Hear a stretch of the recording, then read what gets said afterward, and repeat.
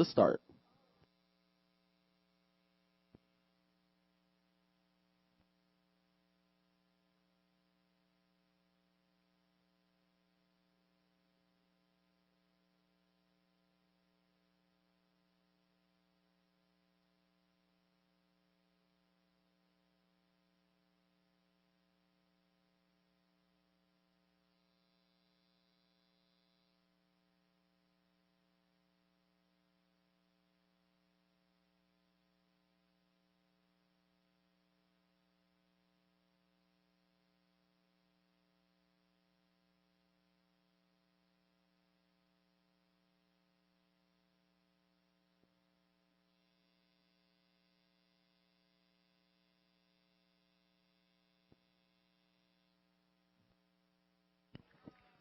Ladies and gentlemen, and the flags have dropped and the crews are off the docks. This is the men's Varsity 8 heat number 2 with the top 3 crews going on in the grand final.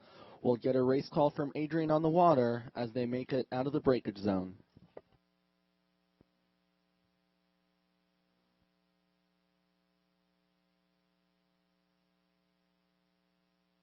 And welcome back. Heat 2 of the men's Varsity 8 currently underway and at 250 meters. Right now, it's dead even between lanes 1, Oakland Strokes, and Newport Aquatic Center.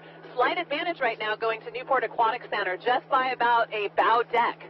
Both these crews, Oakland Strokes and Newport, have one full boat length over the rest of the field. In that third place position, St. Ignatius with one full boat length over lanes 4, 5, and 6. So in the fourth place position, Los Gatos. Right next to them, River City, and next to them, Capital Crew.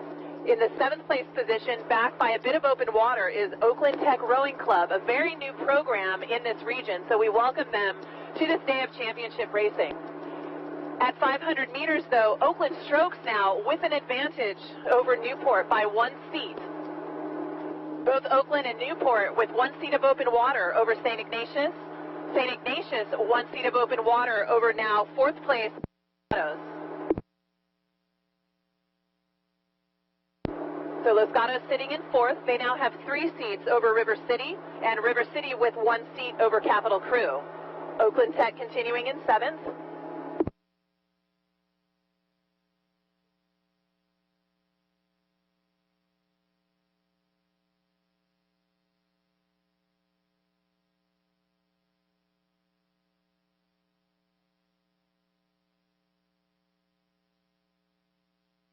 And very aggressive start here by these top 2 boats, Oakland Strokes and Newport. They continue to push themselves further away from the rest of the crews here at 750 meters. So Oakland now 2 seats over Newport. St. Ignatius all by themselves there in that third place position. They now have half a boat length of open water over Los Gatos. Los Gatos 1 seat over River City. River City in fifth. And River City 4 seats over Capital Crew. Capital Crew sitting in that 6th place position. Back by about 3 lengths of open water is Oakland Tech Rowing Club.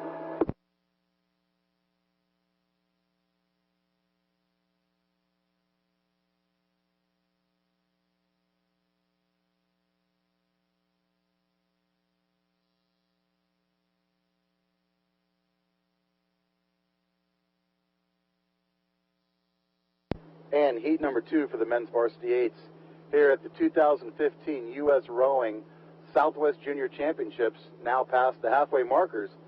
The top 2 boats continue to be Oakland and Newport, with Oakland in the lead. In that third qualifying position, it is St. Ignatius High School from San Francisco. St. Ignatius has a comfortable open water advantage over the remaining teams from Los Gatos, River City, Capital, and Oakland Tech. Now, the Oakland Strokes have had a red-hot year of racing. They are pacing a lot of the top teams out there, including Marin and Newport. Newport has a new coach this year. It's actually their previous coach who won many national championships for the program, and he's back. So you can expect Newport to be faster every year from here on out, as well as today. So here comes heat number 2 with about 750 meters to go. And again, the top 3 boats are Oakland, Newport, and St. Ignatius.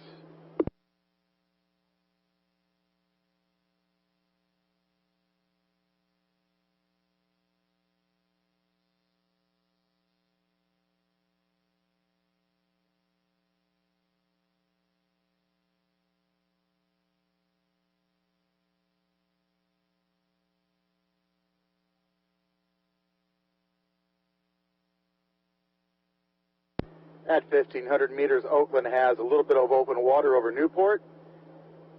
Newport with 2 boat lengths of open water over St. Ignatius. St. Ignatius 1 boat length over the next closest boat, which is going to be lane number 5, River City. River City moving ahead of both Los Gatos and Capitol as we come into the last 500. And Oakland Tech, the newest men's varsity 8 team here in the Southwest region, in lane 7. They are still approaching 1,500, but we welcome them and we hope to see them again.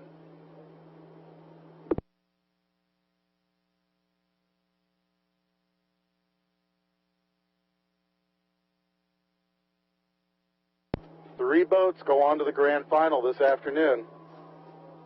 Unofficially looking to be Oakland, Newport, and St. Ignatius with 250 meters to go.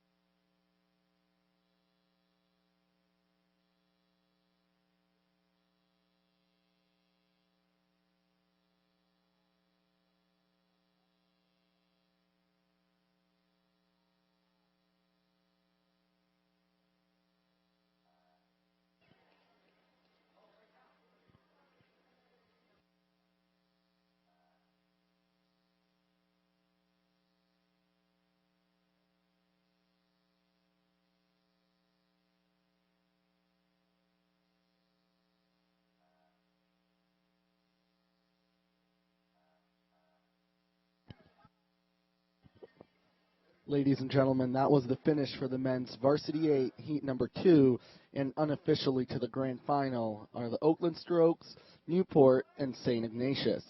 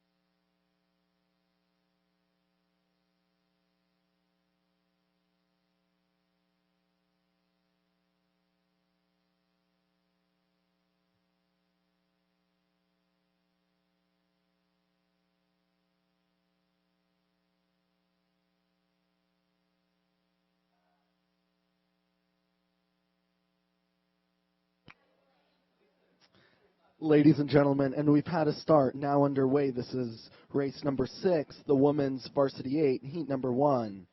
In lane 1, Marin. Lane 2, Newport. Lane 3, Long Beach Junior Crew. Lane 4, the Oakland Strokes. Lane 5, Capitol Crew.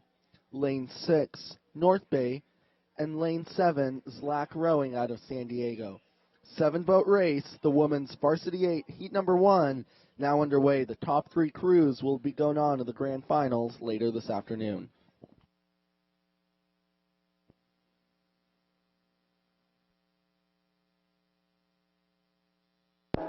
And heat 1 of the women's varsity 8 currently approaching 500 meters in.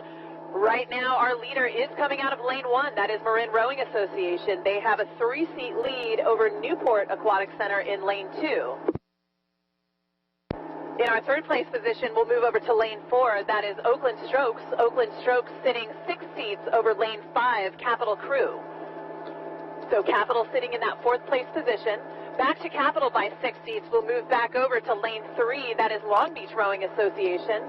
So Long Beach in 5th with 3 seats over lane 6, North Bay. And North Bay with about a half a boat length of open water over lane 7, Zlack Rowing Club. All crews now at 500 meters in.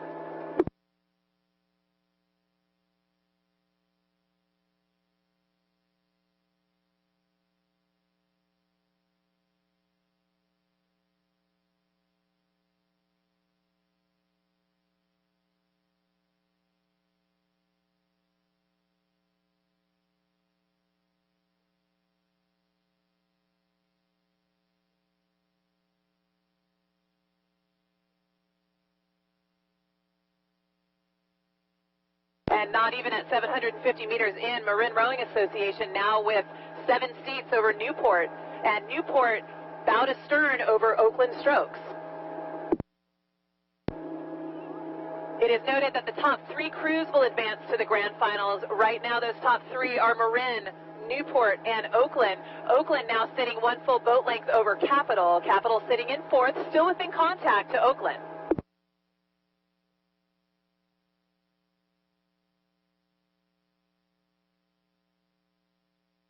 In that 5th place position, Long Beach continues to hold 1 length over North Bay. North Bay rowing out of lane 6. And then back by 2 lengths of open water in the 7th place spot, Zlack Rowing Club. All crews now coming up to the halfway point.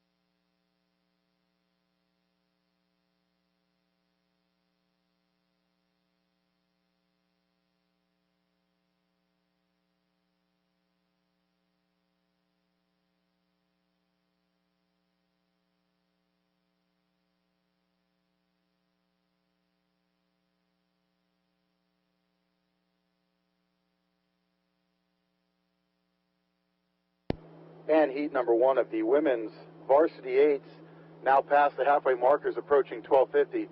As you heard from Adrian on the water, the top 3 boats remain the same: Marin, Newport, and Oakland.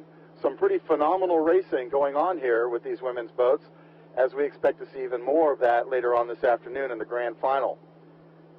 Now, the race to watch here is going to be between the 3rd place team, Oakland, and lane 5, Capital, who is in 4th. Capital's down about 1 boat length, chasing Oakland.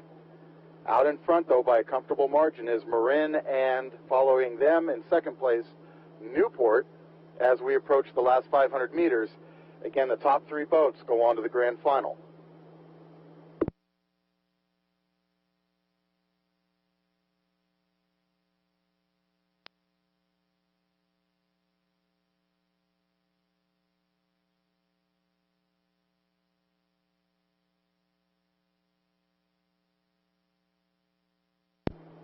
.500 to go. Marin first across the line, followed by Newport, and then Oakland. And Oakland being chased on both sides by both Capital and Long Beach. In the final 2 positions, we have North Bay in lane 6. They're in 6th place. And then Zlack crew in lane 7. In 7th place, Zlack from the city of San Diego. Heat number 1 of the women's varsity 8s now coming into the spectator area. And again, the leaders remain unchanged: Marin, Newport, and Oakland, with Capital and Long Beach both chasing Oakland as they try to get that 3rd qualifying position to go on to the grand final.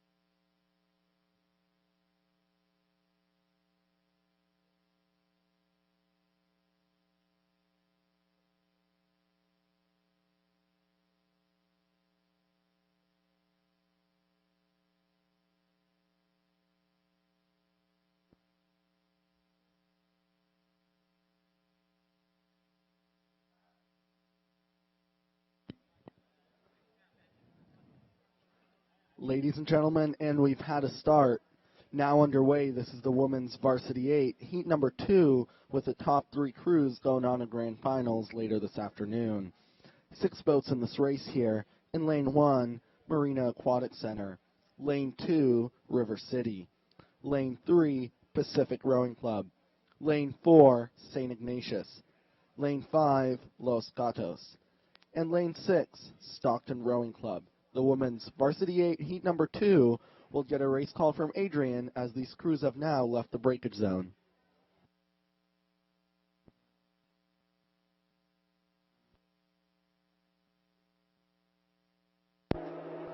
And racing is well underway here in Heat 2 of the women's Varsity 8. In Lane 1, Marina Aquatic Center currently holds a 5-seat lead over River City, and River City sitting 8 seats over Pacific Rowing Club out of Lane 3.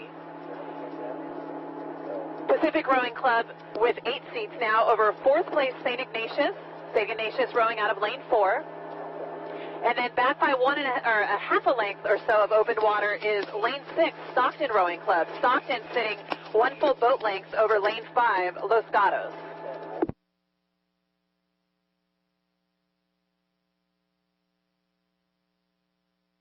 Top 3 crews will advance to the grand finals, and right now those top 3 boats are Marina Aquatic Center, River City, and Pacific Rowing Club. But of course, we're very early on in this race, and plenty will change. Right now, we're seeing Marina with 1 full boat length over River City, and River City bow to stern over Pacific.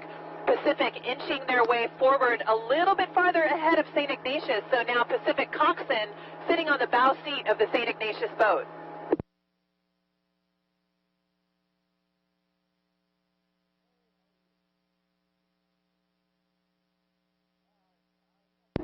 Stockton continuing to occupy that 5th place spot. They have a little bit of open water over Los Gatos.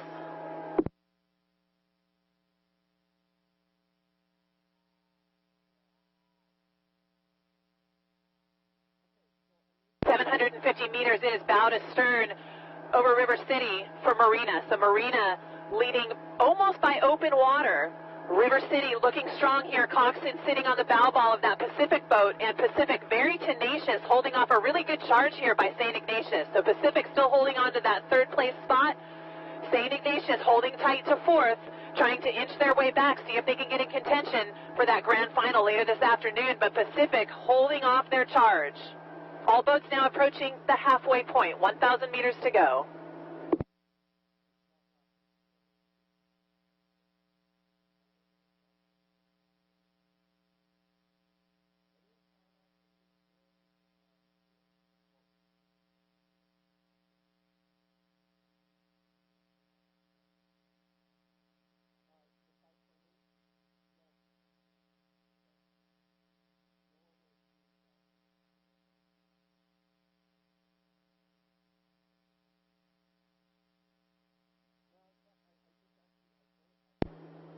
And heat number 2 of the women's Varsity 8. Now just past 1,000 meters, rowing into a big patch of sun glare coming off the water. But the two leaders remain the same. I'm going to let lanes 3 and 4 come out of the glare a little bit before I make that call. On the outside, Stockton in lane 6 doing a superb job here. Stockton, I don't believe, has fielded a women's Varsity 8 that often, and here they are with an open water advantage over Los Gatos in 5th place. So great showing by Stockton here, one of the younger programs here at the varsity level for the Southwest region. All right, the crews are now clear of the glare, and we can see the leader, Marina, out in front, followed by River City. Pacific continues in 3rd place, but right next to them continues to be St. Ignatius. So that's going to be a close race to watch in the last 500 for that 3rd qualifying position for the grand final. We'll give you the next update at 1500.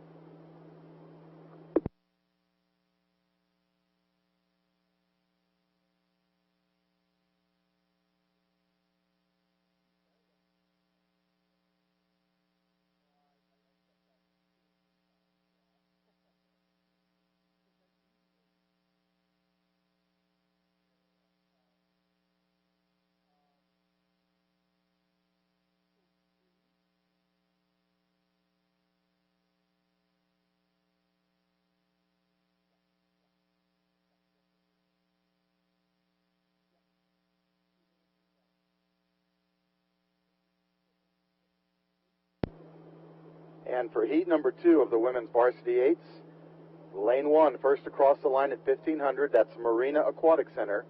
In second place, lane 2, River City. And in third place, by still about half a boat length, it's Pacific Rowing Club in lane 3. Hot on their heels is St. Ignatius in lane 4. Fifth place continues to be Stockton Rowing Club. And then finally, Los Gatos in lane 5 in sixth place.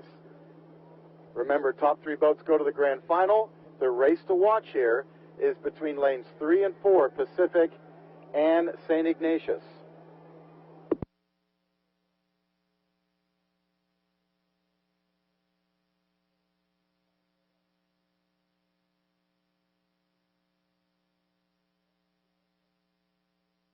And it looks like St. Ignatius has now pulled even with Pacific.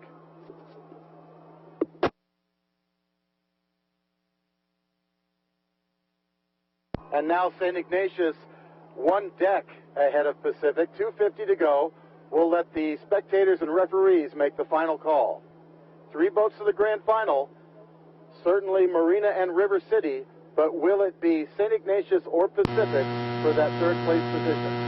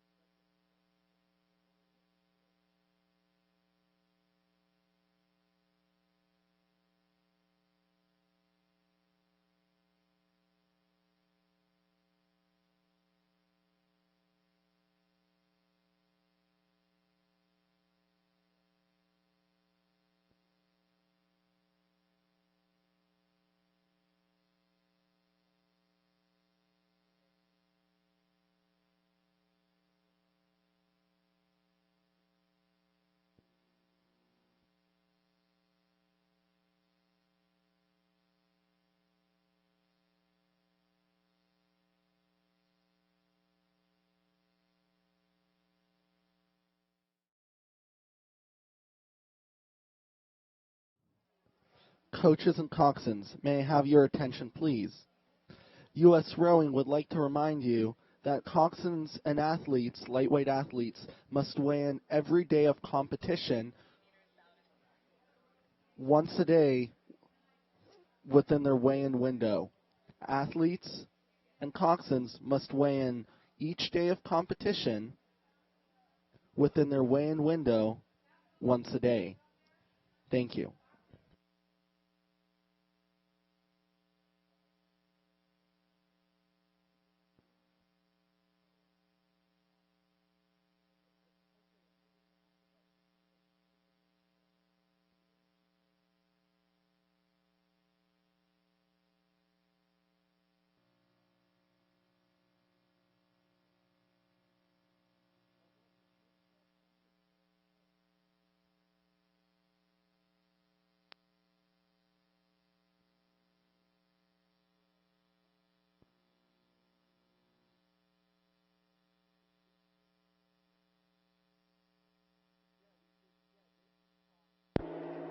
And the first novice race of the day and our first sculling event of the day is the women's novice quad at 500 meters. We have 6 crews on the water in lane 1, Stanford Rowing Club A. In lane 2, Long Beach Juniors. In lane 3, Long Beach Junior B. Lane 4, Capital. Lane 5, Tempe Junior A. And lane 6, Casitas Rowing Club. All crews now past 500 meters, and already with a significant amount of open water over the field, it is Stanford Rowing Club out of lane 1. They have 1 length of open water over Long Beach Junior A, and these top 2 crews have separated themselves well out in front. Back by about 1.5 lengths of open water, we'll move over to lane 4. That's Capital Crew. Capital Crew sitting neck and neck with Tempe Juniors in lane 5. And lane 6, Casitas Rowing Club. So we have 3 crews, Capital, Tempe Juniors, and Casitas Rowing Club neck and neck. And then back place position, it is Long Beach Junior B. All crews now at 750 meters.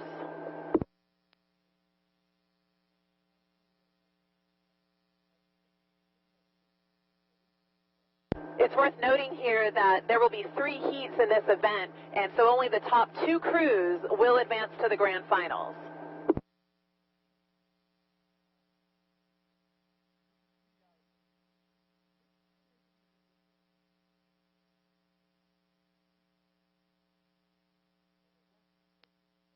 And at just about 850 meters in, Stanford continuing to push their bow further and further away from the rest of the field. Long Beach behind them by about 2 lengths of open water, and then about that same distance, about 2 lengths of open water, to Casitas Rowing Club in that 3rd place spot. They have about 1 seat over both Capital and Tempe Juniors. Capital and Tempe Juniors neck and neck. And then back by 1 length of open water in that 6th place position, the B boat from Long Beach Junior Crew. But Stanford and Long Beach walking away here, 1,000 meters to go. This is the first heat of the women's novice quad.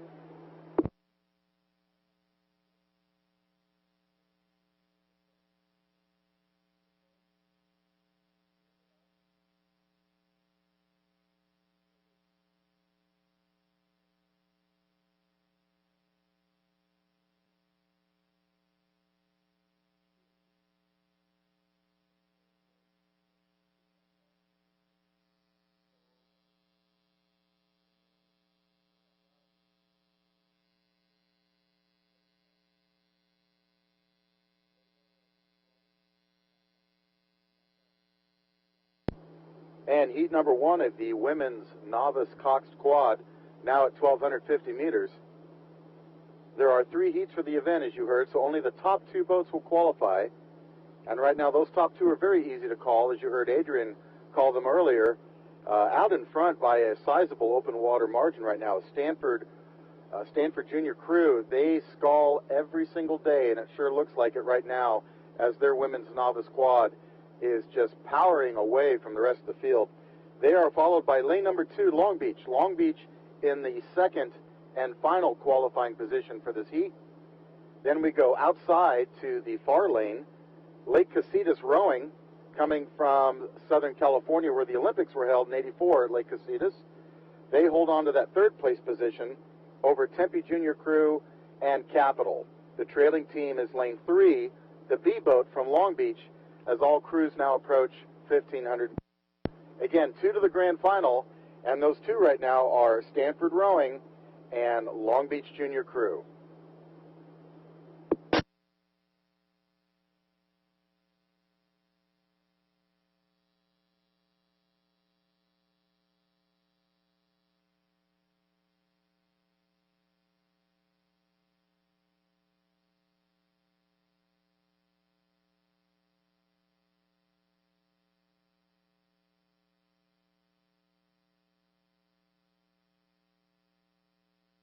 So to give you an idea of Stanford's lead here, they've already crossed 1,500 meters by about a couple hundred meters open water. The other crews are still approaching 1,500 meters. So Stanford in lane 1 is walking away with this heat. Following them, lane 2 is the A boat from Long Beach. So Long Beach also in a good position here to go to the grand final. On the outside, Casitas chasing in 3rd place, continuing to push away from both Tempe Junior Crew and Capital Crew in lane 4, with the trailing boat still the B boat from Long Beach. Heat number 1 of the women's novice Cox quads now finishing with Stanford and Long Beach A in the lead.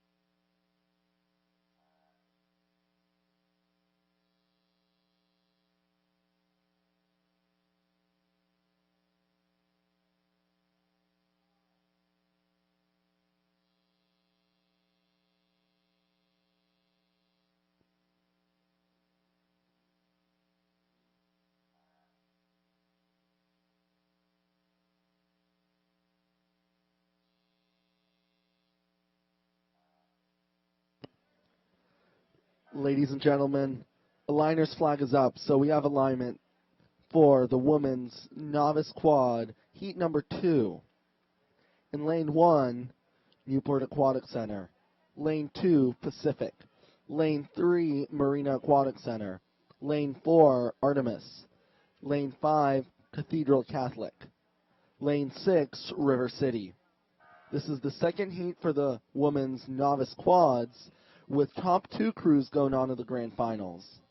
They are now underway. We'll get a race call from Adrian as the crews leave the breakage zone.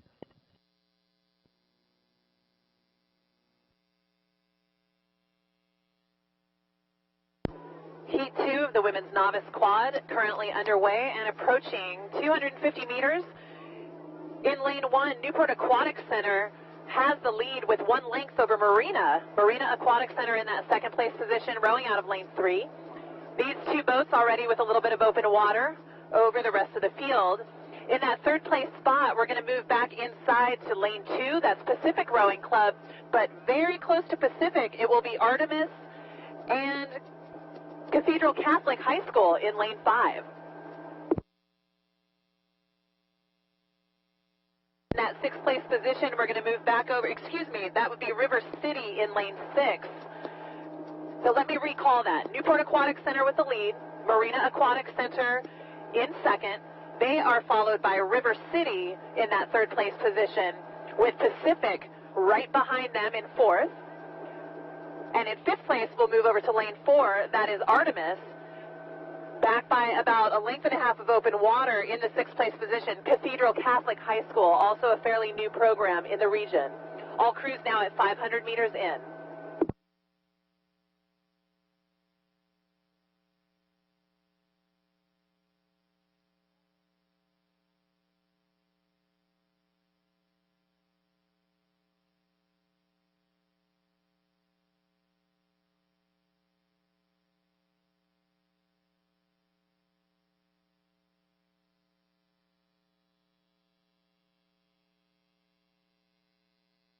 Top two boats to advance to the grand finals. Right now, that is Newport A and Marina Aquatic Center holding significant leads over the rest of the crews on the course. In that third place, and just taking a really big move here, out in lane 6, in the third place position is River City. And because I'm closest to them on the chase boat, I can hear their coxswain, and she just sat right up in that seat and really is urging her rowers to see if they can gain a little bit of ground back and get into a qualifying position here before we get to the halfway point. Newport and Marina, though, just continuing to expand their lead. Back in fourth place, it's going to be Pacific Rowing Club. Very slight advantage for them in the fourth place spot over Artemis, but with Artemis chasing them. Sixth place is Cathedral Catholic. And all crews now past 750 meters, approaching the halfway point.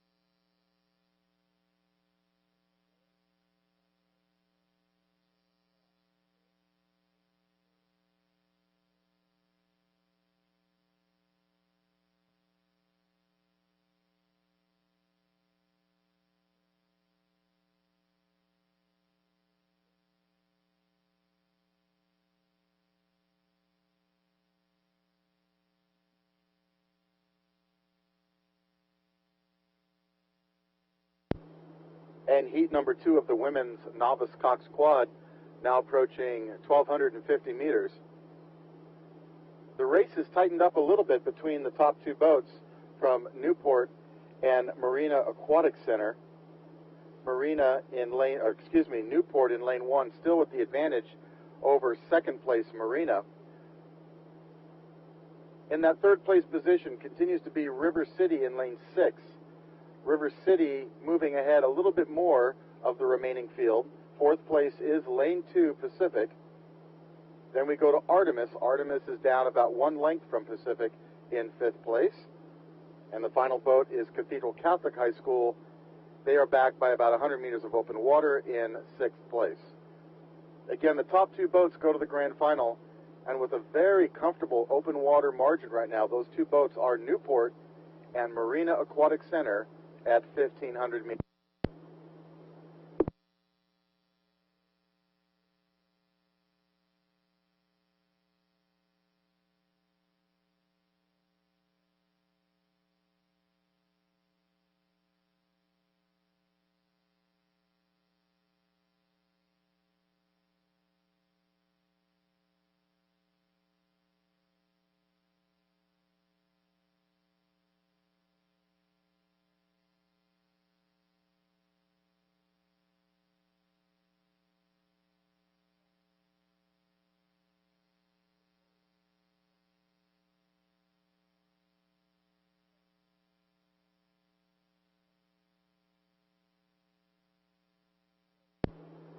As we come into the last 400 meters, continues to be Newport along the shore in first place, followed by lane 3 Marina Aquatic Center.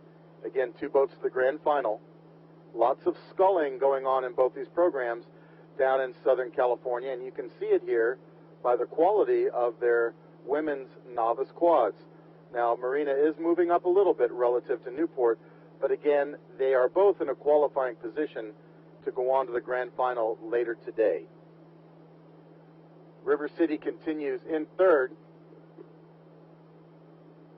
but now Pacific moving up along with Artemis as we come into the last 500 meters.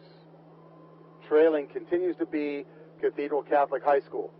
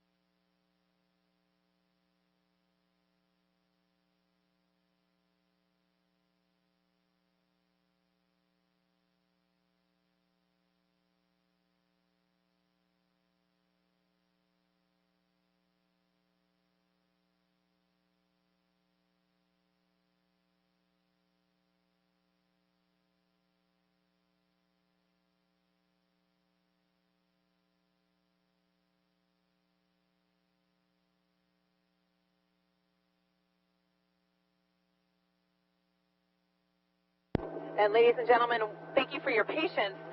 Heat 3 of the women's novice quad is already well underway, and at 750 meters, San Diego in lane 1 has a 4-seat lead over lane 2, Oakland Strokes. Only 2 boats will advance to the grand finals. And Oakland Strokes held the lead until about 600 meters in, and then San Diego took a big bump up in their rate and just took seat after seat over Oakland. So Oakland furiously trying to gain back a little bit of that ground on San Diego, but right now they are sitting in that second and qualifying position. But looking out to lane 5, Xavier Prep on the hunt here, trying to gain a little ground away from Oakland and see if they can get into a qualifying position as well. So Oakland in second, Xavier on the chase. In the 4th place position, we'll move over to lane 4. That is Stanford Rowing Club and their B-boat entry. You saw their teammates from the first heat taking first by a significant margin, and Stanford here also doing a great job. In the 5th place position, we'll move over to lane 6. That's California Yacht Club. They have 1 seat over lane 3, Marin Rowing Association. So all crews now with 1,000 meters to go. San Diego with the lead, Oakland in second, with Xavier Prep on the chase.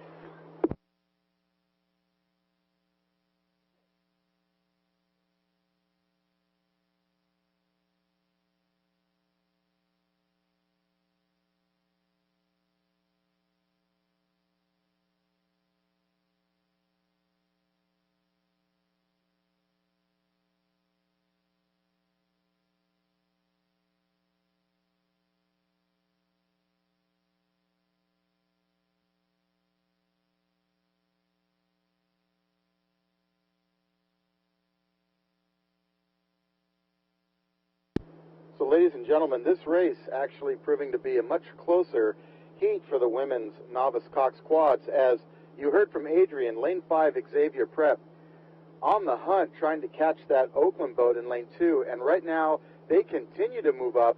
In fact, it's too close to call now for that 2nd place position. It's still Oakland's, but Xavier is right there, and we still have 750 meters to go. The early leaders, San Diego, they continue out in front by about 2 boat lengths of open water, but pay close attention to lane 5, Xavier, and lane 2, Oakland. Now behind Xavier is California Yacht Club, the B boat from Stanford Rowing Center, and then finally Marin Rowing Association. They're all moving up in tandem with Xavier, so this could become a very close finish for heat number 3 of the women's novice cock.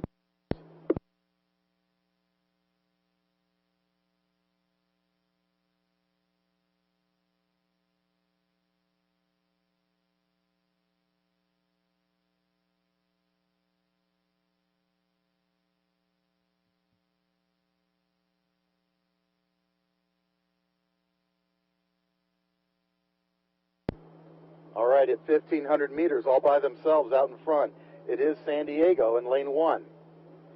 2 boats will go to the grand final.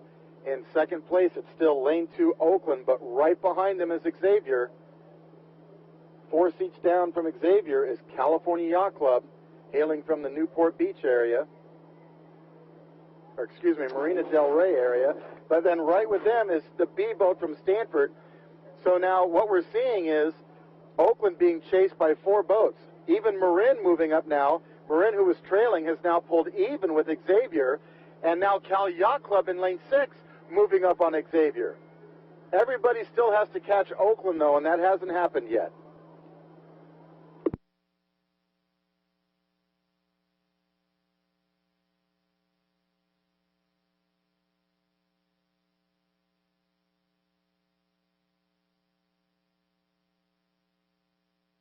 Novice Cox quads coming to the line. It's San Diego in lane 1 by themselves. It's now a 3-boat race and almost a 4-boat race for that second qualifying position. Cal Yacht Club now passing Xavier. Cal Yacht Club now going after Oakland.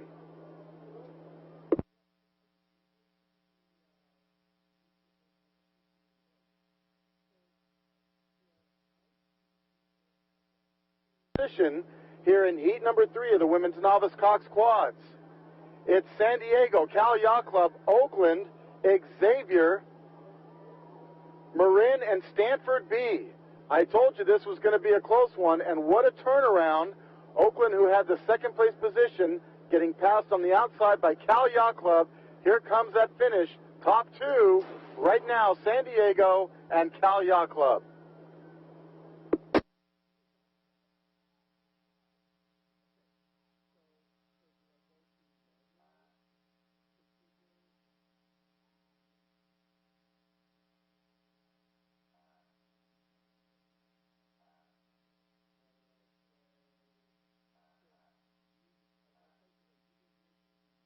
And ladies and gentlemen, just past 500 meters in, Heat 1 of the women's JV8 currently underway, and with a leader in lane 1 from Marin Rowing Association. They have about 3 seats of open water over lane 4, St. Ignatius.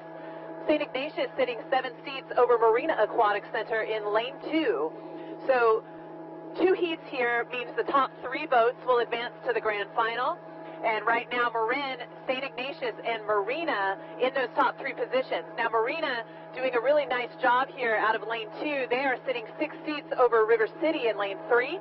River City sitting 3 seats over Pacific Rowing Club out of lane 5. All boats now past 750 meters, and Marin just really dominant there in lane 1, now with 1 full boat length of open water over St. Ignatius.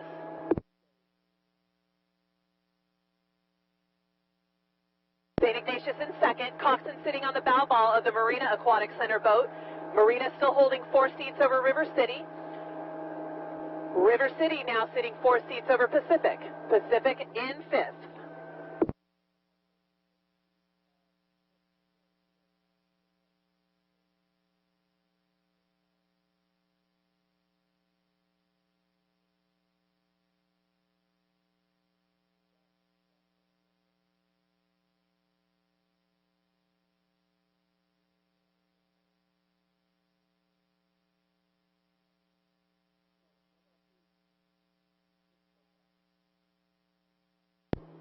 And thank you for that early race call, Adrian. This is proving to be a very close race again in the middle of the lanes between lanes 2 and 3, Marina Aquatic Center and River City.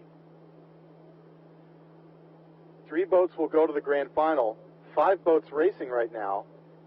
And as they come through 1250, again, a bit of a sun glare on the water. I'm going to wait till they clear that because it is getting very, very close between 3 boats fighting for that third and final qualifying position.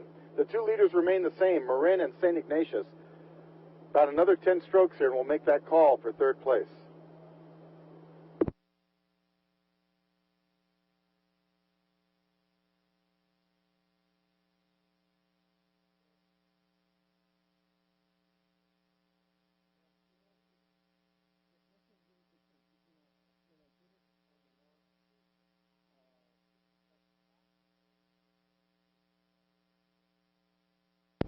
All right, just past 1250 and approaching 1500.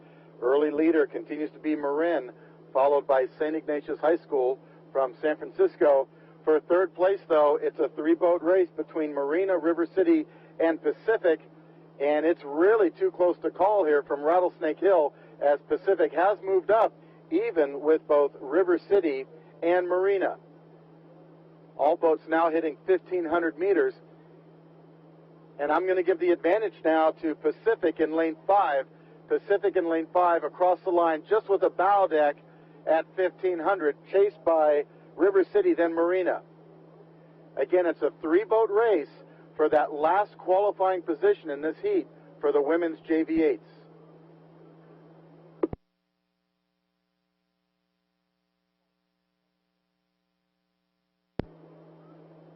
And now lane 2, Marina Aquatic Center making a push. They want to get back the water. They lost a little bit, and now they've pulled even with River City.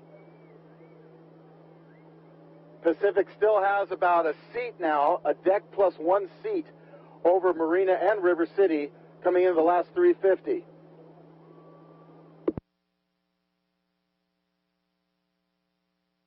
Marin in the lead, St. Ignatius in second.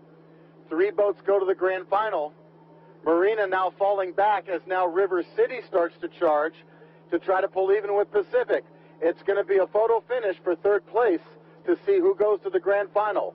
Will it be Pacific? Will it be River City? Will it be Marina?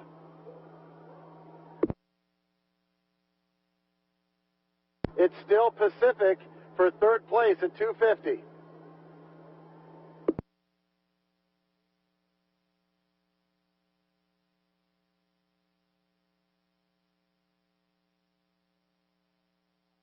It's going to be a photo finish. Heat 1 of the women's JV8s now finishing. Marin across the line. In second place, SI, and then a photo finish between River City and Pacific.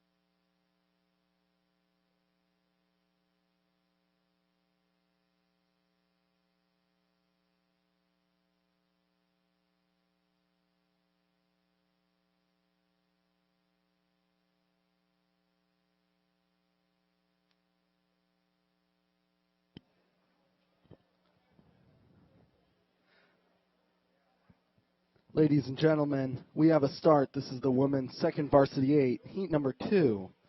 In lane 1, Capital Crew. Lane 2, Oakland Strokes. Lane 3, Newport. Lane 4, Long Beach.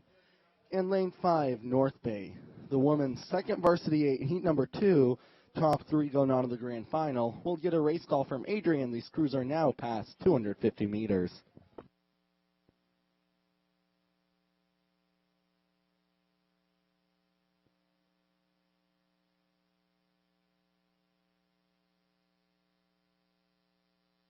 And Heat 2 of the women's JV8 currently underway and racing towards 500 meters in.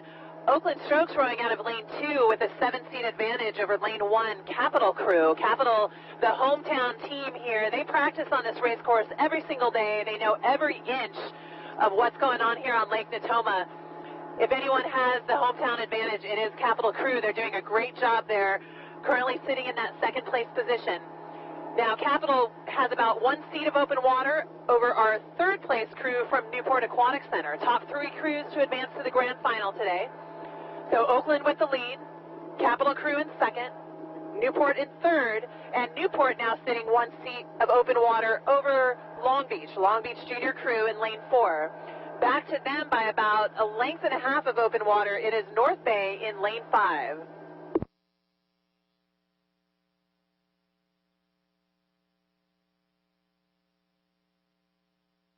750 meters in, and Oakland Strokes now with 1 seat of open water over Capital, and Capital sitting about 3 seats of open water over Newport.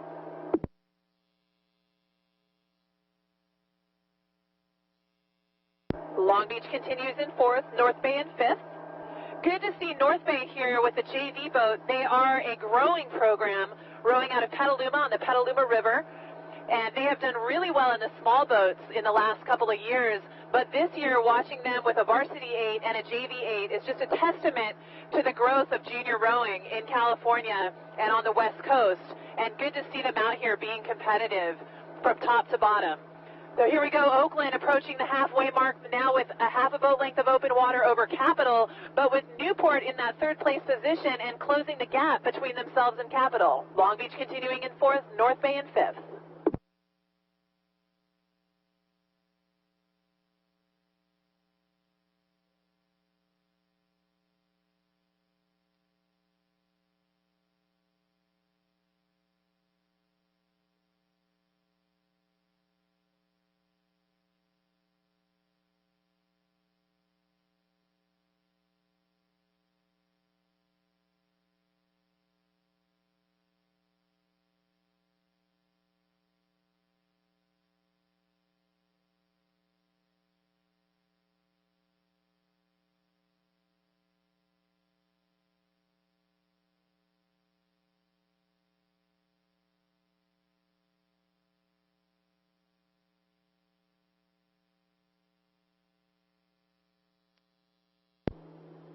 And the last heat for the women's JV8s now at 1,250 meters.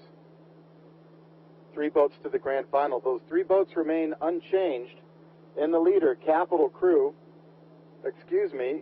Oakland Strokes, followed by Capital Crew. And then in third place, Newport Aquatic Center. 4th place position still goes to Long Beach, followed by North Bay. So with 3 spots available from this heat to go on to the grand final, again, those boats are Oakland, Capital, and Newport as we approach 1,500 meters.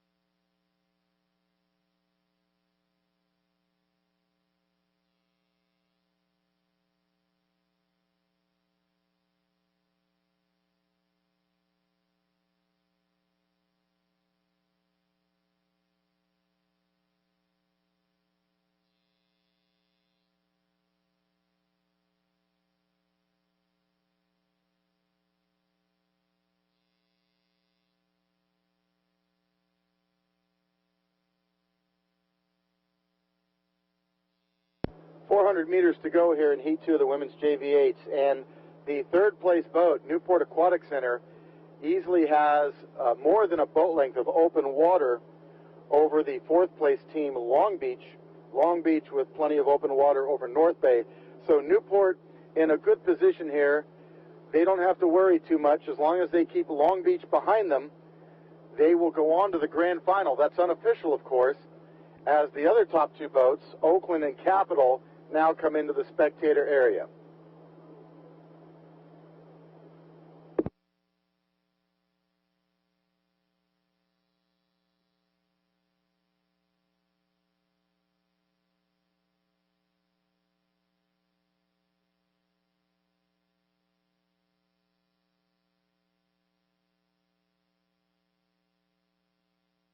Final call for heat number 2 of the women's JV8s. Unofficially moving on to this afternoon's racing. From heat number 2, Oakland, Capital, and Newport. That is unofficial, but here comes that finish with Long Beach and North Bay chasing the leaders.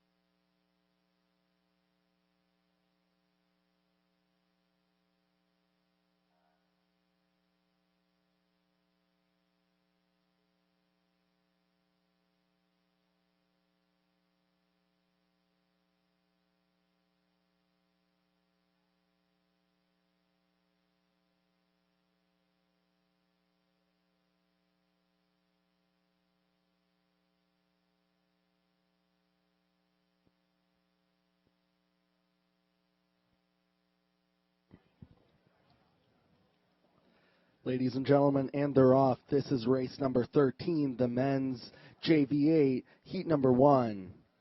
In lane 1, Newport Aquatic Center. Lane 2, Pacific Rowing Club. Lane 3, Marina Aquatic Center. Lane 4, St. Ignatius. Lane 5, Los Gatos. And lane 6, North Bay. The men's JV8 heat number 1 with the top 3 crews going on at grand finals later this afternoon. We'll get a race call from Adrian. These crews have now left the breakage zone.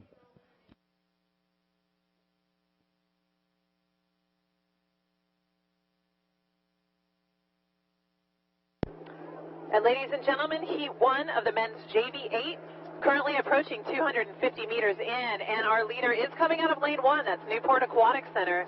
They have a 5-seat advantage over lane 3, Marina Aquatic Center. Marina sitting 1 seat, maybe just a half a seat now over Pacific Rowing Club. So still very early on in this race. Crews are still very tightly packed, but we've got Newport out in front, followed by Marina, and then Pacific right there next to them. Back in that 4th place position, we'll move over to lane 4, that's St. Ignatius Rowing Club. Now, St. Ignatius has already a little bit of open water over our 5th and 6th place crews. In 5th, we'll move over to lane 6, that's North Bay Rowing Club. North Bay is sitting 1 seat over Los Gatos. All crews now past 500 meters in.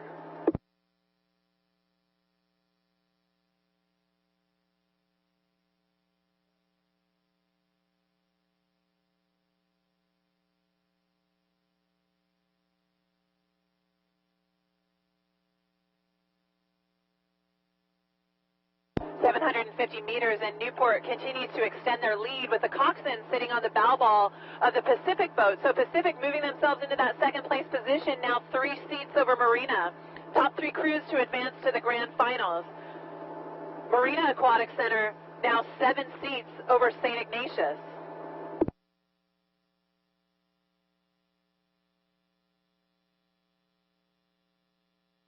North Bay still in 5th, holding 1 seat over Los Gatos.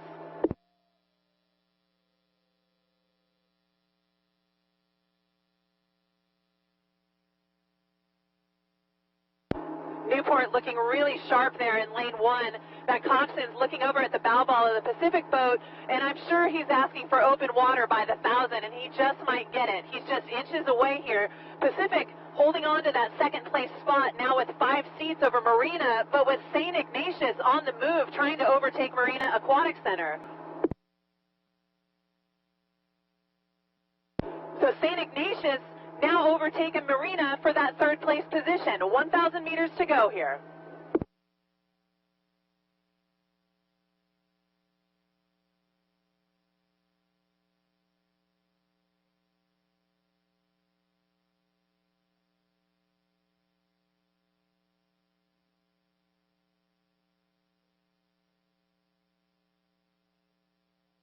Well, Adrian, we're going to keep a close eye on lanes 3 and 4, St. Ignatius and Marina Aquatic Center. As we all know, St. Ignatius always just gets faster. They start late, but they get faster as spring season goes on. And here they are charging, trying to overtake Marina and get into that third qualifying position for the grand final.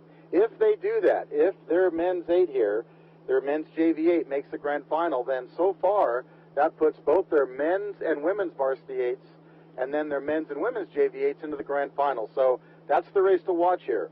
The two leaders continue to be Newport and Pacific, but the Pacific Coxswain has got to keep an eye on Marina and SI, who are only about a length behind, but charging hard. All boats now approaching 1,500 meters. The last two boats in this race, side by side, are North Bay and Los Gatos. North Bay and Los Gatos side by side, with Los Gatos now 4 seats up over North Bay. North Bay putting out JV 8s here in addition to varsity 8s as their program grows and gets faster.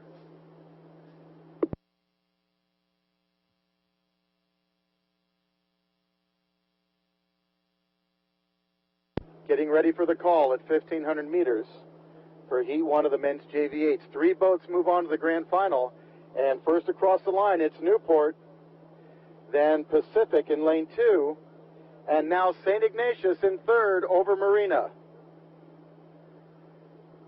It's Newport, Pacific, and St. Ignatius, with Marina in fourth chasing, followed by Los Gatos and North Bay.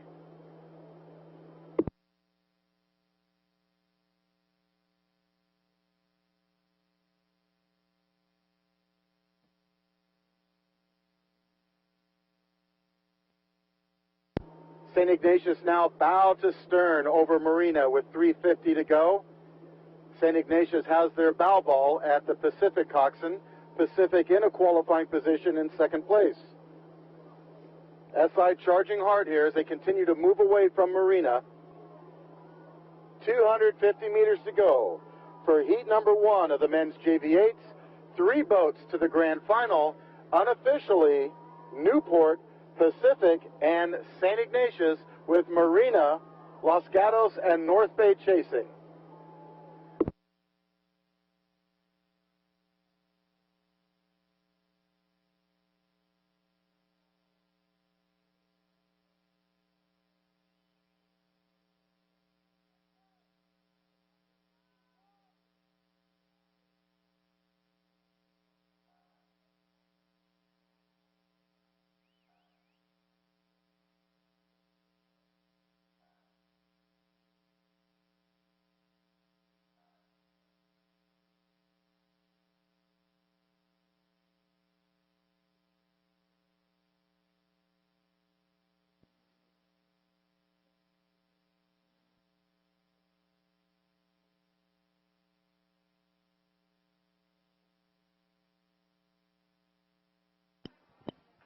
Ladies and gentlemen, next up, this is race number 14, the men's second varsity 8, heat number 2.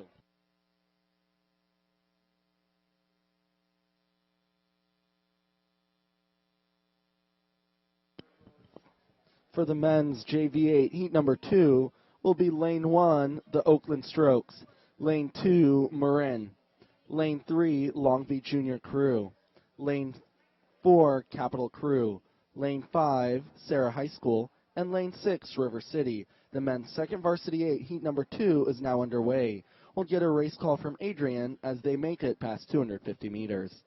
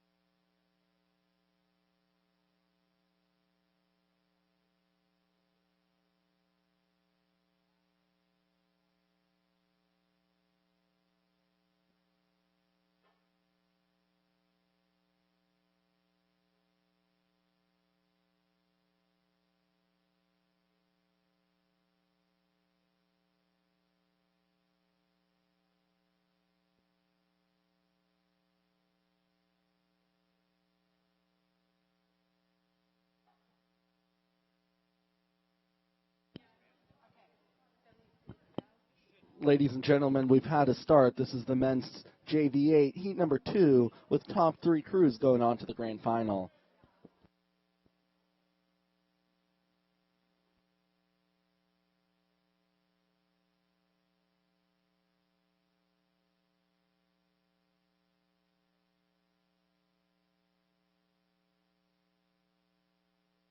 And the second and final heat to the men's JV8, currently approaching 500 meters in. Our leader will come out of lane 1. That is Oakland Strokes. Oakland sitting 3 seats over lane 2, Marin Rowing Association.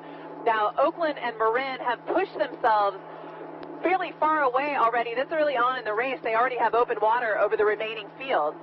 That third place position, we're going to move over to lane 4. That's Capital Crew. Capital sitting 3 seats over Long Beach Juniors in lane 3.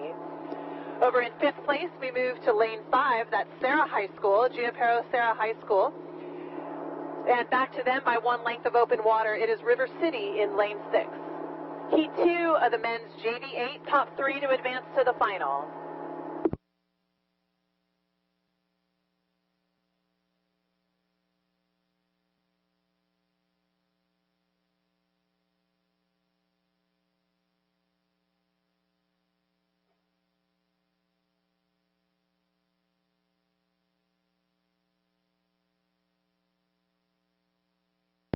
And it is Oakland with their bow first across the line at 750 meters in.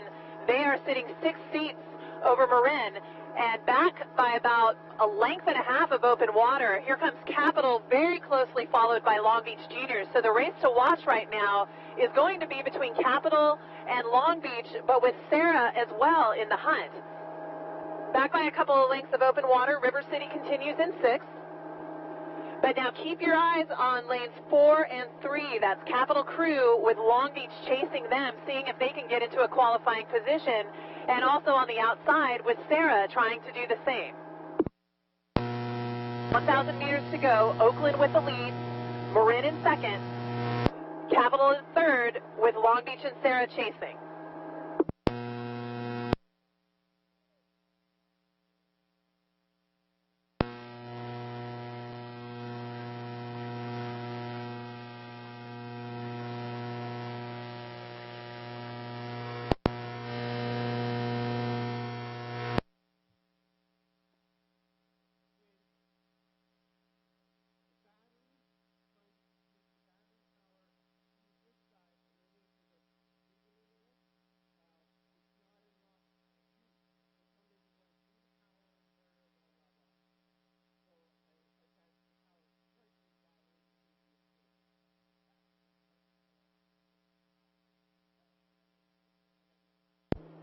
Heat number 2 of the men's JV8 now at 1,250 meters.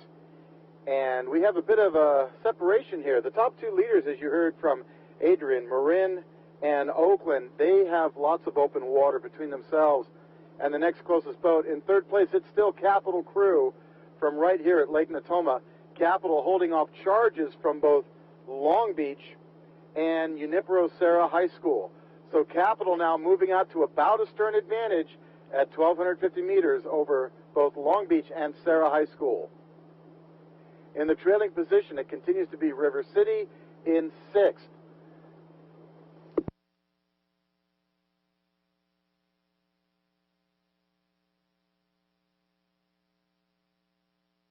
Just after the halfway markers, Long Beach made a big push to try to pull even with Capital, and they did move up, but then Capital responded, and Capital continues to take water away from Long Beach as they just now hit 1,500 meters. So Capital still in that 3rd qualifying position behind Marin and Oakland.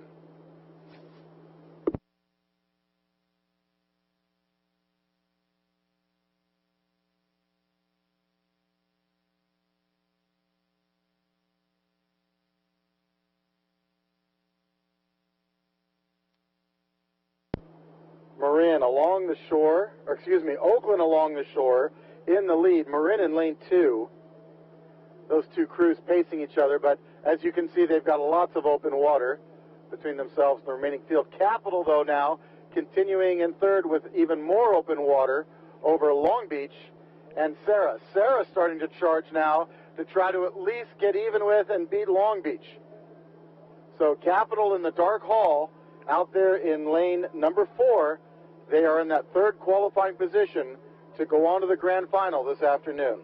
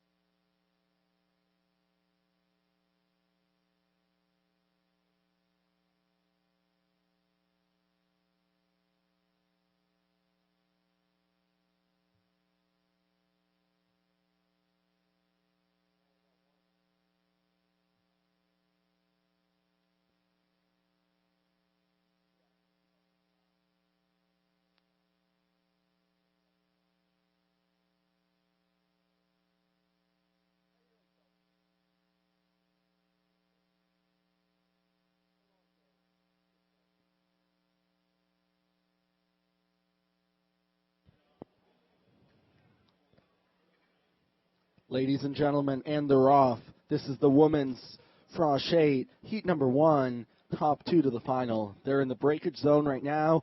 As they make it past 250 meters, we'll get a race call from Adrian.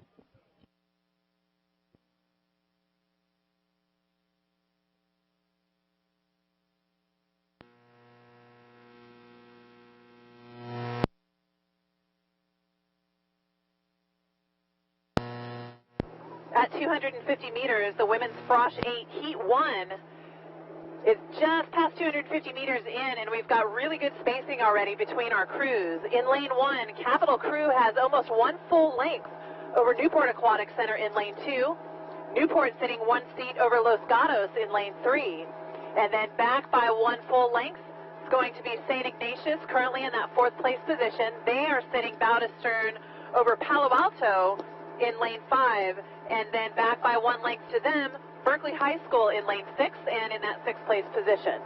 So as you see them, lanes 1, 2, 3, 4, 5, 6, they are in their positions and in their lanes. So Capital Crew currently in 1st.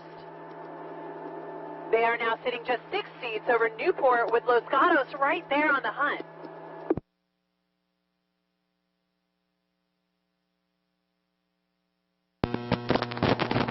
Meters in, and Los Gatos now pulling even with Newport.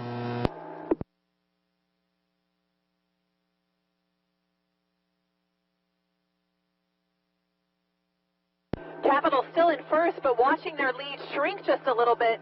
They're sitting just 3 seats up over Newport and Los Gatos. So Newport and Los Gatos tied, dead even here. Slight advantage now going to Los Gatos for that 2nd place position. Now back to them by about 1 length of open water. It's St. Ignatius in that 4th place position.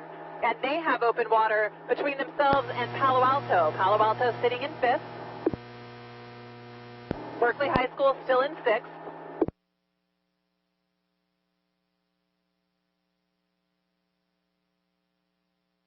Now, it's worth noting here that only the top 2 boats will advance to the grand final, so you can bet that these kids are trying to make a statement here by the halfway point and solidify one of 2 top qualifying positions. Capital Crew still holding on to the lead, 4 seats over both Newport and Los Gatos. Again, very slight advantage going to Los Gatos for that 2nd place position, just by a bow ball.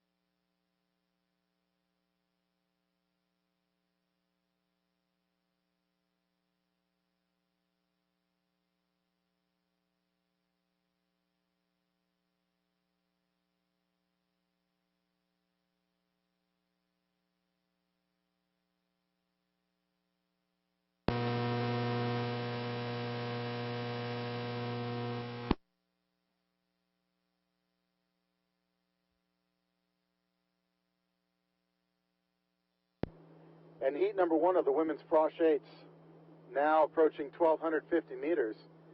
This is a very close race between lanes 1, 2, and 3 for 2 qualifying positions. So the race is actually getting tighter and closer from the top of Rattlesnake Hill here. The 3 trailing boats continue to be lanes 4, 5, and 6. St. Ignatius continues in 4th. They're open water back behind lanes 1, 2, and 3. Followed by Berkeley High School in lane 6, and then Palo Alto.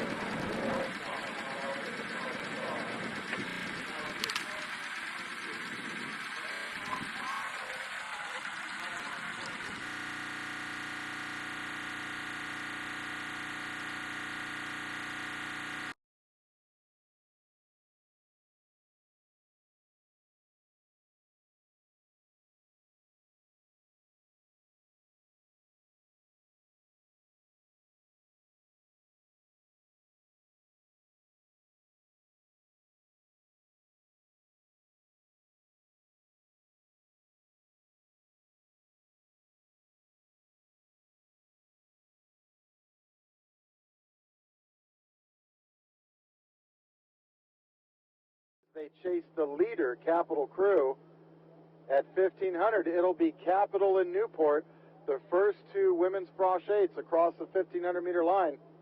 Los Gatos still in contact with the Newport boat. Los Gatos has their bow ball at the Newport 6th seat at 1,500.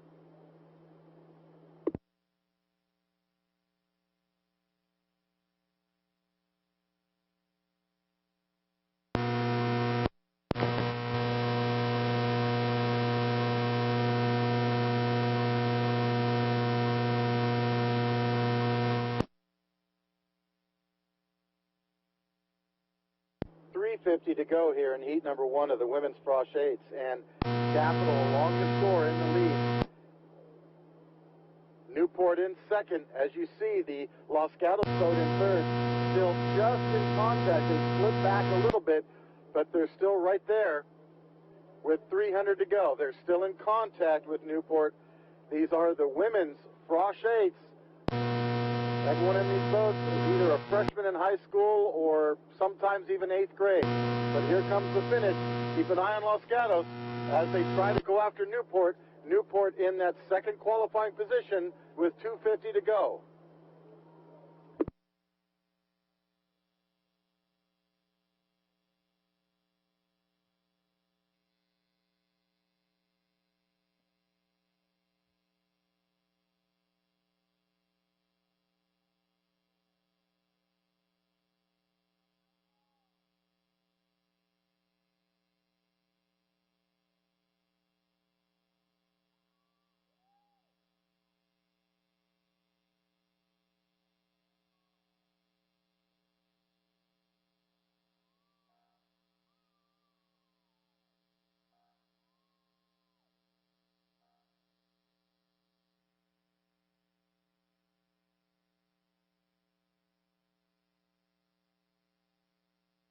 Ladies and gentlemen, that was the finish. The women's frosh eight, heat number one.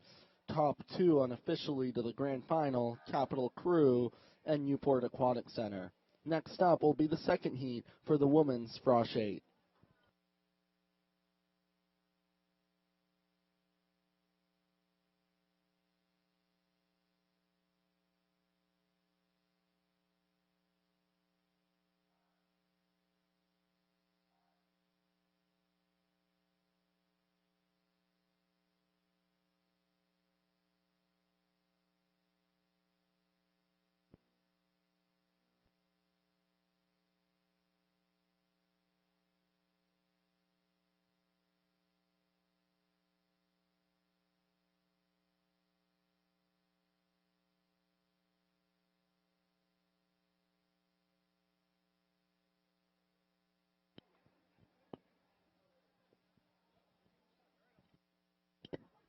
Ladies and gentlemen, we've had a start. This is race number 16, the women's frosh 8, heat number 2.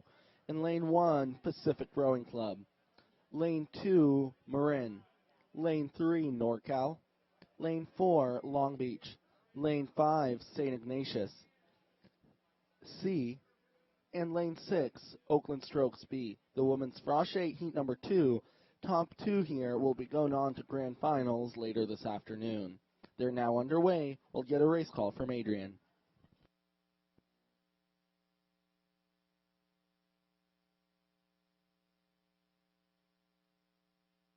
Heat 2 of the women's freshman 8 on the water, just past 250 meters.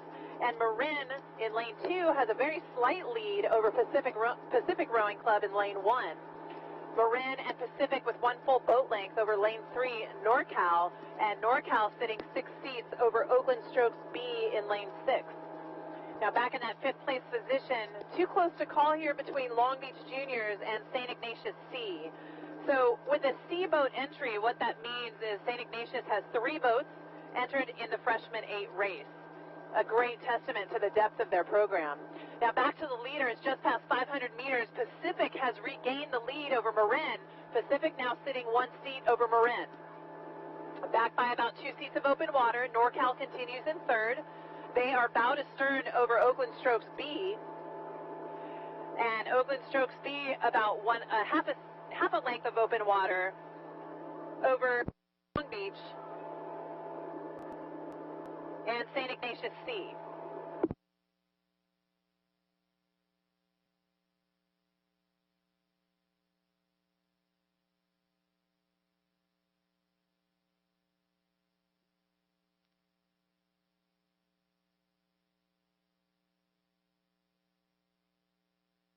At 750 meters, Pacific has pulled up to a two-seat advantage over Marin. Both these crews with about one length of open water between themselves and NorCal sitting 2 seats of open water over Oakland Strokes B.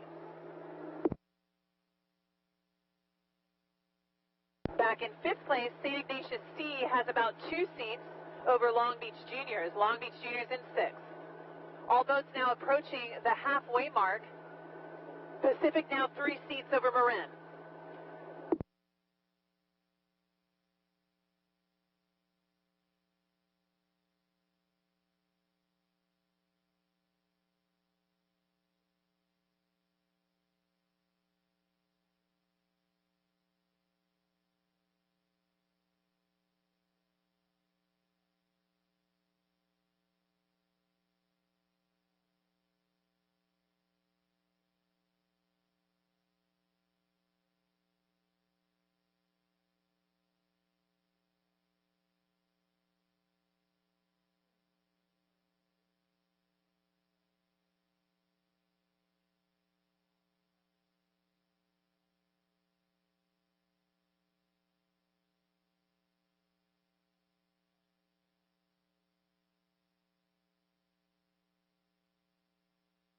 And heat number 2 of the women's Frosh 8 now approaching 1,250 meters.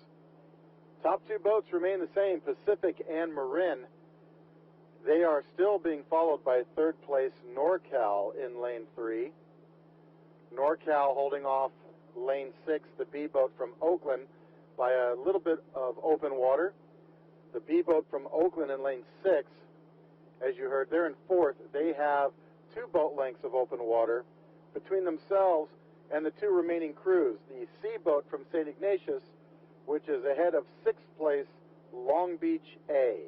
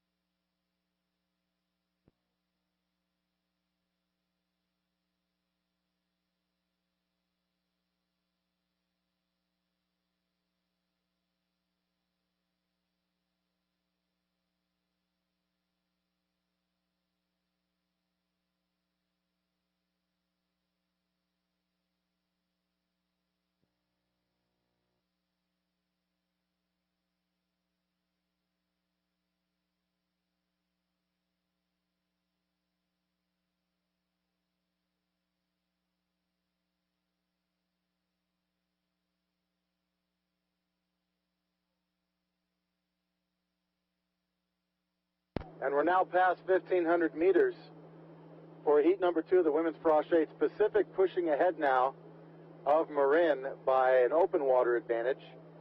Pacific will be along the shore and Marin in lane 2. NorCal continues in 3rd, but they're 2 lengths of open water back from 2nd place Marin. In 4th place, it's still the B boat from Oakland. They're in lane 6. And then we go back to the C boat from St. Ignatius in 5th place, and finally the A boat from Long Beach. 2 boats to the grand final with 300 meters to go. Unofficially, that looks to be Pacific and Marin as we come to the finish here in heat 2 of the women's Frosh 8s.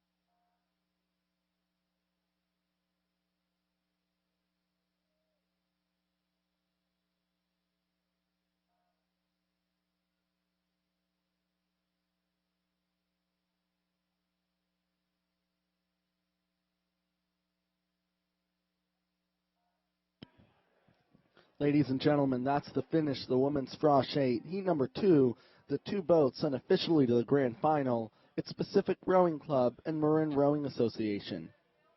Next up will be the third heat for the women's Frosh 8.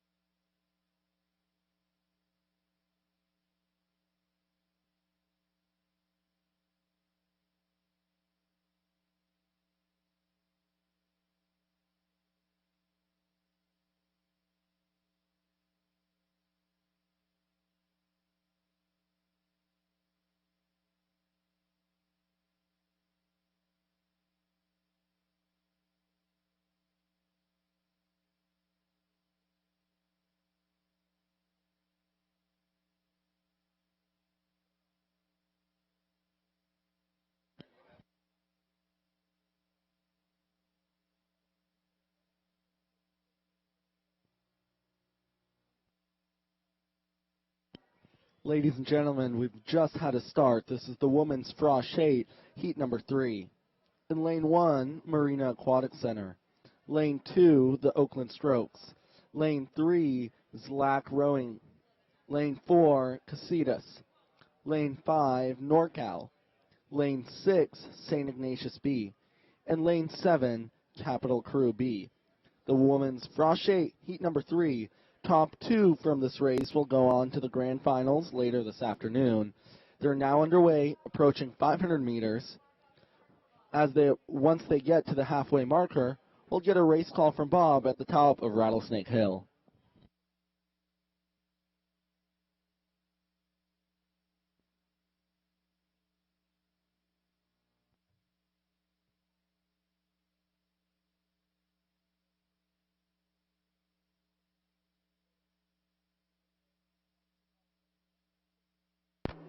And heat number 3, the third heat, and the final heat for the women's Frosh 8 is now underway, just past 750 meters.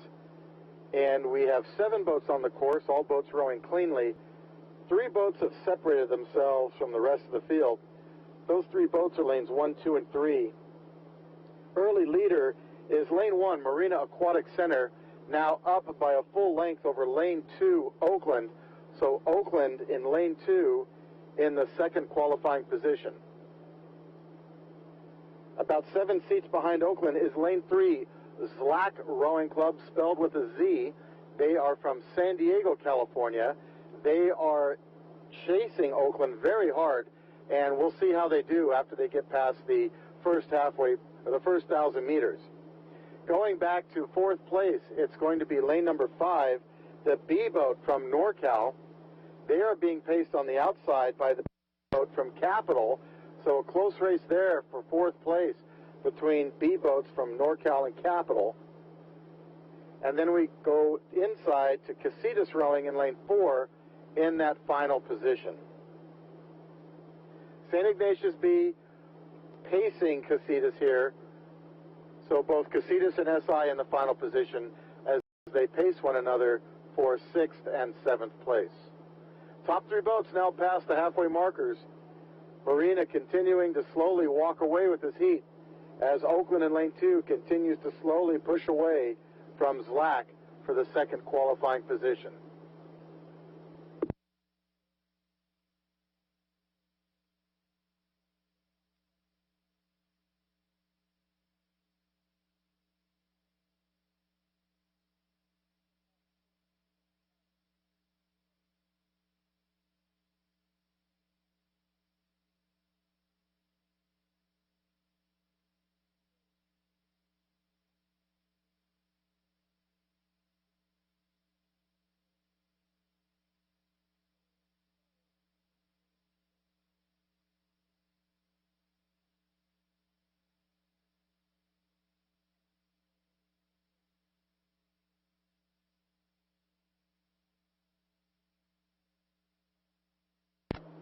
And as we approach 1,500 meters, in heat number 3 of the women's Frosh 8s, it's still Marina and Oakland for the top 2 positions to go on to this afternoon's grand final. Zlak continues in 3rd. They have fallen back a little bit more from Oakland as they continue to chase. On the outside, we have lanes 5 and 7. That's the B boat from NorCal and the B boat from Capital. They're in contact with each other, both chasing NorCal, but neither one in a qualifying position at this point. Right behind them, the B boat from St. Ignatius, and in the 7th place position, Casitas Rowing here in heat 3 of the women's Frosh 8s, 500 meters to go.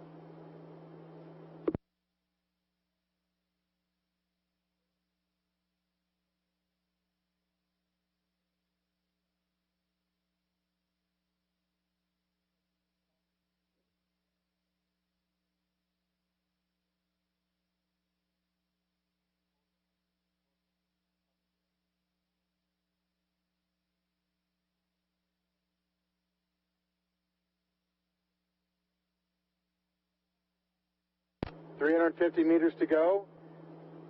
The leader remains Marina Aquatic Center, followed by the Oakland Strokes in that 2nd and final qualifying position.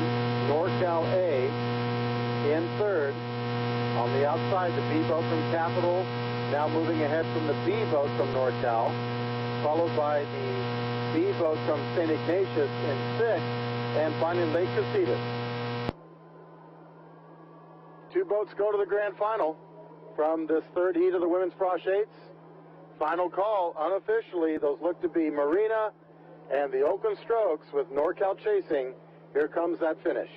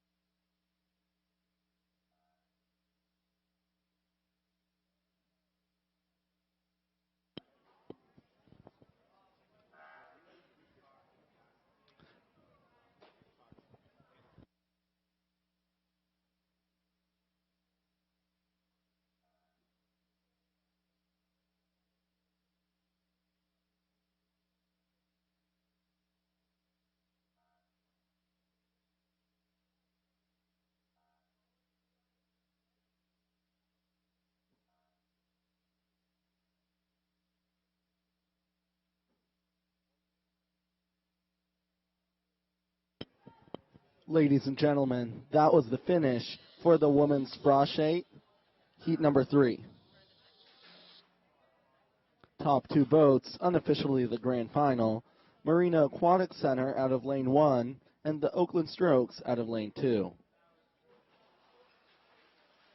Next up will be the men's Novice 4s with coxswains semifinals. These boats have raced in time trials yesterday, and they're now in their semifinals today, with top 3 boats going on to grand finals.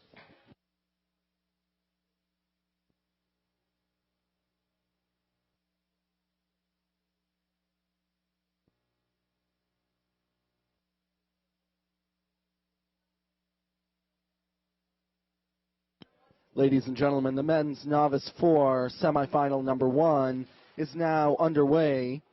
We'll get a race call from Adrian. They're now approaching 500 meters.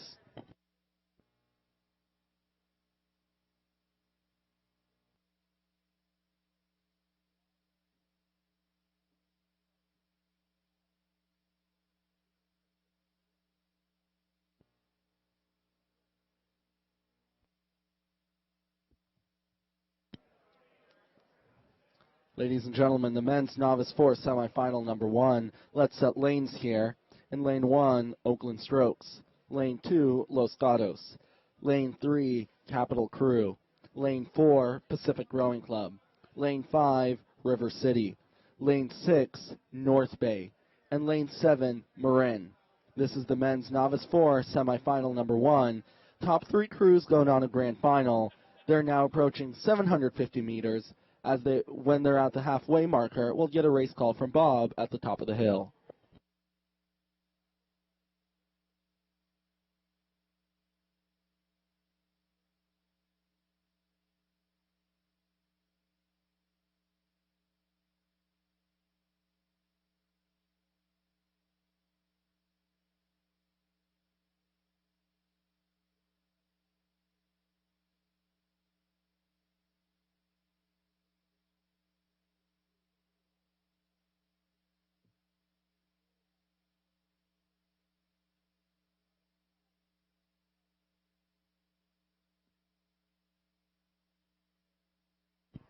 Ladies and gentlemen, the men's Novice 4 semifinal number 1, they're approaching the halfway marker. Let's get a race call.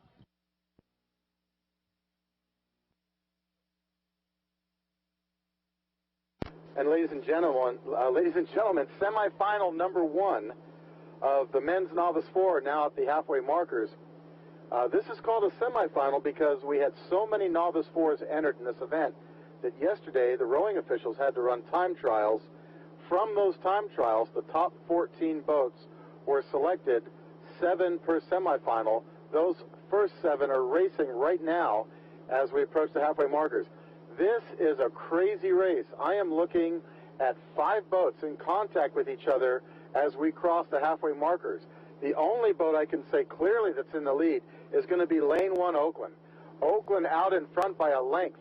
In second place, it's going to be lane 3 Capital Crew, but they are being paced very closely by lane 2 Los Gatos, lane 4 Pacific, and lane 5 River City.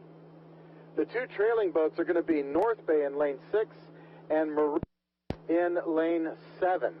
So those 2 outside lanes are trailing, but then we are looking at very close racing, lanes 1 through 5. Early leader continues to be Oakland. Following them, lane number 3, Capital, but right next to Capital are those other teams, Los Gatos, Pacific, and River City. Pacific and Los Gatos locked in a very close race, with River City trailing a little bit behind them. 750 meters to go. Top 3 boats go to the grand final.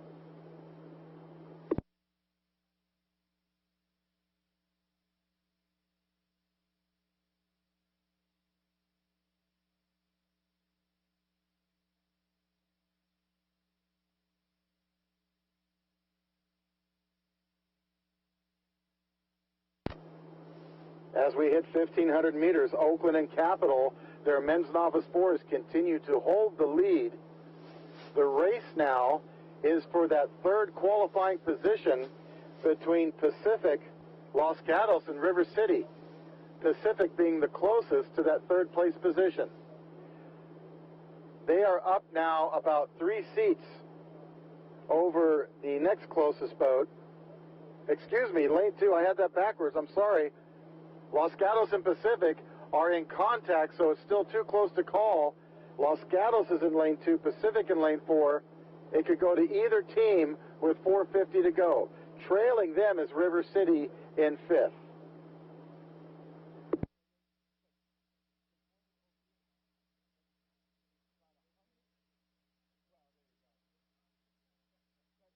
.350 to go for Oakland and Capital. Capital bow to stern ahead of lane 2 Los Gatos. Los Gatos now making a push and moving up bow to stern over lane 4 Pacific. Pacific with open water over River City. Two trailing teams from Marin and North Bay finish up the pack. This is semifinal number 1 for the men's novice 4s. 3 boats to the grand final. Unofficially, Oakland, Capital, and now Los Gatos with Pacific chasing.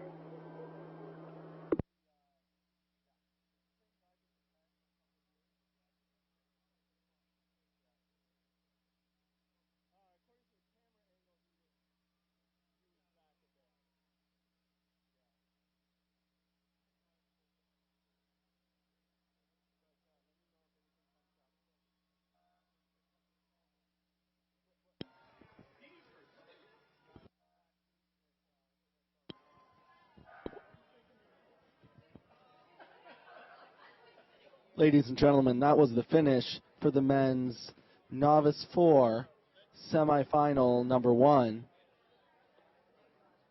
The second semifinal for the men's Novice 4s are approaching 700 meters. We'll get a race call from the water as they make it down the course.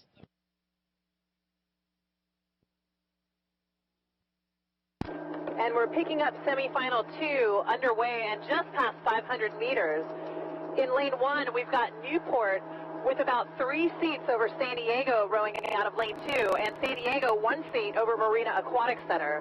Top 3 boats will advance to the final, and as Bob had said, these boats advanced out of time trials yesterday afternoon, which is a really difficult thing to do, rowing in the high heat of the day, rowing alone basically down the course, so a time trial format. So these guys are primed and ready to go with boats on either side of them. So Newport, San Diego, Marina Aquatic Center have separated themselves by open water over the rest of the field. In that 4th place position, we will move over to lane 5. That is Capital Crew, Capital B. They have about a half a seat, maybe 1 seat over lane 4 NorCal. Now back in that 5th place position, we'll move over to lane 6. That's Oakland Strokes B. And in the 7th place spot, Long Beach Junior A.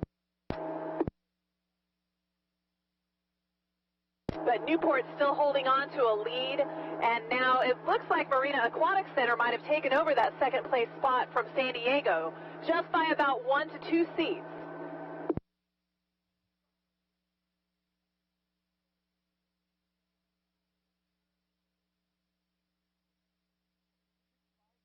Just about 1,000 meters to go. Newport still holding on to a slight lead over both Marina and San Diego Rowing Club. And now NorCal in that 4th place position. They are followed by Capital B and then Oakland Strokes B with Long Beach Junior Crew in 7th.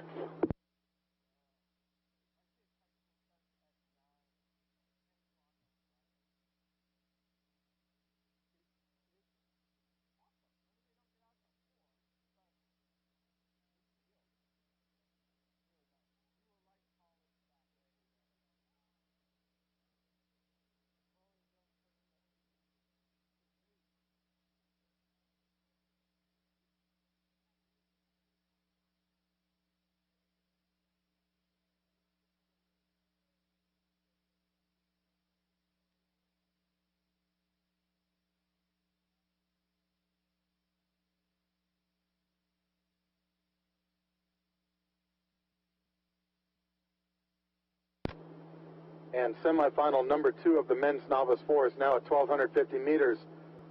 Top 3 boats remain unchanged, as you heard Adrian call earlier. They have open water between themselves and the remaining field of 4 boats. Those top 3 teams are Newport, San Diego, and Marina, with San Diego and Marina side by side, Newport being a little further out in front. In fourth place, it's NorCal A in lane 4. In fifth place, Capital B in lane 5. In sixth place, Oakland B in lane 6. And in seventh place, it is lane 7, the A boat from Long Beach. Top 3 boats from this semifinal will go on to the grand final later today.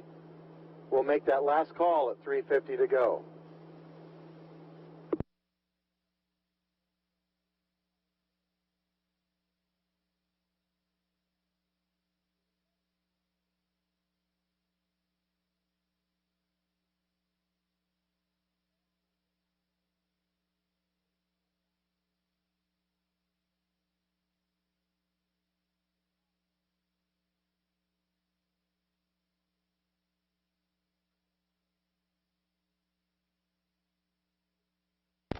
And with 350 meters to go in semifinal number 2 of the men's novice 4, early leader Newport being chased by second place San Diego and third place Marina. Marina back about astern behind San Diego. San Diego charging a little harder now to try to overtake Newport. That could give them potentially a lane assignment in lanes 1 or 2 later on today, so they are trying to get that. But again, these top 3 crews, especially Marina, they've got open water behind them, so that puts them in a great position to make the grand final. That is unofficial, of course. NorCal continues in fourth, chasing, followed by Capital B, Oakland B, and finally Long Beach A. Here comes the finish, semifinal number 2 of the men's novice 4.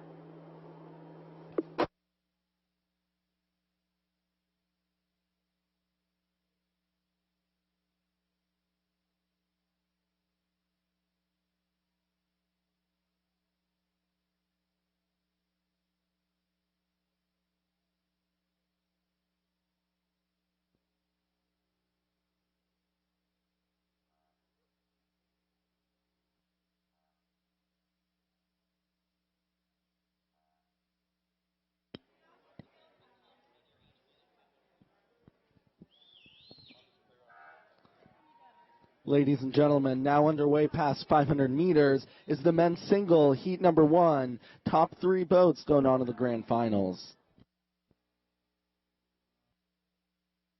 And we are underway in heat 1 of 2 for the men's single. So out in lane 1, Stanford Rowing Club Mahoney has a very significant lead here. He is just at 750 meters. So Stanford Rowing Club with the lead. Open water over lane 2, California Yacht Club. In that third place position, we'll move over to lane 3. That's Palo Alto Rowing Club. And with right next to him in that fourth place position is going to be SoCal Scullers rowing out of lane 6. Back in fifth, we move over to lane 4. That's Tempe Juniors.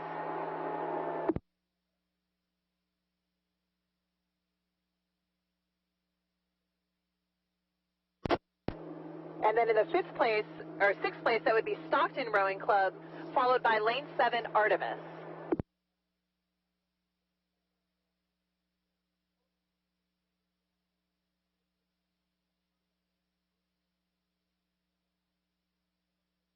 Let me go ahead and update that placing here. Stanford Rowing Club in first, definitely followed by California Yacht Club, and paced by Palo Alto, with SoCal Scullers in fourth. And now back by several lengths of open water in the fourth place position. It is going to be Stockton Rowing Club.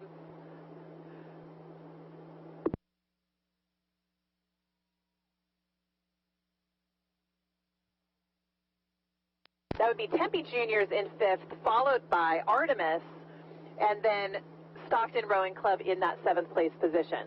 So sorry for the little mix-up in the placements. We got a lot of glare coming off the water right now. And all crews now past 1,000 meters. This is the first heat of the men's single, top 3 to go to the finals.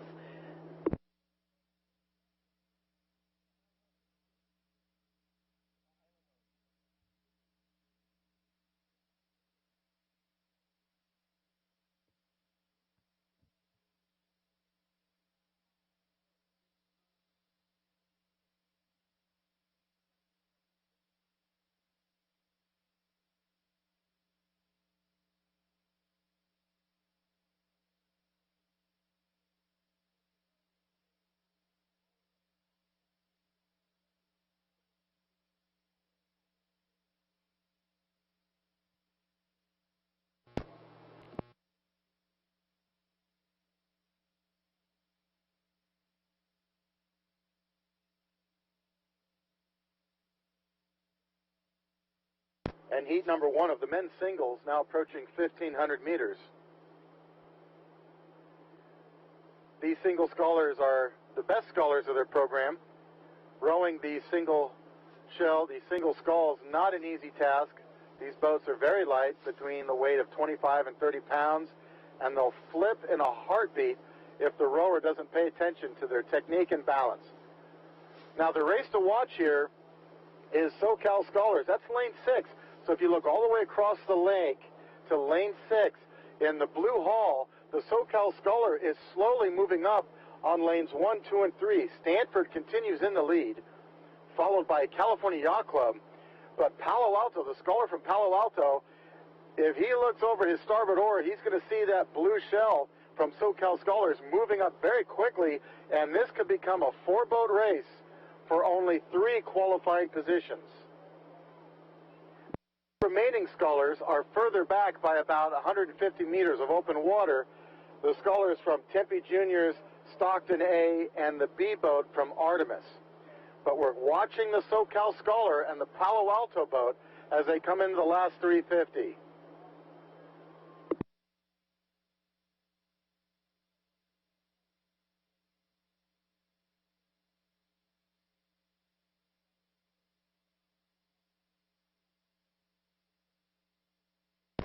Stanford in the lead here in heat number 1 of the men's single, understroking the field.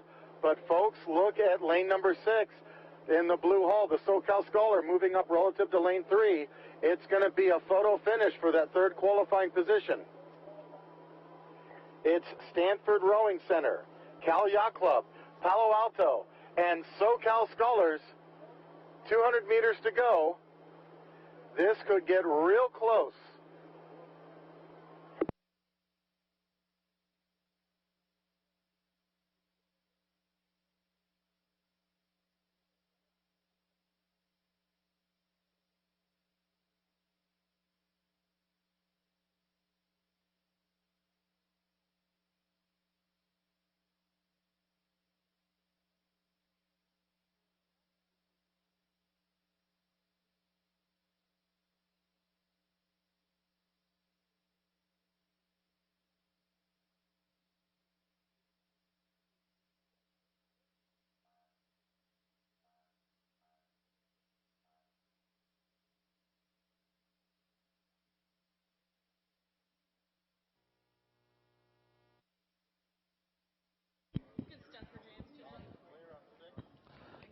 Ladies and gentlemen, the men's single heat number 2 is now underway.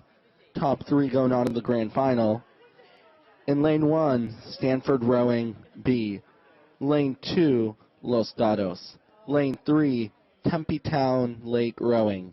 Lane 4, Artemis. Lane 5, Brophy. Lane 6, SoCal Scullers. And Lane 7, Stanford Rowing C. The men's single heat number 2 now underway. The top 3 boats will go on to grand finals later this afternoon.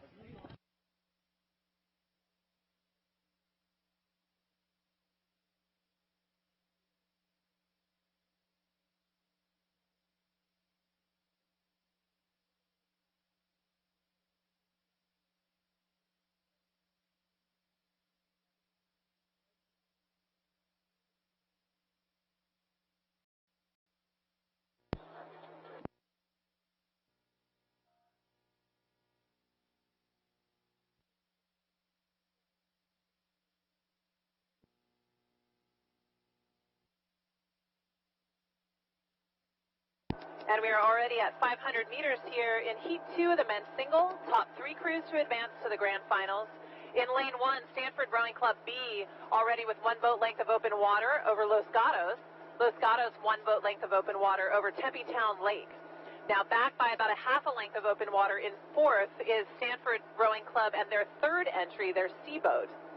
Bow to stern between Stanford and 5th place. We'll go back inside to lane 4, that is Artemis. So Artemis in 5th. About a seat of open water between Artemis and our 6th place crew from Brophy. Brophy is bow to stern over 7th place, SoCal Scullers and their B boat entry.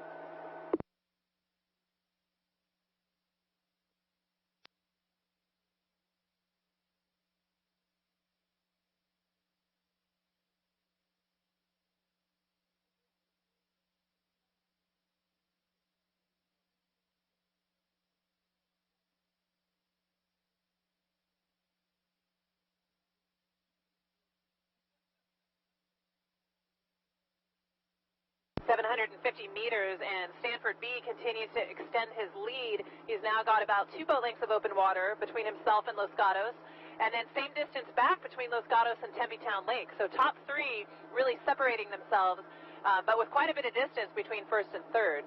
Back in fourth place continues to be Stanford C. And then in fifth, we go over to Artemis, followed by Brophy, and then SoCal Scullers in seventh.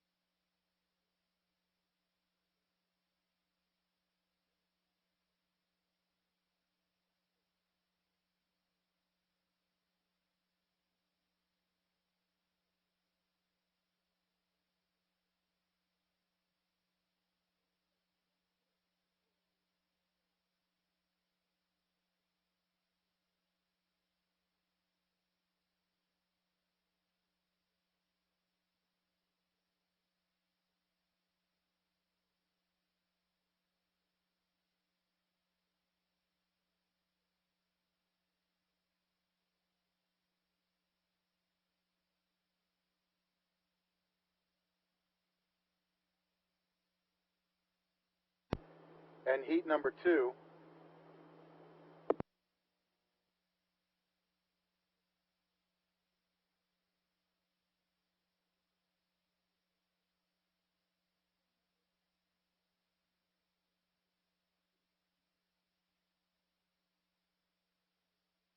And heat number 2 of the men's single, now at 1,250 meters. The leader continues to be the B boat from Stanford. We saw their A boat win heat number 1, and now their B boat appears to be in the position to win heat number 2, followed by second place Los Gatos, and then Tempe Town Lake in that third qualifying position.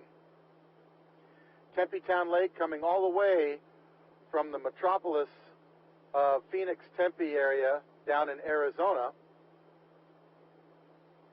These top three scullers have a pretty good amount of open water between themselves and the next closest crew, which is going to be lane number 7.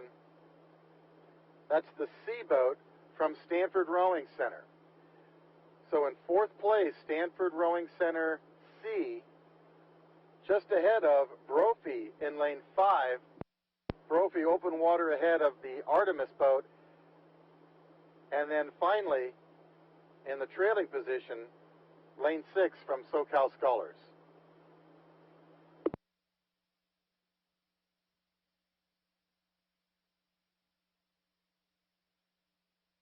Correction, folks, it's Artemis in lane 4 that is moving up relative to Stanford C.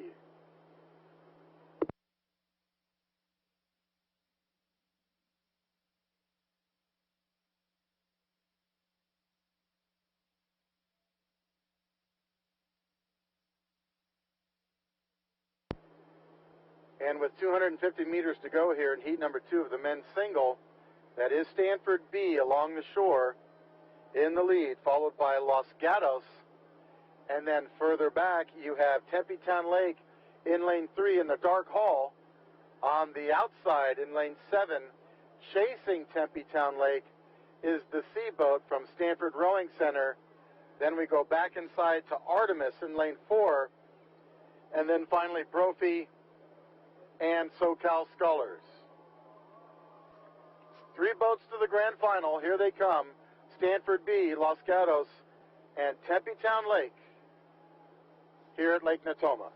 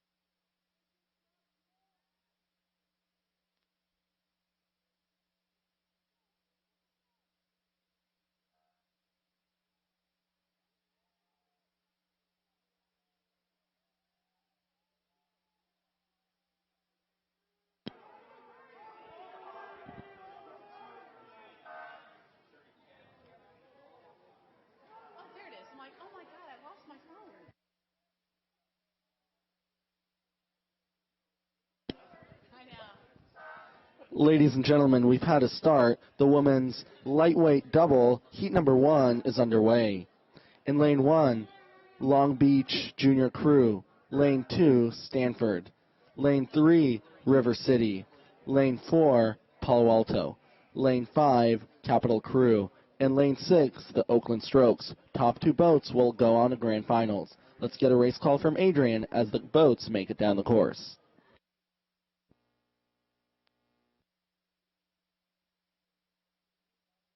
And ladies and gentlemen, we've got some more small boats out here on the water. This is heat 1 of 3 for the women's lightweight doubles. So lightweight for women means that none of these athletes is any more than 130 pounds. So you can bet that their technique is absolutely at the top of its game. They don't have a lot of weight to throw around like the big girls do, but these guys are fast. And proving that is lane 1, Long Beach Juniors. They were really fast out of the gates here. They already have a little bit of open water between themselves and lane 2, Stanford Rowing Club A. And then back by about 2 lengths of open water, we go to our 3rd place crew, which is coming out of lane 5. That's Capital Crew. 4th place and back by 1 length of open water to them is lane 3, River City.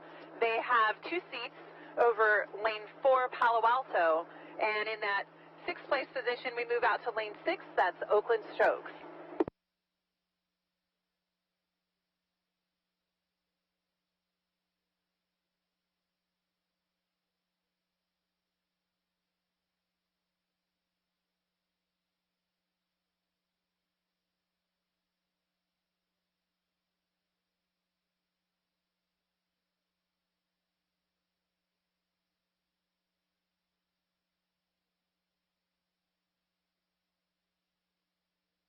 And Long Beach Juniors looking very dominant over there in lane 1. They have 1 length of open water between themselves and Stanford. Stanford as well looking super strong there in lane 2. They have a couple of lengths of open water over Capital Crew out of lane 5.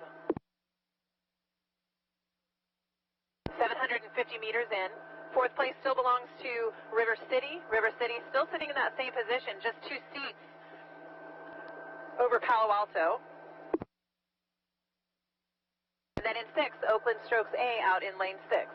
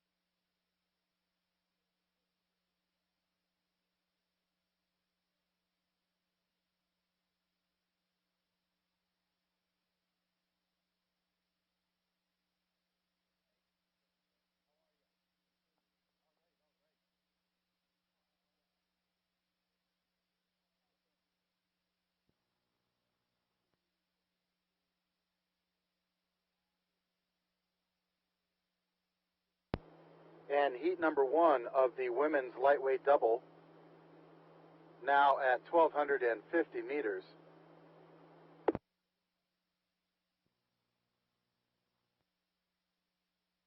The leaders continue to be the same.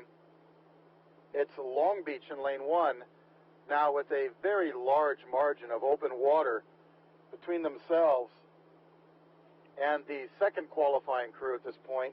Lane 2, the A boat from Stanford Rowing Center. Stanford also has lots of open water between themselves and the remaining field. In 3rd place, that would be lane 5, Capital.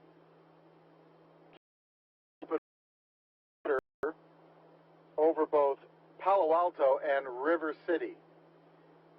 In that trailing position, we're going to go to the A boat from the Oakland Strokes in lane 6. They are in 6th place, but in contact with the boats from Palo Alto and River City. Again, this is the women's lightweight double. There are 3 heats. Top 2 boats go to the grand finals. Those 2 boats at 1,500 meters are Long Beach and Stanford Rowing.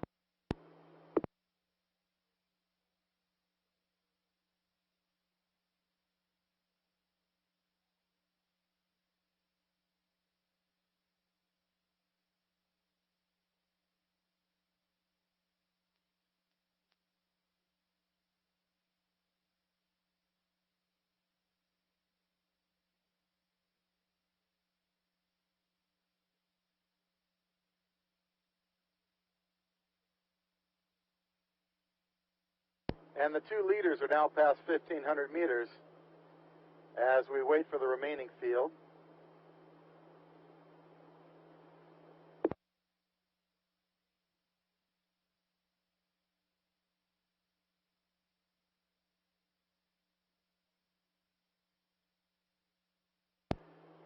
Stanford Rowing Center in lane 2, continuing to have a healthy amount of open water between themselves and third place Capital. Capital, boat length of open water over themselves, and fourth place River City.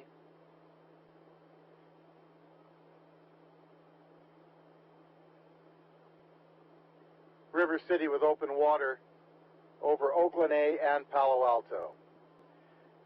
All of these rowers not weighing more than 130 pounds. Lightweight rowing is the great equalizer, as all the athletes are the same weight for the most part, which puts into play great racing strategy and technique to win the races. And here comes the finish for heat number 1, women's lightweight double, with Long Beach in the lead, followed by Stanford Rowing Center, with Capital, River City, Palo Alto, and Oakland A chasing.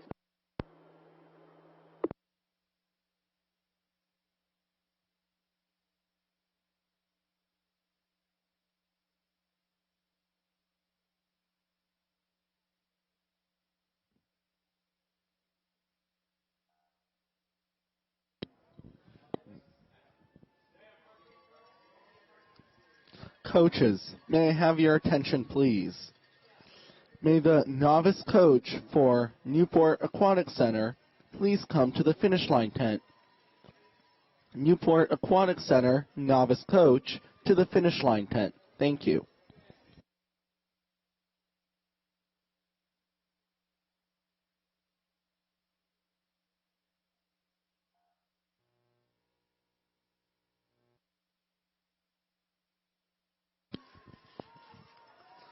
Ladies and gentlemen, we've also had a start now. The women's lightweight double, heat number 2, is now underway. In lane 1, San Diego Rowing Club. Lane 2, Cathedral Catholic. Lane 3, Upper Natoma. Lane 4, Zlack Rowing. Lane 5, NorCal Crew. Lane 6, Tempe Town. And Lane 7, Row LAB. The women's lightweight double, heat number 2, is now underway. Top 2 boats going on to grand finals later this afternoon.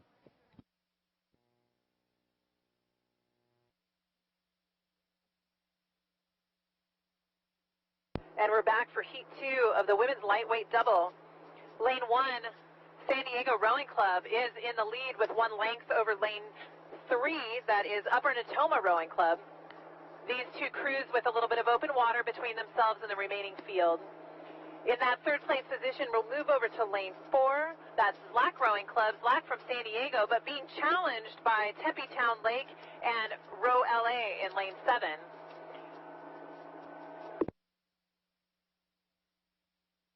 Back in the 6th place position, we'll move over to lane 2.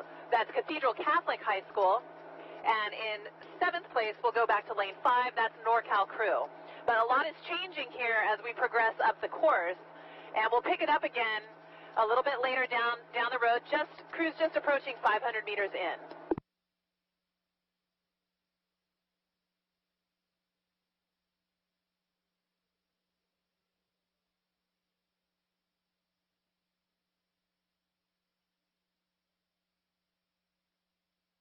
Okay, so a little bit of a switch up here. San Diego continues with the lead, followed by Upper Natoma. And then now in that 3rd place position, it is lane 6, Tempe Town Lake. So they now have 1 length over lane 4 Slack Rowing Club. 5th place is going to go back inside to Cathedral Catholic High School with 6th in lane 7 Row LA. 7th place continues to be NorCal Crew. So again, this is the women's lightweight double. Heat 2, top 2 to advance to the grand final.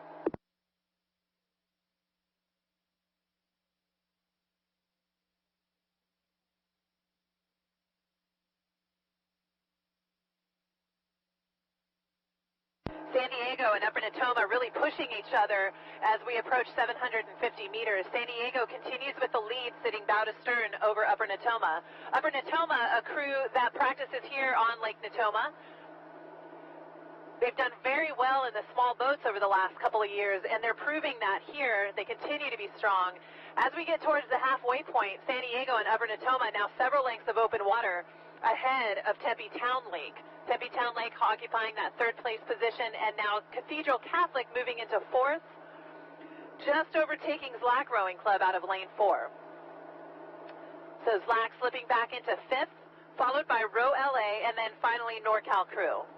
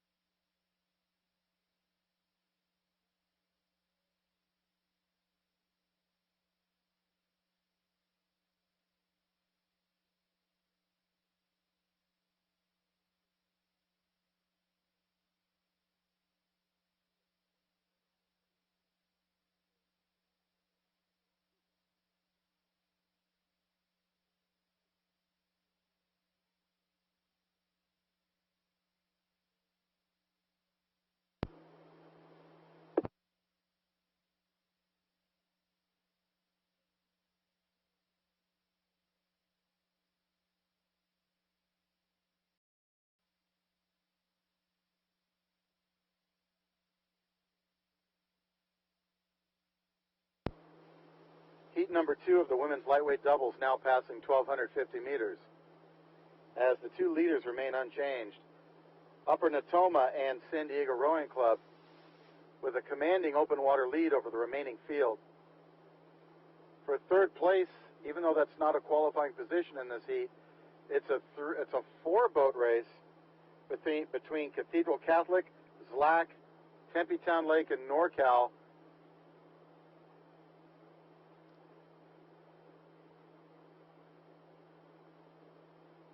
Correction, NorCal, the trailing boat, with the outside lane, Row LA, their B boat in one of those 4 boats. But again, with 2 boats going on to the grand final, that's an easy call, as it continues to be Upper Natoma, who also trains here at Lake Natoma, and San Diego Rowing Club. They're both hitting 1,500 meters right now. We'll give you the call for the other boats is 1,500 meters. They're back by about 50 meters of open water.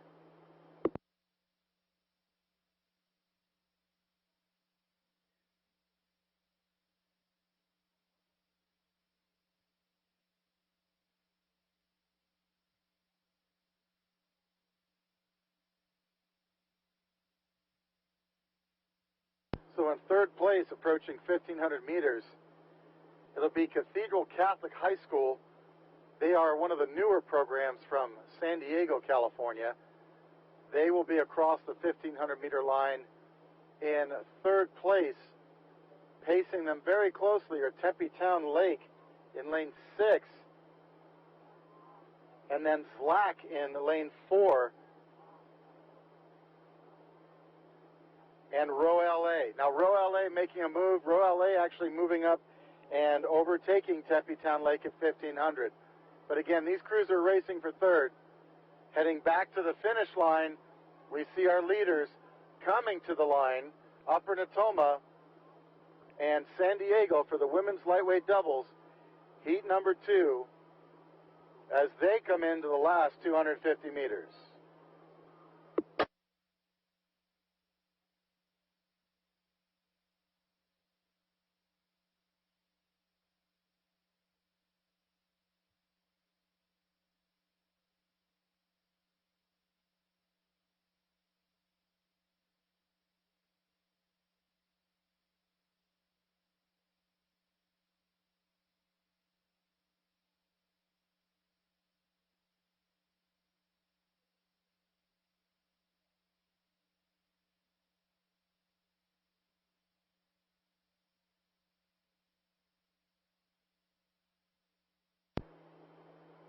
Black in the yellow hall pulling ahead now into that third place position over Cathedral Catholic on the outside. Row LA's B boat in 5th.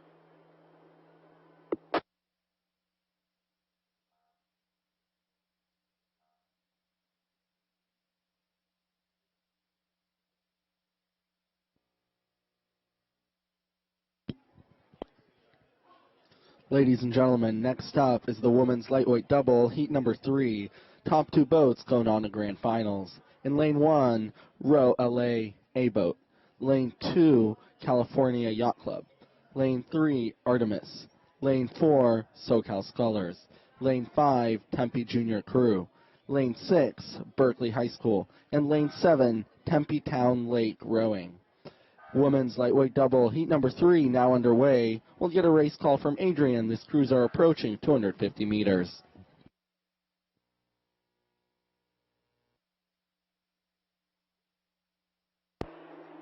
And we are back into the women's lightweight double heats. This is the final of 3 heats, heat 3. All crews coming up to 500 meters, and our leader here early on in the race is coming out of lane 3. That is Artemis Rowing Club. They are bow to stern over lane 1, Row LA, as well as lane 4, SoCal Scullers. So very close racing here between lanes 1 and lane 4. Row LA in lane 1, SoCal Scullers in lane 4. And back in that 4th place position, we're going to move over to lane 2. That's California Yacht Club. They have 1 length of open water between themselves and our 5th place crew, Tempe Juniors. Tempe Juniors in the purple hull. They are bow to stern over our 6th place crew from Berkeley High School. And then in 7th place, Tempe Town Lake B, rowing out of lane 7.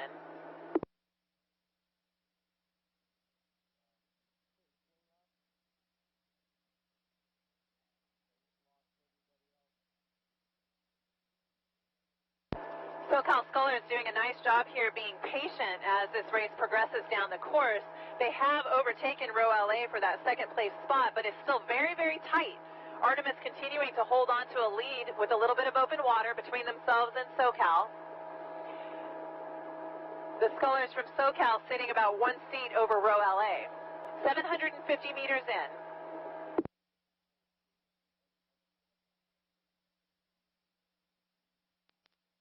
Back by about 2.5 lengths of open water in our 4th place spot, Cal Yacht Club kind of all the way out there by themselves as they have a couple lengths of open water over the remaining field. 5th place still belongs to Tempe Junior Crew. They are followed very closely by Berkeley High School, and then back by a couple lengths of open water, Tempe Town Lake and their B entry.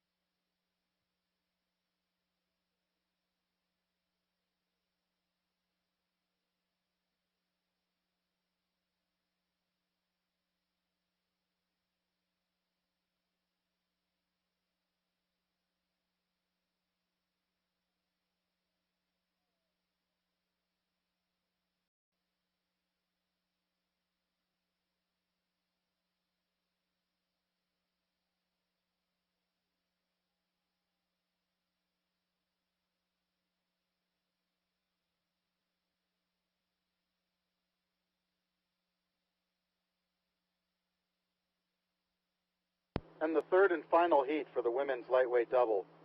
Now at 1,250 meters. This is shaping up to be a three-boat race for two qualifying positions. The leader continues to be lane number 3, Artemis. Right next to them, the team from SoCal Scullers in that second place position, but pacing them very closely in lane 1, Row LA. So 3 crews here, 3 lightweight women's doubles, all close to each other with 750 meters of racing still to go. Anything could happen to find those top 2 boats to go on to the grand final. In 4th place, we fall back to lane number 2, Cal Yacht Club. Then we move to the outside lanes. Lane 6, Berkeley High School for 5th. Tempe Junior Crew in 6th. And Tempe Town Lakes B-boat entry for 7th. We'll give you the next call just after 15.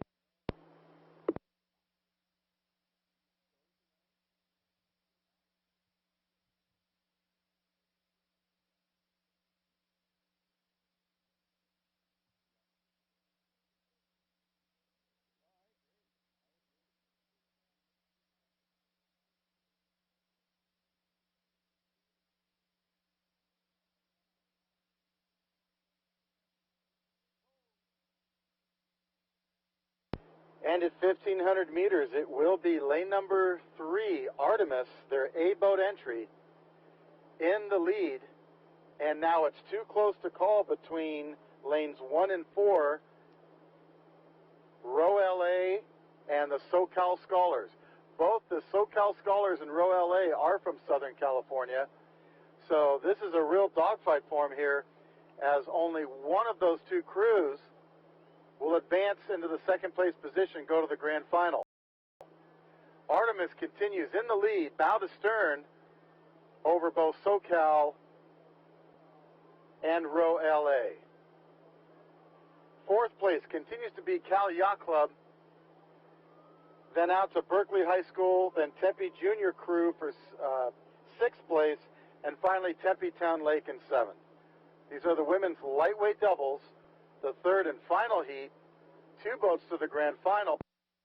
And now there goes the move by lane number 4, SoCal Scholars, as they move into the second place position behind Artemis, because they want to go to that grand final. But with 2:50 to go, keep an eye on lane 1, Row LA. Anything could still happen for second place.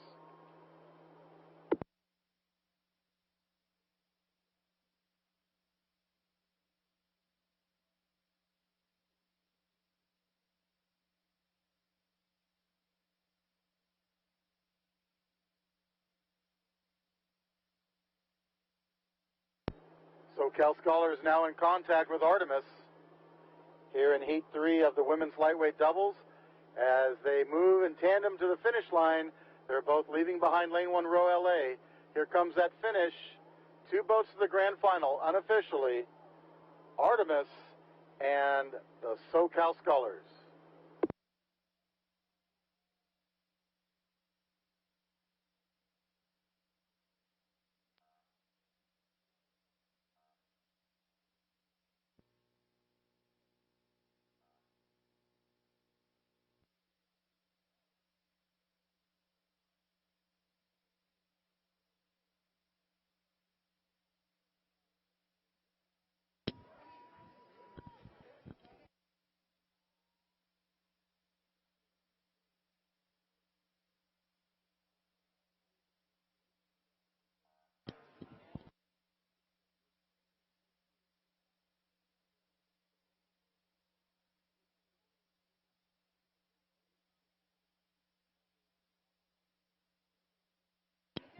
Ladies and gentlemen, we've had to start the men's Frosh 8, heat number 1 of 3.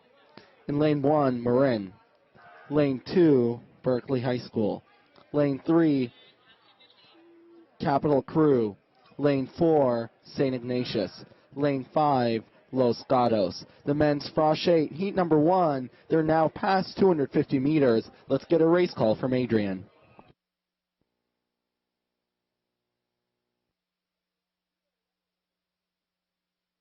And we're back into the eights racing here with the men's freshman eight, heat 1 of 3 currently on the course with 5 boats racing. And back at 250 meters, lane 1 Marin had already obtained open water. They are now at 500 meters with a half a boat length of open water between themselves and the other boats. In our second place position, we'll move over to lane 2. That's Berkeley High School, but with St. Ignatius right next to them. So dead even between Berkeley High School and St. Ignatius, at least from my vantage point. Maybe very slight advantage now going to St. Ignatius for that second place spot. Back and forth, we're going to move to the inside. That's Capital Crew. They are down to St. Ignatius and Berkeley by just about 4 seats. And then back to them by about 2 to 3 seats of open water. In that fifth place spot is Los Gatos. So again, the freshman 8, these are for rowers that are in grades 9 or under. They don't necessarily have to be novices, but they do have to be really young. So this bodes well for the future of their program. And Marin out there in lane 1 really all by themselves. They are watching an advance here from St. Ignatius in lane 4. St. Ignatius now pulling into that second place spot by about 3 to 4 seats over Berkeley High School, with Capital in the hunt here in 4th place.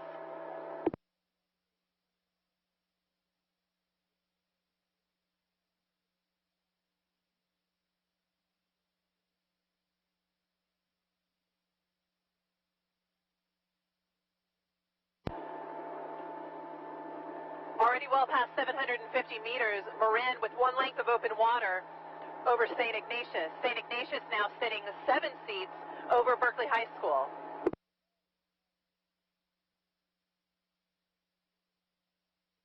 Berkeley High School in 3rd with 2 seats of open water between themselves and Capital Crew. And Capital 1.5 lengths of open water between themselves and our 5th place boat from Los Gatos. Top 2 boats to advance to the final, so it's going to be a quick one here in this last 1,000 meters as we see the fight between St. Ignatius and Berkeley High School for that second place spot. We'll turn it over to Bob on the hill for the remainder of this call.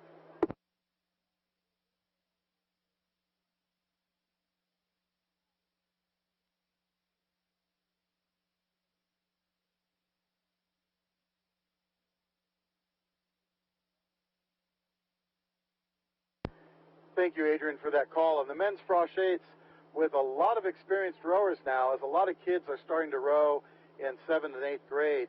So when they finally get into high school, they already have anywhere from 1 to 2 years experience under their belt, and they can still row on the frosh 8 at that point. So a lot of these frosh boats actually end up having quite a bit of experience in them. We're seeing that in the Marin boat as they continue to power out in front here in the lead, followed by the second place boat in lane 3, Capital, and then Berkeley in lane 2.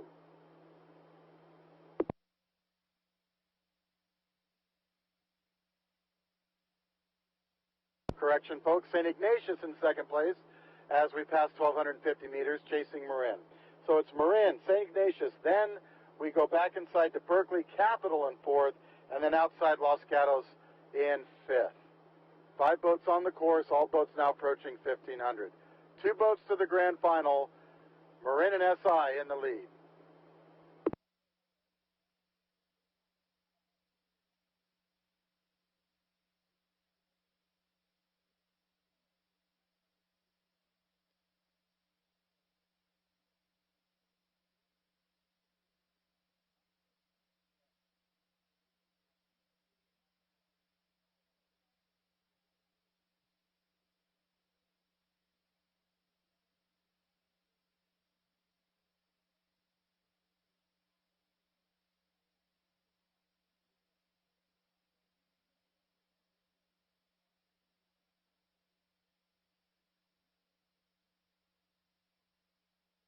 .400 meters to go for heat number 1 of the men's frosh eights. Marin and SI in the lead with the remaining teams chasing.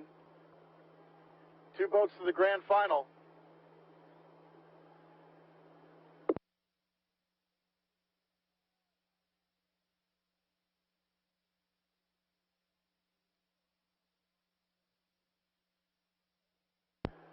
Berkeley in 3rd. Capital in 4th. 200 meters to go. Unofficially going to the grand final from the men's frosh 8, heat 1. Marin followed by St. Ignatius College Prep of San Francisco. Both these boats with open water over third place Berkeley. Berkeley with open water over Capital. Capital with open water over Los Gatos. Here's the finish.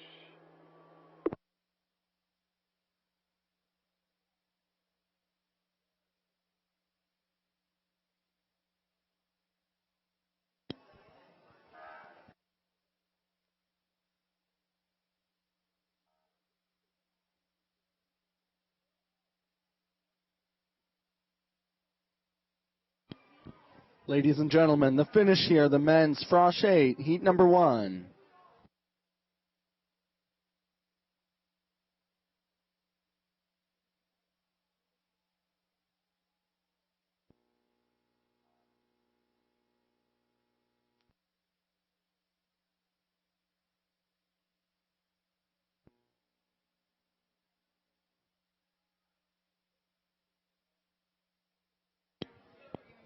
Ladies and gentlemen, next up is the men's Frosh 8, heat number 2. In lane 1, Newport Aquatic Center. Lane 2, Marina Aquatic Center. Lane 3, Pacific Rowing Club. Lane 4, Sarah High School. Lane 5, St. Ignatius. And Lane 6, Brophy. The men's Frosh 8, heat number 2. The top 2 boats will be going on to grand finals.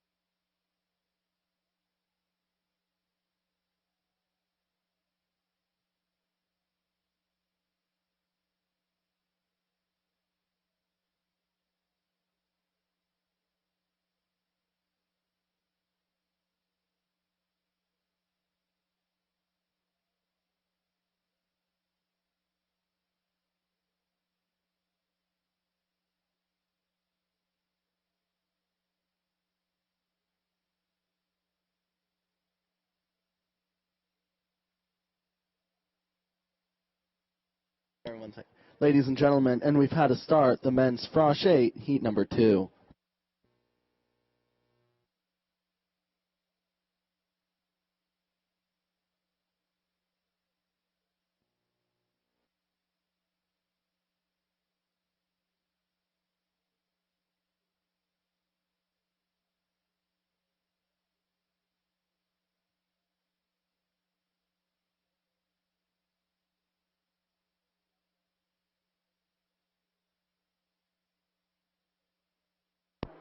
Heat 2 of the men's freshman 8, just past 250 meters in. In lane 1, Newport Aquatic Center with our lead over lane 2, Marina Aquatic Center. So Newport sitting 6 seats over Marina. And then back to Marina by a full boat length is lane 4, Sarah High School. Sarah High School has 3 seats over lane 3, Pacific Rowing Club. Very close here, though, between Sarah and Pacific. As we progress up the course, just the top 2 boats will advance to the final, and things certainly will change here as we get further along in this race. In our 5th place position, we'll move over to lane 6. That's Brophy School. Brophy, a private school from Arizona. They are now sitting with 4 seats over lane 5, St. Ignatius B.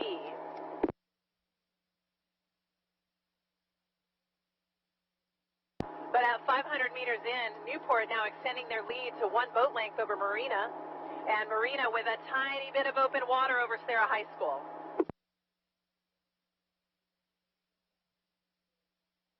Really fun to watch here in these freshman crews is the coxswains. Sometimes you can hear them above anything else, the motorboat engine, the splashes in the water. You've got some very enthusiastic coxswains out here. But what's fun to note is that the Marina coxswain using a lot of hand gestures as she progresses up the course, urging her kids on and getting a little bit more open water as we come closer to the halfway point.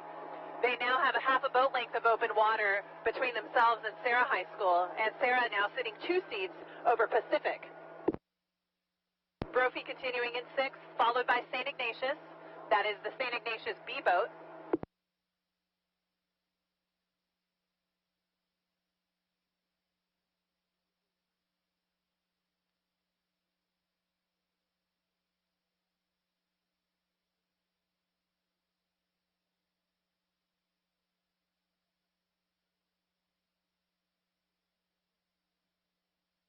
But now just past 750 meters, Newport continuing to inch forward above Marina. Marina now with a little bit more open water between themselves and Sarah is still holding 3 seats over Pacific. Back by about 2 lengths of open water in 5th place, it is Brophy. They now have bow to stern advantage over St. Ignatius B.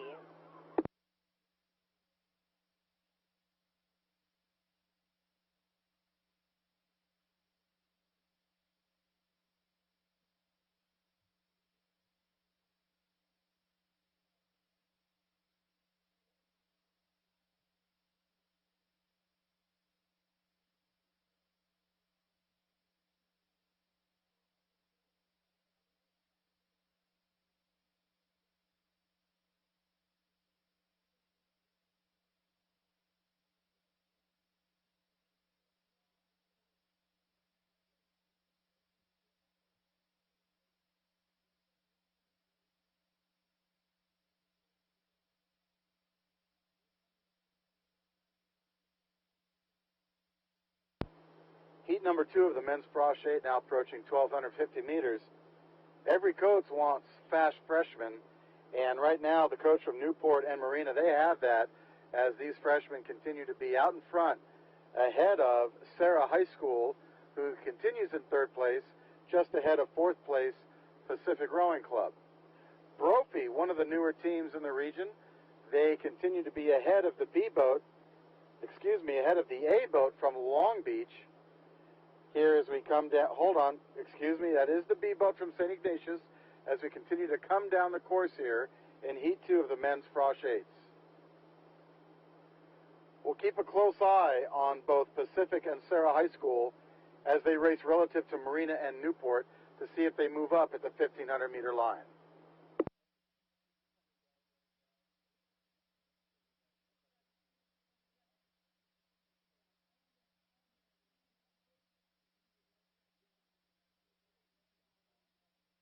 Newport first across at 1,500, followed by Marina.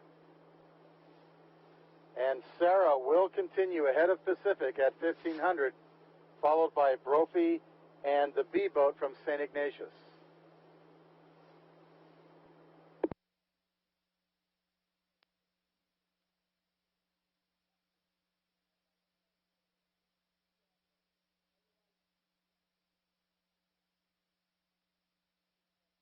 The Sarah rowers continuing to push hard. They know they've only got 400 meters left, and they've got to catch somebody if they want to go to the grand final. The closest boat is Marina, but Marina doing a super job holding them off.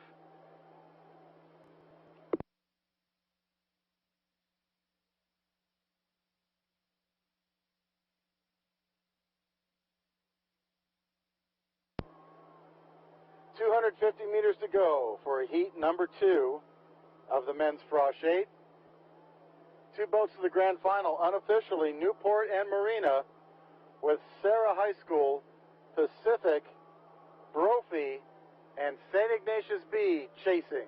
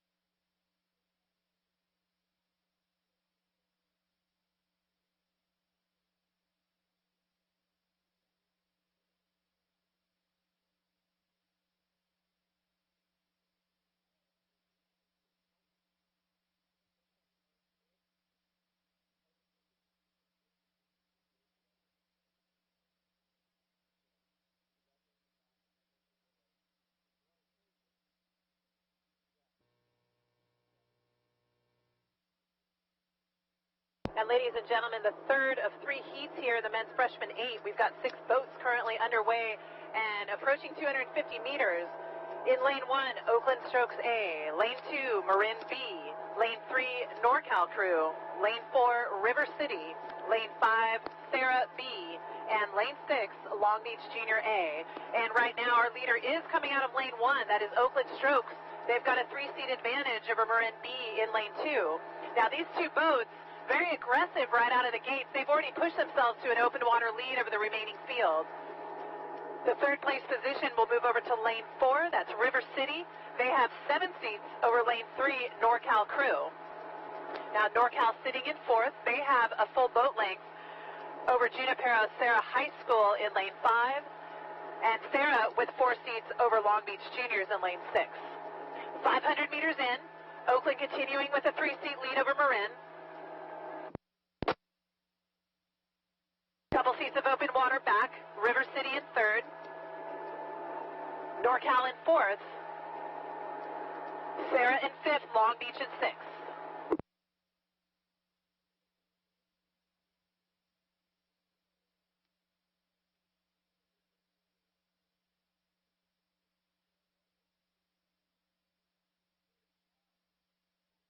Big move here from the Oakland boat. They've taken another seat away from Marin. Marin still in 2nd, but now it's 4 seats for Oakland over Marin. Back by 1 length of open water. River City continues in 3rd.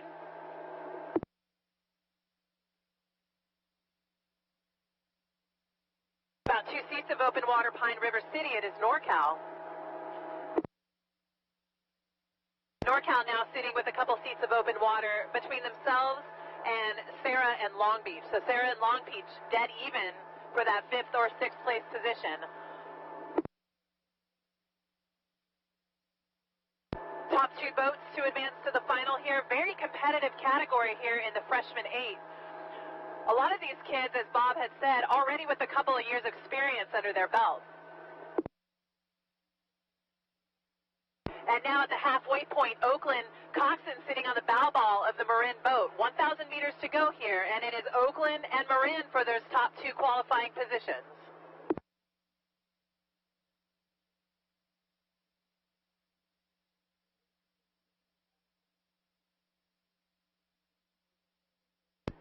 And thank you, Adrian, for that first 1,000 meters. Let's be clear here. This is the B boat from Marin. So their A boat already won the heat number 1, and now here's their B boat in a position to also make the grand final here in heat number 3. So a great showing by Marin so far in the men's Froshade. However, Oakland out in front. So Oakland doing a super job here, leading this race at 1,250 meters. In 3rd place continues to be River City Rowing Club over NorCal, and then that even race you heard Adrian talk about between the B boat from Sarah and the A boat from Long Beach. So good race between that B boat. Sarah High School this year really having a great year, both at the varsity, JV, and freshman level. And here we see their B boat being competitive with an A boat from Long Beach. So big stuff going on down there at Sarah High School. We'll give you the next after 1,500 meters for the 3rd and final heat of the men's Froshade.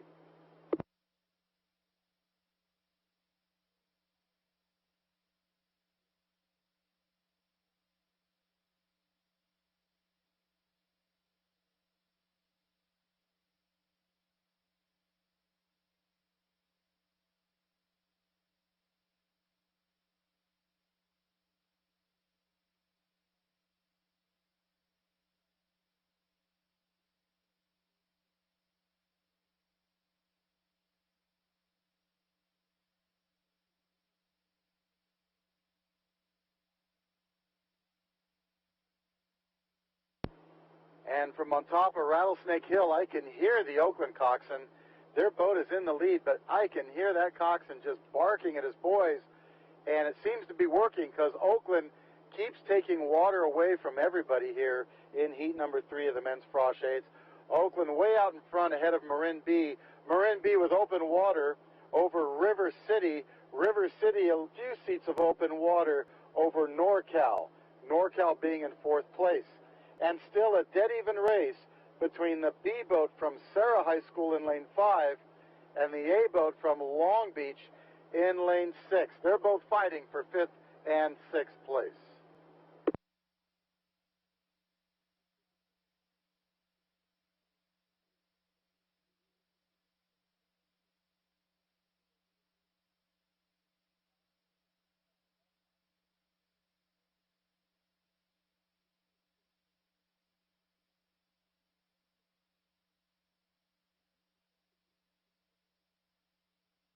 Men's Frosh 8, heat number 3, now finishing. Oakland way out in front, followed by the second qualifying boat, Marin B.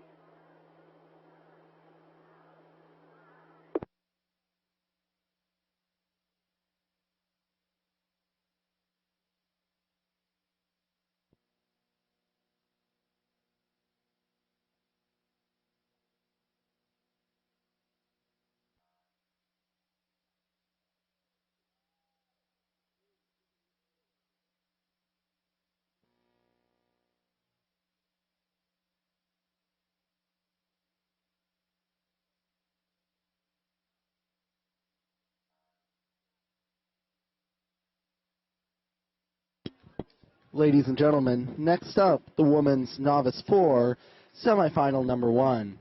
These Women's Novice 4 raced in the time trials last night. They're now in semifinals with top 3 going on to grand finals. In lane 1, the Oakland Strokes. Lane 2, Los Gatos. Lane 3, Newport Aquatic Center. Lane 4, Pacific. Lane 5, Oakland Strokes. Lane 6, Capital Crew. And lane 7, NorCal.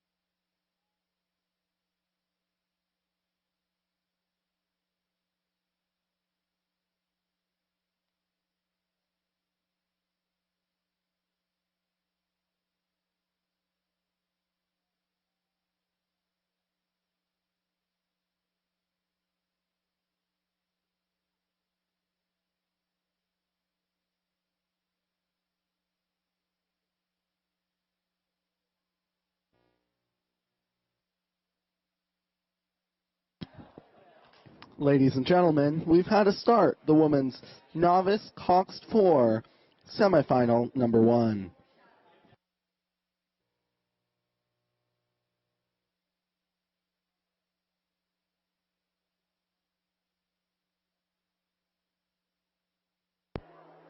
And ladies and gentlemen, we have a start in the Women's Novice 4. This is a semifinal. These ladies raced last night in very hot temperatures, about 95 degrees, in a time trial format to determine the top 14 crews that would race today in a semifinal. So right now they are racing for the top 3 that will advance to the grand final.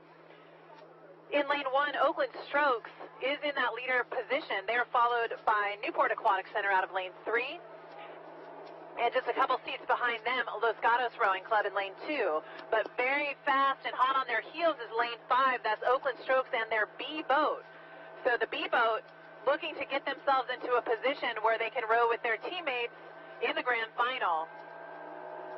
The 5th place position will move out to lane 6. That's Capital Crew. They have 1 seat over lane 4, Pacific Rowing Club.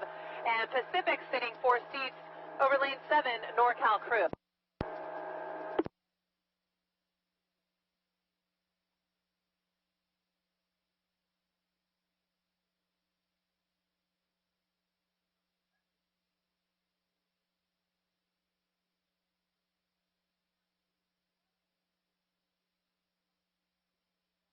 But at 500 meters in, it is Oakland Strokes A, already with a slight bit of open water over Newport Aquatic Center. And Newport sitting bow to stern now over Los Gatos. Los Gatos, same distance, bow to stern over Oakland Strokes B. Pacific Rowing Club still occupying that 5th place position. They're 4 seats over Capital Crew. And Capital Crew bow to stern over NorCal.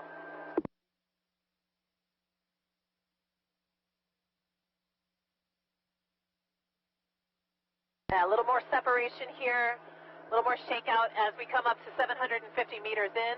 Oakland continuing to open up distance between themselves and Newport holding off a good charge here by Los Gatos. But now, of course, it's the top 3 that will advance to the grand final. So at this point, unless something goes terribly wrong, top 3 crews are Oakland A, followed by Newport, and then Los Gatos. And now back by a few seats of open water, that Oakland Strokes B boat is in that 4th place position.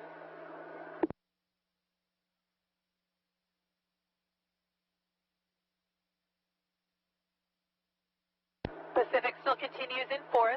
They now have just 3 seats over Capital, and Capital with a little bit of open water between themselves and NorCal.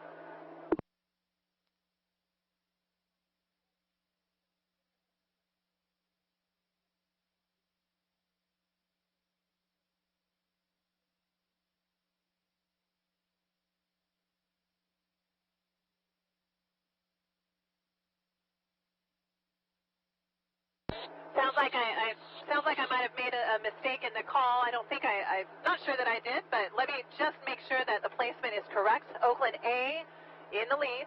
They are followed by Newport, and then Los Gatos in 3rd. Back to them, Oakland B is in that 4th place position, followed by 5th place Pacific, 6th place Capital Crew, and then 7th place is NorCal. 1,000 meters to go here in semifinal 1 of the women's novice 4.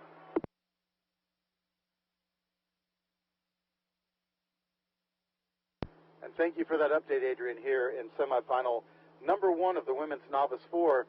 Same thing as the novice men yesterday. The U.S. rowing officials had to run time trials for the women's novice 4 because of a large number of entries. From all those crews, the top 14 were selected for the semifinals, and this is the first one coming down the lake. Top 3 boats, as you heard, remain unchanged. Oakland A, followed by Newport A, and then Los Gatos A. They have a comfortable amount of open water between themselves and the remaining field. Oakland B continues in 4th, right behind them in 5th place, Pacific. Then we go outside to Capital for 6th, and finally NorCal for 7th here in the women's novice 4.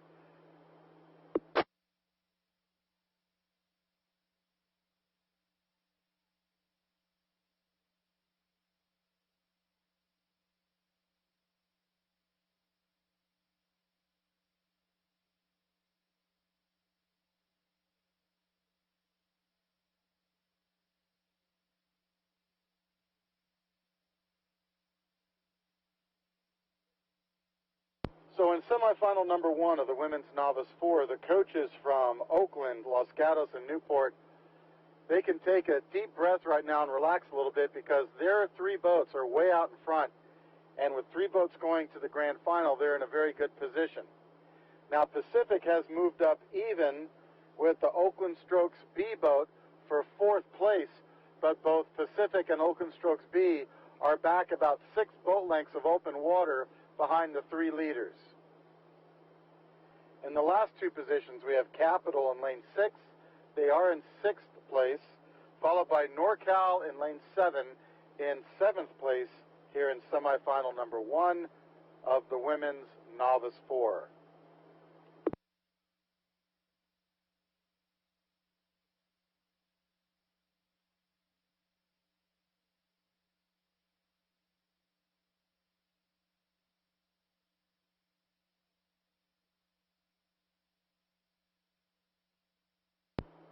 It's Oakland, Los Gatos, and Newport.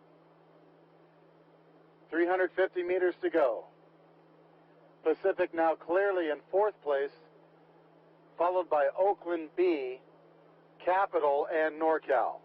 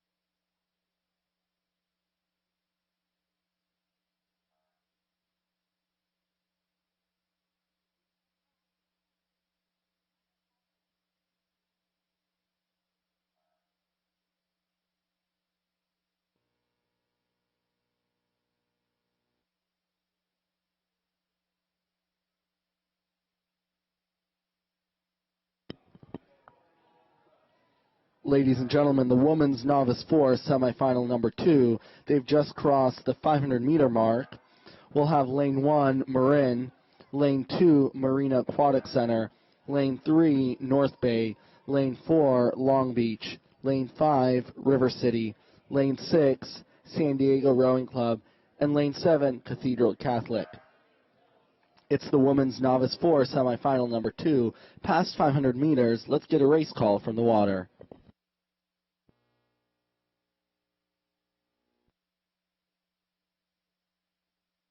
And we'll jump back into racing here, already underway in semifinal number 2 for the women's Novice 4. These boats now approaching 750 meters in. In the lead is lane 2, Marina Aquatic Center, with about a length of open water between themselves and Marin Rowing Association in lane 1. Now back in that 3rd place position, we're going to move over to lane 3. This is North Bay. North Bay sitting 4 seats over lane 6, San Diego Rowing Club. So San Diego in 4th. They have about a certain advantage over Long Beach Junior Crew, now in 5th. That 6th place spot, we're going to move out to lane 7, Cathedral Catholic High School. They have a bit of open water between themselves and lane 5, River City. But it is Marina right out of the start that jumped out to a very aggressive lead right off at the beginning, and they're continuing to open up that space between themselves and Marin. Now it is the top 3 that will advance to the grand finals, and right now North Bay is sitting in that 3rd place spot, just barely holding off a charge here by San Diego Rowing Club. Girls in the San Diego boat looking over their port side oars at that North Bay crew. They are dead even as we come towards the halfway point. So San Diego and North Bay in a great battle to see who's going to be able to obtain that 3rd place qualifying spot. Back in 5th continues to be Long Beach, followed by Cathedral Catholic in 6th, River City in 7th.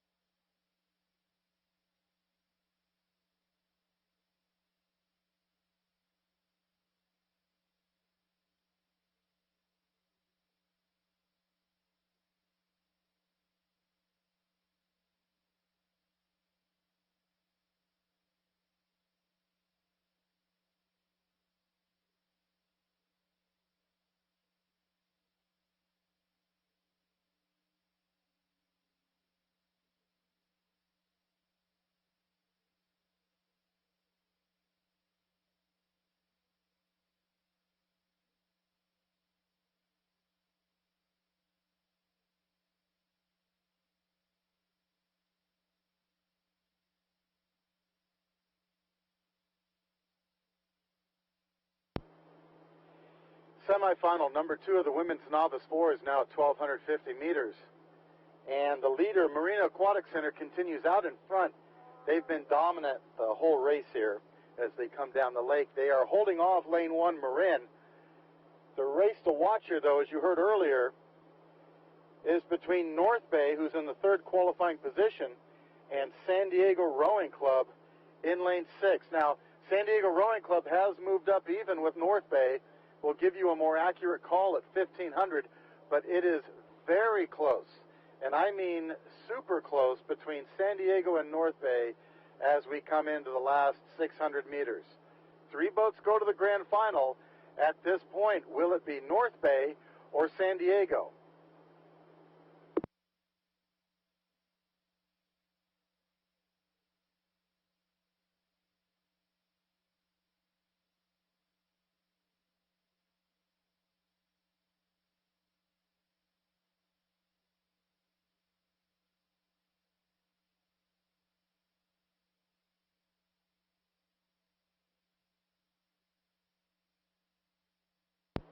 And it is San Diego in 3rd place as we come into the last 500.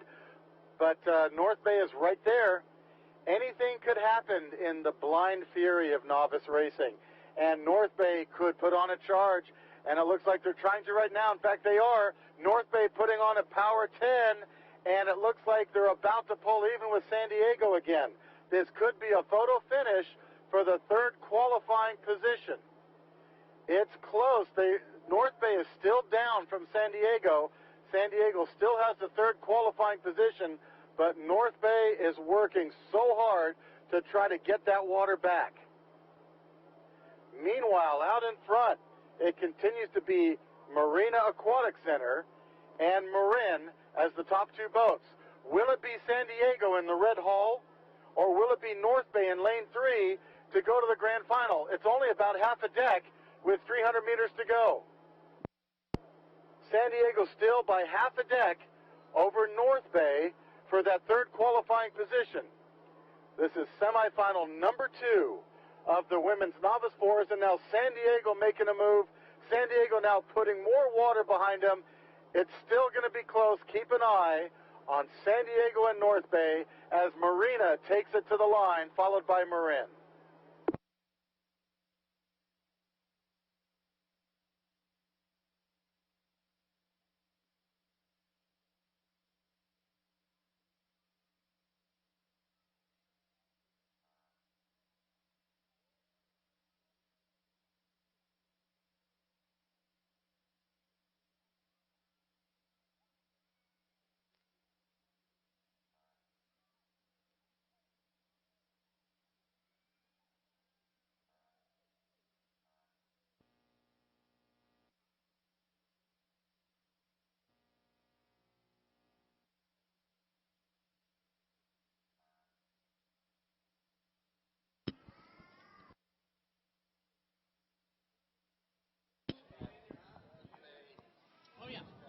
Ladies and gentlemen, next up is the men's 3rd Varsity 8, heat number 1. In lane 1, Marin. Lane 2, Pacific. Lane 3, Oakland Strokes B. Lane 4, St. Ignatius B. Lane 5, Sarah High School. And Lane 6, Capital Crew. Those B boats I mentioned from Oakland and St. Ignatius would be their 4B boats. Top 2 boats here from each heat going on to grand finals later this afternoon. These boats are now past 250 meters. We turn it over to Adrian for the race call.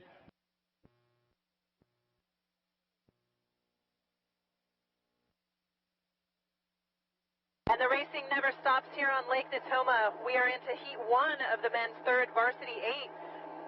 Top 2 crews to advance to the grand final, and right now it is Marin out of lane 1 already with a half a boat length of open water between themselves and lane 3, Oakland Strokes B. So Oakland Strokes with 2 entries in this event. Actually, they might have more than 2 entries. I think they have 3, maybe 4. I haven't checked on the next page, but here they are with their B boat already in a qualifying position for a grand final.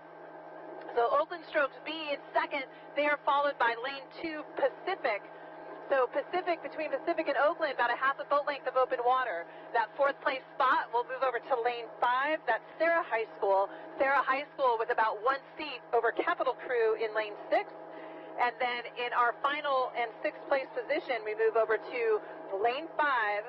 Whoops, so I think I got that backwards there. Pacific is in 3rd place. They are followed by St. Ignatius in lane 4. And then Capital Crew, and then in that final position, Sarah High School. So it looks like we've got a crew perhaps with the wrong bow number, so my apologies on that one. We'll keep you guys updated. But right now it is Marin well out in front with almost 2 boat lengths of open water between themselves and Oakland Strokes B. Pacific in 3rd, followed by St. Ignatius, then Capital, and then finally Sarah.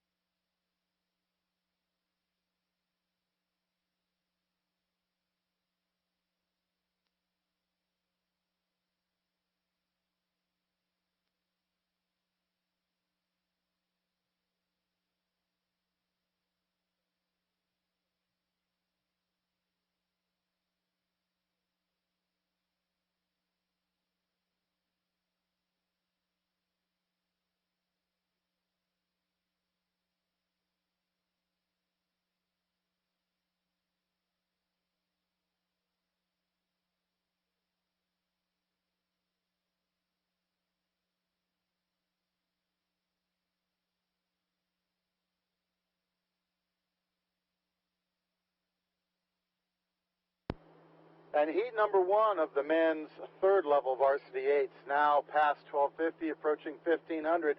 Top 2 boats go to the grand final. Way out in front, by themselves, with lots of open water. It's going to be lane 1 Marin. They're going to be first across 1500, unchallenged by anybody at this point. In 2nd place, it's going to be the B boat from Oakland. They've got open water over 3rd place Pacific. Pacific about 7 seats over the B boat from St. Ignatius. St. Ignatius holding off Sarah High School, and Sarah holding off Capital. Capital in 6th place here in heat number 1 of the men's 3rd level varsity 8s. Top 2 to the grand final. Right now that's Marin and the B boat from Oakland. And to answer Adrian's question, Oakland has 3 boats entered in this event. Gives you an idea of just how big their varsity men's program is. Here comes the last 300 meters. And again, final call from top of the hill. It's Marin and the B boat from Oakland with the remaining teams chasing.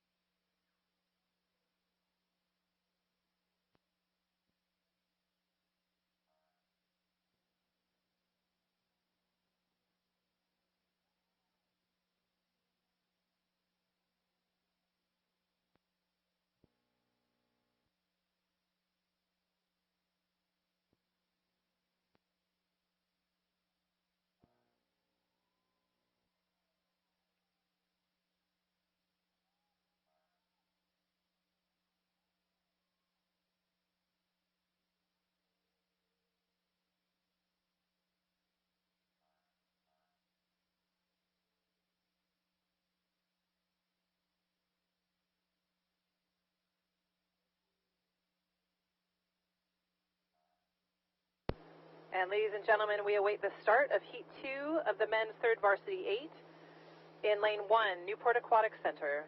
Lane 2, St. Ignatius A. Lane 3, Long Beach Junior Crew A. Lane 4, Marina Aquatic Center. Lane 5, Marina Aquatic Center B. lane 6, Pacific B, and lane 7, Oakland Stroke C.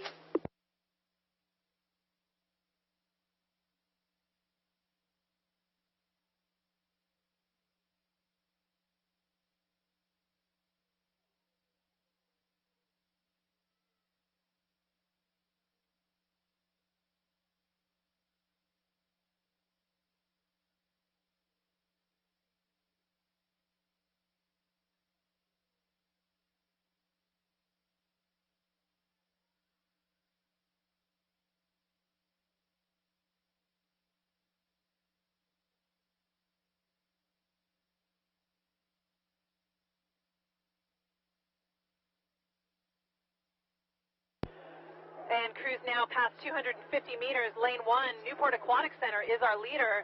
Right now with 7 seats over St. Ignatius A. But on the outside lane, Oakland Stroke C, hot on St. Ignatius tail, and actually just down by about 1 seat or so to St. Ignatius. So this is the C boat from Oakland, and the strength of their program on the men's side really a testament to how deep their talent is. Now, back in that 4th place position, we're going to move back over to lane 4. That's Marina Aquatic Center. They have 2 seats over their teammates in the B boat. So Marina A with 2 seats over Marina Aquatic Center B. Now, back in 6th, we're going to move over to lane 3. That's Long Beach Juniors. They are bow to stern over lane 6, Pacific B. All crews now at 500 meters.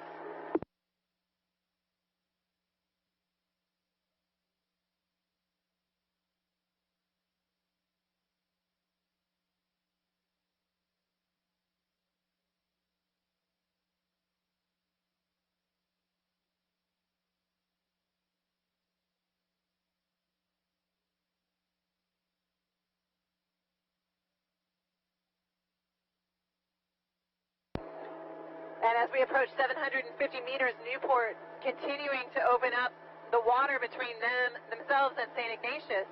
So it's now 1 full boat length of open water between Newport and St. Ignatius A.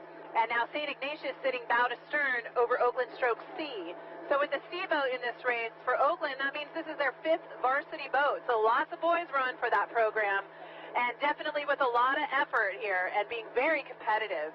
4th place now going over to the inside lanes, Marina Aquatic Center A, now overtaking the B boat by about 7 seats. The Marina Aquatic Center sitting in 4th, with the B boat from Marina in 5th. Back to them by 1 length of open water. It is Long Beach Juniors, and too close to call right now between Long Beach Juniors in lane 3 and Pacific B out in lane 6.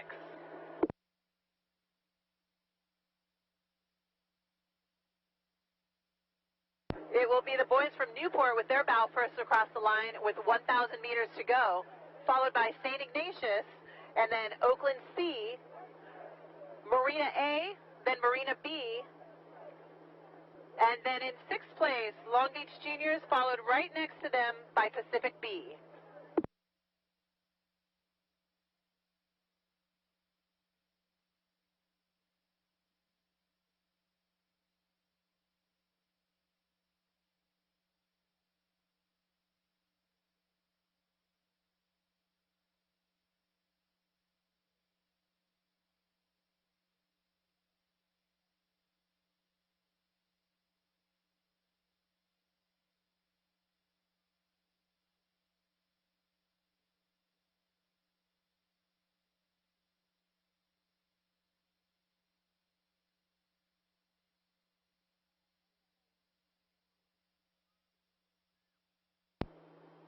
Heat number 2 of the men's 3rd level varsity 8s now at 12:50. And this is turning into a very close race between the C boat from Oakland and the St. Ignatius boat, their A boat, in lane number 2. So we're going to keep a close eye on them after they pass 1,500, because with only 2 boats going to the grand final, the C boat from Oakland could pull off an upset here by overtaking the A boat from St. Ignatius. Now, St. Ignatius, as we prepare to hit 1,500, still has the advantage. St. Ignatius still in 2nd place, but the C boat from Oakland is charging hard. So let's keep a close eye on lane number 7.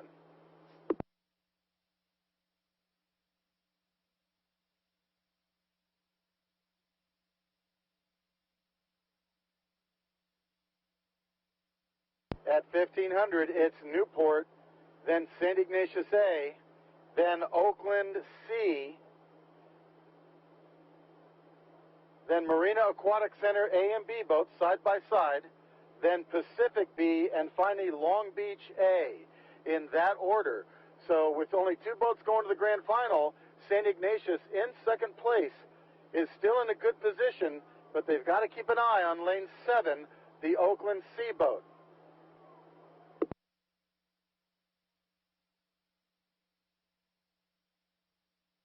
SI still leading by about a length, bow to stern, over Oakland C with 250 meters to go. So it's looking pretty good for St. Ignatius. Meanwhile, Newport out in front all by themselves.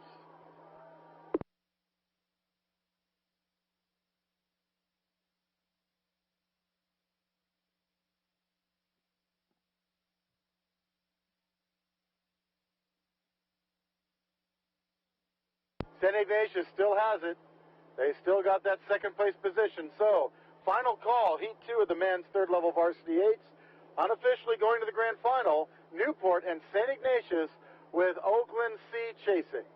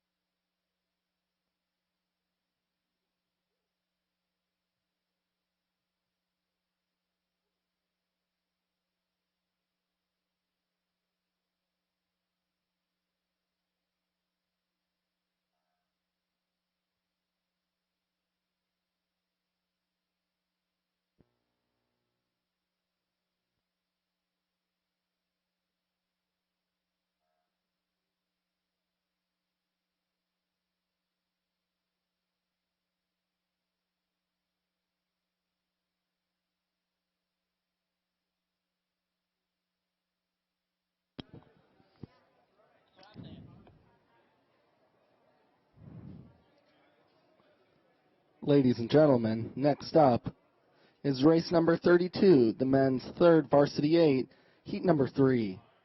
In lane 1, Marin B. Lane 2, Oakland Strokes. Lane 3, Marin C. Lane 4, Sarah High School B. Lane 5, Capital Crew B. And lane 6, Newport Aquatic Center B. Men's third varsity 8, heat number 3. Top 2 boats from this heat will go on to grand finals. We're waiting for the start.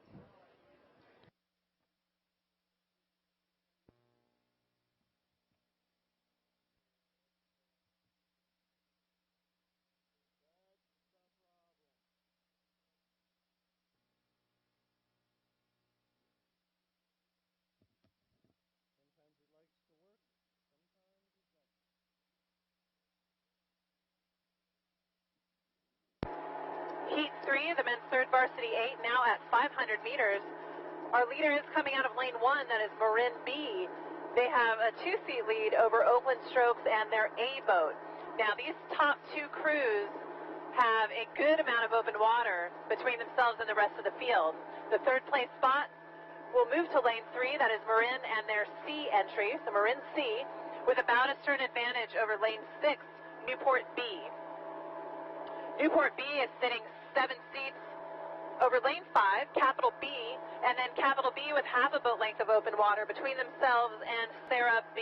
So Sarah B occupying that 6th place position. But Marin B and Oakland Strokes A really pushing each other, and the faster they go, the farther ahead they get between the remaining fields. So Marin now just holding 1 seat over Oakland Strokes A at 750 meters.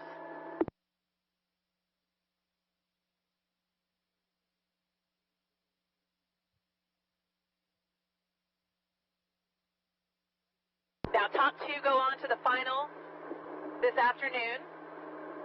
And right now, showing their dominance here and their speed, Marin B and Oakland Strokes A well out in front. And now Oakland Strokes overtaking Marin for that top spot.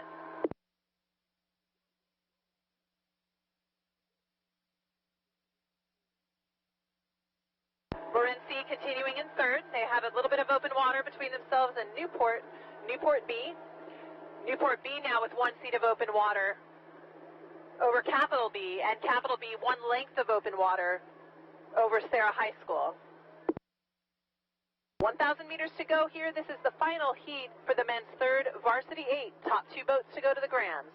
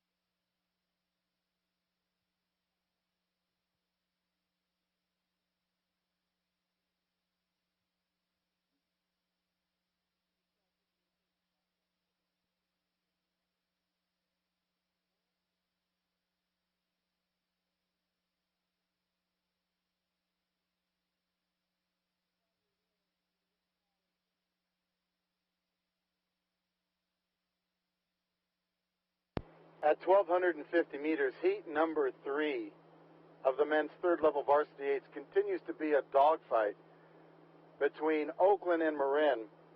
This is Oakland's A boat and Marin's B boat. So for Marin's B boat to be able to challenge Oakland's A boat this well, that tells you it's going to be one heck of a grand final later on today. These two crews are rowing by themselves with at least 5 boat lengths of open water between them and the next closest team, which is lane 3, the C boat from Marin. Marin's C boat holding off the remaining field of 3 boats from the B boat of Newport, the B boat of Capital, and the B boat from Sarah High School. So with 2 boats going to the grand final, this is an easy one to call. As they come into the last 350, it's all about Oakland and Marin B as they come into the shore viewing area, with Marin C in 3rd place and the other B boats from Newport, Capital, and Sarah High School all chasing here in heat number 3 of the men's third level varsity 8s.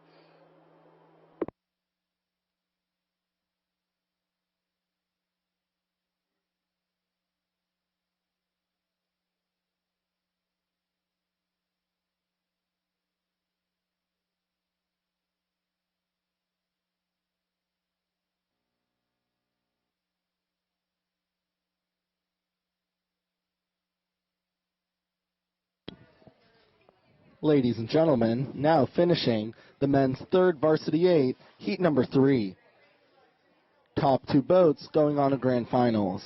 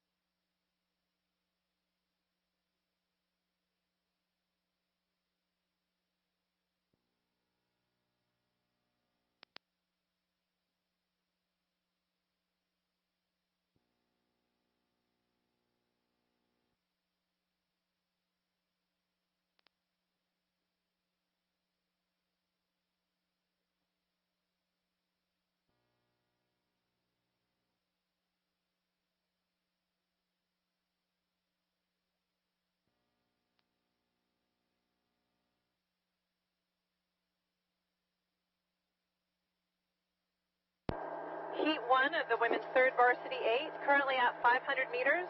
In lane 1, Marin A. Lane 2, River City A. Lane 3, Long Beach Junior Crew A. Lane 4, Oakland Strokes B. Lane 5, St. Ignatius B. And that is actually the order that you'll find them in right now. Marin A with a full boat length lead over River City. River City sitting 3 seats over Long Beach Juniors in 3rd place. And Long Beach 3 seats over lane 4, Oakland Strokes B. Now back by 1 length of open water in the 5th place position is the B boat from St. Ignatius. All crews now coming up on 750 meters in.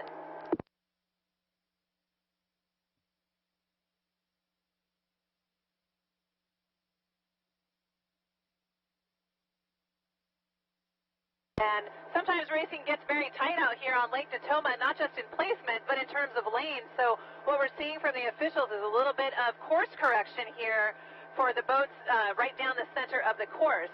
So coxswains taking some corrective action to get back into their lanes, but they're getting a little bit too close for comfort there.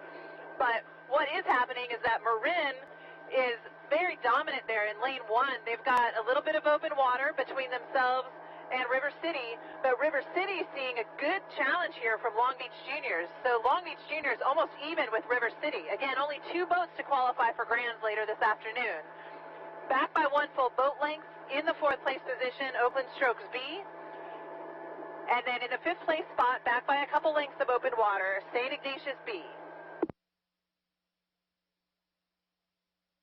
River City doing a really nice job here, pushing off the advance from Long Beach. They are solidly into that 2nd place position, now sitting 4 seats over Long Beach as we come to the halfway point. Marin continuing with the lead.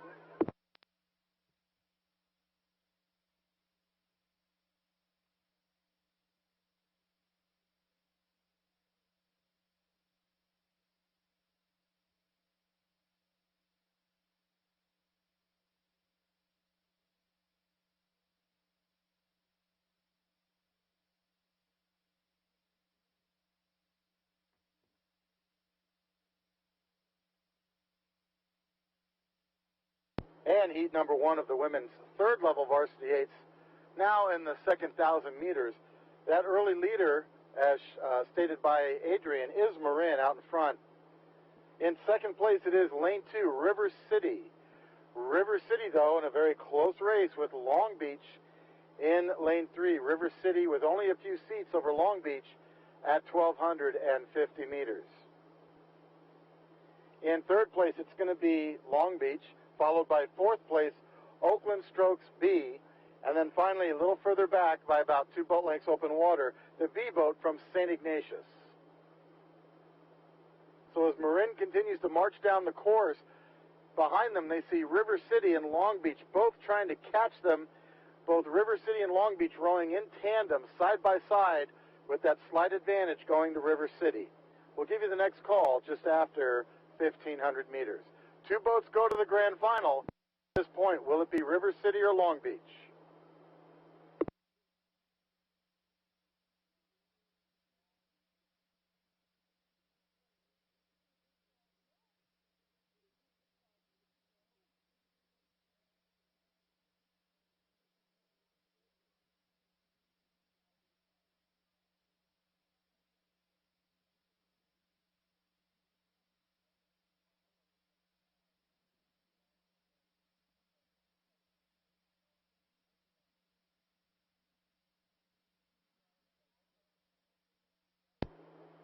River City at 35 strokes per minute, Long Beach at 38. And right now, the very slight advantage going to Long Beach over River City at 1,500, but it is super close. In 4th place, it continues to be the B boat from Oakland, and then the B boat from St. Ignatius in 5th. This is going to be very close between River City and Long Beach. Get down to the beach and get ready to cheer them on as they both fight each other out here to the finish line. Out in front, Marin, and now River City surging. River City surging up. They've got 3 seats now on Long Beach. It's Marin, River City, Long Beach coming to the line for Heat 1 of the women's third level Varsity 8s. This has been a race all the way down the course, bow ball to bow ball between Long Beach and River City, and now River City from West Sacramento pulling ahead into that second and final qualifying position. Heat 1, women's third level Varsity 8s now finishing. It looks to be Marin and River City with Long Beach chasing.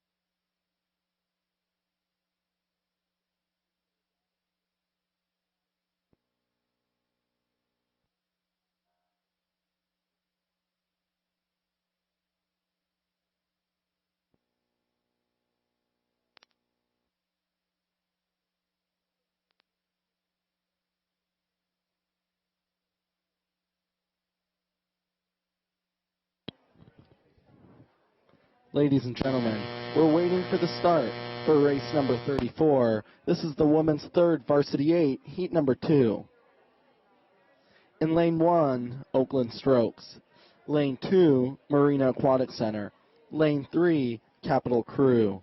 Lane 4, River City B.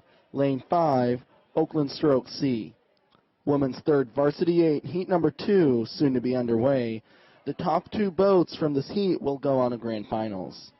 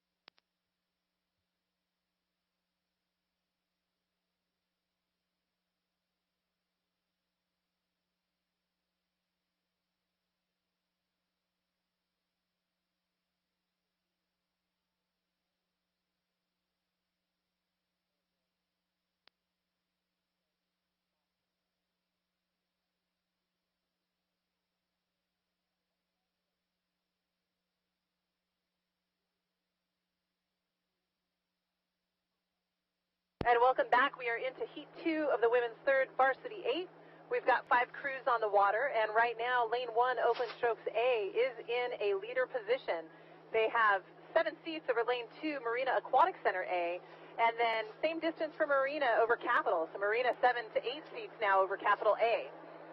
In that 4th place position, we move over to Lane 4. That's River City and their B-boat entry. And in the 5th place spot, back by a little bit of open water, Oakland C, Oakland Strokes C. All crews now approaching 500 meters.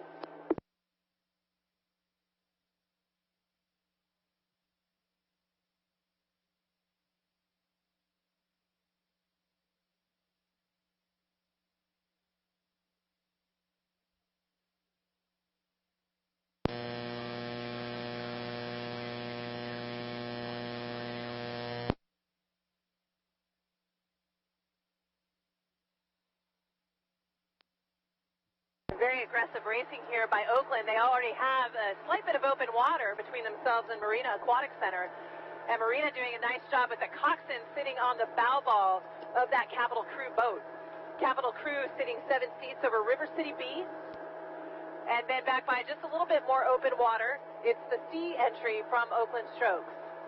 So again, this is the third level varsity boat, so a C boat entry would mean that this is the 5th varsity boat for this program. Might be mixed in with a little bit of novices to round it out, but some of these girls have pretty good experience and are very competitive at this level. So now half a boat length of open water for Oakland Strokes as we come past 500 meters in, and now Marina trying to get a little bit of open water between themselves and Capital as we come up to 750 meters gone. Top 2 boats to advance to the grand final later this afternoon.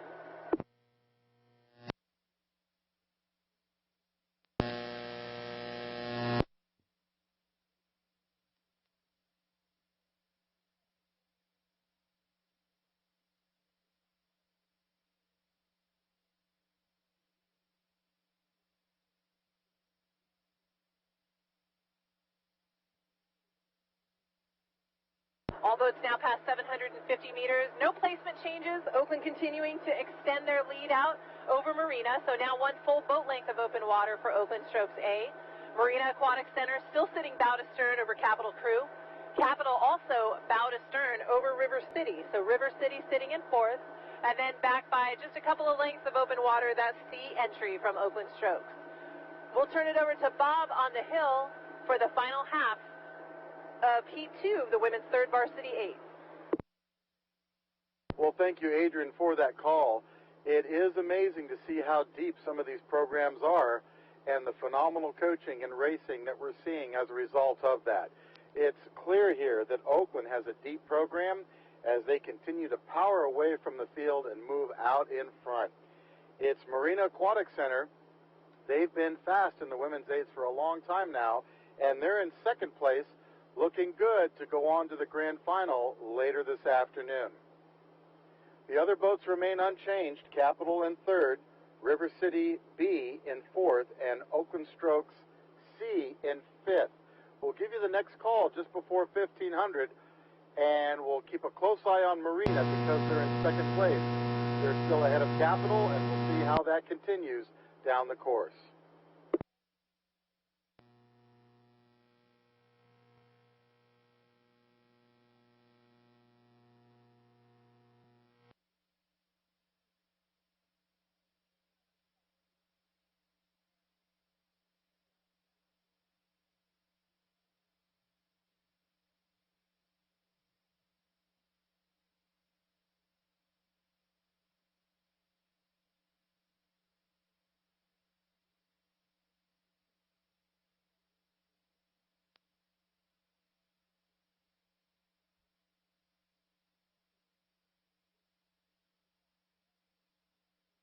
And right now, as we prepare to hit 1,500 meters, continues to be the same 2 leaders, Oakland Strokes A and Marina Aquatic Center A out in front. Water conditions are nearly perfect here at Lake Natoma. Just a few ripples on the water, a little bit of light breeze here and there, but really, really good racing conditions. Comfortable temperature for the athletes here, so ideal racing conditions. It's still all about Oakland and Marina, however, as we come into the last 500 meters for heat number 2 of the women's 3rd level varsity 8s.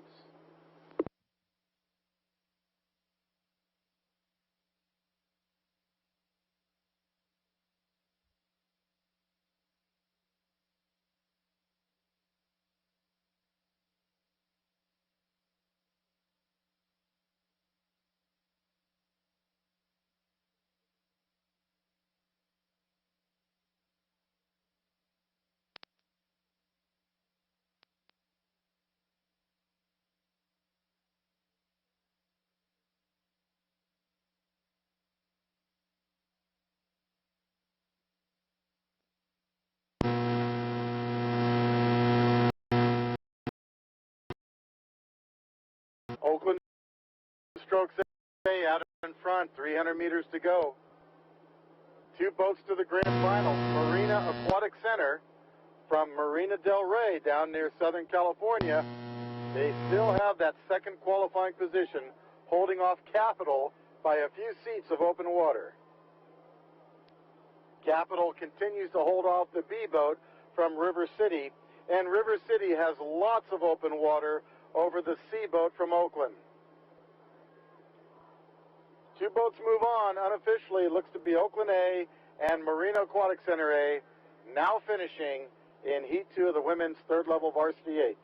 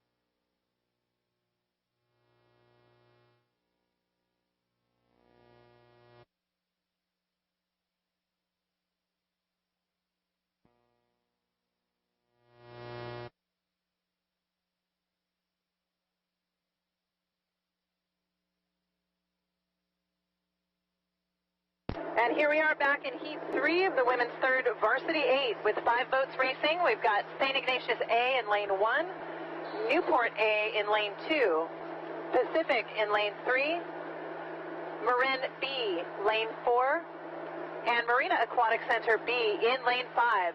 And this is the most tightly packed of these third varsity 8 heats that I've seen so far today. So all boats still within contact to each other. No open water for any of these crews yet. But right now our leader is coming out of lane 1. That's St. Ignatius A. They have about a stern advantage over lane 4, Marin B. Marin B is sitting 7 seats over Pacific. Pacific rowing out of lane 3. With Pacific sitting bow to stern over Newport Aquatic Center, and with the Marina B boat right there next to Newport. So we've got Newport and Marina battling for that 4th and 5th place position. Ignatius now watching their lead shrink because Marin B is trying to pull even as we get to the halfway point, and actually it looks like they've done that. So Marin B pulling even, if not taking a little bit of water away from St. Ignatius at 1,000 meters to go. Pacific continuing in 3rd, Newport in 4th, Marina Aquatic Center B in 5th.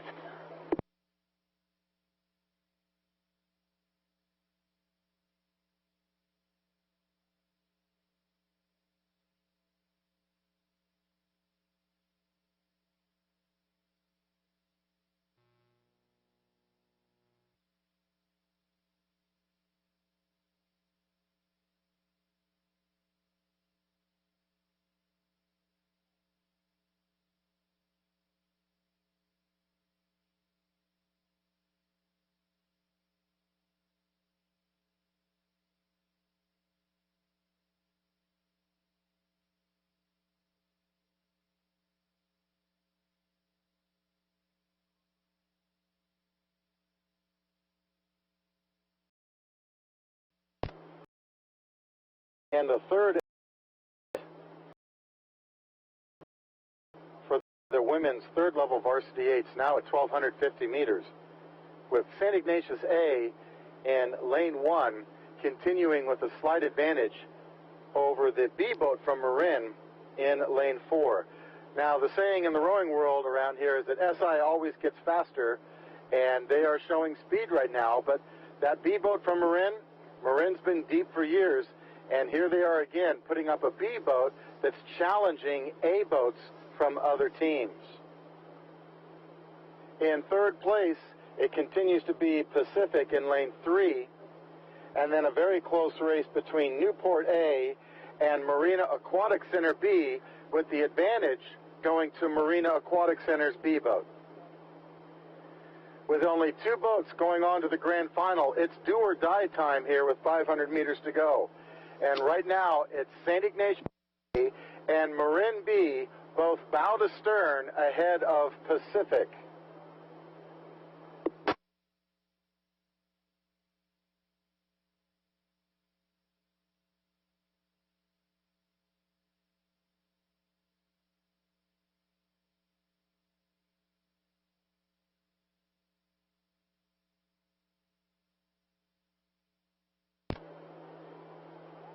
St. Ignatius along the shore, holding off the charge from Marin B. Marin B in second place, holding off third place Pacific. And now Newport overtaking the B boat from Marina Aquatic Center. But again, only 2 boats go to the grand final. And those boats continue to be the same. St. Ignatius College Preparatory and Marin B at 2:50 to go.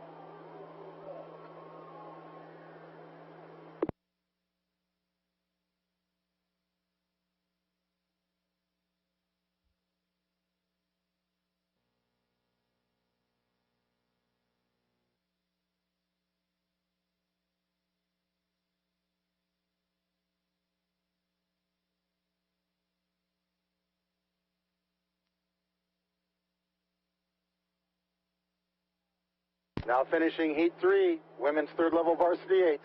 Unofficially, St. Ignatius and Marin B to the line, with Pacific, Marina B, and Newport A chasing.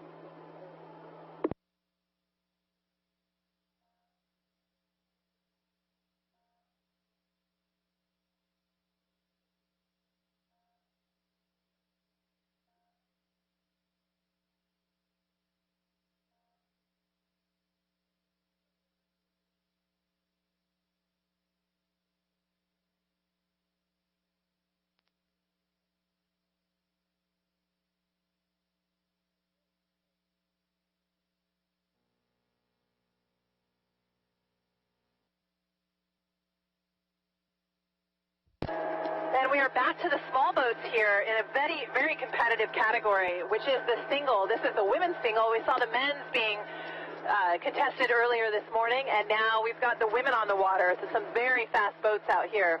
Approaching 500 meters, we've got six boats on the water. Let me set the lanes for you here. In lane 1, Upper Natoma.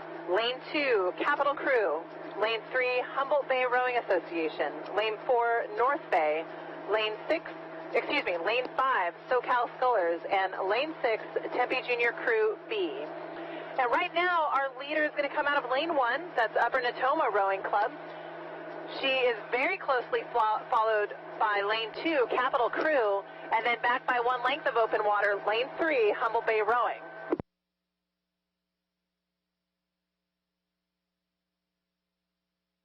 The 4th place position, Tempe Junior Crew B, is down by about 1 length of open water to Humboldt Bay, and then another length of open water between Tempe Junior B and SoCal Scullers B in lane 5.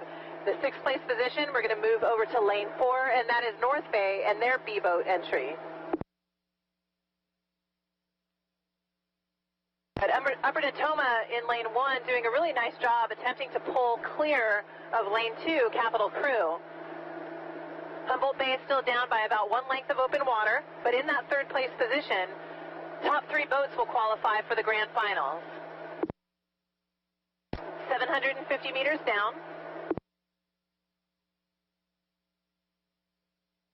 And now there's that open water for Upper Natoma.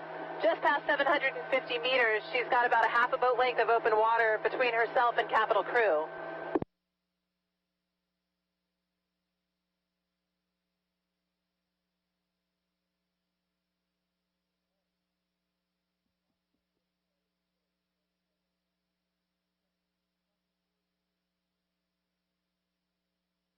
Humboldt Bay is still in 3rd. She's got about 2 lengths of open water over Tempe Junior B, and Tempe Junior with about a length and a half or so of open water over SoCal Scullers and their B boat entry. That final position does belong to North Bay. They're in lane 4, that's North Bay and their B boat entry.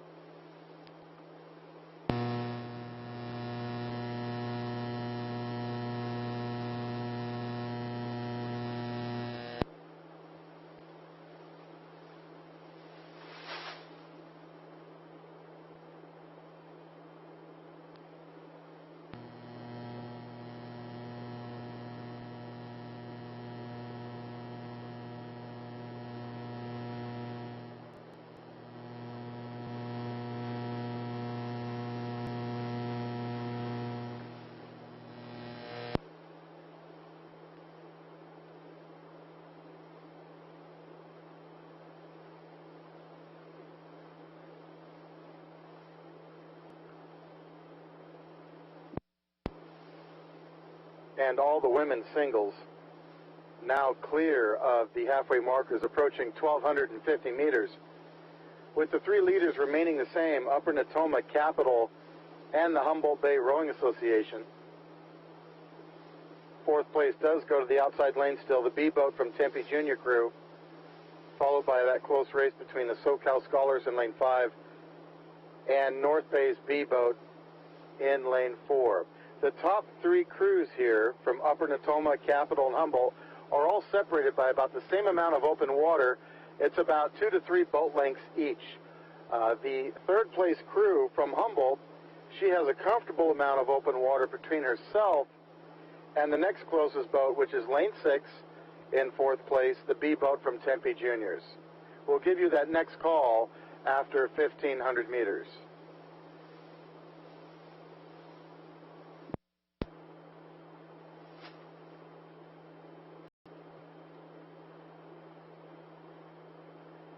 And the lead boat here from Upper Natoma, rowing at 27 strokes per minute. Capital and Humboldt are both at 30 strokes per minute as they approach the last 400 meters. And now across 1,500, the B boat Juniors, and she will be followed by SoCal Scholars and the B boat from North Bay. Very difficult boat to row here, but great for juniors. Sculling is a fantastic form of rowing for juniors, as it's very symmetrical and leads to equal body development on both sides, which benefits rowers as they can end up rowing just about any seat in any boat. It's also another way to get to nationals and get a medal around your neck. So give these scholars a big shout out as they come along the shore here. Again, top 3 go to the grand final, and with 250 meters to go, it's looking like Upper Natoma, Capital, and Humboldt Bay Rowing Association with Tempe Junior Crew B boat chasing.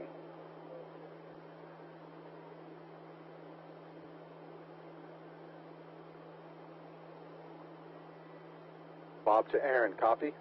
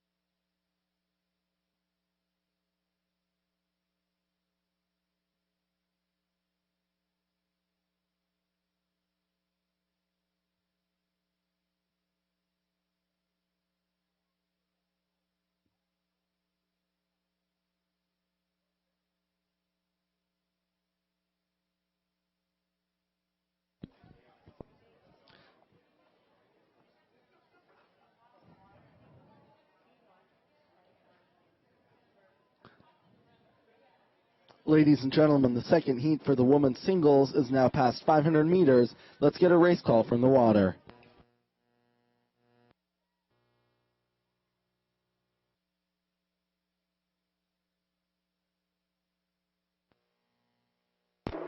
Heat 2 of the women's single, just past 500 meters in.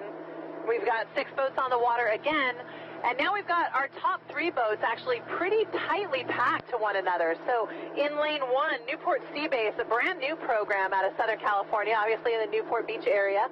They are in the lead out of lane 1, but with lane 3, Tempe Junior crew, very close to them. So from my vantage point, very difficult to tell who has the advantage right now. And then right there next to them, lane 5, Los Gatos. So as we progress up the course, we'll see a little bit more separation between boats. And actually, I'm going to make it's not even a correction, but just a little bit of change in placement as I've been speaking.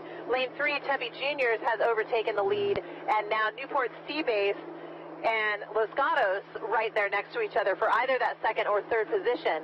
We are at 750 meters, and in fourth, we'll move back over to lane 2, that is North Bay. She has several lengths of open water between herself and our fifth place crew from Xavier Prep, and then Utah crew out in lane 6. So Xavier Prep and Utah pacing each other side by side.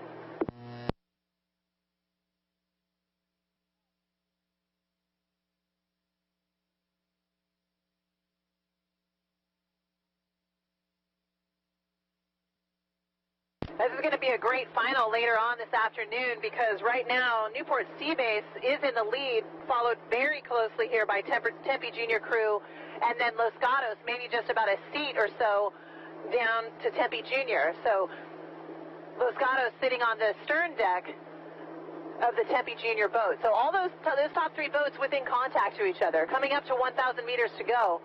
Fourth place still belongs to North Bay. And again, she's got a very comfortable margin between herself and Xavier Prep, as well as Utah. So Xavier Prep and Utah right next to each other, just pacing each other stroke for that 5th or 6th place position.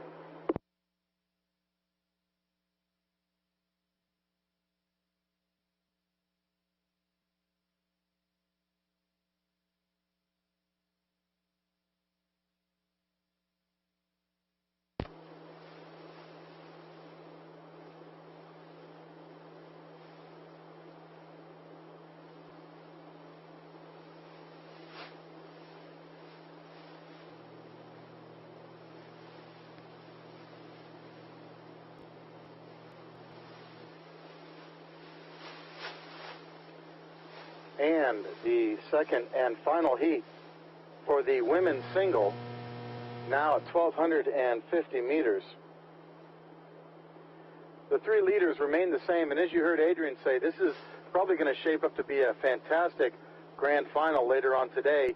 It's not unusual for these scullers to test and push each other a little bit just to get a sense of how strong they are relative to each other in the heats, so they can come up with a better race plan for the grand final. Right now, these 3 leaders that you heard Adrian mention continue to pace one another.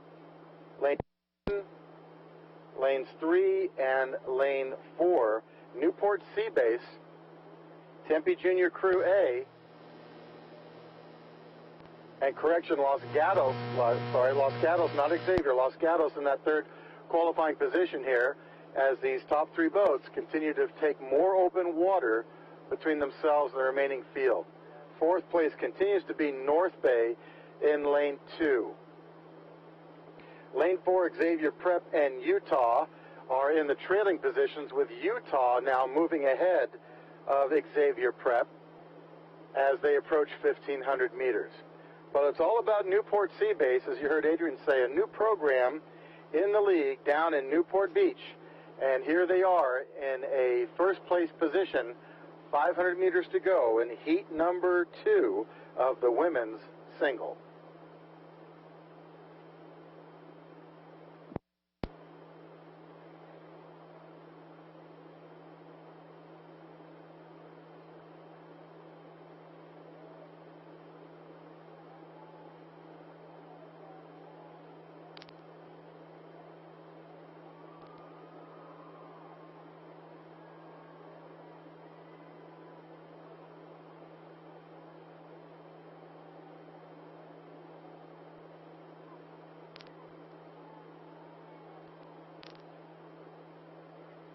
and all three top boats rowing at about 28 strokes per minute. So you're seeing a good relative indication of speed at the same stroke rate. And now with Los Gatos moving ahead of Tempe Junior Crew at this point. Tempe Junior Crew still in a qualifying position. Behind her in lane 2 is North Bay by a full length plus open water.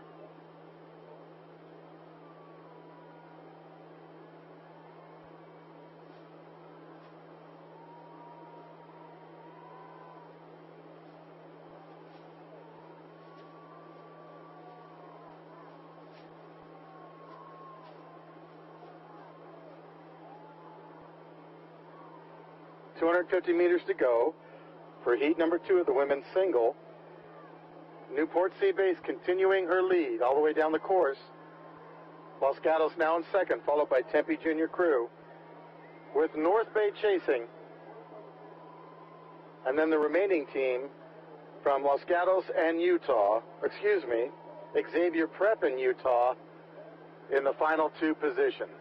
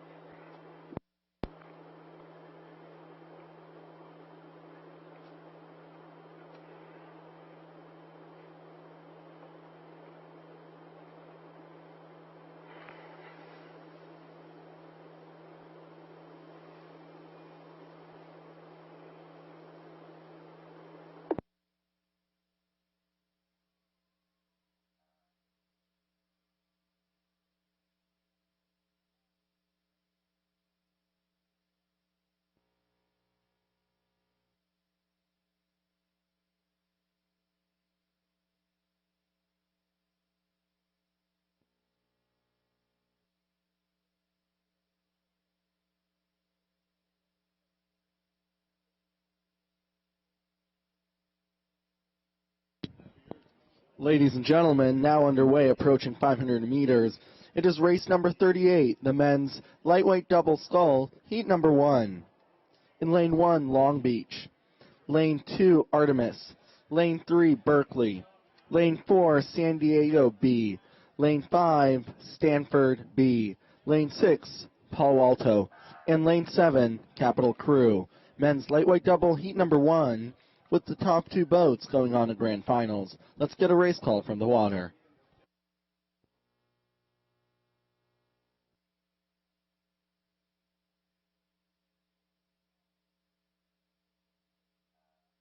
And here we go into the men's lightweight double. Heat 1, top 2 to the final. So there's 3 heats here. And right now, lane 1, Long Beach Juniors, have a bow to stern advantage over lane 5, Stanford Rowing Club, and their B-boat entry. Now Stanford sitting in second place at 750 meters, 2 seats over Berkeley High School in lane 3. So Berkeley in third. They have a bit of open water over our 4th place crew from Artemis. Now back by a couple of lengths of open water is our hometown team rowing out of lane 7, Capital Crew. And Capital Crew sitting bow to stern over Palo Alto. Palo Alto with about 1 seat of open water over San Diego Rowing Club B.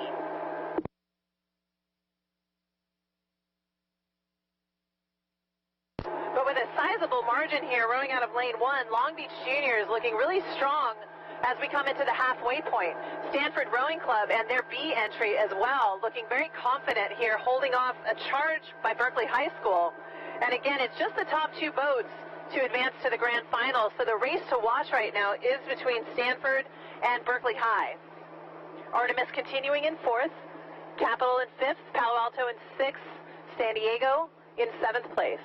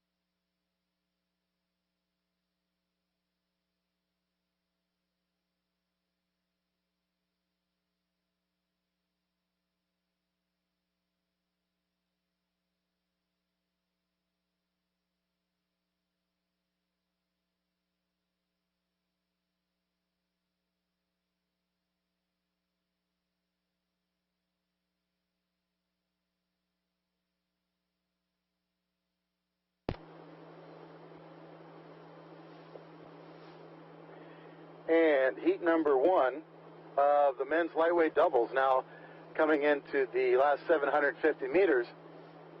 2 boats to the grand final. Each of these rowers cannot weigh more than 150 pounds.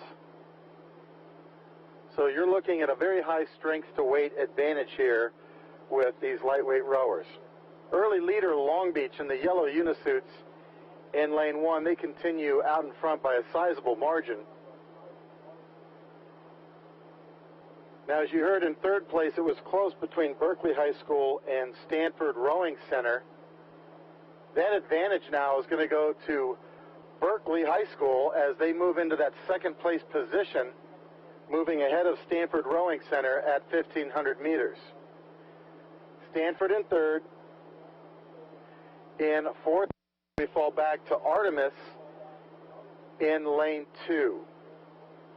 We then go outside to lane number 7, Capital Crew in 5th, Palo Alto A in 6th, and then San Diego Rowing Club in 7th place. So 7 boats on the water, only 2 make it to the grand final.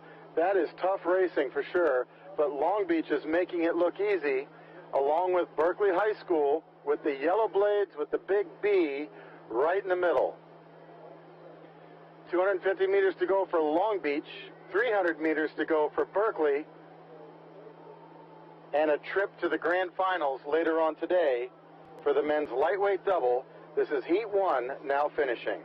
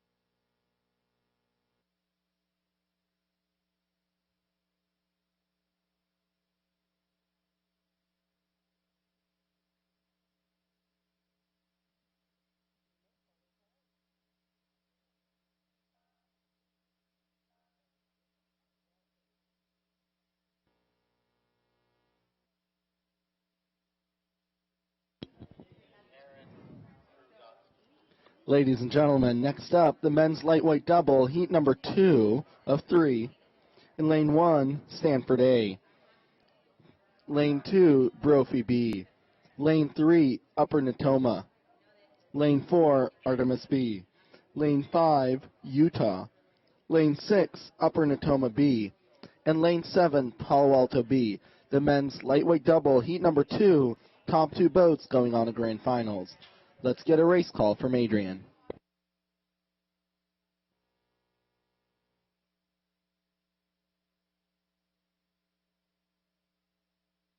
And ladies and gentlemen, we're coming up to 500 meters here in heat 2 of the men's lightweight double. Top 2 boats to advance to the grand finals. And what we're seeing are 2 boats very close to each other. From my vantage point, a little bit too hard to tell who's in that first place position. But we've got Stanford Rowing Club in lane 1 and Artemis B in lane 4, very, very close to each other. Now in that third place position, I'm going to move over to lane 2. That's Brophy and their B-boat entry. They are bow to stern over Upper Natoma Rowing Club in lane 3. Now back to these top 4 boats by a couple lengths of open water.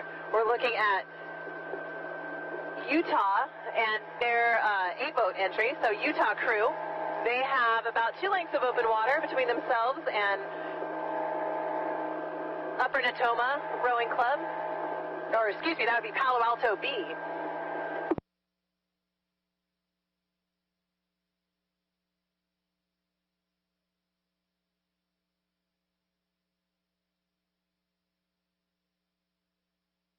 We call that again, actually, for that fifth place position. The fifth place crew is going to be Upper Natoma Rowing Club.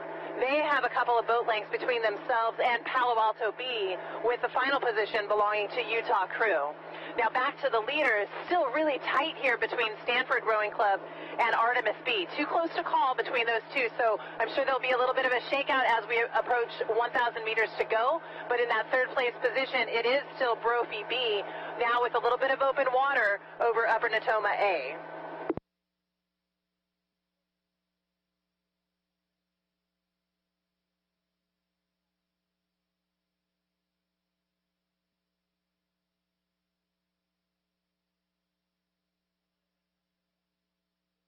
Meters to go, and Stanford Rowing Club has overtaken the lead, and what they're watching is Brophy B coming up to challenge them for the lead and overtaking Artemis for that second place position.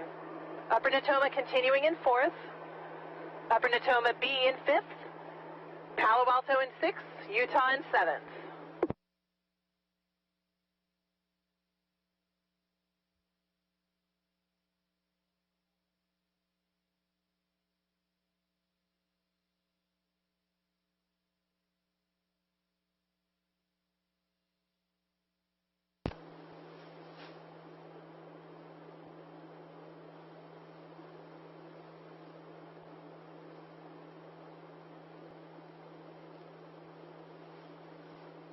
Well, Adrian, I agree with you. This second heat here for the men's lightweight double is proving to be very competitive and hotly contested. The three crews now that are vying for the top two spots continue to be Stanford Rowing Center in lane 1, and right next to them is Brophy B in lane 2, and then we go to Artemis B in lane 4. Lane 3 Upper Natoma A boat has fallen off the pace. They're now back by a full boat length open water at 1,250 meters. The outside lanes continue to be in the trailing position. It's going to be lane number 5 Utah. In fifth place, it's the B boat for Natoma, followed by the B boat from Palo Alto. But the leaders up front, it's going to be a three-way race for that second qualifying position. The advantage continues to go to Brophy B. Brophy coming from Arizona. They actually row on the lake down in Tempe, Arizona. They are a private school down there and a relatively young program, and yet here they are in a second qualifying position with Artemis right behind them chasing hard. 500 meters to go for heat number 2 of the men's lightweight doubles. It's all about Stanford Rowing Center and Brophy B, with Artemis B boat chasing the B boat from Brophy. Upper Natoma A in fourth.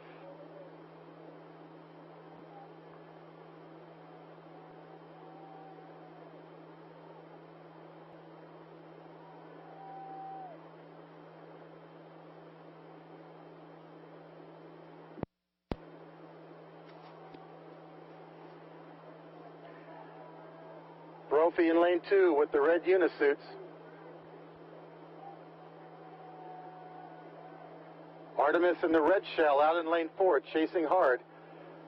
But this is a great race. It almost looks like a grand final as Stanford Rowing Center works really hard to stay ahead of Brophy. Stanford probably wants to get lanes 1 or 2 for the grand final. So if they win for the grand final, Brophy also wants that. So we're expecting to see a hell of a finish here for this race.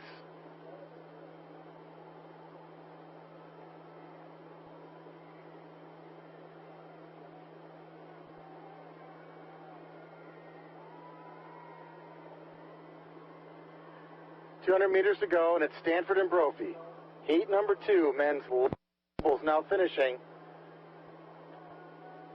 Here they come.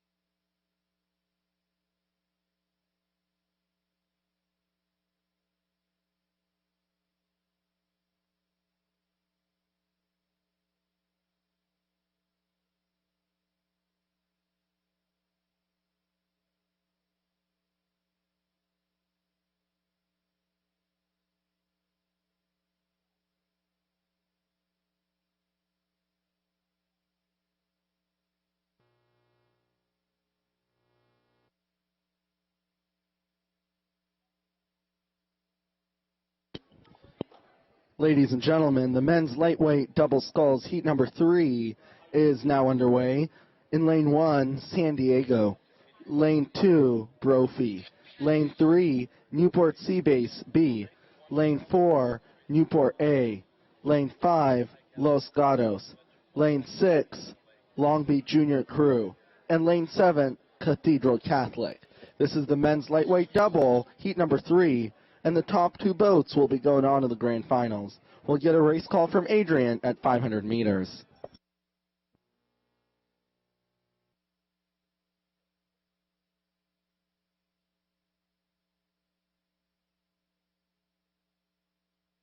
And ladies and gentlemen, the final heat of the men's lightweight double, currently at 500 meters. And right now our leader is coming out of lane 3, that is Newport Seabase. They had a very aggressive start, being flanked by San Diego. San Diego continuing to push them as those 2 boats push themselves further away from the remaining field. So Newport Seabase in first, and that is actually their B boat entry.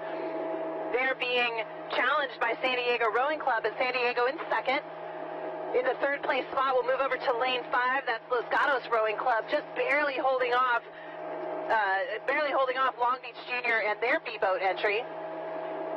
Back in 5th, we'll move over to lane 2. That is Brophy, and this is the A boat entry from Brophy. We saw their B boat entry in the previous heat, and then back by a couple lengths of open water, it is Newport Aquatic Center in lane 4. And in the final position, Cathedral Catholic High School rowing out of lane 7.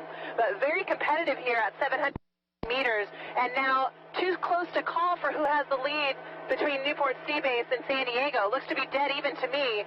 And then for that 3rd and 4th place position, same thing between Los Gatos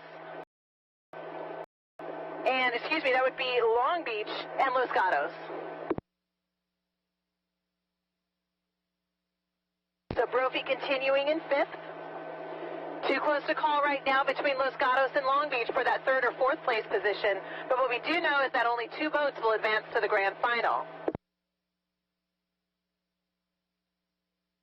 At 1,000 meters to go, San Diego looks to have overtaken Newport Seabase for the lead. Bow to stern advantage for San Diego over Newport Seabase at the 1,000-meter mark.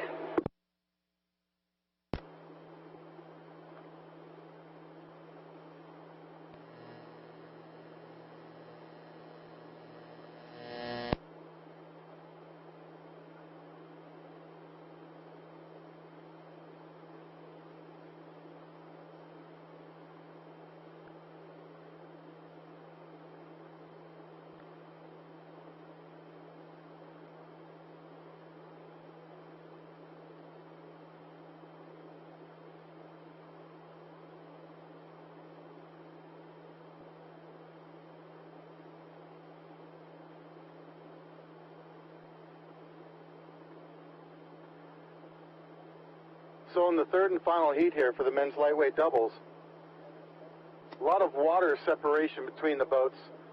It's basically 2 boats, and then 3 boats at the end here as we come into 1,250 meters.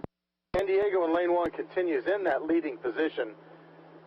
2 boats to the grand final. That 2nd place boat continues to be lane 3, Newport Seabase. Chasing them on the outside, as you heard, is lane 6, Long Beach, and pacing Long Beach is lane number 2, Brophy A. So both Long Beach, their B boat, and Brophy's A boat, they're both open water back from these leaders up front. So with about 600 meters to go, anything could still happen between the Brophy Long Beach boat and the 2 leaders up front. In 5th place, it's going to be Los Gatos. They're trying to come charging up right now to catch both Brophy A and Long Beach B. We then go back to Newport A.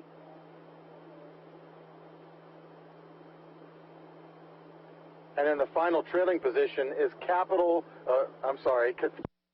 High School from San Diego.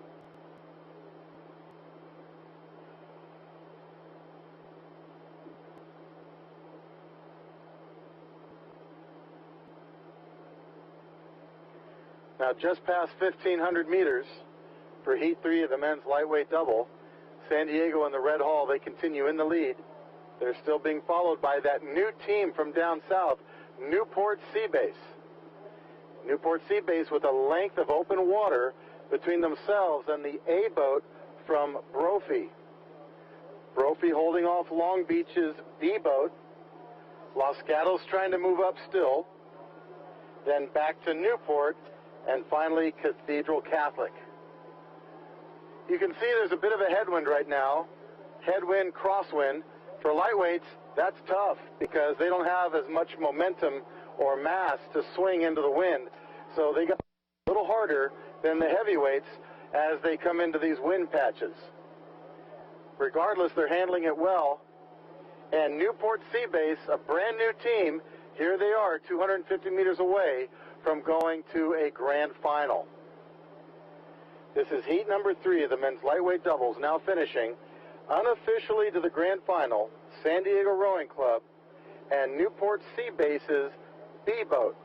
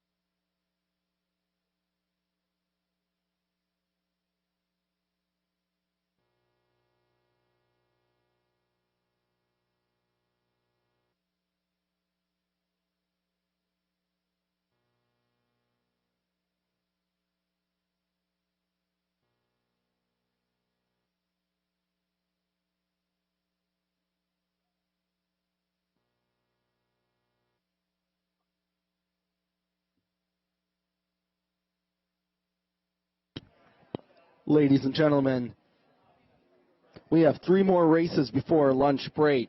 This is race number 41, the men's novice quad, heat number 1. In lane 1, Stanford A. Lane 2, Stanford B. Lane 3, Tempe Junior Crew. Lane 4, Cathedral Catholic. Lane 5, Artemis. Lane 6, Pacific. And Lane 7, Capital. Men's novice quad, heat number 1, close to the start.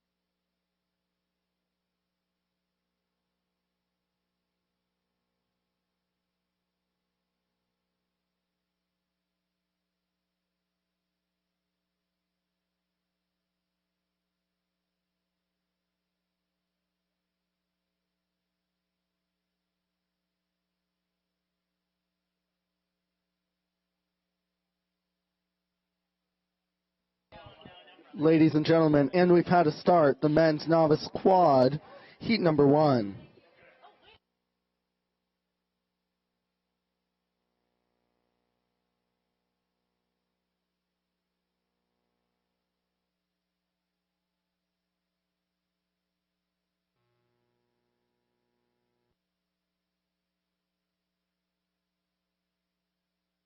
And welcome back to racing here. This is the men's novice quad, heat 1, with 7 boats on the water. The novice quad has become a very competitive event, and as Bob had talked about, sculling is really being prioritized on novice teams because it teaches the athlete to be well-balanced, lets them be able to row both port and starboard side, and allows that growing body to get strong and become very technically adept at handling the oars. And right now what we're seeing is a very young crew from Stanford Rowing Association out in lane 1 and lane 2. So we've got Stanford A and Stanford B. And just something fun to note is that they're brothers in the boat. So the stroke seat of the B boat has a brother in the bow seat of the A boat. So you can bet that they're going after each other here as we come up to 500 meters in. So Stanford A with the lead. They're followed by Stanford B. And then back by about 1 length of open, or not 1 length of open water, but about 1 length, a little bit more of open water. Lane, let's see if I can figure out which lane this is because they don't have a bow number. I believe that is lane 5, Artemis. So Artemis in that 3rd place position. They are bow to stern over lane 3, Tempe Junior Crew. Now back by about 2 to 3 lengths of open water. In the 5th place position, it is lane 7, Capital Crew. They have a length of open water between themselves and Pacific Rowing Club. And Pacific Rowing Club, bow to stern, maybe a little bit more over Cathedral Catholic High School, rowing out of lane 4.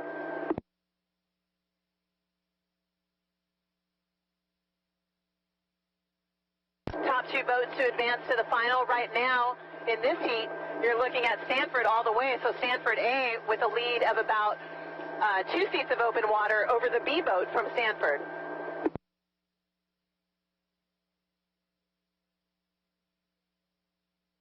Artemis continuing to hold on to 3rd. They're holding off Tempe Junior Crew at their A boat entry.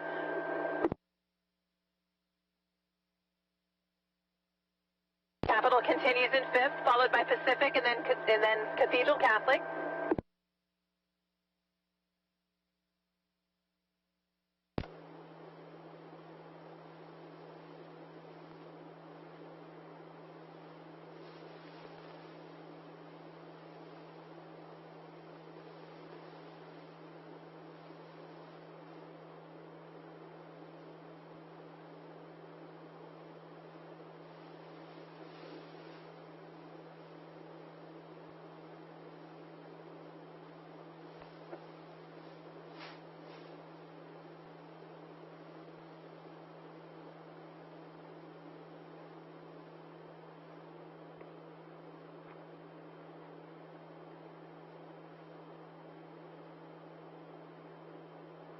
Well, now heat number 1 of the men's novice Cox quad coming into the second 1,000 meters. Stanford making it look easy. I guess they do a lot of sculling at Stanford Rowing Center because they are walking down this course with not much contest challenging their A and B boat. So the A and B boat could sweep the heat here and go on to the grand final. As you heard earlier, they got brothers, one brother in each boat. That might be a good thing. Brotherly rivalry is always good for boat speed. So we're seeing that pay off right now as the B boat continues to stay ahead of the team from lane 5, Artemis. Artemis rowing on the Oakland estuary down in Oakland, California. Fourth place continues to be lane number 3, Tempe Junior Crew. And then we have a widely scattered remaining field, lanes 4, 6, and 7. Cathedral Catholic High School is in the trailing position, with Capital and Pacific in 5th and 6th place. As we approach 1,500 meters, we're checking to see if Artemis makes any move here to come on up and get closer to Stanford's B boat. But what we're seeing instead is Tempe Junior Crew getting closer to Artemis for that 3rd place position. However, only 2 boats go to the grand final, and both Stanford boats right now have lots of open water as they come into the last 500 meters.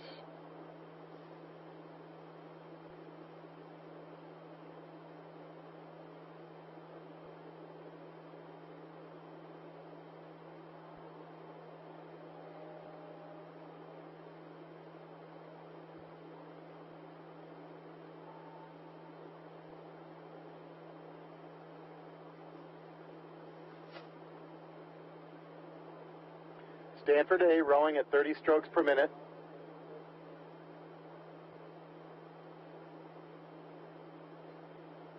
Stanford B also at 30 strokes per minute. So you're seeing the same rate between both Stanford boats. Both boats in the lead. Both boats have the top 2 qualifying positions as Artemis barely holds off Tempe Junior Crew for that 4th place, or that 3rd and 4th place position. The trailing boats are rowing nicely. Sculling is a good developmental tool for any rowing program. We're even seeing sculling now starting to happen at the collegiate level, so a lot of these kids that learn how to scull now can start moving up to the collegiate level with that experience. 200 meters to go, and it's all about Stanford. A boat, B boat, brothers in each boat. Here they come to the line. This is the men's novice Cox quad, and it's all about Stanford Rowing Center.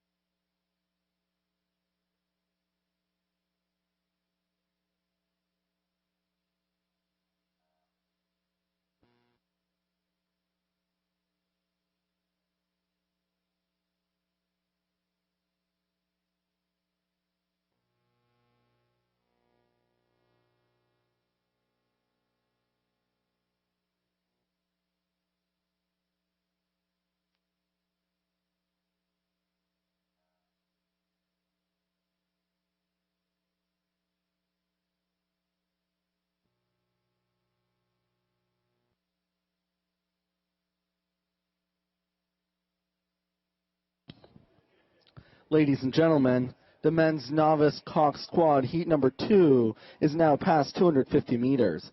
We'll have lane 1, Brophy, lane 2, Oakland Strokes, lane 3, Newport Seabase, lane 4, Berkeley High School, lane 5, Cal Yacht Club, lane 6, Newport B, and lane 7, Long Beach B. The men's novice cock squad heat number 2 past 250 meters now.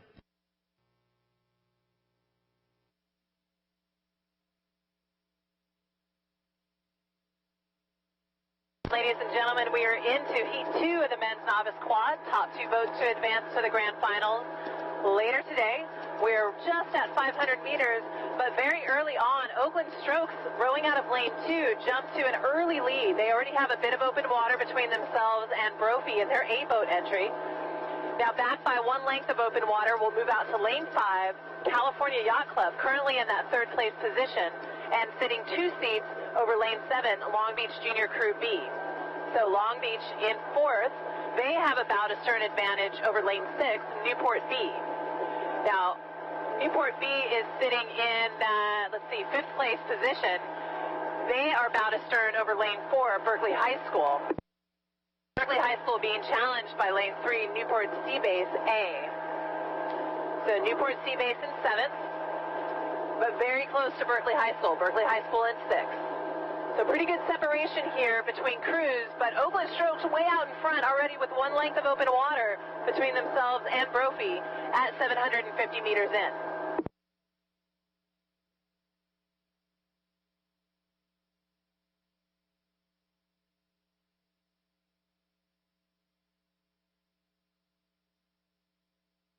Oh, and as novice racing, something can always happen, and just tragic here for Oakland Strokes.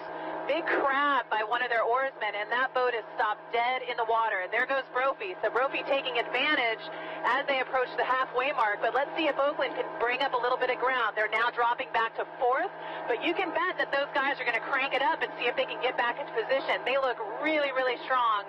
And remember, this is just a heat. So as long as they make it into the finals, redemption could be theirs.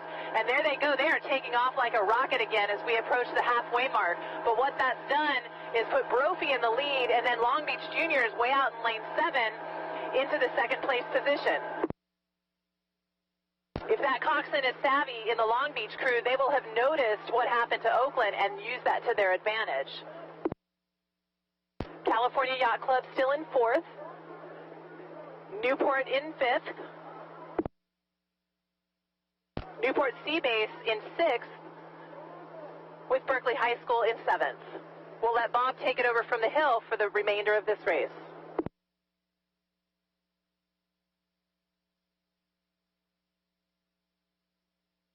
Calls it for the first. And Adrian, that was a great call here about the Oakland boat. They did catch a crab. The crab went over the head of the rower, and the blade was perpendicular, not perpendicular, but parallel to the boat. But then Oakland recovered. I clocked them at 33 to 34 strokes per minute. Meanwhile, Brophy in first place, they're staying at 28 strokes per minute. That's a perfect time for a coxswain to call a power 10 and take more water. So Oakland has come back at a very high rate to make up any ground. They're still behind Long Beach. They're still trying to get back into 2nd place. But it's Brophy out in front, still at 28 strokes per minute here as they come into the last 600 meters. It's going to be a close one. Will Oakland be able to get ahead of Long Beach? Will they be able to get ahead of Cal Yacht Club? And it looks like they've just pulled ahead of Cal Yacht Club, and now they're even with Long Beach. So even that big crab that stopped the Oakland boat and falling all the way back to 4th place, they're in a position to come back to 2nd place and go to the grand final. That is the beauty of novice racing.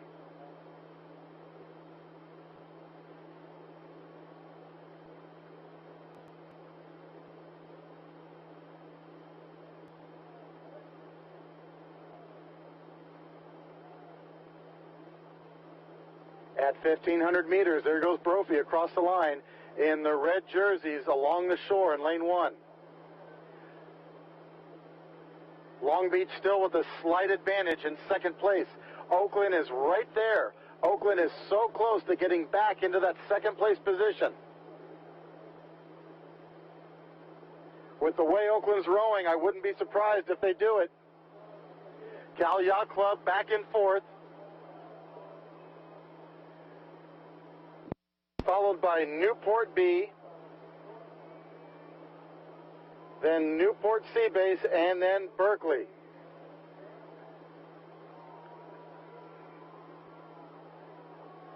Folks, you got to believe Oakland's done it. Oakland has done it. They're back in second place. They caught a crab. They fell back to fourth. They pulled themselves together. They took that stroke rate up, and they have walked right back into the second place qualifying position to go to the grand final. This is an amazing moment. This is great stuff for Oakland. Here comes the finish with 200 meters to go. Oakland now ahead of Long Beach. Everybody chasing Brophy in first place. The men's novice quad, Heat 2, now finishing the craziest race of the day so far.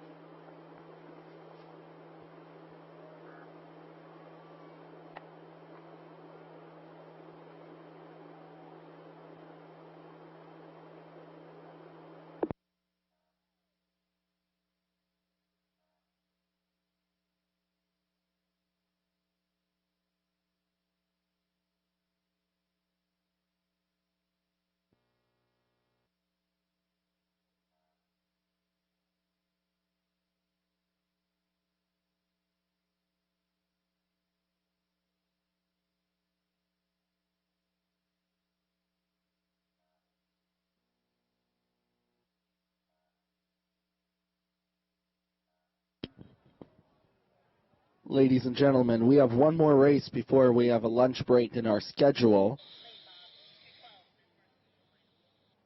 This race will be race number 43, the men's novice Cox Quad, heat number 3. Top 2 boats going on to grand finals. In lane 1, San Diego Rowing Club. Lane 2, Long Beach Junior Crew. Lane 3, Casitas Rowing. Lane 4, Newport Aquatic Center. Lane 5, the Oakland Strokes. Lane 6, Los Gatos. And Lane 7, Stockton Rowing Club. The men's novice Cox Squad, heat number 3, soon to be underway. The top 2 going on to grand finals later this afternoon.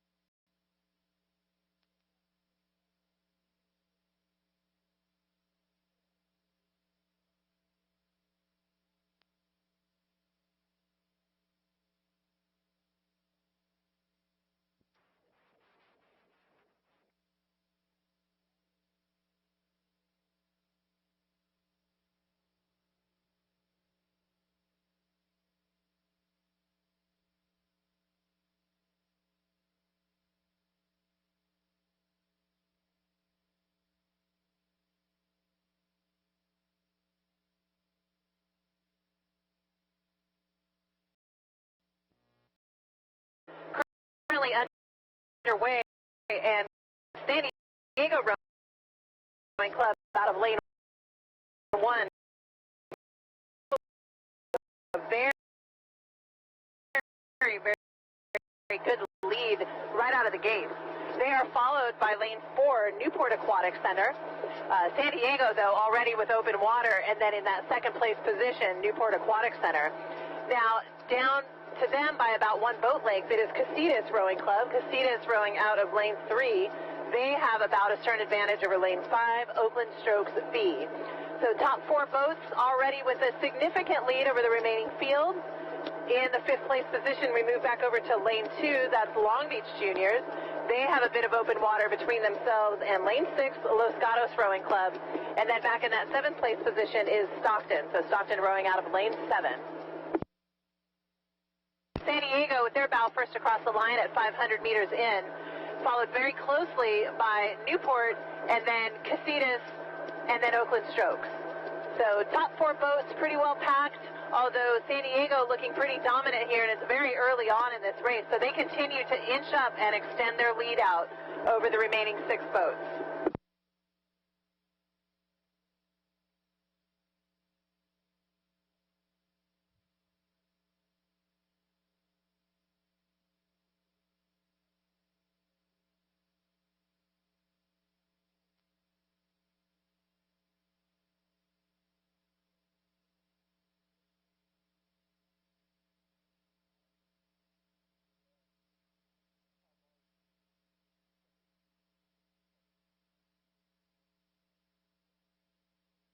So 750 meters in, and it is San Diego well out in front by themselves. Pretty good amount of open water, but now the race to watch is between Casitas and Aquatic Center. Too close to call between those guys, and I know that they've already raced each other as they are both Southern California crews. I'm going to give a very slight advantage right now to Newport. Newport sitting perhaps 1 seat over Casitas. Oakland Strokes in 4th, down by about 1 length to both those crews.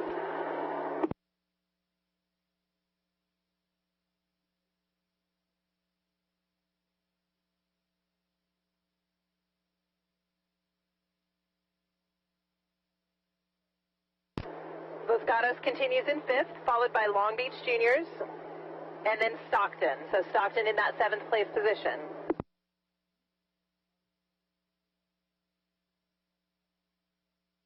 And there goes Casitas. So at the halfway point, San Diego well out in front, but now Casitas overtaking NAC for that 2nd place position. And now Oakland looking strong here. Oakland looking strong and inching their way forward to see if they can take back a little bit of water from that Newport boat. But Casitas now 4 seats over Newport. Let's see what they've got here in this third 500. That's really what separates those good, very fit crews from a lot. A lot of people can do something for 1,000 meters, but it is that third 500 that really tells the tale. And Casitas doing a great job here. Now 1 full boat length over now Oakland Strokes moving into the 3rd place position. So Oakland overtaking Newport. San Diego, 2 lengths of open water for them along the shoreline.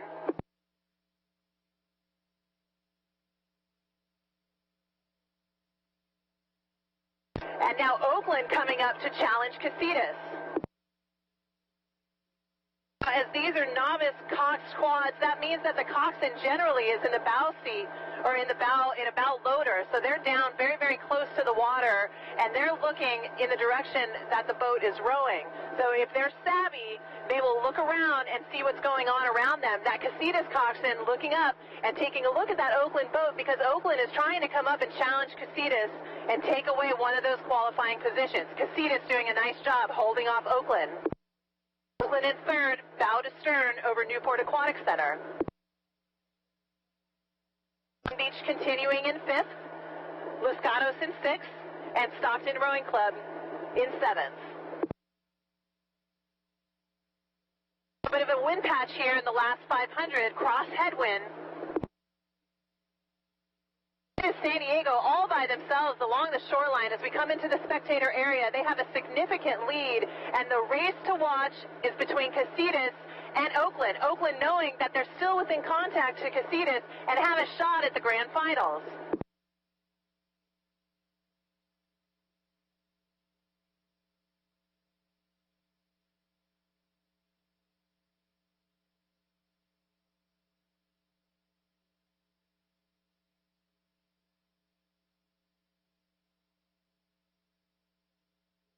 Let's get those cheering lungs on here. San Diego looking confident here, but Casitas and Oakland doing a great job pushing each other down the course. Casitas still holding on to second. Oakland in third, bow to stern over Newport. Beach in fifth, Los Gatos in sixth, Stockton in seventh. Final race call here for the final heat of the men's novice quad. Top two boats to advance to the grand. San Diego with Casitas chasing and Oakland in the hunt.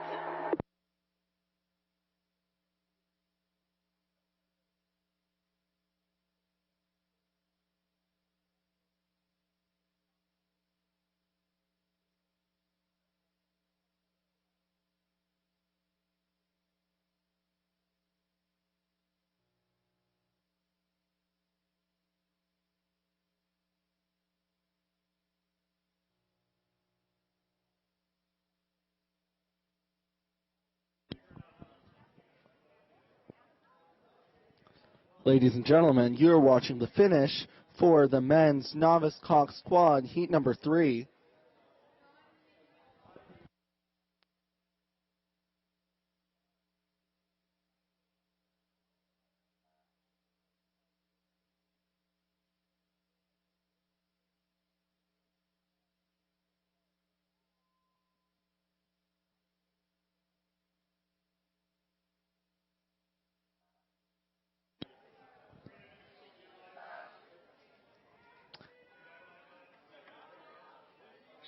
Unofficially the grand final, that's San Diego Rowing Club and Casitas Rowing.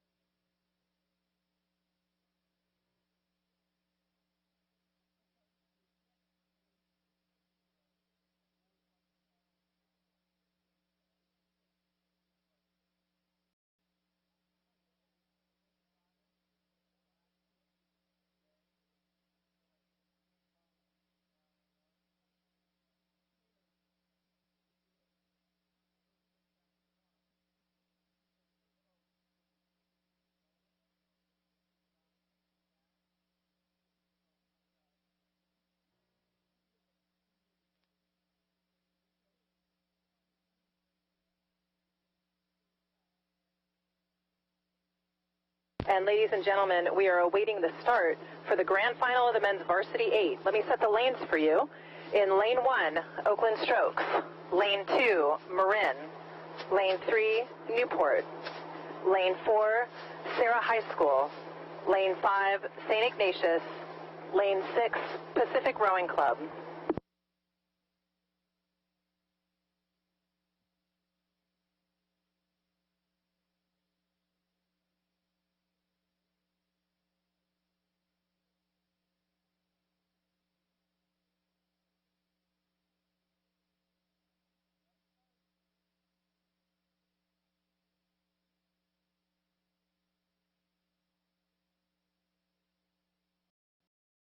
It's going to be lane 4, Sarah High School. They have a 4-seat advantage over lane 5, St. Ignatius. St. Ignatius bow to stern over Pacific Rowing Club. But right now, very slight advantage going to Marin, rowing out of lane 2. They have 1 seat over Oakland Strokes. Oakland Strokes sitting 3 seats over Newport.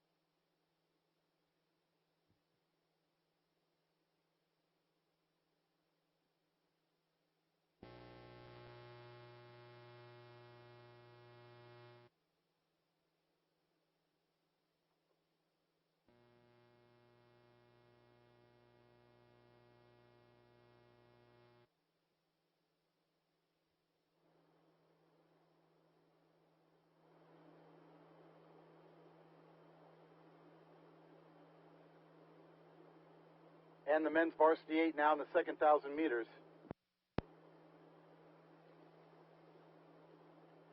Bob to Aaron, are we clear on the radio?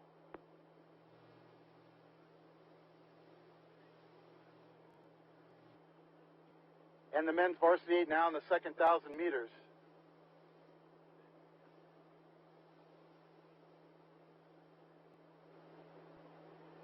Radio check, top of the hill. Go to channel 6.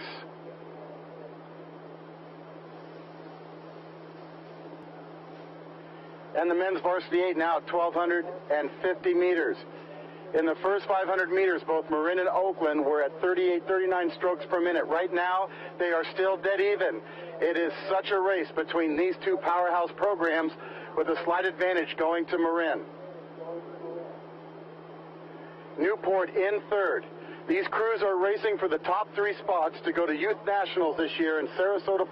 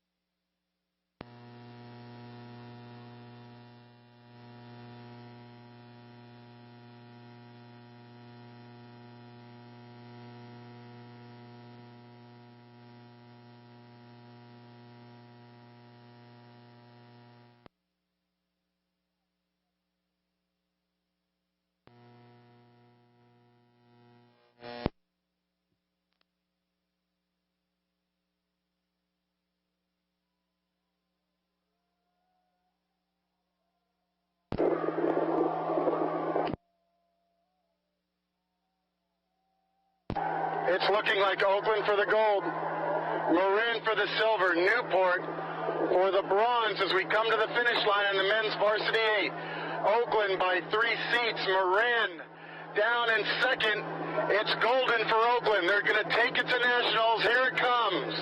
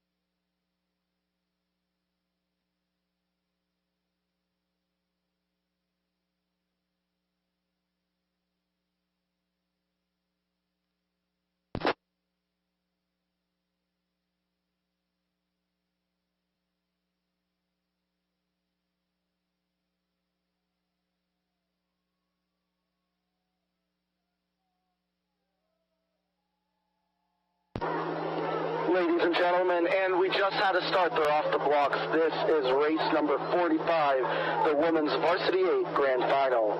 In lane 1, Marin. Lane 2, Marina Aquatic Center. Lane 3, Newport. Lane 4, River City. Lane 5, Oakland Strokes.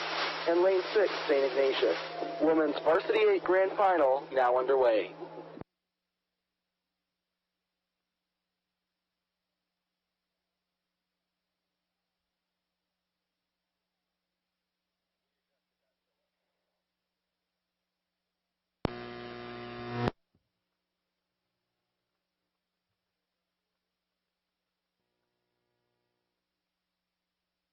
And ladies and gentlemen, welcome back. This is a very, very fast start here for the grand final of the women's varsity 8, and we have 2 crews that have almost 1 full boat length over the rest of the field. Those 2 crews are Marin and Marina Aquatic Center. Now these guys race each other all season long, so they know the other's race plan and they're following very closely. Marin now just with 2 seats over Marina Aquatic Center as we approach 500 meters in. Back in that 3rd place position, Newport Aquatic Center, and then one length back in the 4th place position will be River City. River City in 4th, bow to stern over Oakland Strokes, and Oakland Strokes bow to stern over St. Ignatius, rowing out of lane 6.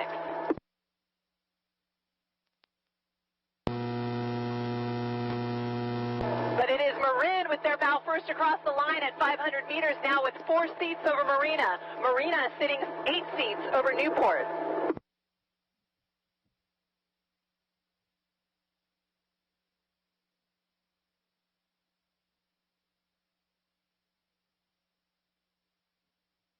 Coxswain of the Newport boat sitting on the bow ball of River City, and River City bow to stern over Oakland. Oakland, same distance, maybe a little bit of open water between them and St. Ignatius. St. Ignatius holding in 6th.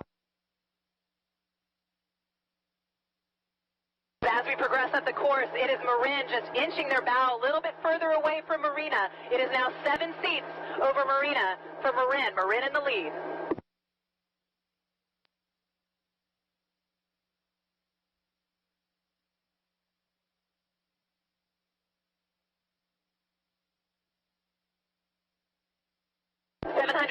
Meters down, and it is now 8 seats for Marin. Marina holding that same distance between themselves and Newport, so 1 full boat length for Marina Aquatic Center over Newport, and Newport bow to stern over River City. River City in 4th, Oakland continuing in 5th, now back by about a length and a half of open water, St. Ignatius in 6th. But Marina taking 1 seat back from Marin. So Marina still in 2nd place, but now down to Marin just by 7 seats.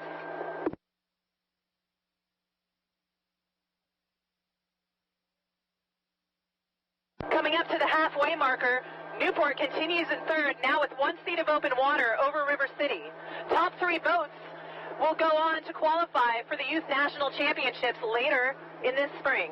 Marin now crossing over the halfway point. They're followed by Marina, then Newport.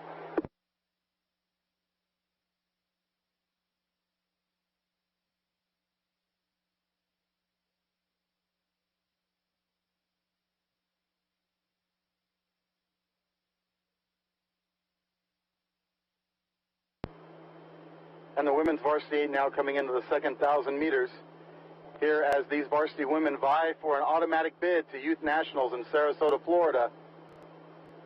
The team to watch here, the 2 teams to watch, it's going to be Newport and River City both fighting for that 3rd place position as Marin continues in the gold medal position with Marina Aquatic Center hot on their heels.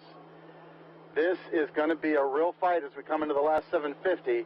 Moving up on the outside, a little closer to River City, is Oakland. Further back in the final position, St. Ignatius. These are the women's varsity 8s here at the U.S. Rowing 2015 Southwest Junior Championships. At 1,250 meters, it's Marin, Marina, Newport, River City, Oakland, and then St. Ignatius. All these crews rowing at 35 to 36 strokes per minute right now. Marin extending their lead now, making at 1,300 meters to try to get a little more water away from Marina.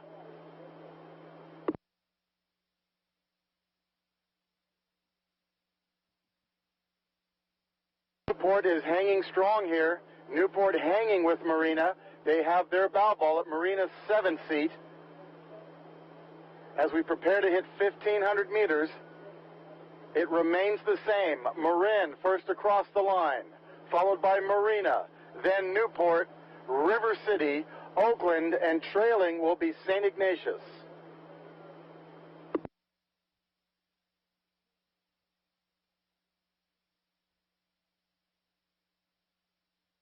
.500 meters to go for the women's varsity 8s. River City just in contact with the stern of Newport. Oakland just in contact with the stern of River City.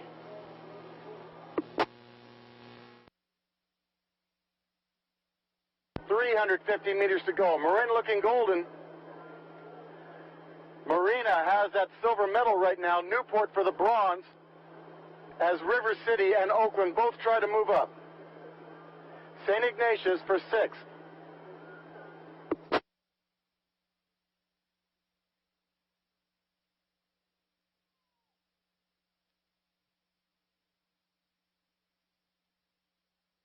.200 meters to go. Marin women, 1 seat open water. Marina, bow to stern over Newport. Newport, 8 seats over River City. River City, open water over Oakland. Women's varsity 8s. Top 3 go to Florida.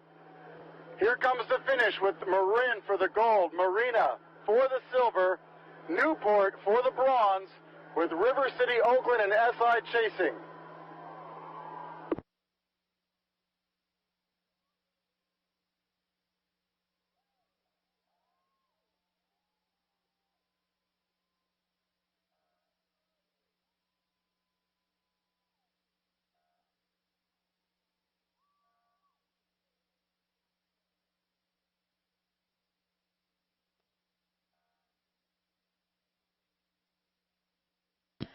And unofficially in the women's varsity 8 will be Marin, Marina, and Newport Aquatic Center with those top 3 bids to the Youth National Championships in Sarasota, Florida. Next up on the course is the women's novice quad. We'll go ahead and set those lanes assignments with you at Aaron at the start line.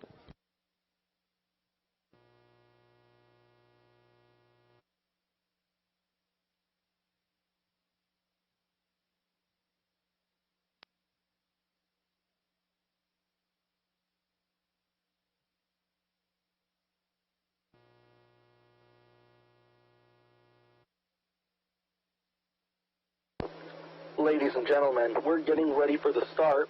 Boats are now aligning for the women's novice Hawks Quad Grand Final. In Lane 1, San Diego Rowing Club. Lane 2, Stanford. Lane 3, Marina Aquatic Center. Lane 4, California Yacht Club. Lane 5, Long Beach Junior Crew. And Lane 6, Newport Aquatic Center.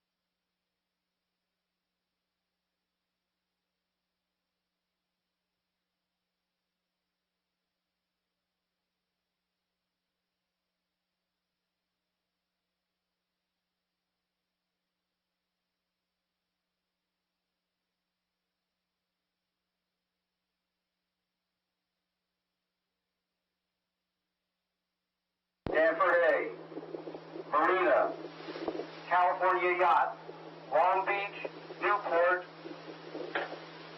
Attention, go! Ladies and gentlemen, and they're off. That was the start for the women's novice Hawks Quad Grand Final now underway. They're in the breakage zone. We'll get a race call from Adrian as they approach 250 meters.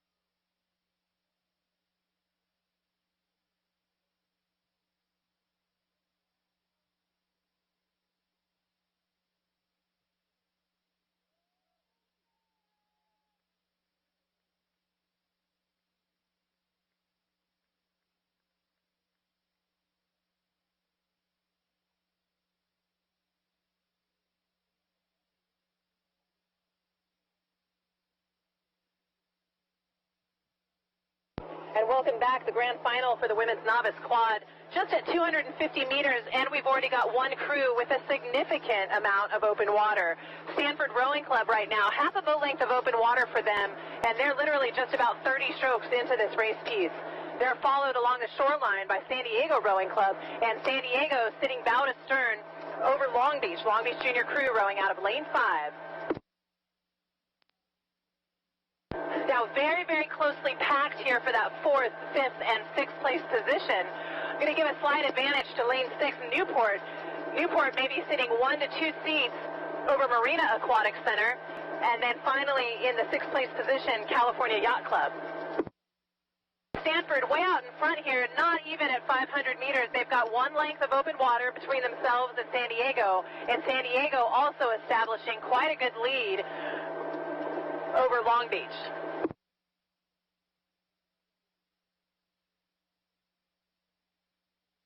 Newport in 4th, they still have contact with that Long Beach boat, so anything is possible really, especially within novice racing. A lot can happen over the next 1,000 meters, but what Stanford is doing is really just trying to create a statement and set themselves apart from the rest of the field.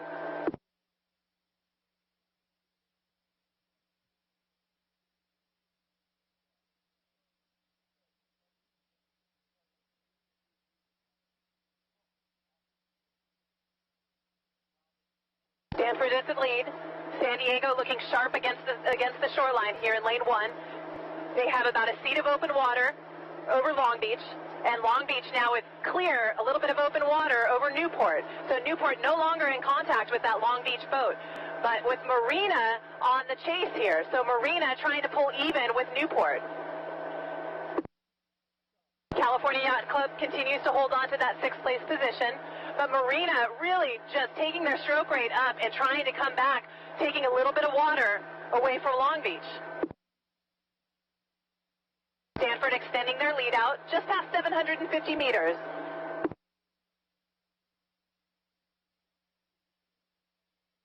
Long Beach also moving up, cutting into a little bit of lead that San Diego has. So Long Beach bow ball now sitting on the 3 seat of the San Diego boat.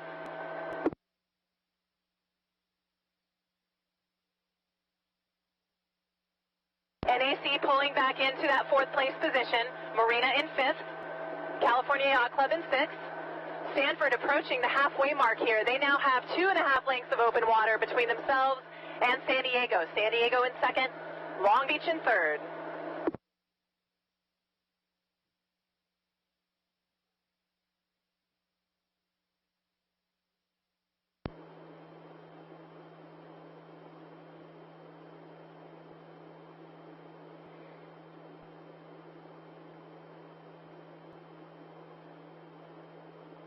And the women's novice Cox Quad Grand Final. Now in the second 1,000 meters, and this is a walkaway for Stanford. Stanford Rowing Center in lane 2, just pushing away every stroke from the remaining field. The close race are in lanes 1 and 5 between San Diego Rowing Club and Long Beach Junior Crew. In 4th place, it is lane 3, Marina Aquatic Center. Marina, though, in a very close race with Newport A in lane 6. So as we approach 1,250 meters, in 1st place, it is Stanford. In 2nd place, it's very close to call, but it's San Diego over Long Beach. And then in 4th place, the outside lane Newport, just ahead of Marina. In the trailing position, Cal Yacht Club in lane 4. These are all novice women rowers. The boat does have a coxswain. And as you saw from this morning, we expected Stanford to be fast, and here they are, way out in front. At this point, they have 4 boat lengths of open water over the next closest boat, San Diego. Long Beach still matching San Diego's pace on the outside, so it's going to be a good fight for the silver medal between Long Beach and San Diego.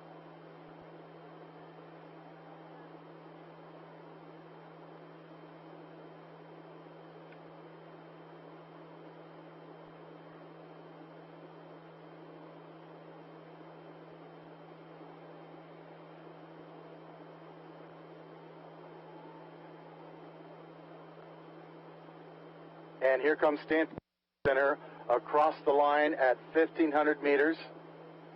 And Mark, there they go. They are at 33 strokes per minute. Still waiting for San Diego and Long Beach. That's how much of a lead Stanford has. And Mark, there goes San Diego Rowing Club. San Diego clocking in at 34 strokes per minute. Long Beach right behind them. Marina Aquatic Center for 4th.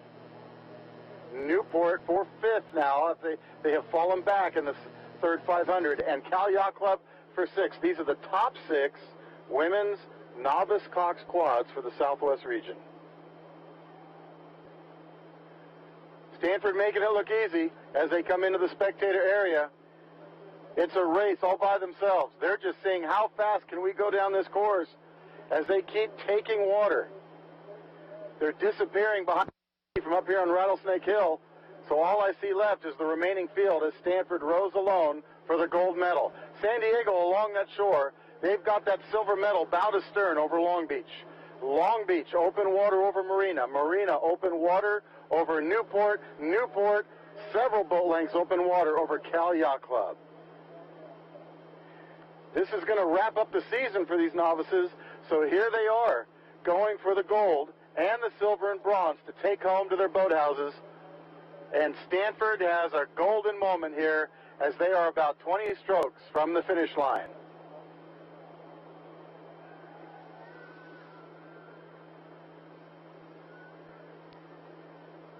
San Diego holding on for the silver. Long Beach for the bronze. Here's the finish.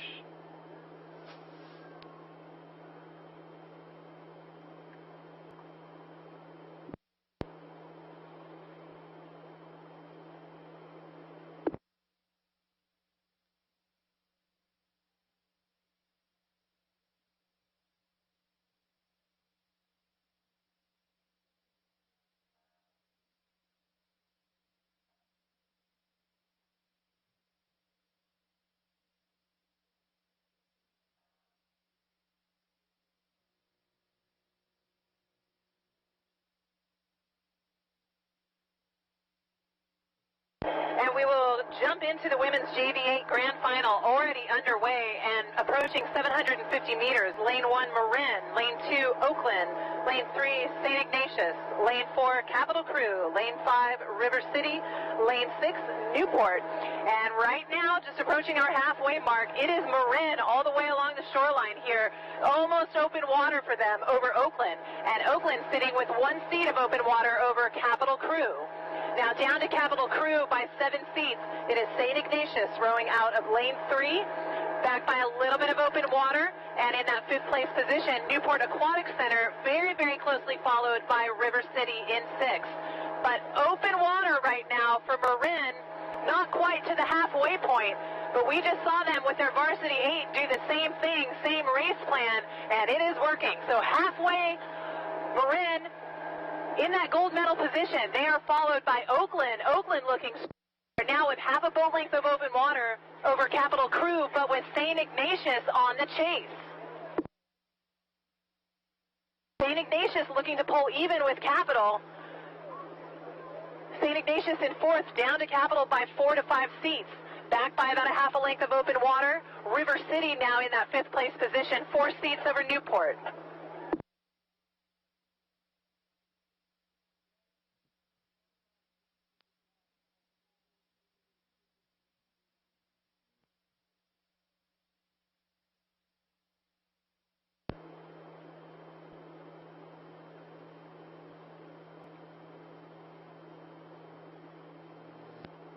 And thank you, Adrian, for that early race call here for the women's JV8 Grand Final. It is going to be a great race between St. Ignatius and Capital for that 3rd place position and the bronze medal.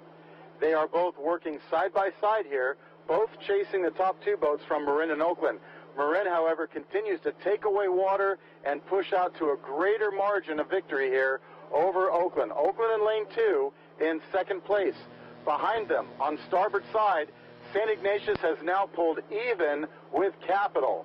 So it's Marin, Oakland, then SI Capital, and then back to River City in 5th and Newport Aquatic Center in 6th. These are the 2nd fastest 8s in all these women's programs, but they're rowing as fast as Varsity Crews in the program, so this is quite a good race going on here. Will St. Ignatius be able to overtake Capital? Capital's had such a strong JV8 for most of the year, but SI always gets faster, and here they are pushing Capital to their very limits. At 1500, Marin across the line. Still waiting for the other crews. Now Oakland. Now SI Capital. And then River City and Newport. Marin not being challenged here. They've got that gold medal in their mind, and they're rowing all the way to this line with nobody close to them. They've got a full boat length of open water between themselves and the women from Oakland. St. Ignatius College Prep now, they've got that bronze medal position.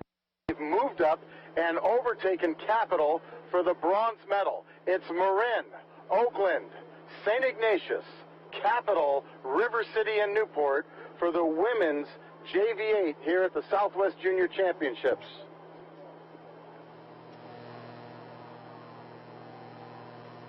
250 meters from Marin. Oakland holding on to the silver medal position by keeping SI and Capital behind him. But look at SI go. SI charging. They're still taking water from Capital.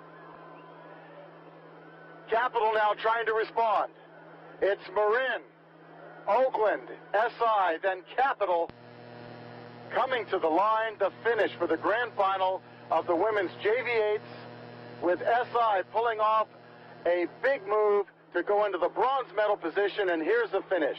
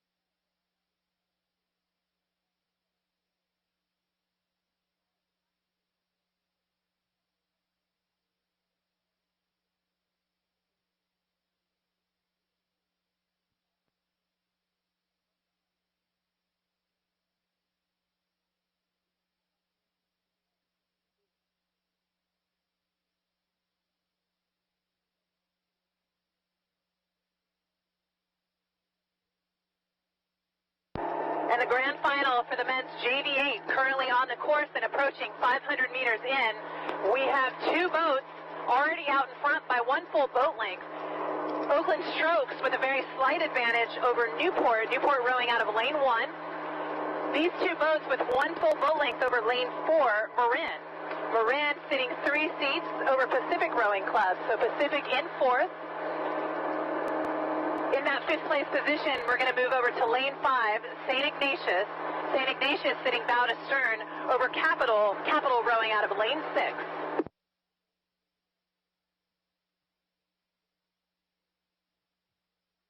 And now that positioning has changed. Just past 500 meters, Newport taking over the lead over Oakland. So Newport now sitting 2 seats over Oakland. Oakland looking for a little bit of open water over Marin.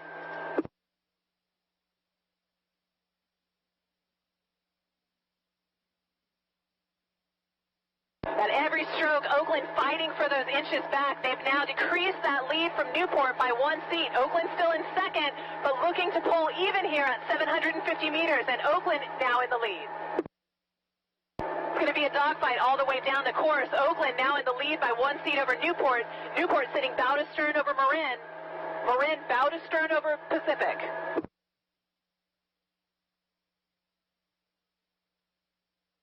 Pacific in 4th. Sitting 6 seats over St. Ignatius. St. Ignatius with 1 seat of open water over Capital Crew in 6th. But now here comes Marin. Marin turning on the afterburners here as we approach the halfway point. Marin with their bow ball sitting on the 7th seat of the Newport boat. Newport still in second. Oakland still in the lead. But with Marin just like a rocket here coming towards the halfway point. Now a little bit of open water between Marin and Pacific.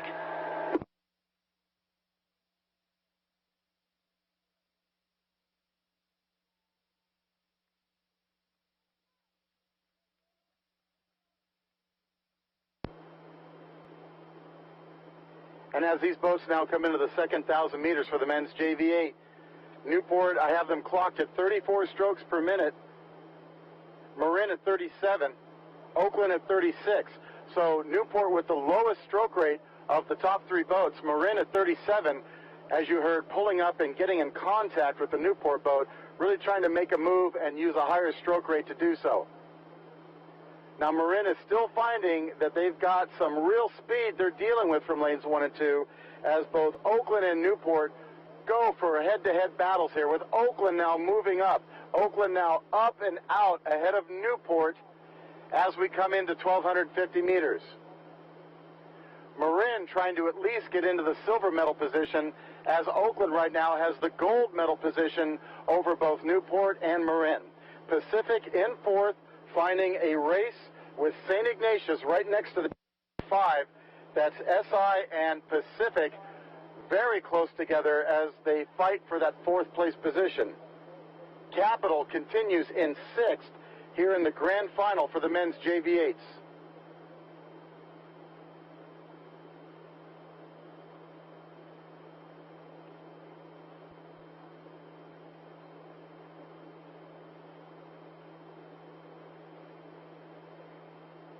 Oakland holding steady at 36 strokes per minute.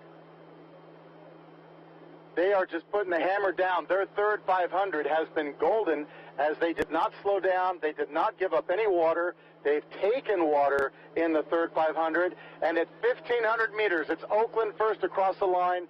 Still Newport for second. Marin for third, followed by Pacific, SI, then Capital.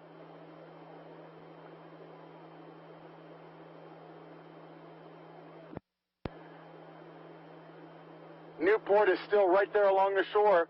Anything could happen. Newport hanging tough against the Oakland boat. Oakland's got about a stern advantage, but with 300 meters to go, who knows what could happen. We've seen amazing sprints here, so anything could happen. Marin for the bronze, holding off Pacific by open water. Pacific holding off SI bow to stern for fourth place.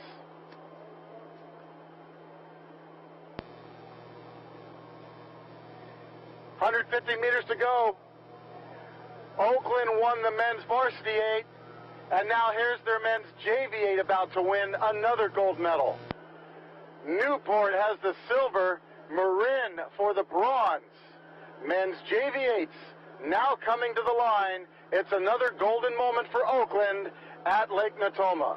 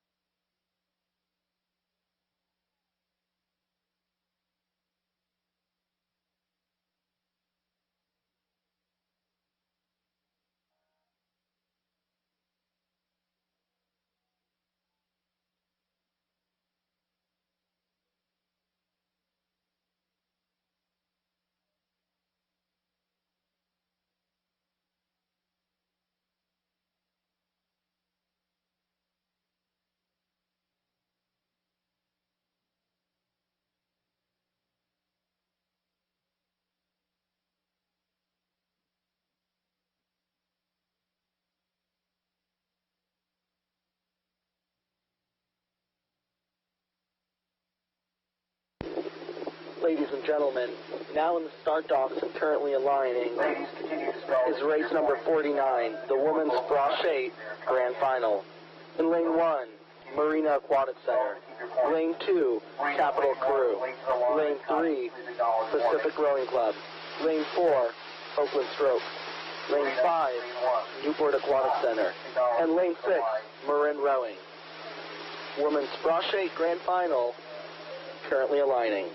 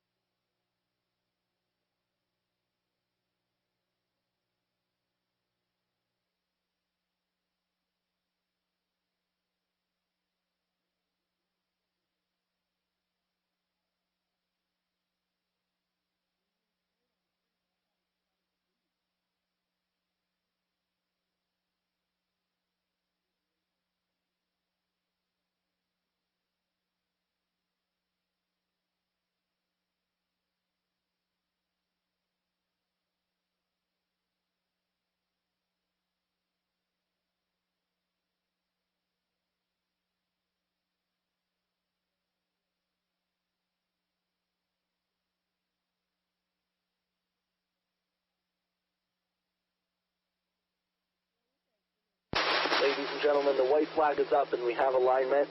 This is the women's Frosh 8 Grand Final. Capital, Pacific, Oakland Strokes, Newport, Marin.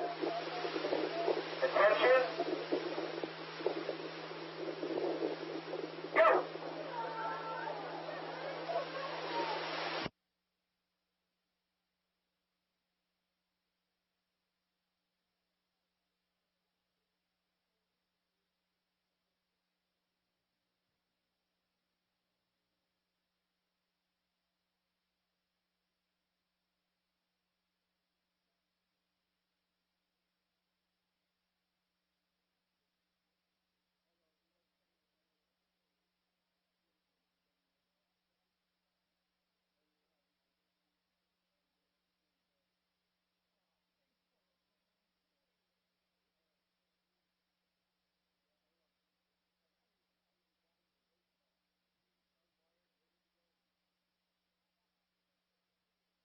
And here we are back in the racing action here with 6 boats on the water in the women's Frosh 8 Grand Final. Right now we're looking at Lane 1, Marina Aquatic Center, and Capital Crew neck and neck with each other, just bow ball to bow ball going back and forth for that first place position. In third place, we're going to look to both Lane 3, Pacific, and Lane 6, Marin, for that third place spot. What we do know is in the 5th place position, it is Lane 4, Oakland Strokes. They have a 1-length advantage over Newport Aquatic Center in Lane 5. And now very slight advantage to Capital Crew for that leading position, maybe just by a half a seat over Marina, still very early on in this race. All boats now approaching 500 meters in. And for that third place position, extremely slight advantage going to Pacific. Pacific just maybe a bow ball over Marin. Marin rowing at a bit of a disadvantage because they're well out in Lane 6, but their coxswains are good. The coxswain is keeping her rowers apprised of what the action is in the far lanes, doing a really nice job here trying to challenge Pacific and slip into one of those medaling positions here. Right now Pacific has that slight advantage, now up to 2 seats. Pacific in third, and now Marina back in the lead. Marina in the lead by a half a seat over Capital.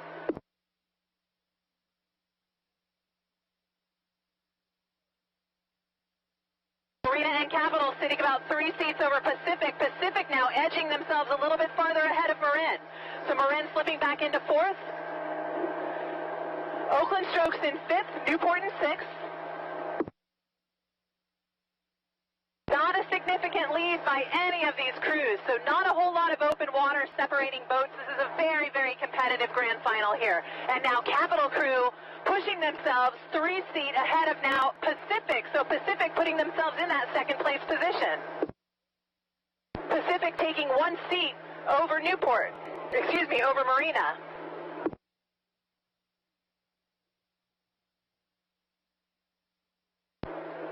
As we come up to 750 meters in, Pacific looking to pull even with Capital.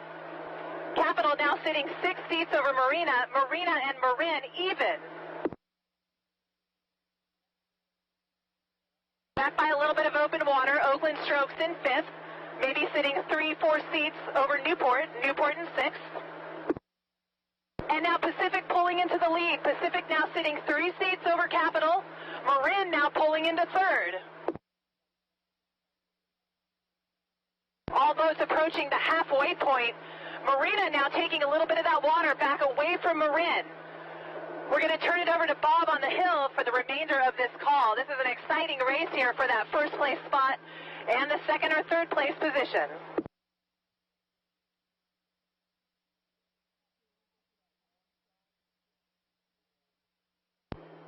Well, thank you, Adrian. This is a great race here for the women's Frosh 8s.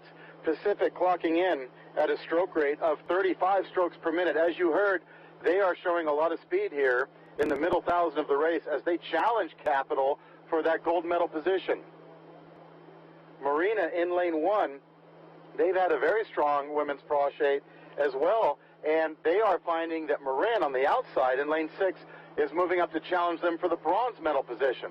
So as we approach 1,250 meters, it's too close to call between Capital and Pacific for the gold, and then between Marina Aquatic Center and Marin for the bronze. As we go back to the last two positions, Oakland in 5th, followed by Newport Aquatic Center in 6th. These are the women's Frosh 8s. Remember, a lot of experienced kids in these boats. You're seeing a lot of freshmen now learning how to row in 7th and 8th grade. So at this point, some of them have 2 years, even 3 years experience under their belts. And now Pacific just past 1,250 meters, moving into the lead ahead of Capital Crew. Capital, it's been a fight back and forth. Capital, then Pacific. Pacific here, finding the Capital stuff though. They're not giving up easily, and Capital knows this lake better than anybody else. For that bronze medal position, Marin and Marina still side by side. Oakland continues in 5th, Newport for 6th. Pacific now starting to push even harder, and now they've got a clear advantage as we hit 1,500. It's Pacific for the gold medal position, followed by Capital for the silver. We're going to watch for the bronze medal position now between Marina and Marin. And it's Marin for the bronze position at 1,500 meters. Pacific has had a strong women's Frosh 8 all year, and they're showing that speed right now. They have been patient in this race. Earlier in the race, they were in 4th place. Now they're in 1st place with 350 meters to go.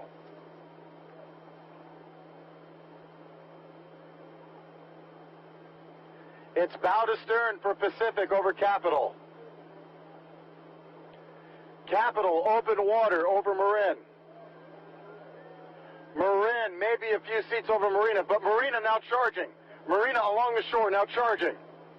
It could turn into another race for that bronze medal position between Marina and Marin. And now Marina moving into the bronze medal position. Marina taking water back from Marin.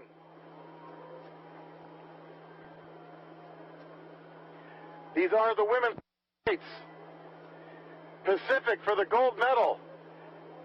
Capital, 150 meters from the silver. Marina along the shore. They had fallen back to 4th place. Then they got something in them. They've come back. They've taken water. Marina Aquatic Center back in the 3rd medal position. It's Marina for the bronze over Marin. Pacific for the gold. Capital for the silver. And that feisty boat from Marina for the bronze. Here comes the finish for the women's Frosh 8s.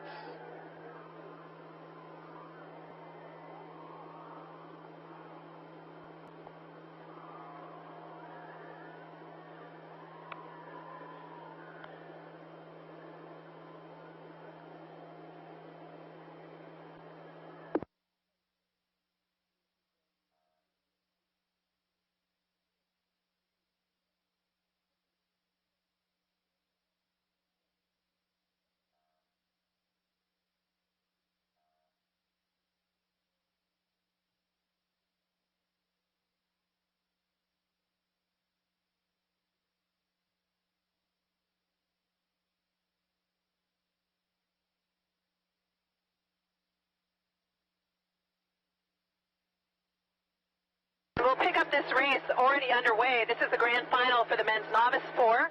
In lane 1, Oakland Strokes. Lane 2, Newport. Lane 3, Capital Crew. Lane 4, San Diego Rowing Club. Lane 5, Los Gatos. And lane 6, Marina Aquatic Center. Right now our leader is going to come out of lane 2. That is Newport. Newport sitting 4 seats over Los Gatos in lane 5. Los Gatos now 2 seats over Oakland Strokes in lane 1. These top 3 boats with about a half a boat length of open water over the remaining 3 crews. The 4th place position is going to go to Capital Crew in lane 3. They have 4 seats over lane 4 San Diego, and San Diego sitting bow to stern over our 6th place crew from Marina Aquatic Center. A really tight race here developing between Oakland and Los Gatos for that 2nd or 3rd place position. But what is happening is lane 2, Newport, continues to inch forward and see if they can clear away from both Oakland and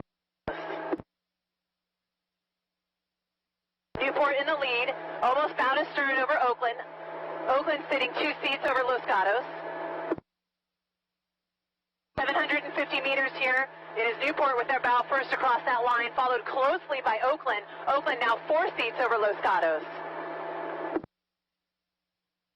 Los Gatos continues in third, but they're watching Capital and San Diego getting a little bit closer to them. Marina continues in sixth, down by a little bit of open water to San Diego.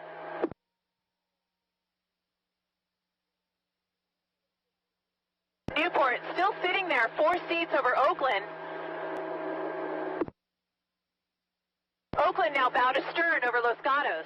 And it is Capital in lane 3 that's now back in contact with Los Gatos. So Capital in fourth, but with their bow ball almost on the stern deck of the Los Gatos boat. Capital in fourth, 4 seats over San Diego, 1 length of open water back, Marina in sixth. We'll turn it over to Bob for the remainder of this call. And thank you, Adrian, for that great call here. These novice fours, these men's novice fours, you're looking at some of the best novices from each program, as it's not easy to row these fours. It takes a higher level of skill than rowing in an 8, and we're seeing that skill level shown by these top 3 boats from Newport, Oakland, and Los Gatos. Now, the Oakland boat in lane 1, you've heard that Newport has a 4-seat advantage, but the Oakland boat is not rolling over and playing dead at all. In fact, they look like they're just being patient. They're understroking the Newport boat by just a little bit, and now they're starting to attack, and it's getting super close again between Newport and Oakland as we come in to the second 1,000 meters. For Los Gatos, they continue to hold on to the bronze medal position. Capital moving up into 4th place, pacing them is San Diego in lane 4. Position, it's lane 6. Marina Aquatic Center, 6th place overall. Newport still with the lead as we approach 1,500. You got to wonder if Oakland is just trying to tire out Newport a little bit before they make a big move, because they're staying right there. They're not moving back or forth much. They're just staying in contact with Newport as they approach 1,500 meters. Now, Los Gatos has got to watch out, because we're seeing some boat changes here as we come into the 1,500 meter mark. Los Gatos, who has that bronze medal position, is being challenged now by Capital and San Diego. They're both almost in full contact with Los Gatos. They're down about 3 or 4 seats, but it's changing quickly. We're now across 1,500 meters. And now Oakland pushing the rate a little bit. Oakland pushing up even closer to the bow of Newport. It's now dead even. Oakland, Newport. It's too close to call for the gold medal. We saw Oakland's varsity men's 8 win gold. Then their men's JV 8 won gold. Is it now time for the novice men to win gold? Newport now responding to Oakland's challenge. On the outside, Los Gatos holding off San Diego and Capital. These are the men's novice fours here at the 2015 Southwest Junior Championships. It's too close to call from Rattlesnake Hill for the gold. Is it Newport? Is it Oakland? It's whoever has their blades in the water. Los Gatos holding on to bronze, but San Diego is moving on them. And now Newport moving out and rowing through a flock of geese. Newport by 3 seats now over Oakland. Newport for the gold, Oakland for the silver. Look at that race for Los Gatos and San Diego for the bronze. Newport still has it, but will Los Gatos hold on to the bronze medal? San Diego's moving. San Diego's moving. It's getting close for the bronze as Oakland takes the silver, Newport the gold, and a photo finish for bronze in the men's novice 4.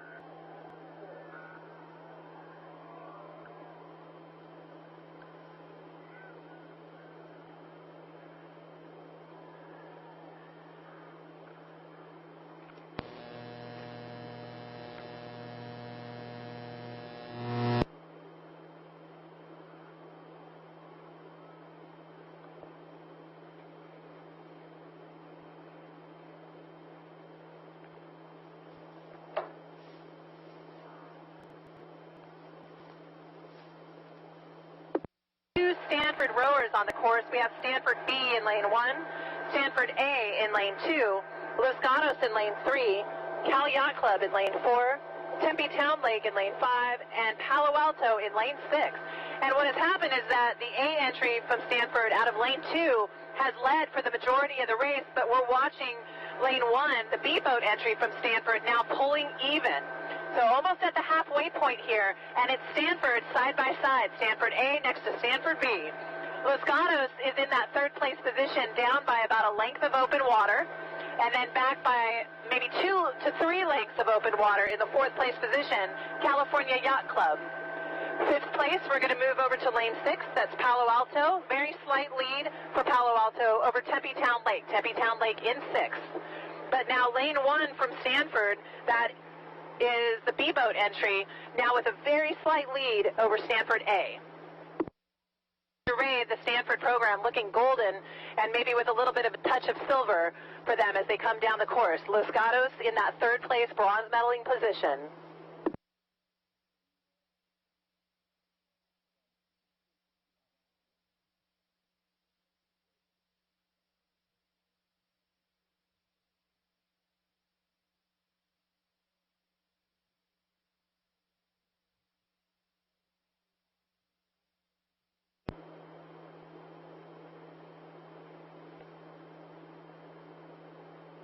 And the men's single now approaching 1,250 meters. This is a qualifying event for the U.S. Rowing Youth Nationals to be held this year in Sarasota, Florida, at the brand new race course being built and developed down in that region of the country. All these athletes want to be the first to go there and try it, and right now Stanford, lanes 1 and 2, they have the top 2 positions by a comfortable open water margin over third place Los Gatos. Los Gatos with plenty of open water between themselves and the fourth place sculler from California Yacht Club. Cal Yacht Club from the Marina Del Rey area of Southern California. In fifth place, we go to lane 6, Palo Alto, with a slight advantage over Tempe Town Lake from Arizona.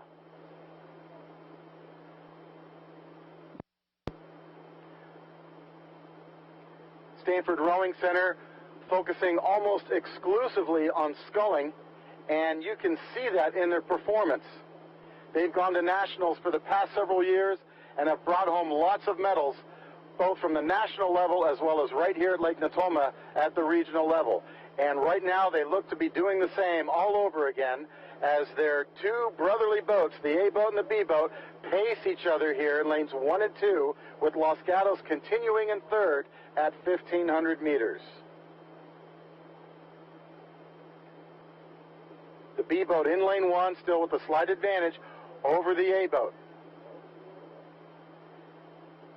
The B boat overstroking the A boat by a few beats here.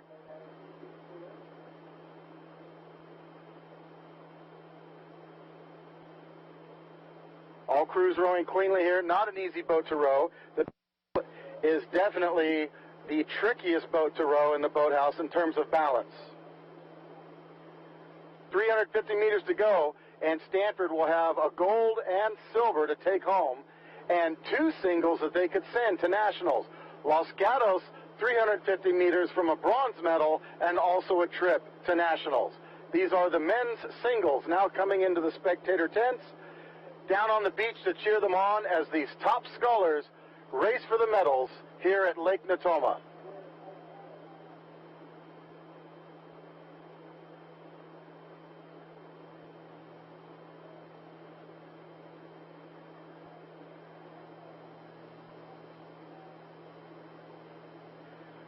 Meters to go for Stanford. A little further back, Palo Alto, Tempe Town Lake. It's Palo Alto in 5th over Tempe Town Lake. Cal Yacht Club continuing in 4th. And it's the B boat from Stanford looking golden. The A boat for the silver, and Los Gatos Rowing Club for that bronze medal position as the men's singles now finish here at the U.S. Rowing Southwest Junior Championships.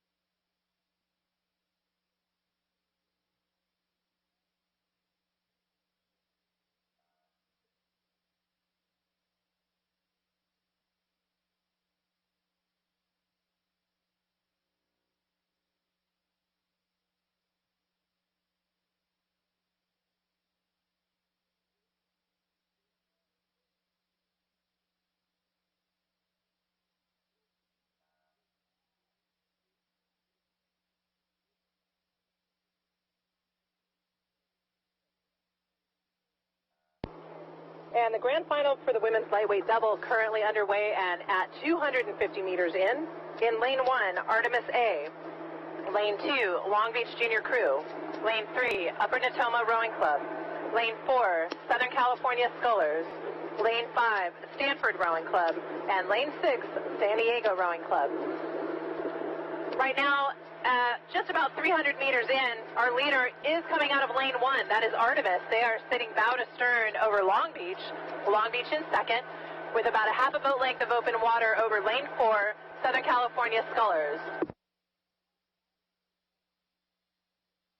SoCal Scullers there in lane 4 has a bow to stern advantage over lane 6, San Diego. San Diego at a furiously high stroke rate here. Let's see if that settles down and they can hold their placing, maybe inch up a little bit as the stroke rate drops.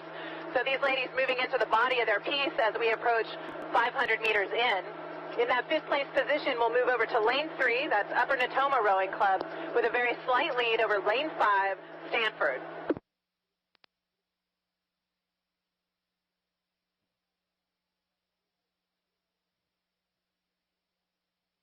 All boats now past 500 meters. Artemis still holding on to that lead, still sitting bow to stern over Long Beach. A little bit less than a full boat length between Long Beach and SoCal Scullers for that 3rd place position. This lightweight double category has proven to be one of the most hotly contested in recent years, with a lot of boat speed coming out of the Southwest region.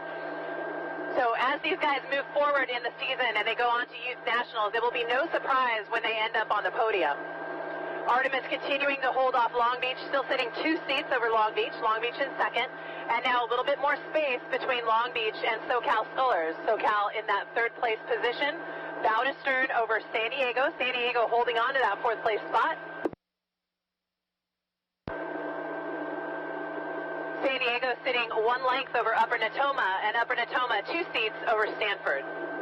But now look at Long Beach. Long Beach at 750 meters pulling even with Artemis. Long Beach taking the lead over from Artemis.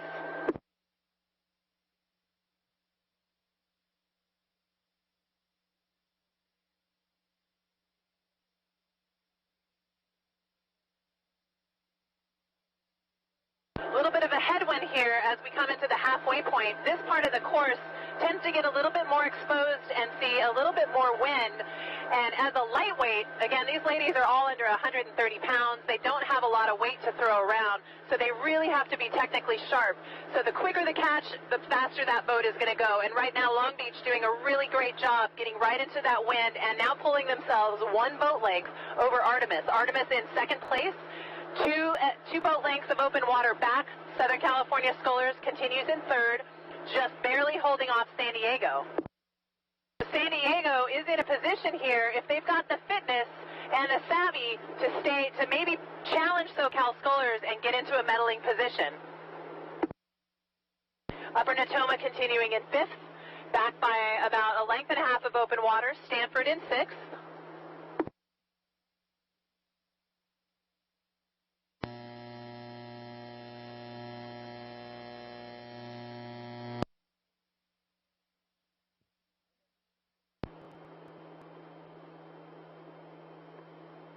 And ladies and gentlemen, as you heard Adrian call, these lightweight rowers have to be very technically sharp here if there's any wind.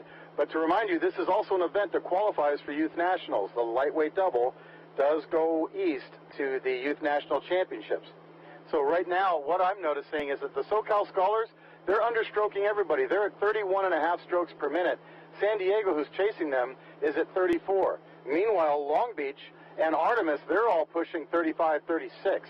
In the body of the race. So SoCal Scullers definitely the lowest stroking of the top 4 crews here, and we don't know if they're doing that on purpose, if that's part of the race plan and they're going to up the rate later, or if that's just their comfortable rate. So right now San Diego has to maintain a higher rate to stay even with SoCal Scullers, and that is physically very taxing.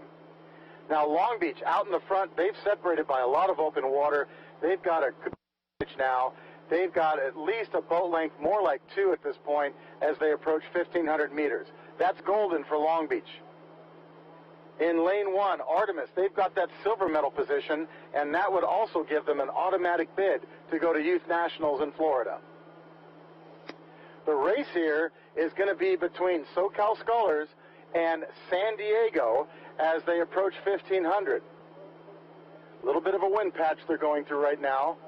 Both boats rowing cleanly. Upper Natoma in lane 3 continues in 5th place with the trailing team of Stanford Rowing Center in lane 5. And Long Beach first across the markers at 1500, followed by Artemis. We're watching closely now for the SoCal Sculling boat and the San Diego boat approach the same line. And it's SoCal Scholars by a deck. They've still got that bronze medal position by a deck over San Diego. They've still got that slightly lower stroke rate than San Diego. So this is going to get interesting in the last 400 meters, how they tackle the last 350 meters with a boat so close to them. Long Beach, though, by themselves now, way out in front. They're in the yellow unisuits. The Long Beach women have gone to nationals so many times and have brought home so many medals. And look at them here. They've got another gold medal boat that wants to go to Florida.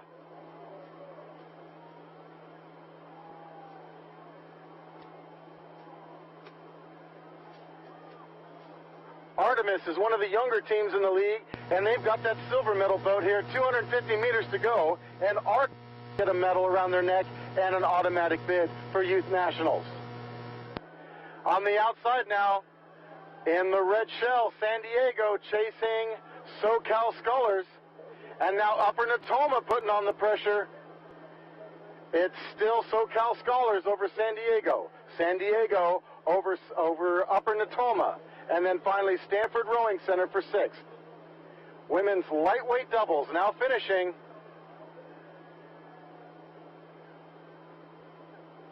Long Beach to the line, followed by Artemis, and a close race between 3rd place SoCal Scholars and 4th place San Diego.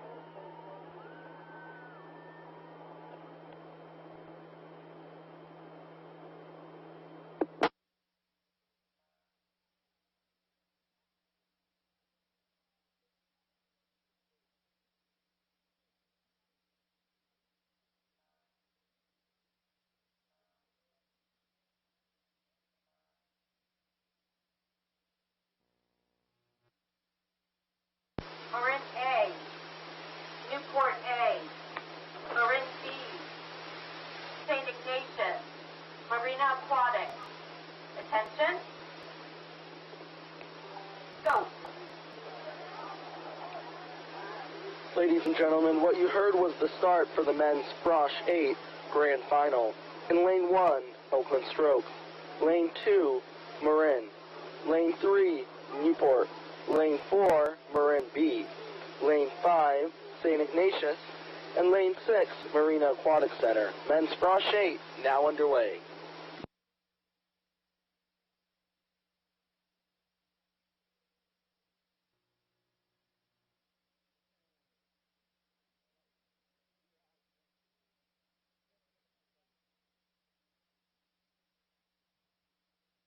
And thank you for broadcasting that start here.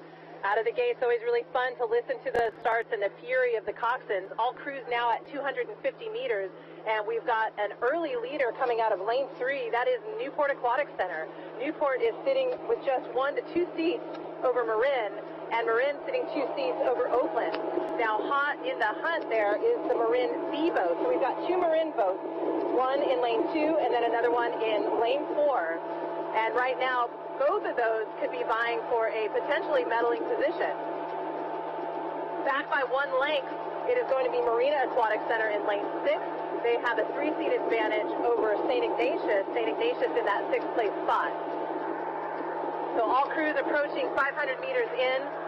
Newport battling right next to Marin for that top spot. Right now, I'm going to give a very slight advantage to Marin with their bow first across the line. They maybe by 1 seat over Newport. 3rd place position, it is Oakland. Oakland sitting 3 seats over the B boat from Marin. Marin B, bow to stern over Marina. and Marina 3 seats over St. Ignatius.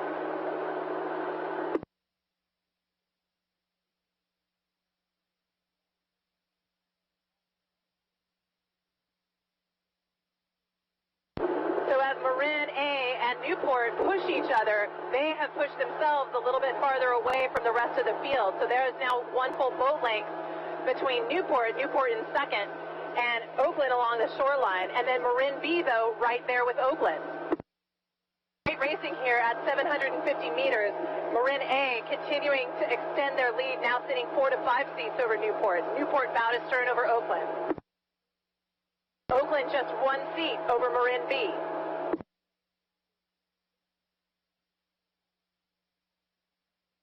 Marina Aquatic Center in 5th, 2 seats over St. Ignatius in 6th. Now from my vantage point, it does look like Marin B has pulled into that 3rd place position, overtaking Oakland for that spot. Coming up to the halfway point, Marin A in the lead, 7 seats over Newport. Newport bow to stern over Marin B, but Oakland's right there next to them.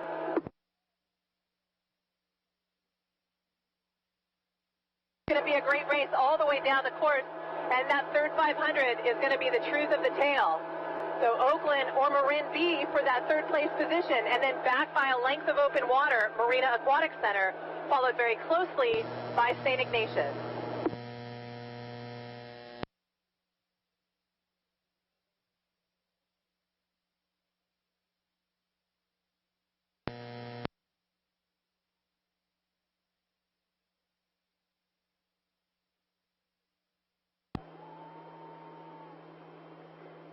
And the men's frosh eights now coming into the second 1,000 meters.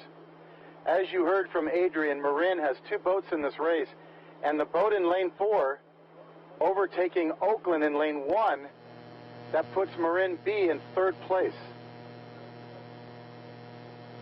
So in the lead, it's lane 2, Marin A, followed by lane number 3, Newport, in 2nd place, and now Marin B in lane 4 in 3rd place.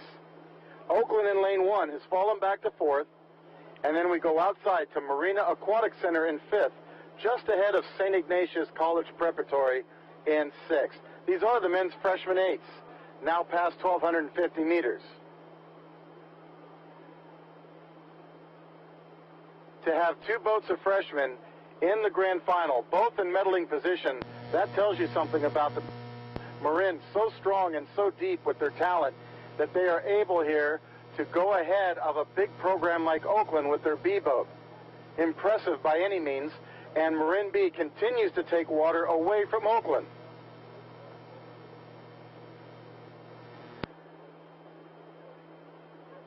Newport still chasing the Marin A boat, Marin A in the gold medal position. Newport in silver, Marin B in bronze. 500 meters to go, and it's lanes 2, 3, and 4 to watch for as they have the top positions. Their closest race going on here is between lanes 5 and 6, St. Ignatius High School and Marina Aquatic Center. They're side by side fighting for 5th place.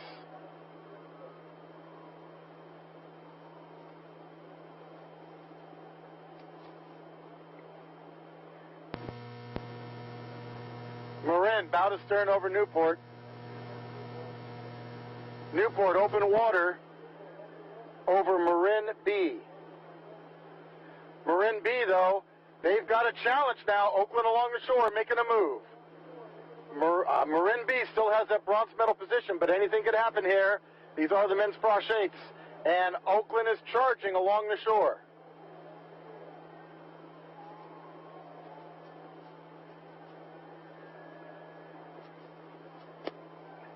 And now Newport on fire. Newport getting deeper inside the Marin A boat. Marin B responding and holding off Oakland. The men's freshman eights now coming to the line. Golden for Marin, silver for Newport, but it's going to be a photo finish between Marin B and Oakland as they take it all to the very end with Marina holding off St. Ignatius.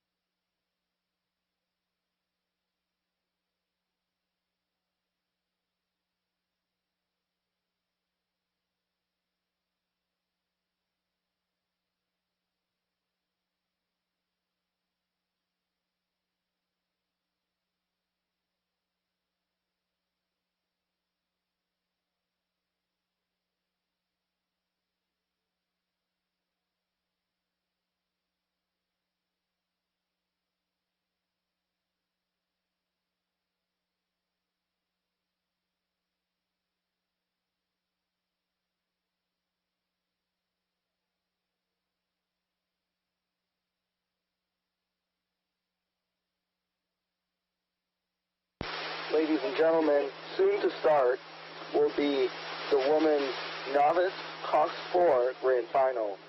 In Lane 1, Oakland. Lane 2, Marina Aquatic Center. Lane 3, Los Gatos. Lane 4, Marin. Lane 5, Newport Aquatic Center. And Lane 6, San Diego Rowing Club. The women's novice 4 Grand Final getting aligned.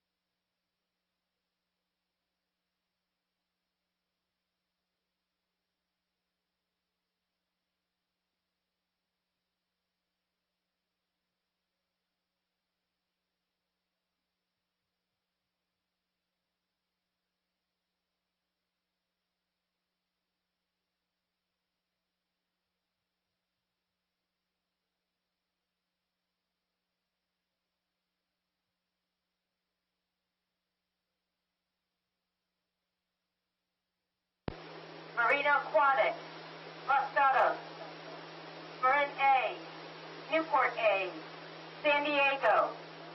Attention. Go.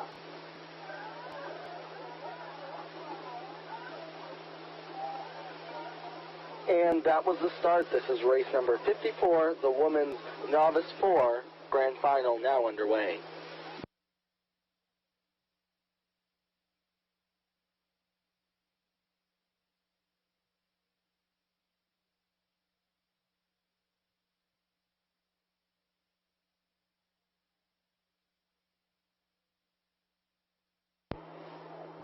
And after a little bit of a delay, we are back into the grand finals here. This one, the women's novice 4 with 6 boats racing. In lane 1, Oakland Strokes. Lane 2, Marina Aquatic Center. Lane 3, Los Gatos. Lane 4, Marin. Lane 5, Newport. And lane 6, San Diego Rowing Club. And right here, as we approach 250 meters, lane 2, Marina Aquatic Center, already has 1 boat length over Oakland Strokes A, as well as Marin in lane 4. Now back to Marin by 4 seats. It's going to go to lane 3, that's Los Gatos Rowing Club. And then with a little bit of open water, separating themselves from 5th place, it is San Diego. San Diego with perhaps my favorite boat name of the regatta, Stay Classy. Stay Classy with 1 seat over Newport Aquatic Center, Newport in 6. But let's go back to the leaders. That is Marina Aquatic Center, now sitting just 2 over Oakland. Oakland in second, but looking to pull even with Marina for the lead. And we're not quite at 500 meters. And there they go. Oakland now sitting 1 seat over Marina. Marin still sitting in third, down to Marina by 1 length. And then bow to stern for Marin over Los Gatos. So Los Gatos sitting in that 4th place position.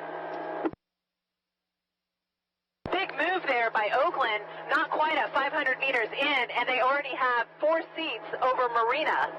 Marina now sitting bow to stern over Marin. Marin bow to stern over Los Gatos.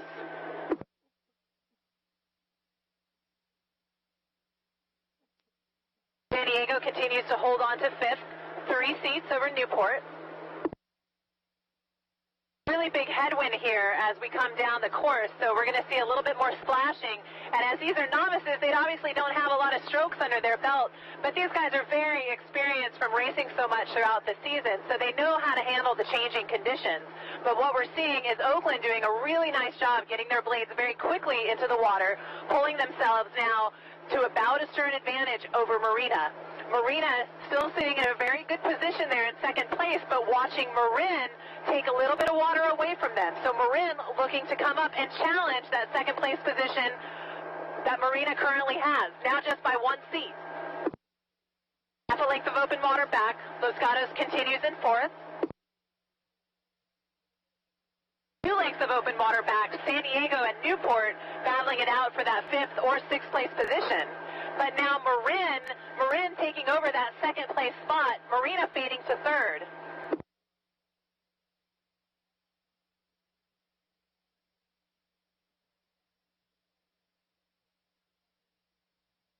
Little cross headwind here coming into the halfway point. Oakland doing a nice job of handling that with really nice blade work. And Marin with the bow ball sitting on the 1 seat, the bow seat of the Oakland boat. So Marin just ticking away, taking a little bit more water away from Oakland, and Marina holding in that 3rd place position. Still in a medaling position, still with open water between themselves and Los Gatos.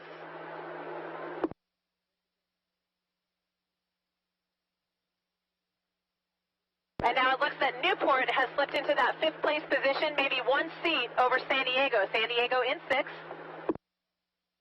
But the real race to watch here is between Marin and Oakland at the halfway point. We'll let Bob pick it up and find out what happens in this third 500. This is the grand final for the women's novice 4. Well, thank you, Adrian, for that great call. One thing I'm noticing here about the Oakland boat, they've got a bucket rig.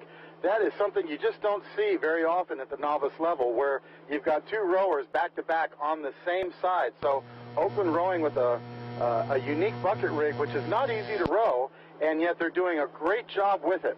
Now, Marin in the lead. They're understroking Oakland. Marin rowing at 33 strokes per minute, Oakland at 34. Marina Aquatic Center also at 33, the same stroke rate as Marin, but they are falling off the pace of these top 2 boats. They still have a bronze medal position, however, as we hit 1,250 meters.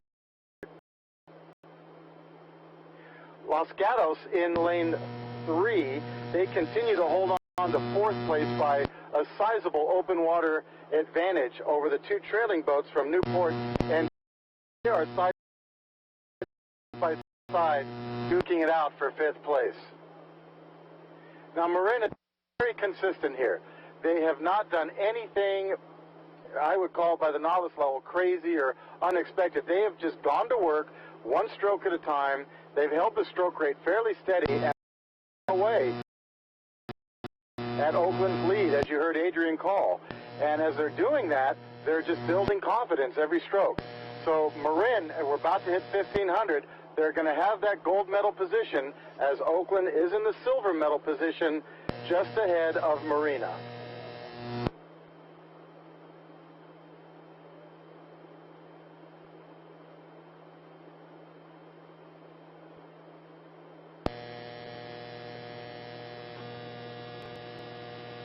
And now Oakland pushing their stroke rate up to 35.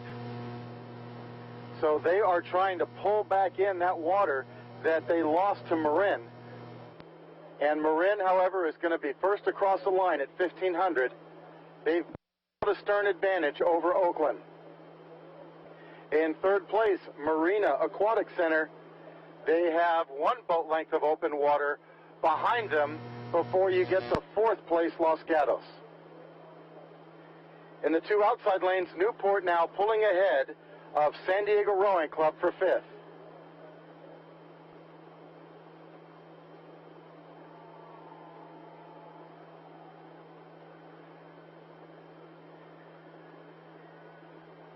.350 meters to go for the women's novice 4s.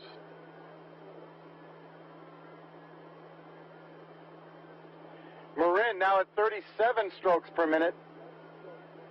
They are starting to put on the pressure here as they see Oakland along the shore coming after them.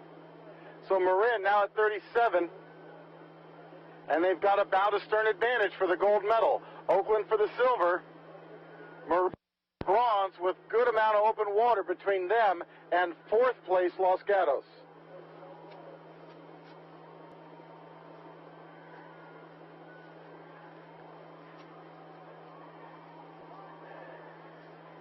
Here come the top novices. These are the best novice women rowers from each program. And Marin, you're just looking at a boat that went to work all the way down the course, and they're still taking water from everybody. They are looking at 100 meters to go before they get that gold medal. Along the shore, Oakland for the silver. And then Marina Aquatic Center for the bronze as the women's Novice 4 Grand Final now finishes.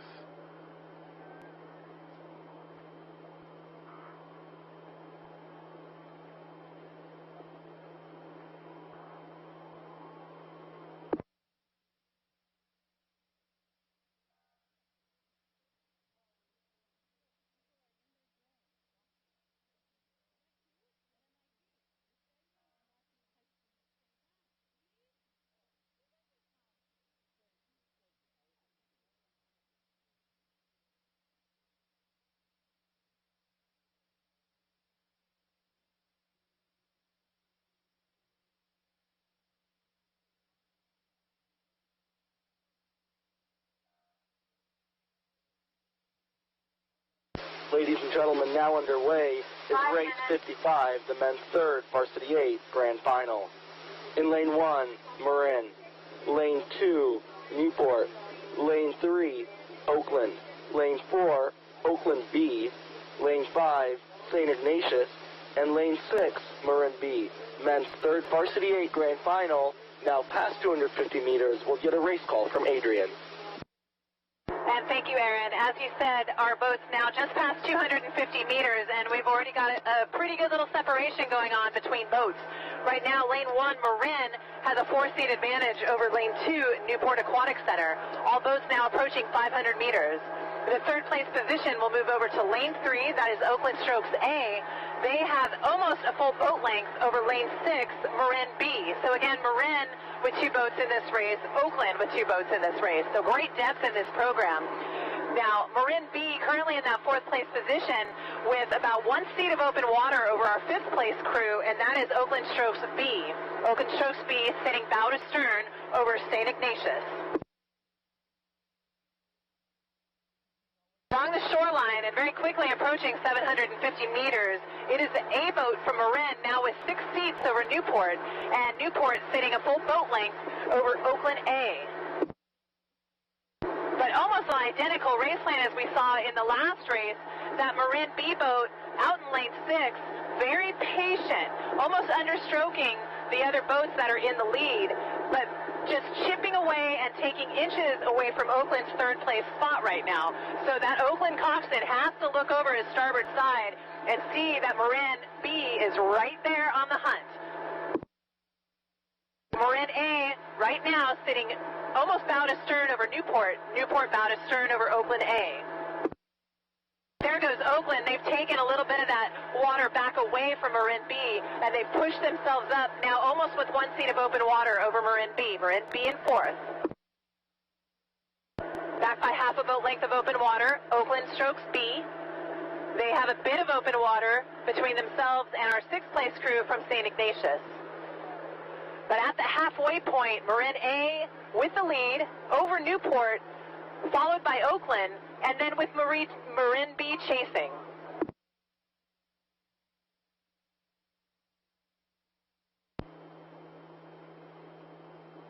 Well, that Marin B boat is stroke for stroke matching the Oakland A boat. They're both at 36 strokes per minute.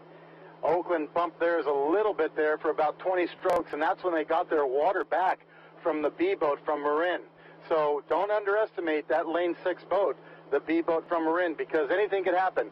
The B boat from Marin, they're showing that all lanes are fast here at Lake Natoma because they are definitely in contention to take a medaling position here with 750 meters to go.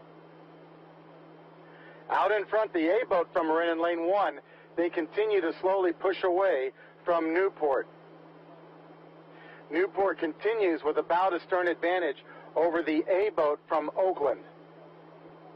Oakland has 2 boats in this race, as does Marin.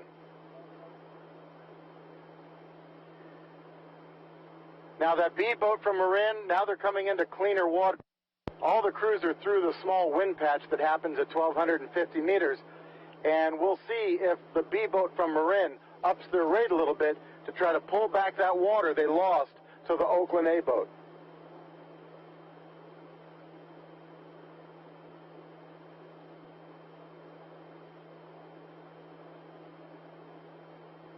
And here comes the call at 1,500 meters for the men's 3rd level Varsity 8 final. These are the 3 V8s, as we call them, and it's Marin first across the line. And now Newport. And now Oakland. And right back there, the B boat from Marin, like a dark horse lurking. They are not giving up anything easily. In 5th place, the B boat from Oakland continues to hold off the A boat from St. Ignatius. St. Ignatius in lane. They are in 6th place overall. If you've got 3 boats to enter, you're a big program. So you're looking at some of the biggest programs right here in the Southwest region. And as we come into the last 300 meters, it's looking golden for Marin as they continue to keep Newport behind them.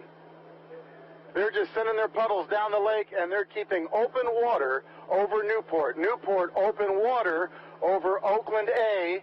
Oakland A bow to stern over Marin B. With 200 meters to go, it's looking good for that Oakland A boat as they have the bronze medal position as they chase Newport and Marin. The men's 3rd Varsity 8s grand finals now finishing. It's Marin, Newport, and Oakland, with other boats from Marin, Oakland, and SI chasing.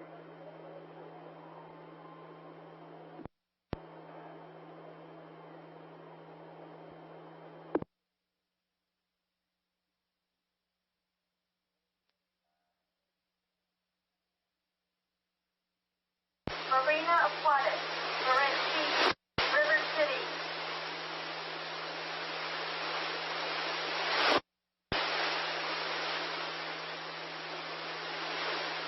Go. Ladies and gentlemen, that was the start. This is the women's 3rd Varsity 8 grand final, now underway. In lane 1, Oakland Strokes. Lane 2, St. Ignatius. Lane 3, Marin. Lane 4, Marina. Lane 5, Marin B. And Lane 6, River City. Women's 3rd Varsity 8 grand final now underway. They're passing the breaker zone. We'll get it from Adrian as they make it down the course.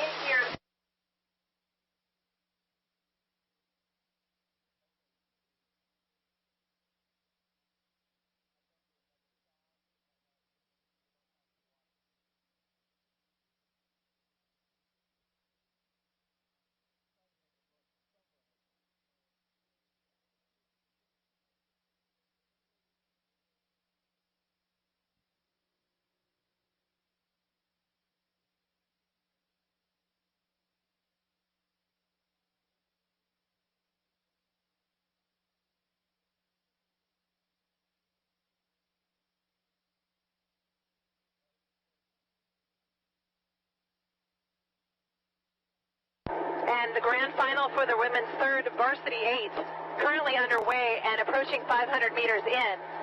Lane 1 Oakland Strokes has 3 seats over Lane 3 Marin Rowing Association, and then Marin already with a little bit of open water between themselves and our 3rd place crew from St. Ignatius. So St. Ignatius looking good there in Lane 2, sitting about 6 seats over the B entry from Marin. Marin has 2 boats in this event. Marin B sitting in 4th place, just behind St. Ignatius, and with a 7-seat advantage over Lane 6, River City. River City sitting bow to stern over Marina Aquatic Center in Lane 4.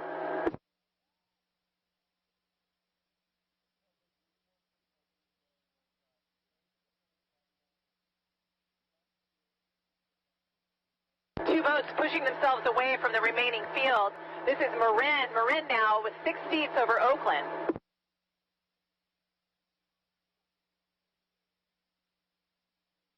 Lots of great power from the front end for Marin, which is really wise that they capitalize on that leg drive coming into this headwind. Oakland also doing a nice job. Lots of power out of that boat. And now with a half a boat length of open water between themselves and St. Ignatius. St. Ignatius still holding on to third, but having to fight off a charge here by Marin B. Marin B looking good with 1 seat of open water between themselves and River City. River City in 5th. In 6th, but with a little bit of open water between themselves and Marina Aquatic Center. Marina Aquatic Center in 7th.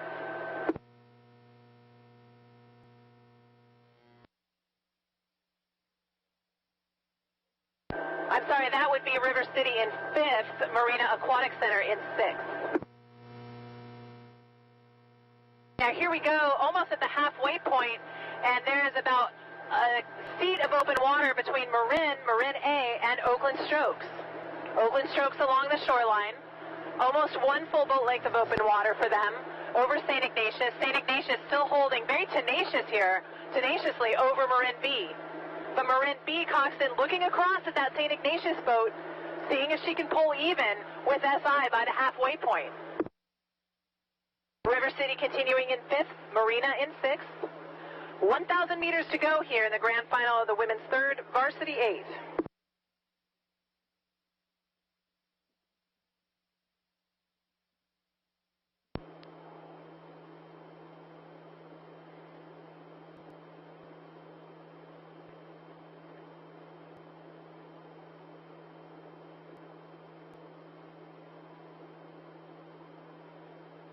And as Adrian called it, this is proving to be a very close race between that 3rd place boat from St. Ignatius and the 2nd boat from Marin, the B boat from Marin in lane 5.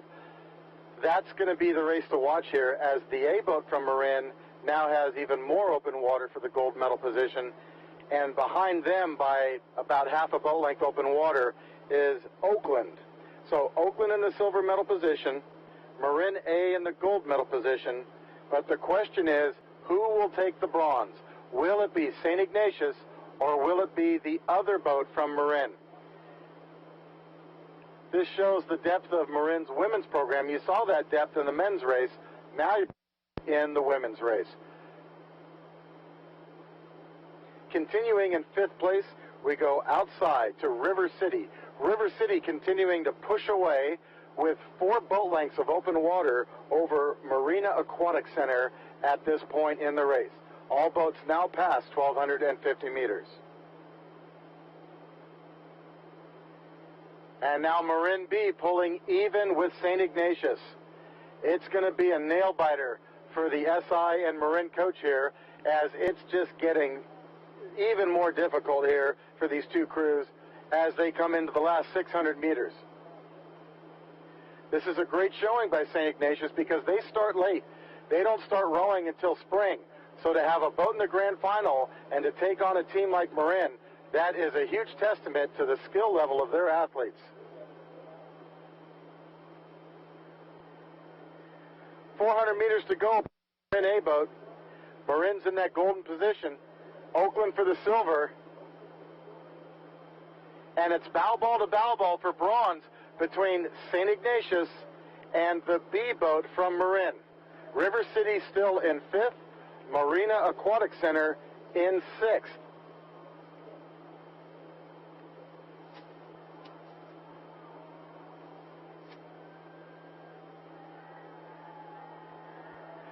.350 to go. The bronze medal is on the line here. It's between SI and Marin B. And now SI moving. They've just taken a little bit of water back, maybe half a deck from the Marin B boat. It's still Marin A for the gold and Oakland A for the silver. Will it be St. Ignatius? Will it be Marin B? Who is getting the bronze medal? And now Marin B just, it's back to SI again. This is going to be a photo finish between lanes 2 and 4. 2 and 5, excuse me. What a race between these two women's boats. Is it St. Ignatius? Is it Marin B? Whoever has their blades in the water will get the bronze. There goes Marin A for the gold, Oakland for the silver, and get ready for a photo finish between SI and Marin B.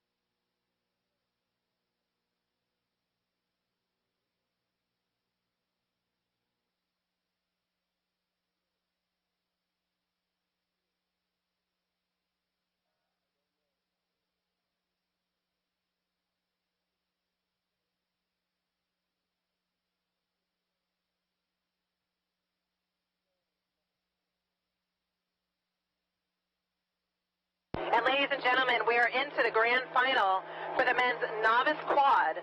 With 6 boats on the water, we've got Brophy in lane 1, San Diego Rowing Club in lane 2, Stanford Rowing Club lane 3, Oakland in lane 4, Casitas in lane 5, and Stanford B in lane 6.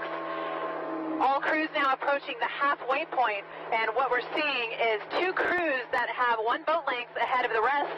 That is San Diego Rowing Club and Stanford A. So again, this is the Cox Quad Grand Final for the boys. San Diego with a slight lead over Stanford. And then down by 4 seats in lane 1, Brophy in that 3rd place position. Brophy 4 seats over Oakland Strokes in lane 4. Now back by about 2 lengths of open water in the 5th place position. It's going to be Stanford B. They have 2 lengths of open water between themselves and our 6th place crew, Casitas Rowing.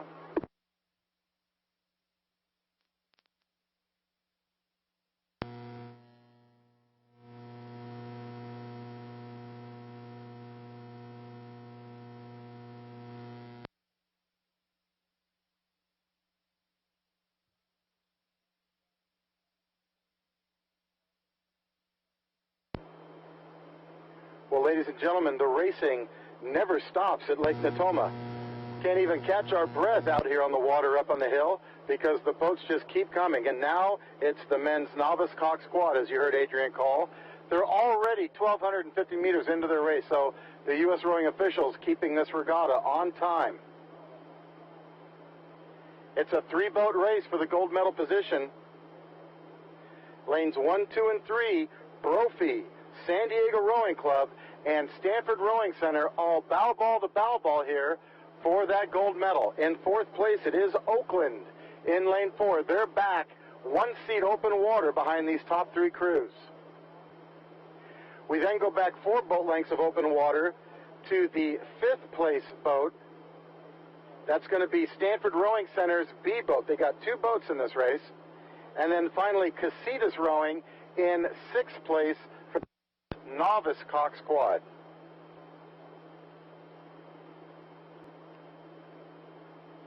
And we're getting ready to hit the 1,500 meter markers. This is a junkyard dog fight. Boy, these 3 boats from Brophy, San Diego, and Stanford Rowing Center, they are just side by side duking it out. Slight advantage to San Diego now as they push a little harder right after 1,500, and now San Diego in lane 2 in the red hull taking a slight lead away from both Stanford Rowing Center and Brophy. It's San Diego, Brophy, Stanford Rowing Center, that close.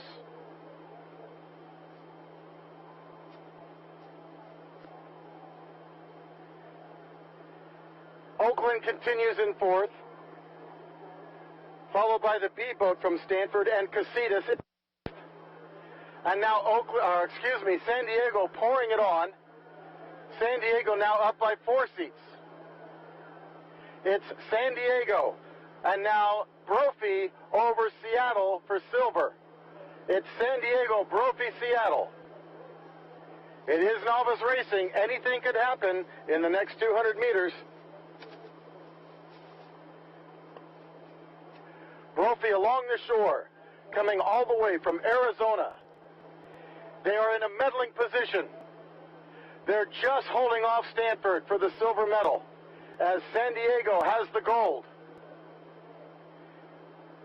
Men's novice quads, San Diego, Brophy, Stanford Rowing Center, followed by Oakland, Stanford B, and Casitas.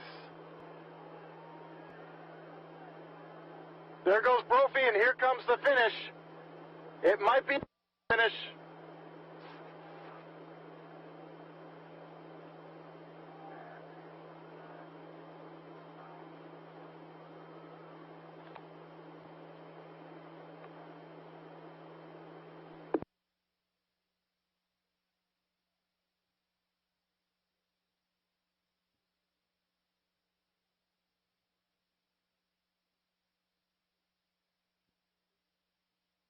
And ladies and gentlemen, we are already well underway in the grand final for the women's single. In lane 1, Newport Seabase.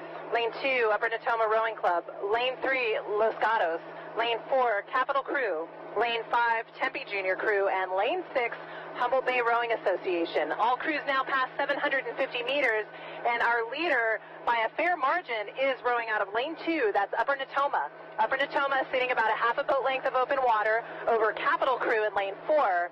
And then a little bit of open water back to her is lane 6, Humboldt Bay Rowing, with a slight lead over lane 1, Newport Seabase. So Newport Seabase in 4th.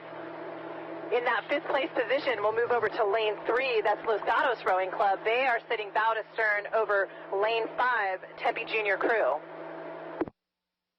All boats approaching the halfway mark here. Upper Natoma looking really strong here. Very good stroke rate. Again, a little bit of a headwind. Not too bad, though. It seems to have calmed down some. Capital Crew sitting in that 2nd place position with Humboldt charging on the outside, trying to get into contact with that Capital boat. Newport Seabase back by a little bit of open water now to Humboldt in 4th. Half a boat length of open water back to her in that 5th place position is Los Gatos. And then 6th place, Tempe Junior Crew. All boats now past 1,000 meters.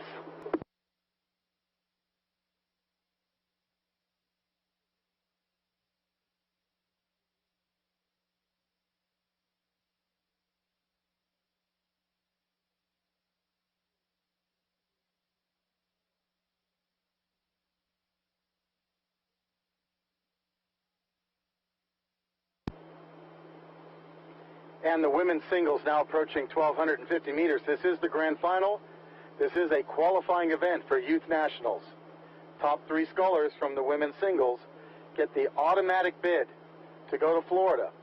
As you heard Adrian call, Upper Natoma in lane 2 looking really good right now, as she has a clear advantage over the entire field at 1,250 meters. In 2nd place, we go to lane 4, Capital Crew, right here from Lake Natoma. She's in that silver medal position. That's also an automatic ticket to Youth Nationals. In that bronze medal position, we go outside. It's close between Humboldt in lane 6 and lane 1, Newport Seabase. In fact, that's too close to call right now from Rattlesnake Hill, as those 2 scullers in lanes 1 and 6 are in, and either one could get the bronze medal position. But as we approach 1,500, rowing into a little bit of a breeze right before the 3/4 way markers, Upper Natoma, she's got that gold medal position here as she comes down the lake with very clean blade work and beautiful swing. Swinging a little harder into the headwind helps keep the boat momentum up and the speed from dropping so much in between strokes. Watching for the 3rd medal position as we come across 1,500. Capital still in 2nd place.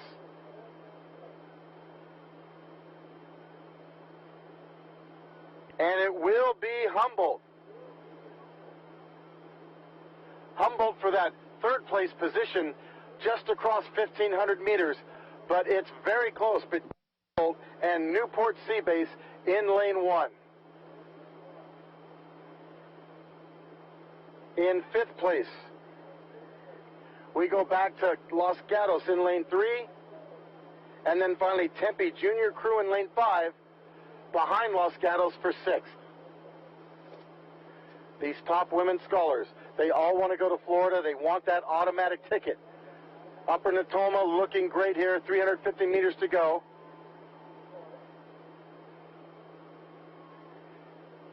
Capital in that silver medal position. Humboldt in the red shell, all the way across the lake. In lane 6, Humboldt for that bronze medal position.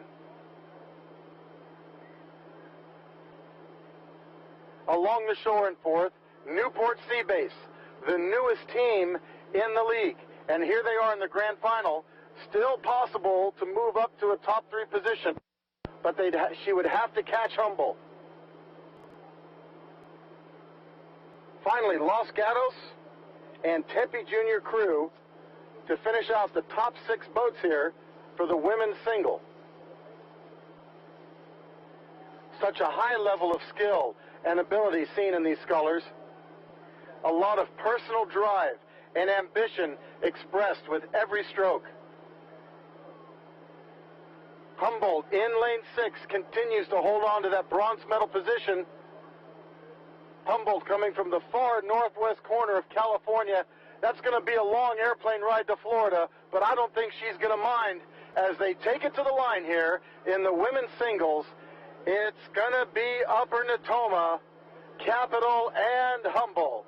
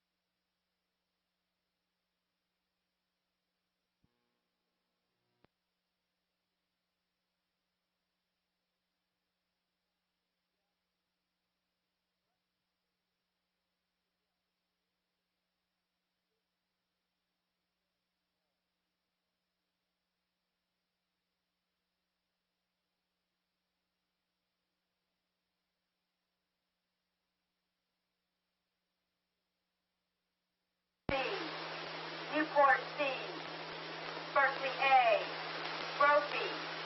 Attention. Go.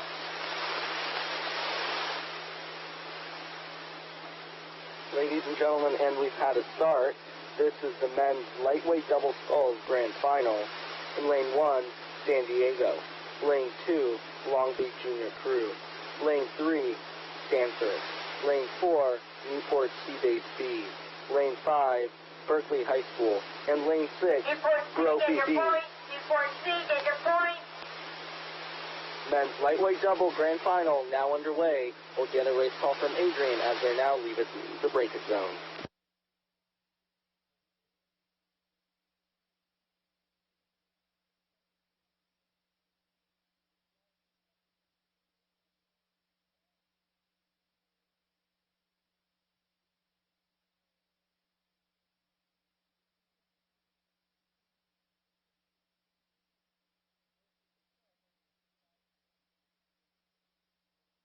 And here we are in the grand final for the men's lightweight double.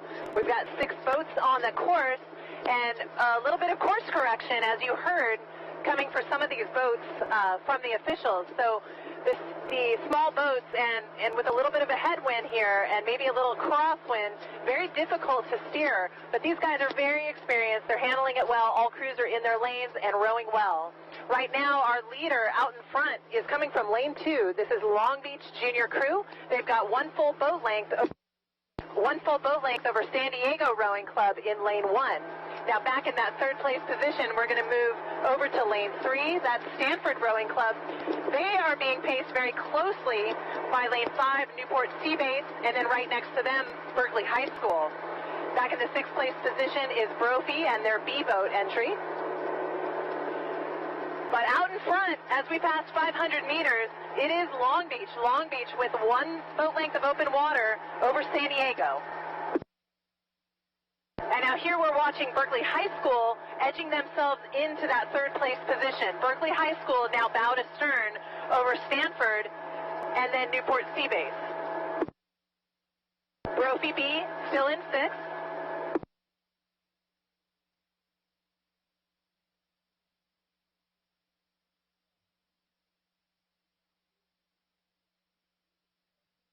Very aggressive stroke rate here coming out of that Long Beach crew. One full boat length of open water for them over San Diego. And then a length of open water between San Diego and Berkeley High School. Berkeley High School now clear of both Stanford and Newport Seabase. Newport Seabase bow to stern over Brophy.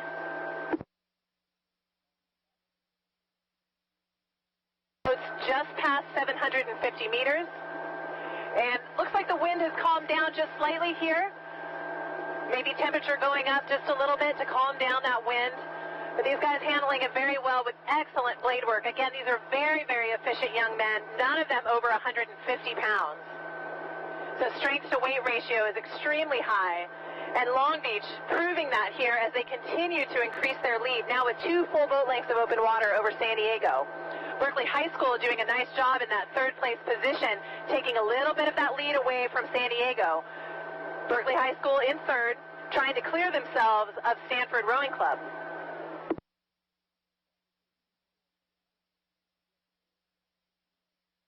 Stanford Rowing Center in 4th. They have a little bit of open water between themselves and Newport Seabase. Newport Seabase holding 2 seats over Brophy at the halfway point.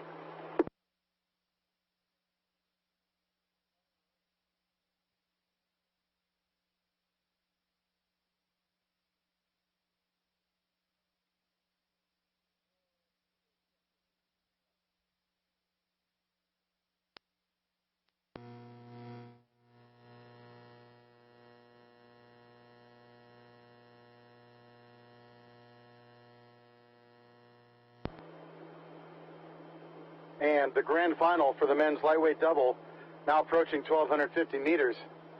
Berkeley has been holding on to that third place position. And again, this is an event that qualifies boats for the Youth National Championships. So Berkeley, I'm sure, wants to go.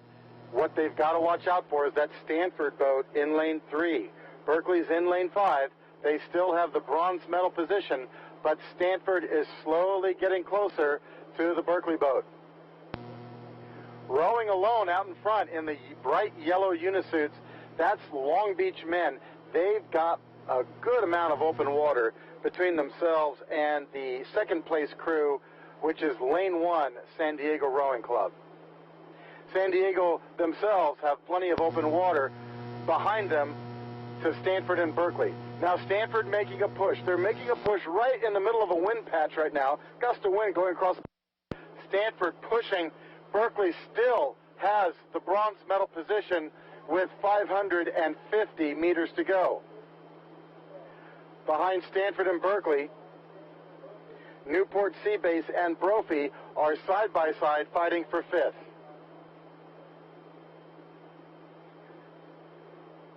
And the call at 1,500 continues to be Berkeley for 3rd, but it is going to be a close one. The Stanford crew understroking the Berkeley crew. And now 450 meters to go. Who will get the bronze medal position? Stanford or Berkeley? These are the men's lightweight doubles. 2 oars per rower. 150 pounds maximum per athlete. Berkeley's been doing a lot of sculling this year, and they're still holding off Stanford, but not by much. Long Beach for the gold, way out in front. San Diego for the silver, along the shore in the red hull. Berkeley with the bright yellow blades and the red B, just 1 deck ahead of Stanford Rowing Center.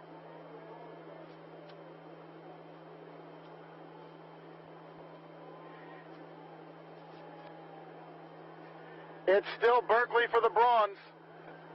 Men's lightweight doubles. This is the last grand final today before we go back to heats.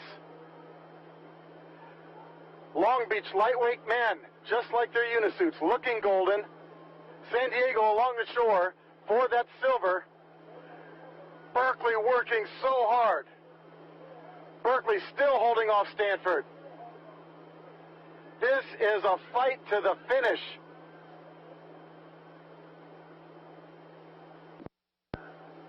It's still San Diego for the silver. It's still Berkeley for the bronze. It's still Berkeley. And Berkeley gets it. It looks like they got it. It's a photo finish.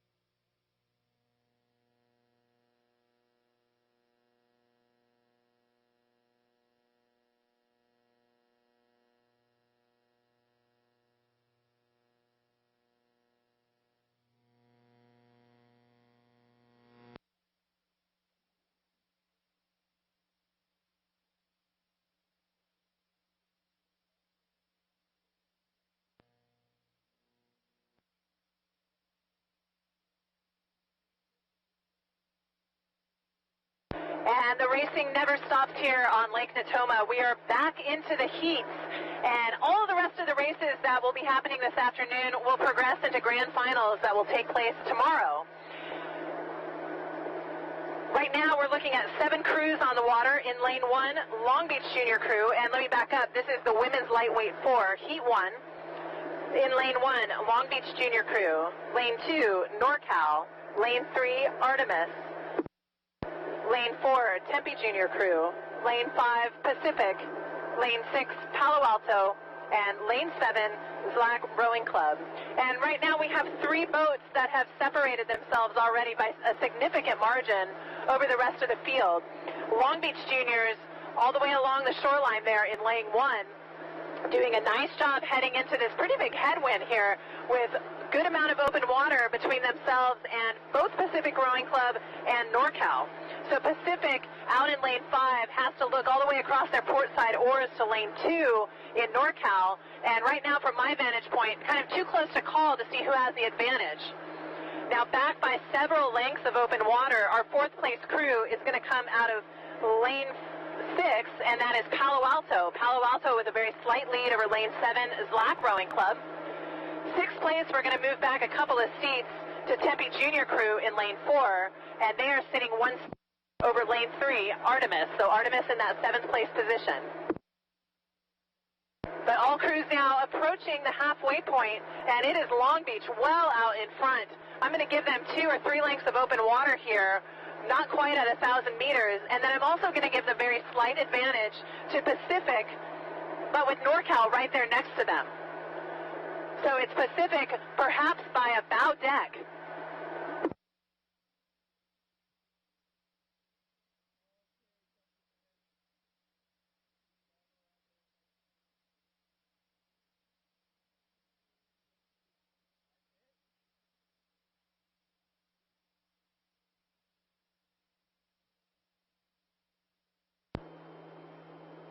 So, ladies and gentlemen, as you heard, we're back to heats racing now.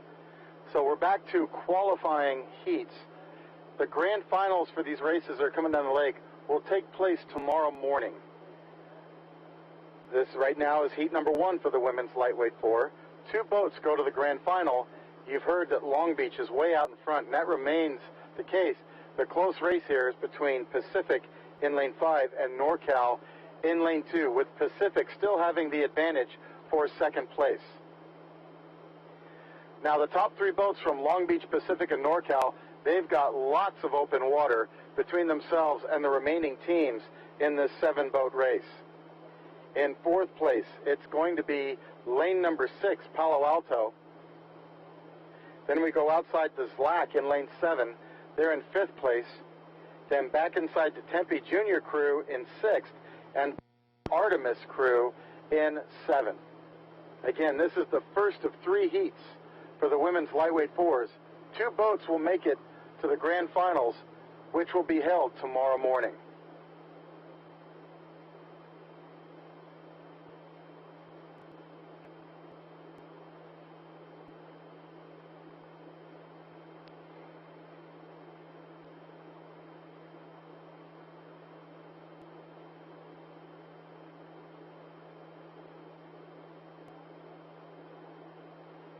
And this is a walk away for the Long Beach lightweight women as they now hit 1,500 meters.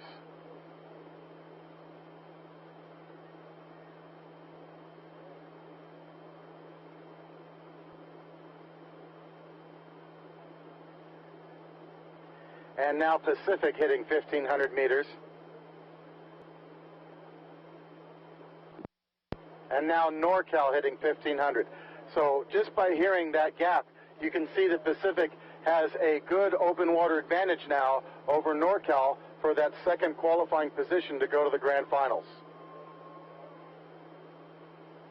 In 4th place, it continues to be Palo Alto, but they're further back behind these top 3 crews.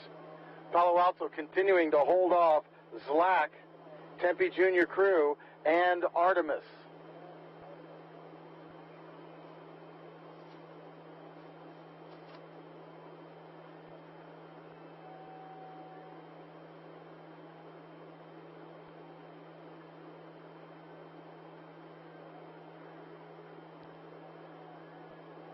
So with 300 meters to go, I'm going to make the final call here for heat number 1 of the women's lightweight 4s. 2 boats to the grand final.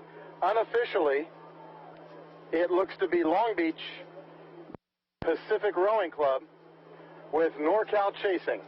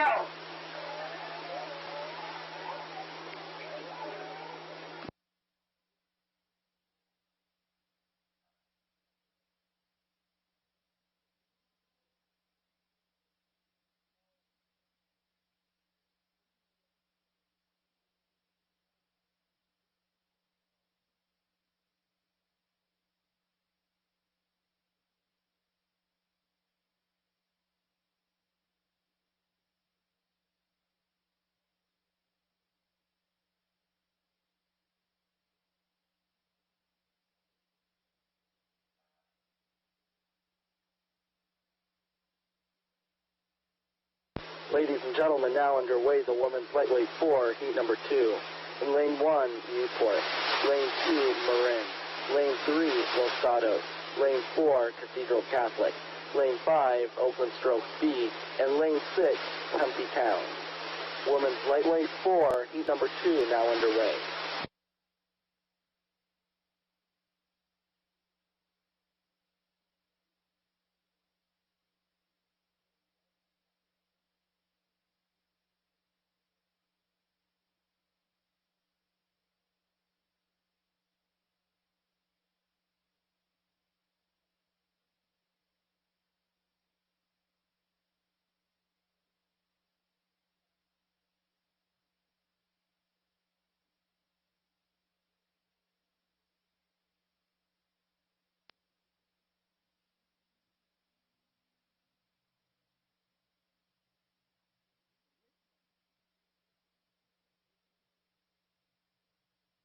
And heat 2 underway in the women's lightweight 4 with 6 boats on the course and only 2 that will progress to the grand finals tomorrow. At just about 500 meters in, we have 2 boats that are already well out in front with a good amount of open water between themselves and the remaining field. And those 2 boats are Marin rowing out of lane 2. They have 4 seats and a little bit more over lane 3, Los Gatos. So Marin and Los Gatos in those top 2 positions. Now back by about 2 lengths of open water, we'll move over to lane 1, Newport. Newport sitting bow to stern over lane 6, Tempe Town Lake. In our 5th place position, too close to call right now between Oakland and Cathedral Catholic High School.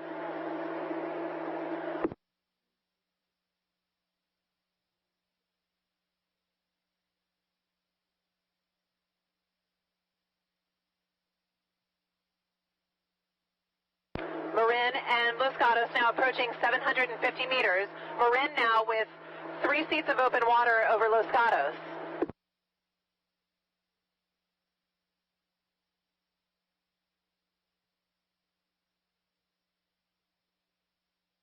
Looking for that 3rd place position.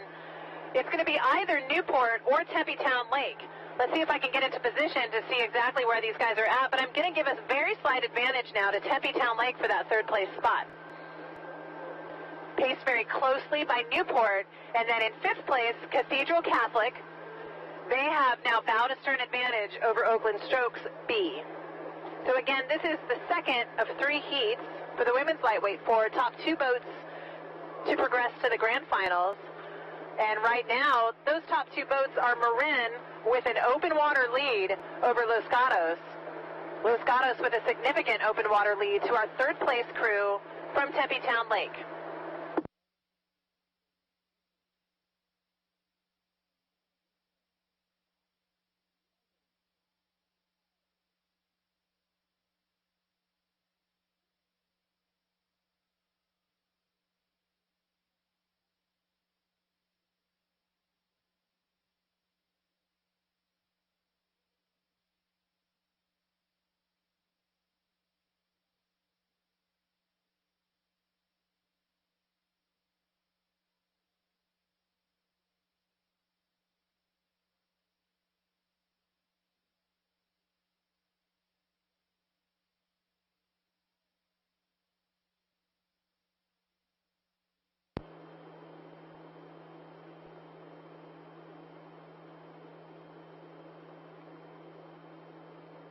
And heat number 2 of the women's lightweight 4s, now at 1,250 meters.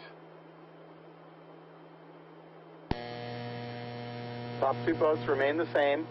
Lane 2, Marin, followed by lane 3, Los Gatos. These 2 lightweight crews have plenty of open water between themselves and the remaining field. And 3rd place, it's very close between lane 1, Newport, and lane 6, Tempe Town Lake. Right behind them is Cathedral Catholic High School in lane 3, and then trailing are the B crew from the Oakland Strokes.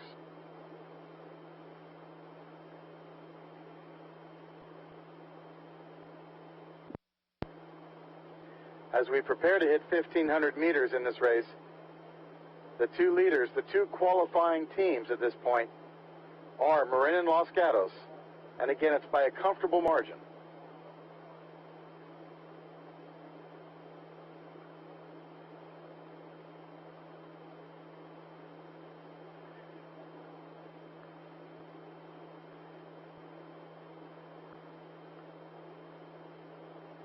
And there goes Marin across the 1,500 meter markers.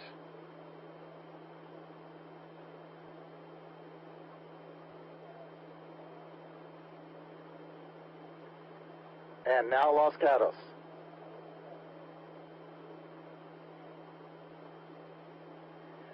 There's a good three-boat race shaping up for third place, as you heard earlier, between Newport, Cathedral Catholic, and Tempe Town Lake. And they are just now coming to 1,500 meters. We're going to make the final call early in this heat. At 3:50 to go in Heat 2 of the Women's Lightweight 4 at the 2015 U.S. Rowing Southwest Junior Championships. Unofficially, Marin and Los Gatos looking to move on to tomorrow's grand final for the Women's Lightweight 4s. We'll now turn our attention back to the starting line and await the next race as these crews now finish.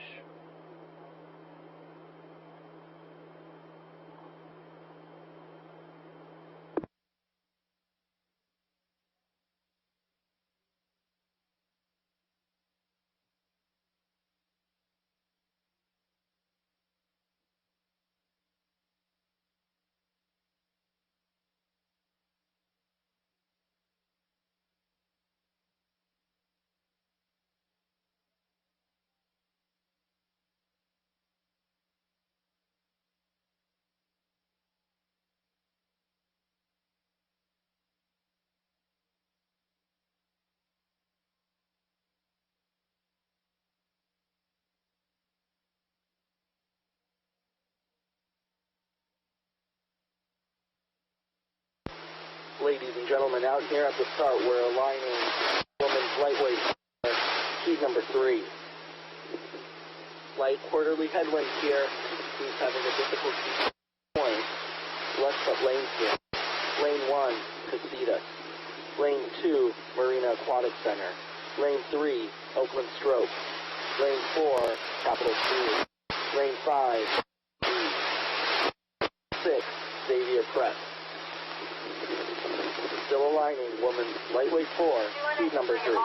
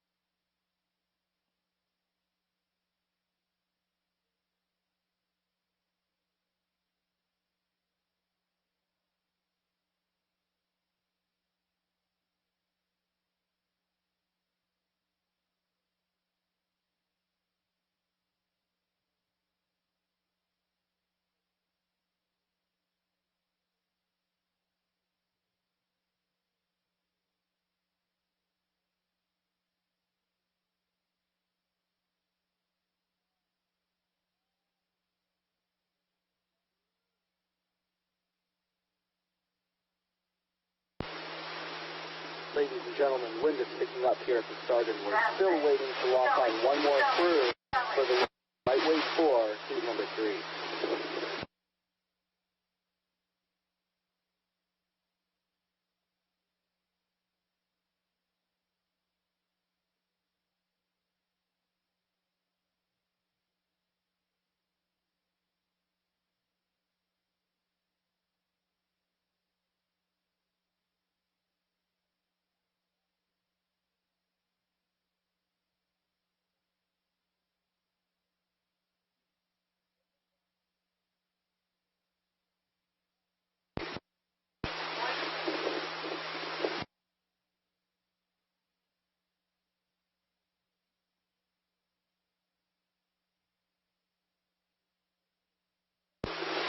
Aquatic, Oakland, capital A, VARSITY, Xavier. Attention.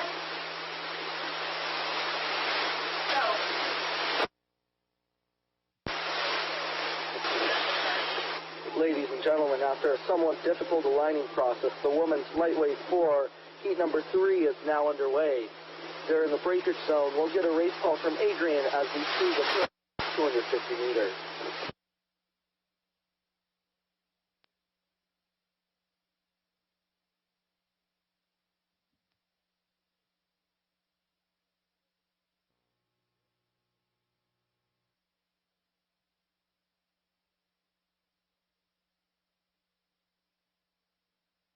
And here we are in the final heat of 3, coming for the women's lightweight 4. Top 2 boats to advance to the grand final. All boats now past the breakage point and approaching 250 meters. And we've already got some pretty good separation between crews.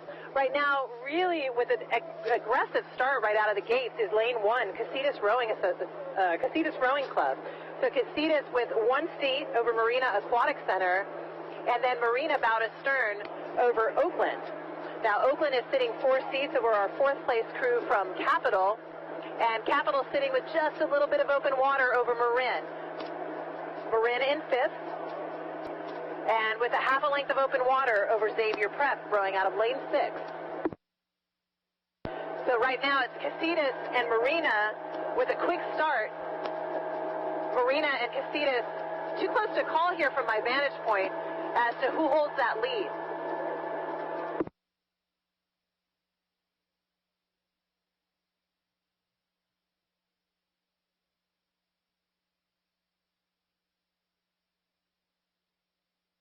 I'm going to give a 1-seat advantage to Marina here at 500 meters in.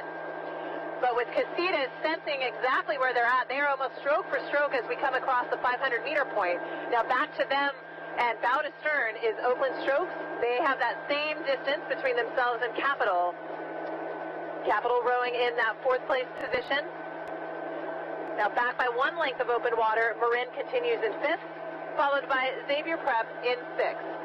But now there goes Casitas reclaiming that lead. It's really just by a bow ball. So at this point, it's still pretty early on. Everyone's still pretty excited coming out of the gates. So as they settle into their race pace, we'll pick it up a few more strokes down the line and see where they're at.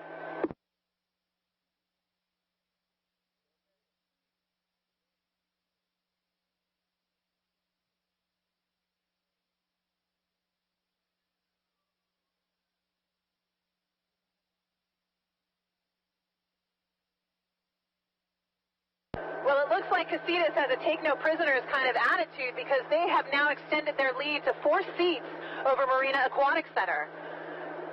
So leaving nothing to chance, they're going to take that stroke rate and be very aggressive as they approach the halfway mark here. Marina is a very strong crew. They've raced them already this season, and so they know that they have to get into a solid position to qualify for the grand finals. And Marina doing the same thing here over Oakland Strokes.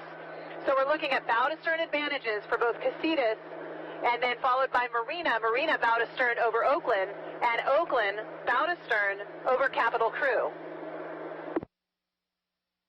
And never one to discount Marin from being in the hunt. They are still in that 5th place position, back to Capital by about 1 length of open water, and back to them by a few lengths of open water is Xavier Prep. So Xavier in 6th.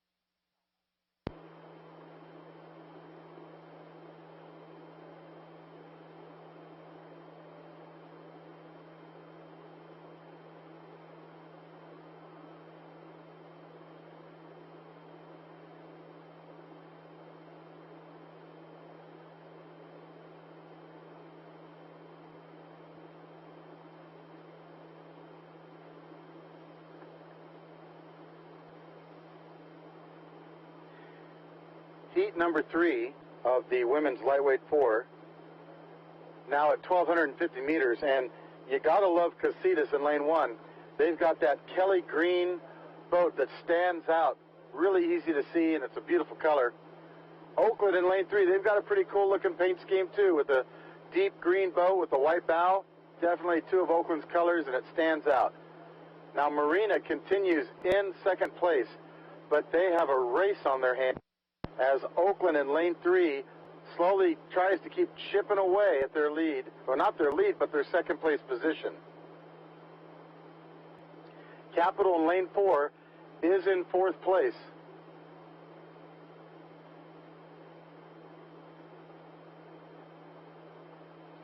Marin B out in lane 5, they have fallen off the pace a little bit. They're not matching the speed of these top crews, so they're continuing to fall back.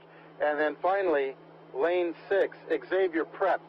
So folks, if you were to look at this race course and the race schedule, the lane that the crew is in equals their position in the race right now. Lane 1 in first place, lane 2 in second place, lane 3 in third, and so forth all the way across the lake. Very easy to call from up here on the hill.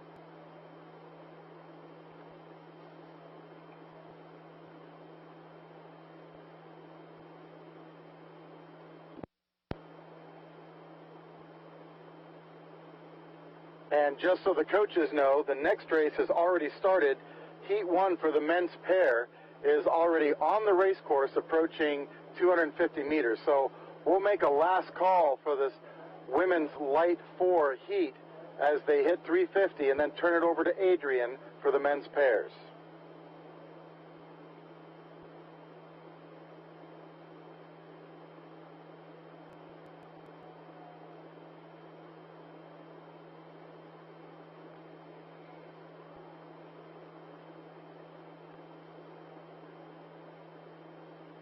And here we come into 350 meters. Third and final heat for the women's lightweight 4s. Two boats to the grand final. Casitas in lane 1 out in front by themselves. They're followed by second place position Marina, bow to stern ahead of third place Oakland. Oakland with open over Capital. So keep your eye on Marina and Oakland as this women's lightweight 4 heat finishes. And then we're going to look back down the course for heat 1 of the men's pair.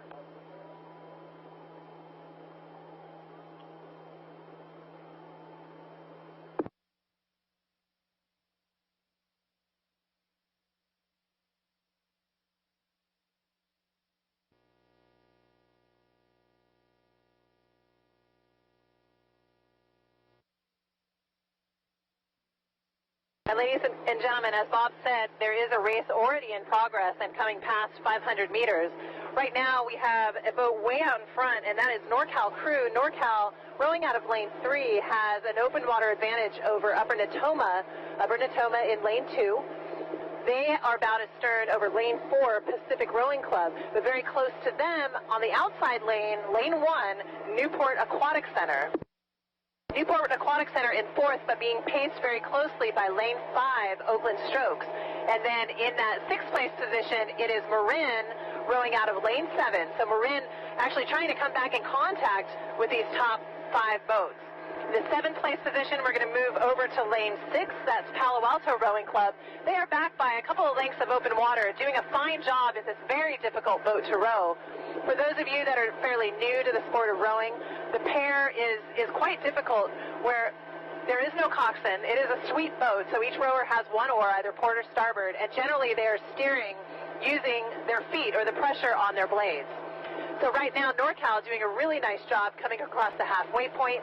They are followed now by Pacific, moving themselves into that second place position, then Upper Natoma, and then Newport Oakland, too close to call, followed by Marin, and then Palo Alto.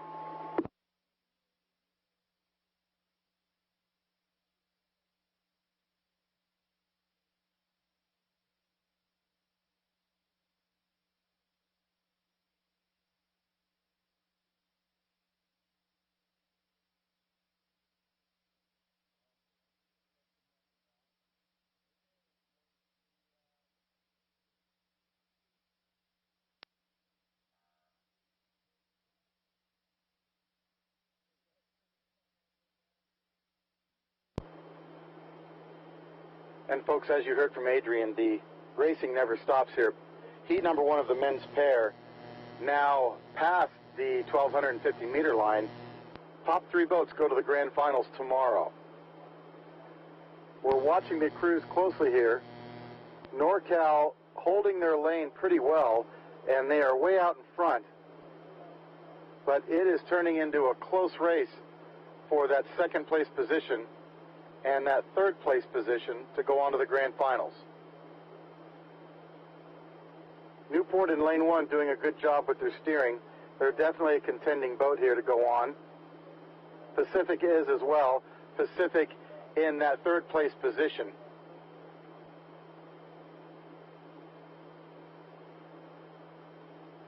Pacific, though, with their blades right on the buoy line. So this is a difficult steering race for them, as Oakland moving up next to them, and Oakland's blades also right on the buoy line. So this is a close one. The referee boat is right behind them, trying to steer both boats away from each other.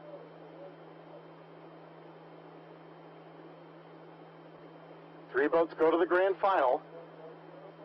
For the men's pair, right now NorCal out in front with an open water advantage, followed by Newport along the shore. Then Pacific holding off Oakland. Oakland holding off Upper Natoma. And Upper Natoma holding off Palo Alto and the B boat from Marin.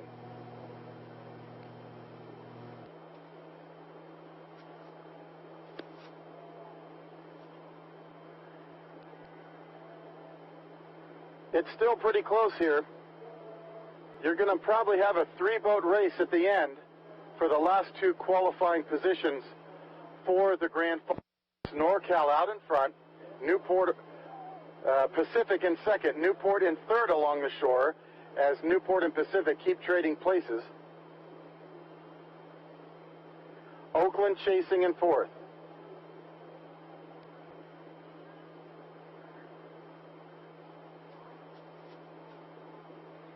And as we look back down the course, heat number 2 of the men's pair is underway. So we're going to make the final call right here at 200 to go.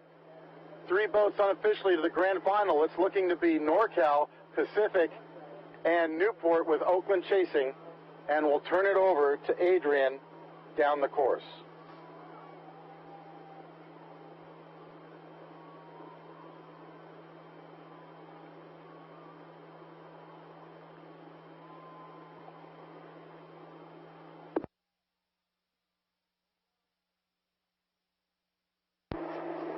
And here we are into heat 2 of the men's pair.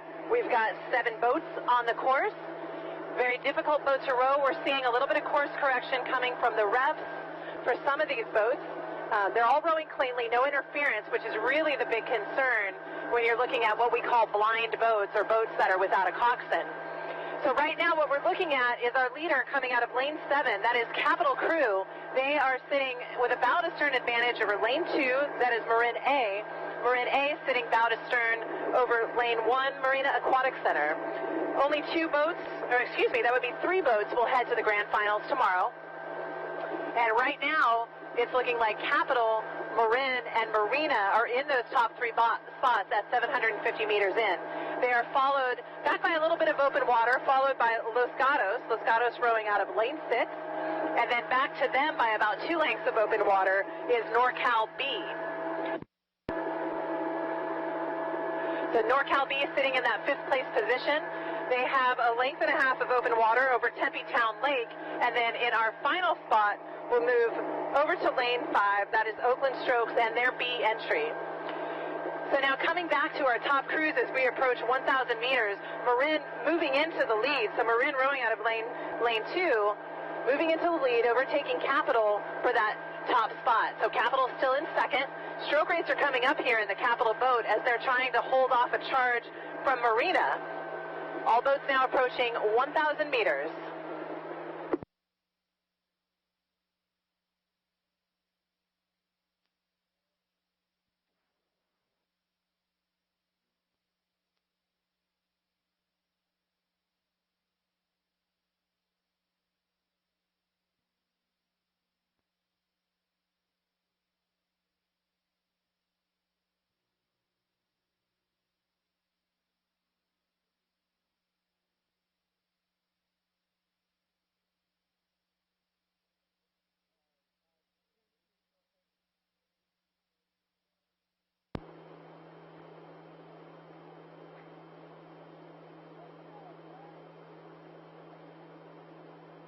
And now the second and final heat for the men's pair, approaching 1,250 meters. Top three boats go to tomorrow's grand final.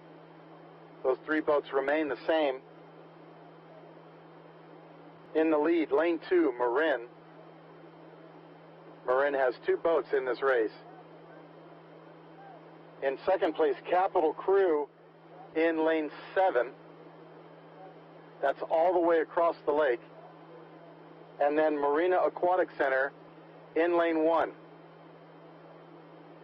In fourth place, behind both Marina and Capital, is lane 6, Los Gatos. That's their A boat. Now Los Gatos is just making a big steering correction right now. That cost them a little bit of speed right there, but they're back in their lane. These are the most difficult boat to steer because bow seat has the leverage advantage, and bowman has to call the steering while the race is going on, which is not easy to do when you're trying to win. You're going all out, and yet he has to steer it, call it, in addition to keeping up with stroke seat. So, very challenging boat to race.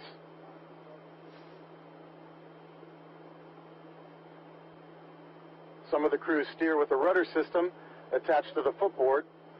Others steer simply with pressure or lack of pressure on the oars. At 1,500 meters, it continues to be Marin A in the lead. And now Marina in lane 1 has overtaken Capital, but barely. It's very close for that second place position. Capital continues in third, holding off Los Gatos in fourth.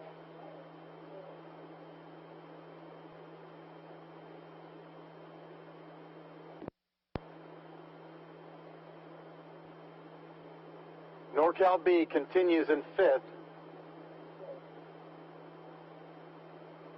And then we go back to Tempe Town Lake and the Oakland Strokes B boat.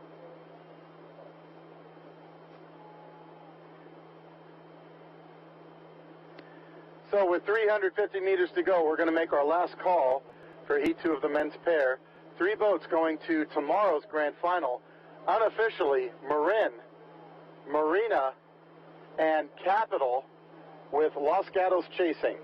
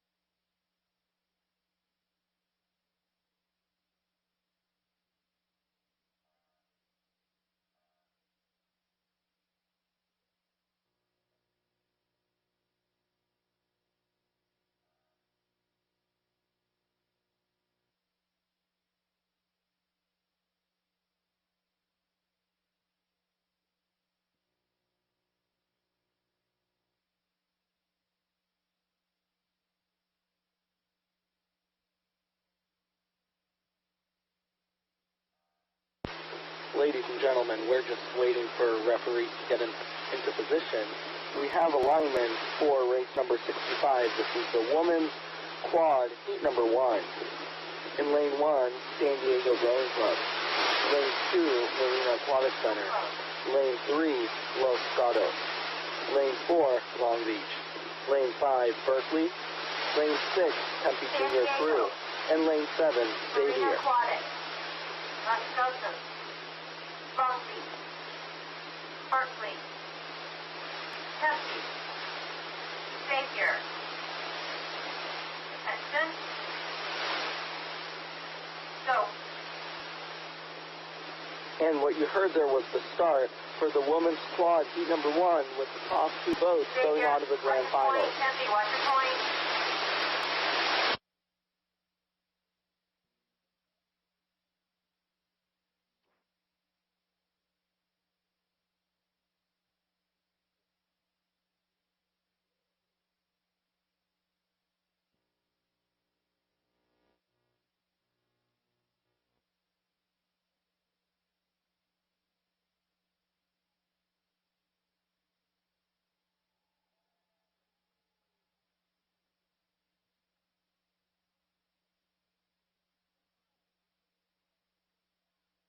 And ladies and gentlemen, Heat 1 of the women's quad, also a nationals qualifier tomorrow.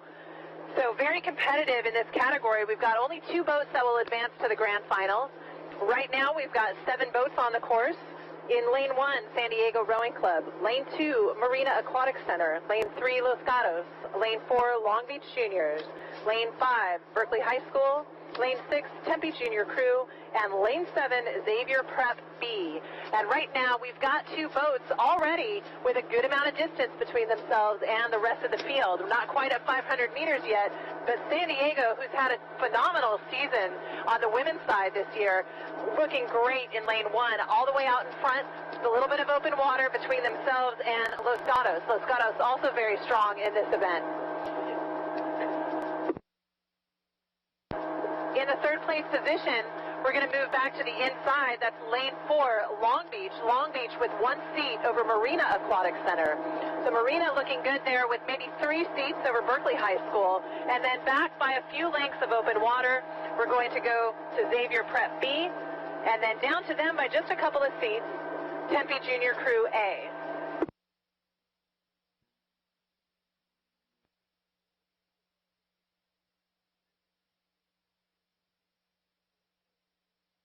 So San Diego continuing to extend that lead over Los Gatos. San Diego looking strong, confident there in that Lane 1 position. A little bit of open water for them over Los Gatos.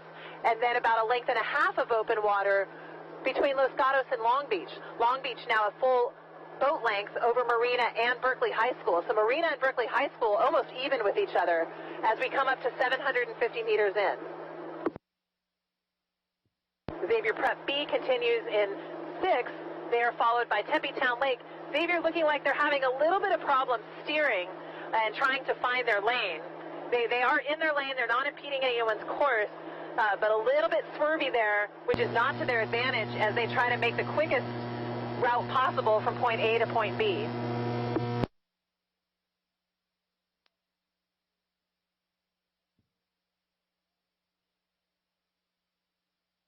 So San Diego still in the lead, followed by Los Gatos, with Long Beach on the chase in that 3rd place position.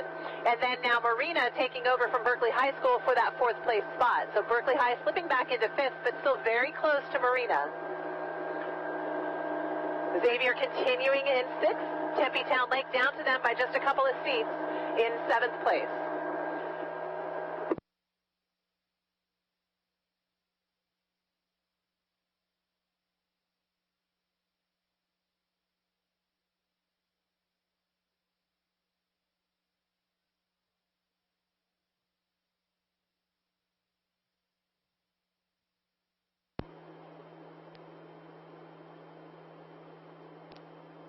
Well, Adrian, I agree this San Diego boat is looking fantastic here in heat number 1 of the women's varsity quad. One thing I'm noticing from Rattlesnake Hill is they have absolutely beautiful blade work. They have crisp releases and really sharp catch entries, and their upper body swing is perfectly in sync, and they have a really good upright position. So they're rowing the boat very cleanly, very strongly, very efficiently, and that's why they've got such a nice lead right now in this heat. Los Gatos also doing a good job. They continue to hold on to that 2nd qualifying position. Chasing them is the B boat from Long Beach. Now these top 3 crews, San Diego, Los Gatos, and the B boat from Long Beach, those 3 boats have plenty of open water between themselves and the remaining field. In 4th place, it's going to be Berkeley High. Then 5th place, Marina Aquatic Center. Then we go back to lane 7, the B boat from Xavier Prep. They're from Arizona. And finally, Tempe Junior Crew A. They're also from Arizona. So 2 boats to advance. And right now it's still San Diego and Los Gatos with the B boat from Long Beach chasing as we approach 1,500 meters.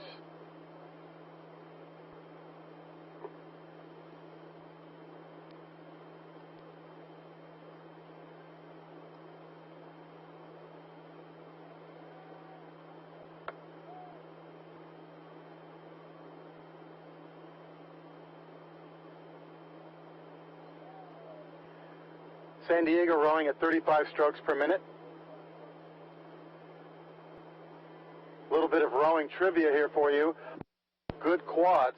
If you have a really fast quad, they're about as fast as a JV8. So you're looking at a boat that's only half the size of an 8, but moving through the water just as fast. That adds to the steering challenge. Again, these boats are steered by bow seat typically, either by a rudder system or just by pressure on the oars. San Diego doing a superb job going right down the middle of their lane at a great stroke rate with very good technique. Now that B boat from Long Beach, I warned you about them. They're now in contact with Los Gatos with 350 meters to go. Long Beach B boat could take that second qualifying position away from Los Gatos. This is going to be a close finish now. This is going to be a nail-biter. This cannot be a comfortable thing to watch for the Los Gatos or Long Beach coach as this comes down to the wire between these two boats for that last qualifying position.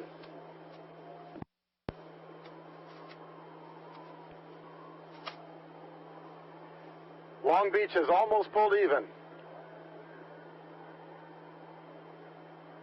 And now Long Beach has pulled even. And now Long Beach is ahead of Los Gatos. It's San Diego and the B boat from Long Beach. Los Gatos still right there, though. Here comes the finish for Heat 1 of the women's varsity quads. San Diego for the gold, not the gold, but the first place finish. And then the B boat from Long Beach holding off Los Gatos.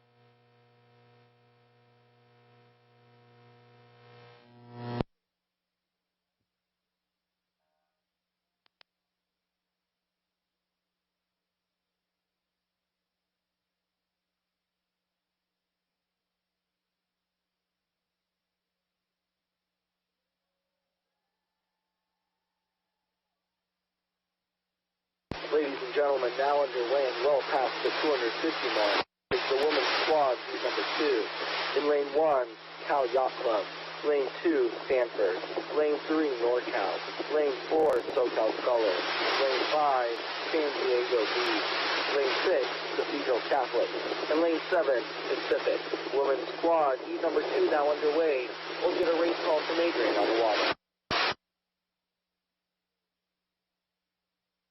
And thank you, Aaron. We are well past 250 meters, just about to the 500-meter mark. And we have 3 boats out in front here challenging each other for that lead position. I am going to give an advantage to California Yacht Club in lane 1 by 2 seats over NorCal.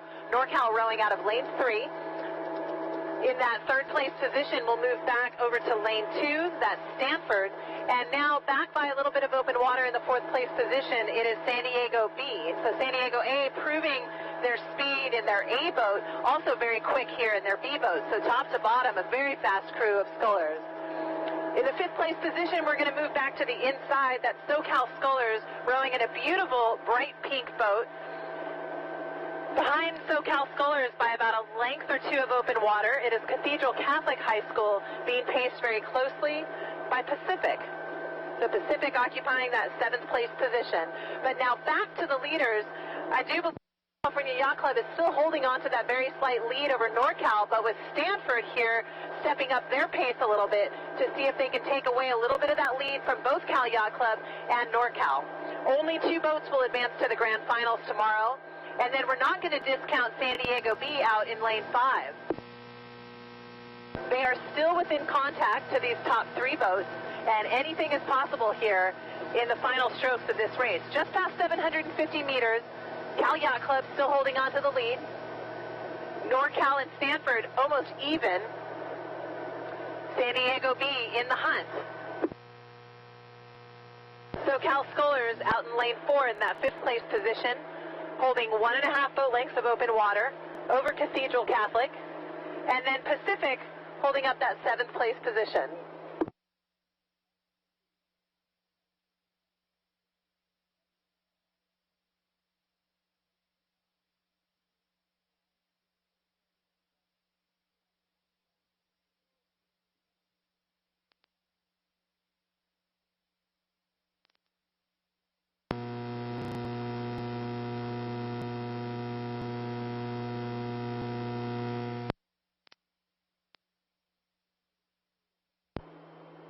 Boy, Adrian, that's a great race call here, because for Heat 2 of the women's varsity quad, if you were to ask me right now, looking at this B boat from San Diego, if you were to ask me, is that their A boat or B boat, I wouldn't be able to tell you the difference. They look just as good as their A boat, with beautiful upright body position, sharp entry into the water, and very clean releases.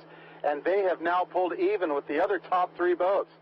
So it's a 4-boat race for 2 qualifying positions between Cal Yacht Club, Stanford Rowing Center, NorCal, and the B boat from San Diego. In 5th place, it's the SoCal Scholars. They're just ahead of Cathedral Catholic, with Pacific Rowing Club in 7th place. This San Diego B boat is a definite threat. They're a threat to everybody here as we now hit 1,250 meters. And now lane 1, Cal Yacht Club, pushing out ahead of both Stanford Rowing Center and NorCal. However, the B boat from San Diego has pulled even with NorCal and Stanford. This is the most nervous race I've seen, because these crews all want to go to nationals, and to have 4 boats this close together is pretty amazing in a heat. Lane 1 continuing to move out a little bit more. That's California Yacht Club, Stanford Rowing Center, and NorCal side by side, along with the B boat from San Diego. That B boat from San Diego looking really sharp. Here comes the call at 1,500 meters in about 3 strokes. First across is Cal Yacht Club. And then San Diego B. Then Stanford. It is close. This is going to be a nail-biter as these 4 boats come into the last 500 meters, chasing only 2 qualifying positions.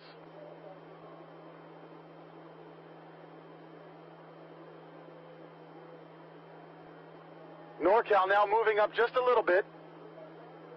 NorCal, and now Stanford Rowing Center pulling ahead of both NorCal and San Diego B. It's Cal Yacht Club and now Stanford Rowing Center for the top 2 positions. Stanford up by 3 seats now, pushing to 4. San Diego B still even with NorCal. NorCal and San Diego B are now chasing 2 leaders, Cal Yacht Club and Stanford Rowing Center.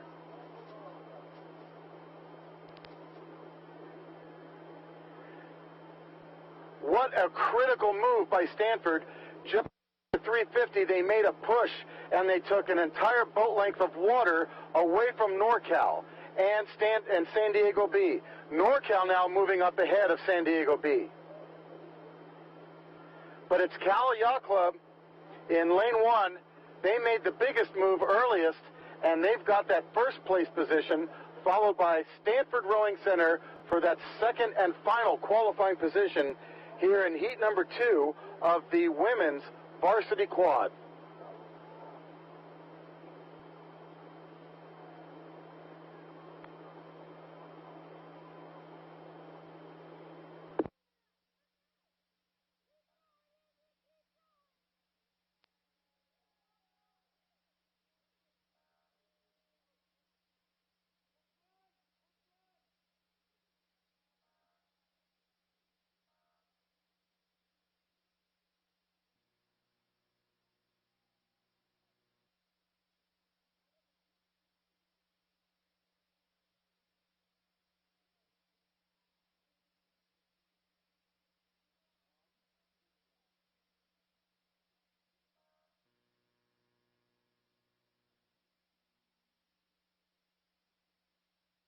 And heat 3 of the women's quad currently underway and well past 500 meters. We've got a couple of crews well out in front. Those crews will be Long Beach Juniors in lane 1, closely followed by Xavier Prep, and that is their A boat entry in lane 2. The third place position will move out to lane 6. That's River City. River City bow to stern over lane 4 Artemis, and Artemis with 1 seat of open water over Stanford B. Now back in that 6th place position, we're going to move back over to lane 5, that's Tempe Town Lake, and they have several lengths of open water over lane 7, Marin. But Long Beach always very dominant and with a lot of expertise in the sculling boats, doing a great job here, just pacing, looking very comfortable, looking very relaxed, not a super high stroke rate there along the shoreline in lane 1. They have 4 seats now over Xavier Prep, and Xavier Prep also doing the same, looking very, very strong as they lurk just behind Long Beach. So top 2 boats to advance to the grand finals. These 2 boats, Long Beach and Xavier, with a good amount of open water as we come into a pretty good headwind chop here. So halfway point, Long Beach followed by Xavier, and then with River City in that 3rd place position, still sitting bow to stern over Artemis, Artemis in 4th, Stanford B in 5th, Tempe Town in 6th, and Marin on the outside in 7th.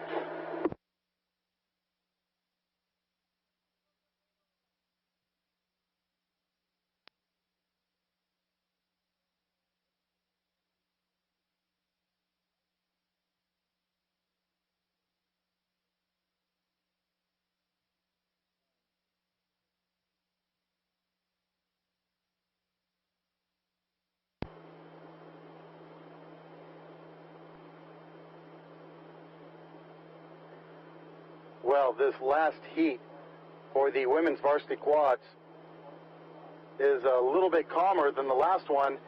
You don't have 4 boats across right now. You've only got 2 leaders out in front, and they are spaced by about a boat length of open water apart. That leader is lane 1, Long Beach A.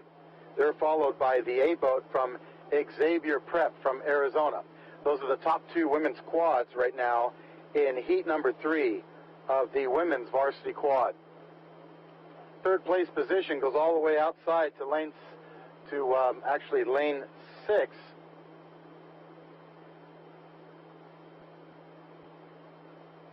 That's going to be River City.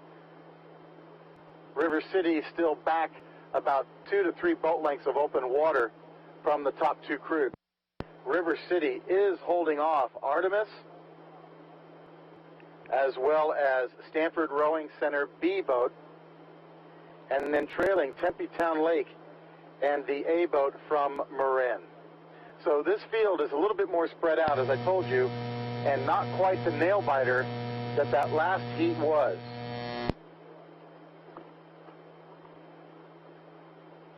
Long Beach A hitting 1,500 meter markers first, with Xavier Prep 1 boat length of open water behind him.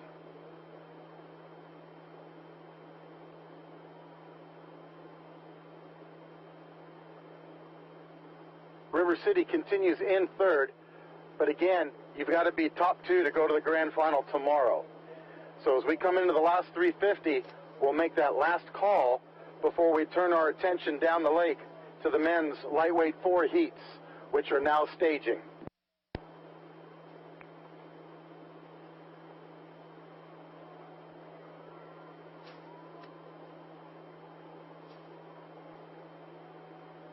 So the final call at 350 to go for heat number 3 of the women's varsity quad. 2 boats to tomorrow's grand final.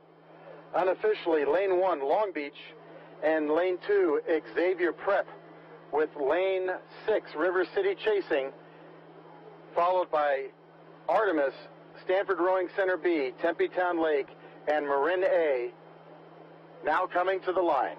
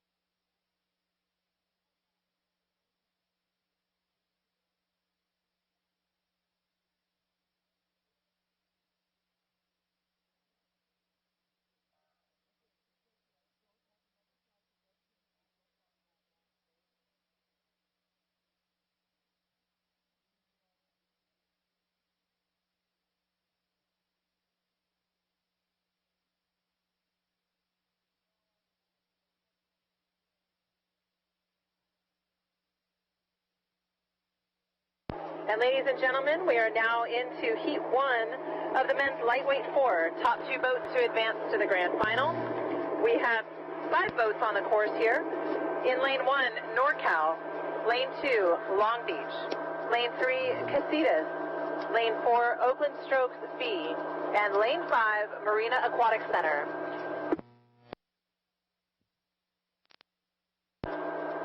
All crews approaching 500 meters in, and our early leader is coming out of lane 1. That is NorCal crew. They have a 1-seat advantage over lane 2, Long Beach Juniors.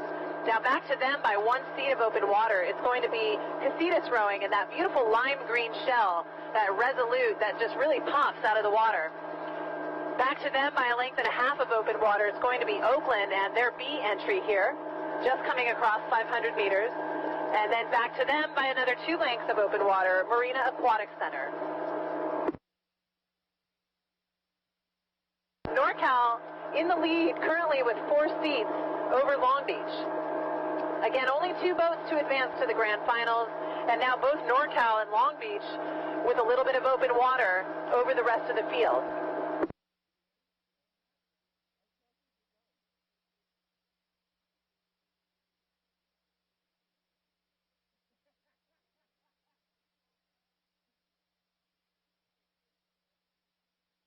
NorCal and Long Beach pulling clear of Casitas. Casitas still in that 3rd place position. Really nice blade work coming out of that program. Casitas rowing on Lake Casitas outside of Ventura, California. Just now coming across 750 meters. They also, in that 3rd place position, have a significant amount of open water between themselves and the boat from Oakland Strokes. Marina Aquatic Center continuing to hold into that 5th place position. But the big push is coming from NorCal and Long Beach.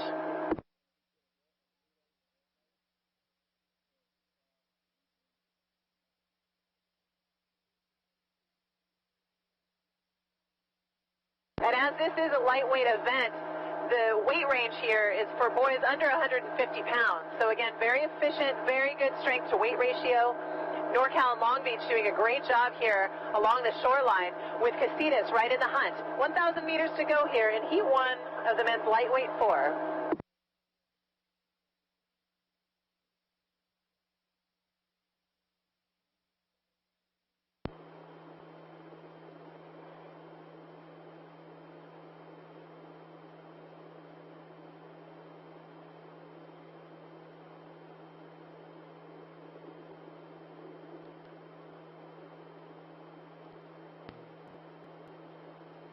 And heat number 1 of the men's lightweight 4, now at 1,250 meters. Now the 2 leaders are important here because only 2 boats go to the grand final tomorrow. And what's interesting here is that NorCal in lane 1, last year they were national champions in the men's lightweight 4. So they are the defending national champions with 3 of their 4 rowers returning in this boat. Now right next to them is Long Beach in 2nd place. Last year, Long Beach, their men's heavyweight varsity 8, won the gold medal right here at Lake Natoma at Youth Nationals. So you've got 2 programs side by side that were both national champions last year, different categories. They are rowing side by side in pace with each other to keep those top 2 spaces locked up away from the other teams of Casitas, Oakland B, and Marina Aquatic Center. Now, Casitas, Oakland B, and Marina, they are spread out by a lot of open water, very spread out field behind the top 2 boats from NorCal and Long Beach. Long Beach now working ahead of NorCal as we prepare to hit 1,500 meters. And it will be Long Beach first across the line with 500 meters to go over NorCal. NorCal still in a good position though. All they got to do is keep 3 boats behind them, and they go to the grand final tomorrow, which is the goal right now. Casitas in that Kelly Green boat in lane 3, they're putting on a hard charge, and they're doing a great job here, but they just can't match the speed from Long Beach and NorCal.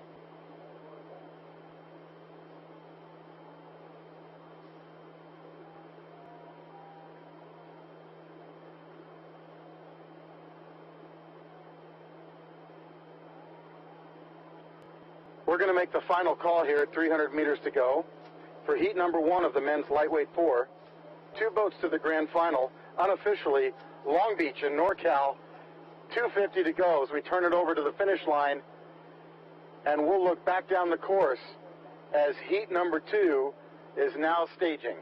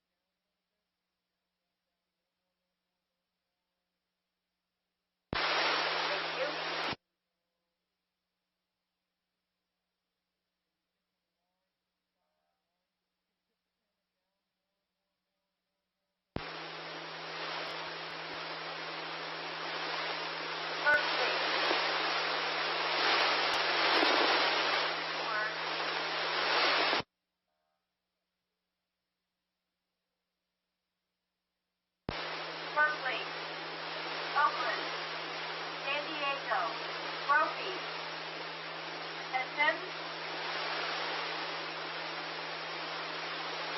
go.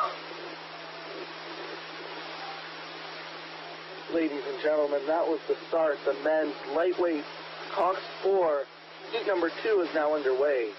We have lane 1 Pacific, lane 2 Berkeley, lane 3 Oakland, lane 4 San Diego, and lane 5 Brophy. These 5 boats are now underway. The top 2 will be going on to grand finals tomorrow.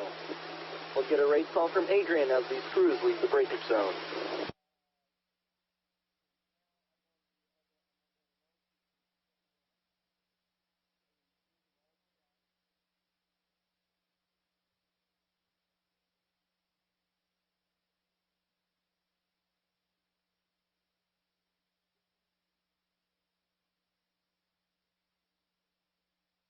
Heat 2 of the men's lightweight 4, just at 250 meters.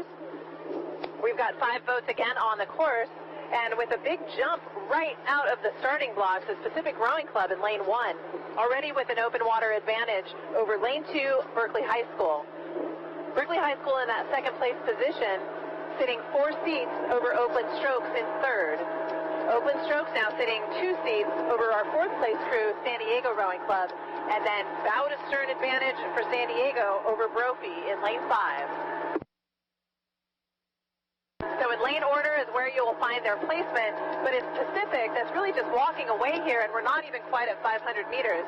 So Pacific with almost a full boat length of open water over Berkeley High.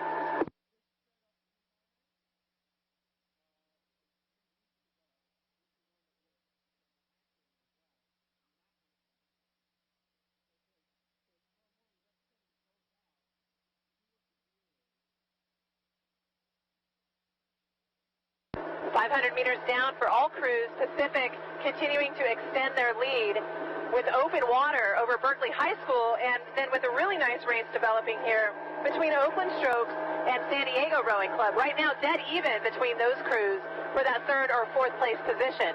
Very slight advantage right now going to San Diego, just by a bow ball. 5th place continues to belong to Brophy. They are back to San Diego and Oakland by about a length of open water.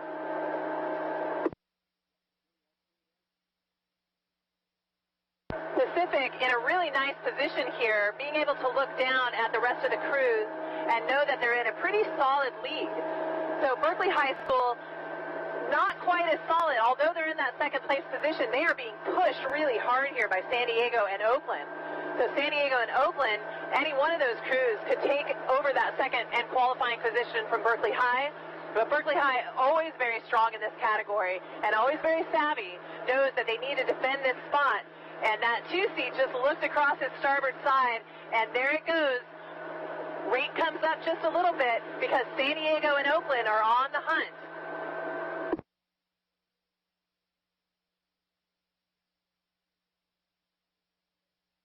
Coming up on 1,000 meters, it is Pacific all by themselves in lane 1. Berkeley High still holding hard to that 2nd place position. San Diego just barely in third, followed closely by Oakland, and Brophy in fifth.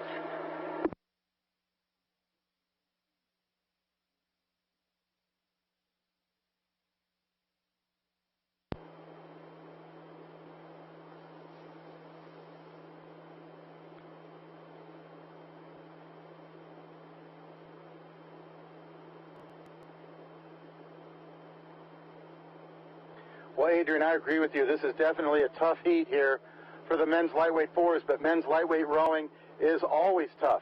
Now, regarding Berkeley High School, they've taken men's lightweight fours to nationals several times and brought home medals. So they know what it takes to do what it takes to make this boat go fast. But they still have a race on their hands here, as Oakland is right next to them. Right behind Oakland is San Diego Rowing Club. So it's a three-boat race for second place here in heat number 2 of the men's lightweight four. Out in front, it is Pacific Rowing Club. They have the early lead, and they are continuing to take more water as they come down the course in lane 1. Bow ball to bow ball between Berkeley, Oakland, with San Diego a little bit back from Oakland. In 5th place, it's going to be lane 5, Brophy. 2 boats to the grand final. As we approach 1500, we're looking to see, will one of these crews in lanes 2, 3, or 4 make a push to establish some dominance and take that second spot.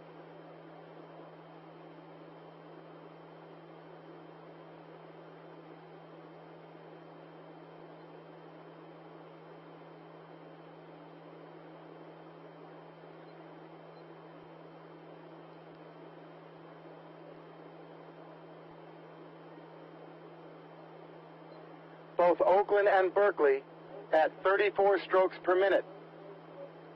At 1,500 meters, it is a slight advantage to Berkeley High School. We're talking maybe a deck. It is super close as Berkeley and Oakland work in tandem to keep San Diego in 4th and Brophy in 5th. Pacific continues in the lead, alone, unchallenged.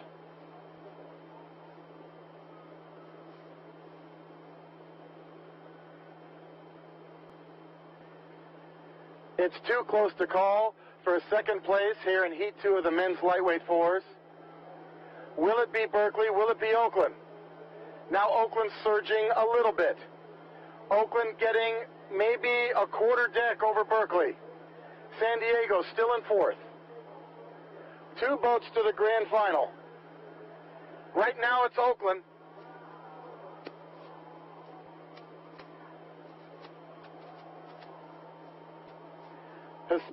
Out in front, Pacific has first place locked up.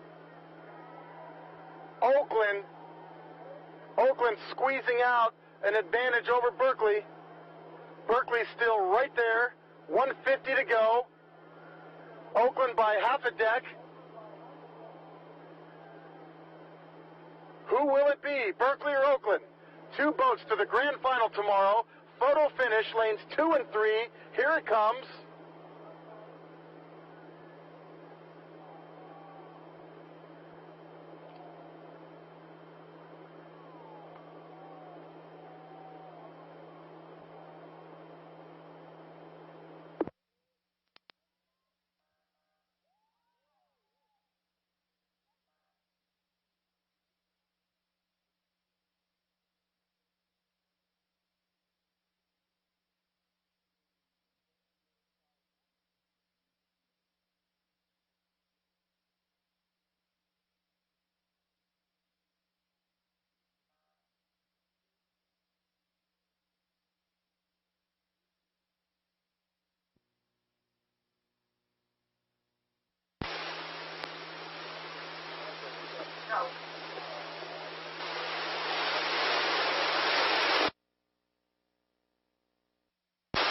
Ladies and gentlemen, your way, this is the men's lightweight 4, heat number 3. In lane 1, Capital. Lane 2, Marin. Lane 3, Stanford. Lane 4, Newport. Lane 5, North Bay. And Lane 6, Long Beach Junior Crew. Top 2 boats here will be going on the grand finals tomorrow. Coming to the zone, we'll get a race call from on the water.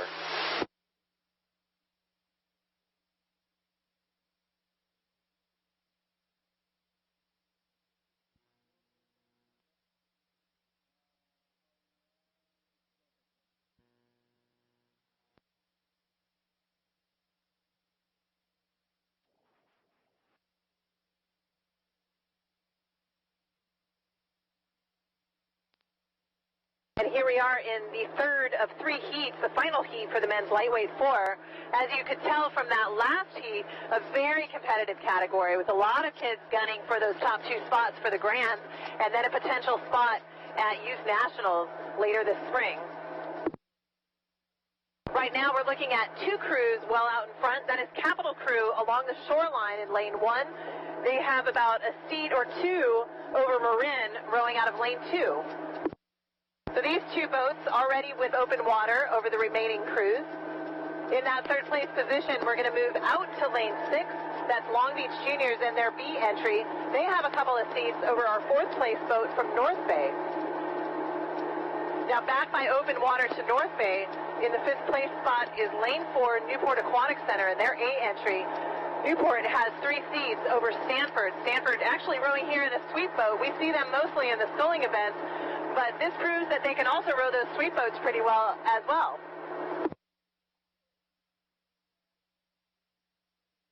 Nice job here by Capital and Marin. Again, well out in front with about a seat of open water.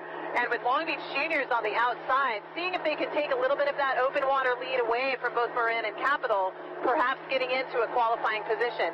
Still very early on in the race. Lots might change. But Capital still just sitting there, 1 seat above Marin. Marin hasn't made any big moves yet. And as you know, they are always a very fit crew.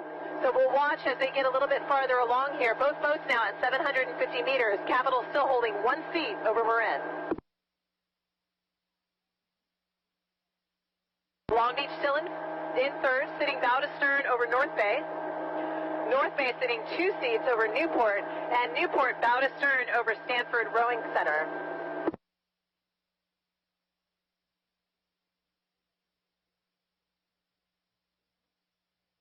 Great fight going on between Capital and Marin to see who's going to claim that top spot. At this point, they both have a pretty comfortable lead coming into the halfway point, and it's going to be a race for lanes. But Long Beach on the outside, definitely a crew to watch.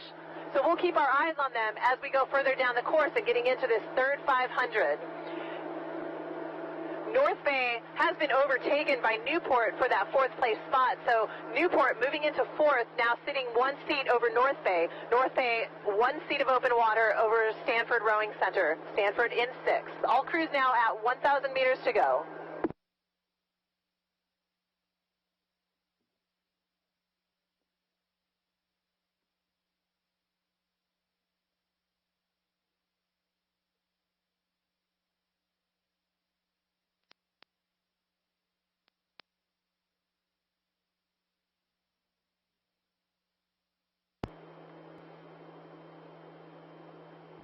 And thank you, Adrian, for that call here of heat number 3, the final heat for the men's lightweight 4s. All these rowers at 150 pounds or less racing today with a high strength-to-weight advantage.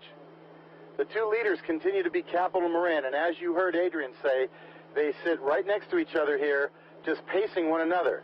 So as they hit 1,250 meters, Long Beach continues in 3rd, but they're back behind both Capital and Marin. Now, last year at Youth Nationals, Capital won the bronze medal, bringing home a medal for the whole program, and they surely want to get back to that grand final and try to go to Nationals again tomorrow. So right now, the key for both these boats, Marin and Capital, is to keep everybody else behind them so they can make the grand finals. Long Beach in lane 6, the B boat continuing to hold off everyone else. In lane number 4, that's Newport. Newport trying to move up on Long Beach to challenge for that 3rd place position. Behind Newport are the 2 trailing boats. Seattle Rowing Center, and North Bay.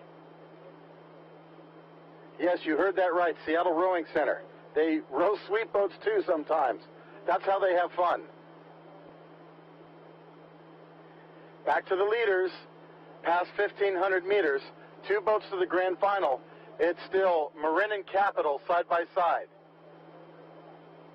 Marin now pushing a little harder and squeaking out a little bit of a half-deck, quarter-deck advantage over Capital as we come into the last 350 meters. And Marin pushing a little harder now. Both Capital and Marin in a very good position to go on to the finals tomorrow.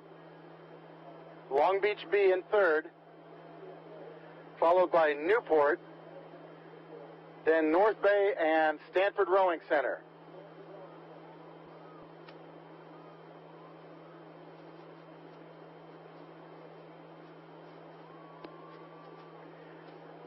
Final call, 250 meters to go. Heat number 3 of the men's lightweight fours.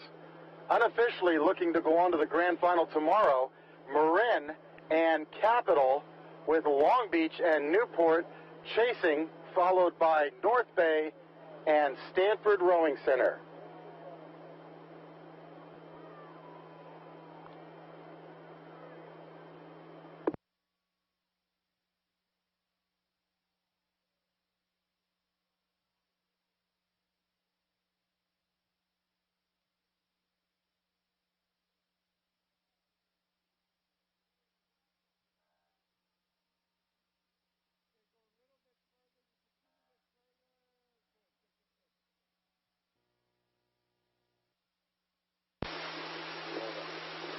I am so sorry. Oakland.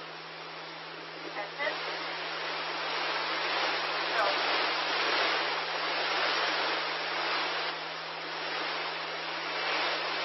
Ladies and gentlemen, that was the start. This is the first of 2 heats for the women's pairs. Race number 71. In lane 1, Marina Aquatic San Diego. Lane 3, Marin A. Lane 4, Palo Alto. Lane 5, Black Rowing. Lane 6, Marin C. And Lane 7, Oakland Strokes. 7-boat race here now underway. Already getting steered by referees here. We'll get an update from Adrian as these 2 make it down the course.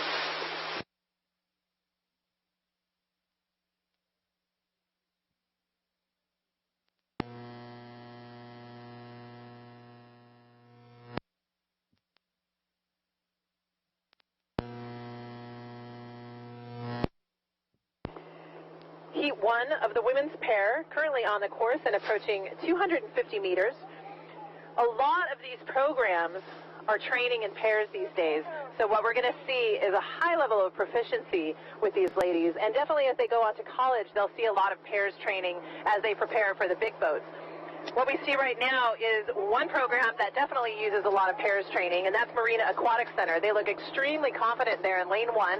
A little bit of open water for them over lane 3. Marin, also a program that rows pairs regularly, followed very closely by San Diego in lane 2. Now on the outside, we've got Oakland Strokes in lane 7, pacing lane 4 Palo Alto. A little bit of open water back to them, and in that 6th place position is going to be lane 5 Zlack Rowing Club. They are followed by lane 6 Marin C. So 7 boats on the course in a phenomenally difficult boat to row. I said earlier about the men's pairs is that this is what we call a blind boat. So there is no coxswain, there's no one steering for them, and oftentimes all they're doing is using the power or the pressure coming from either side to steer their boat straight. We're seeing a good amount of course corrections coming from our race officials right now. No boat in particular, but they're just trying to keep everyone safe. That is the primary focus here.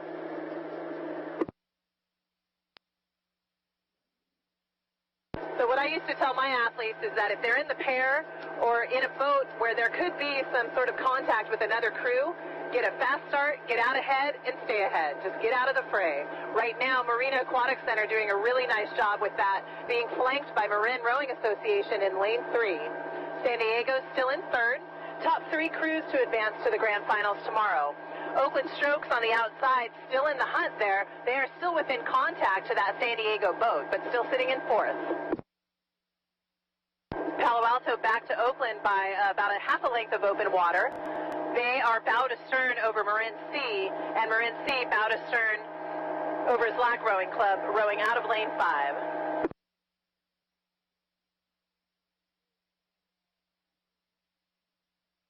And now as we progress up the course, getting towards the halfway point, we're just past 750 meters, Marin has taken over the lead from Marina Aquatic Center. So Marin now with about a seat of open water over Marina, and Marina 1 full boat length of open water over San Diego. Now my bet is that a lot of these girls have already raced today, sometimes maybe raced 2 or 3 times. If they've been in a heat and they've been in a final, probably also raced in the 4 or in a quad. So we're seeing some tired puppies out here, but they're doing a great job. Marin pulling themselves to a half a boat length of open water lead over Marina. Marina continuing to walk away from San Diego, but San Diego holding tight to that 3rd place position. Oakland down by about a seat of open water to San Diego, but still within hitting distance to see if they can get into one of those qualifying positions. Marin C continuing in 6th, followed by Slack in that 7th place position.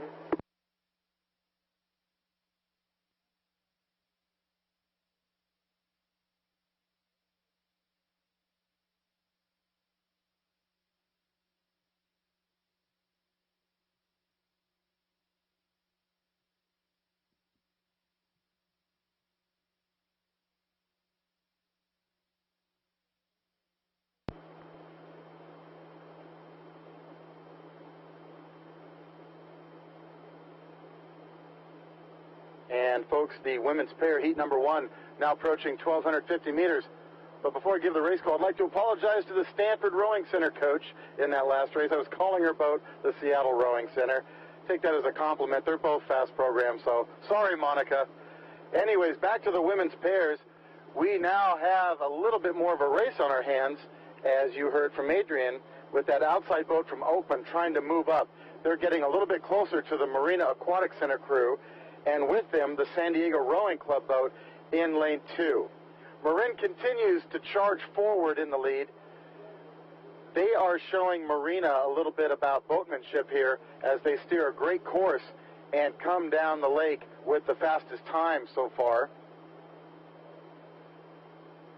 The pair matrix is a famous thing used by coaches to find their top athletes, but the methods all vary. It's up to each coach. And that's why you see some of these crews racing so well in these pairs, because they've spent so much time in them to find the fastest boats for other events. Now, as we prepare to hit 1,500 meters, it's still going to be Marin and Marina. Now, San Diego moving a little harder, along with Oakland. They're trying to catch Marina in lane 1, but Marina still holding them off.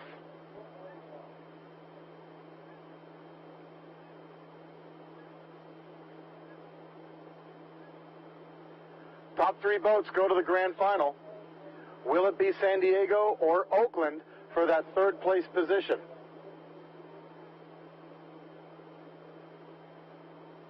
At 1,500, it's Marin, then Marina,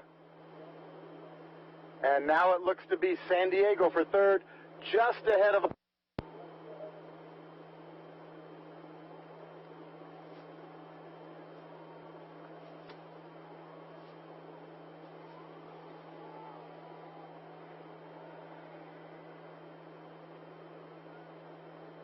San Diego really putting on the pressure now as they cinch that 3rd place position at 350 to go. They just started charging hard, and they've got that now as the Oakland boat in the outside lane just can't keep up with their speed. So 3 boats going to tomorrow's final. Right now at 300 to go, unofficially, that's Marin, followed by Marina, then San Diego Rowing Club, with Oakland chasing.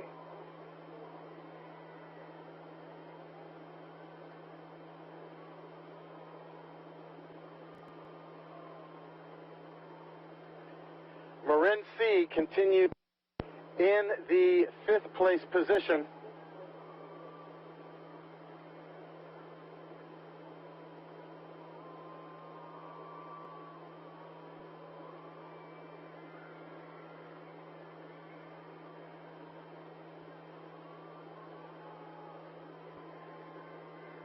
followed by Slack. And here comes the finish for Heat 1 of the women's pair, top 3 to the grand final tomorrow. Unofficially, Marin, Marina, and San Diego as we turn it over to the finish line.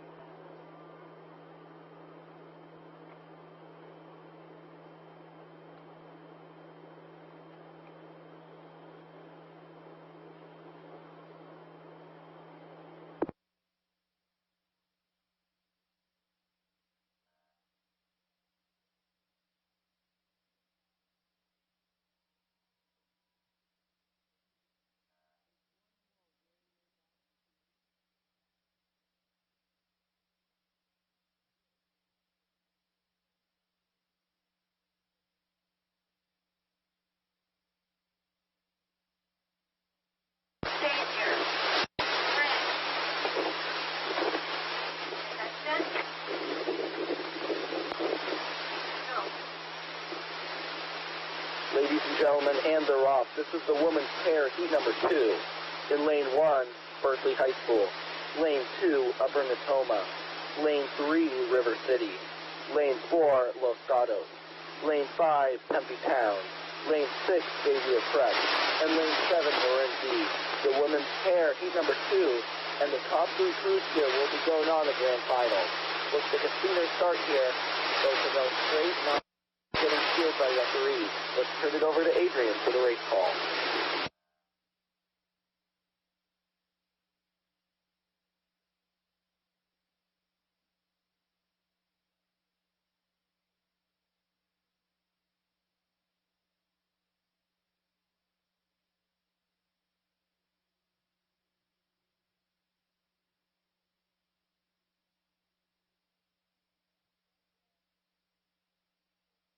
And here we are just at 250 meters into Heat 2 of the women's pair. Top 3 boats to advance to the grand finals. And we're seeing a clear leader coming out of lane 1. That's Berkeley High School. They have about a stern advantage over lane 2, Upper Natoma Rowing Club. And Upper Natoma looking really strong here with a good start and a solid lead over our third place crew from Los Gatos Rowing Club. So Los Gatos in third position, but just barely holding that spot over both Marin B on the outside, lane 7, and River City out of lane 3. In the 6th place position, we're going to move back inside to lane 5. That's Tempe Town Lake. They have 2 seats over lane 6, Xavier Prep crew. All boats approaching 500 meters in.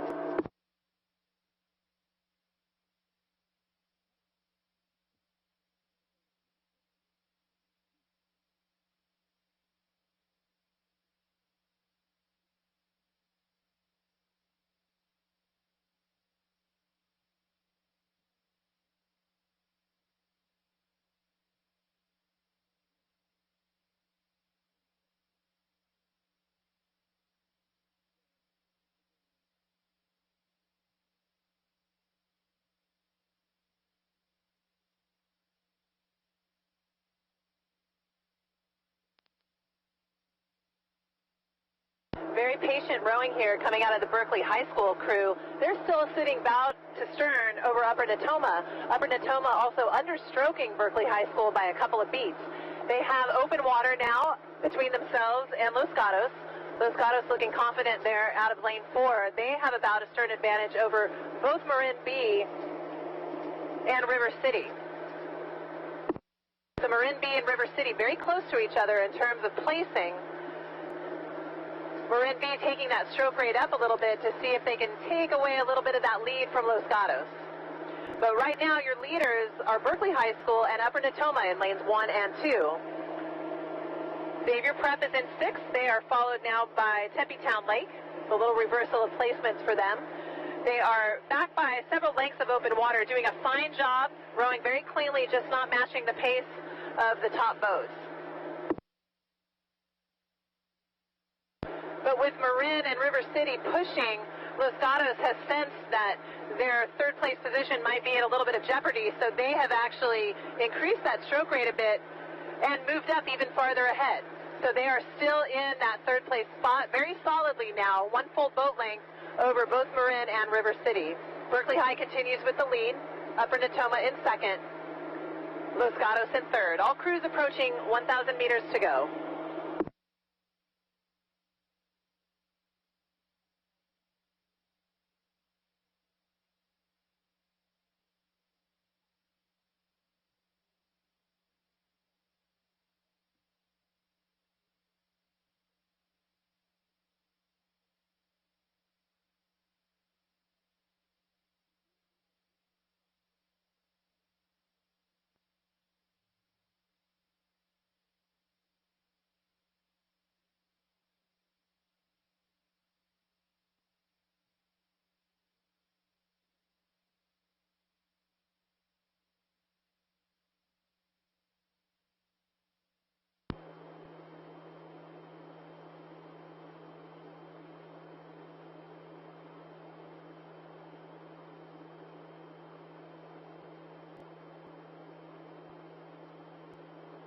And with 3 boats able to qualify for the grand final from heat number 2 of the women's pair, we're watching the difference in steering between River City in lane 3 and Los Gatos in lane 4.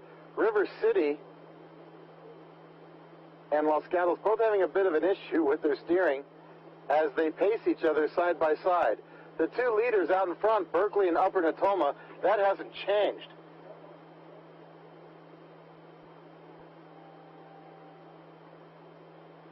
But now River City is rowing in lane 1 behind Berkeley. They're not interfering with anybody, but they're not. Los Gatos having the same issue as they pace River City, as they wander back and forth between, it looks like lanes 3 and 4. So, not quite demolition derby, but definitely exciting racing here as these pairs try to go fast and steer a straight line, which is not an easy thing to do. Because River City and Los Gatos are having so much trouble with their steering right now, what we're seeing is the crew from Marin, the B boat from Marin, has now pulled even and could take that third qualifying position to go on to the grand final tomorrow.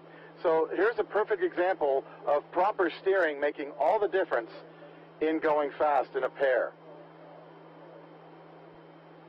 Along the shore, Berkeley High School with the bright yellow blades continues in the lead with a slight open water advantage over Upper Natoma. Upper Natoma in the blue shell in lane 2. Behind them you'll see River City and Los Gatos. Then over across the lake you'll see the B boat from Marin pulling, well, almost parallel with both Los Gatos and River City, making it a 3-boat race for that last qualifying position. I think at this point it's going to be whoever has the best steering course.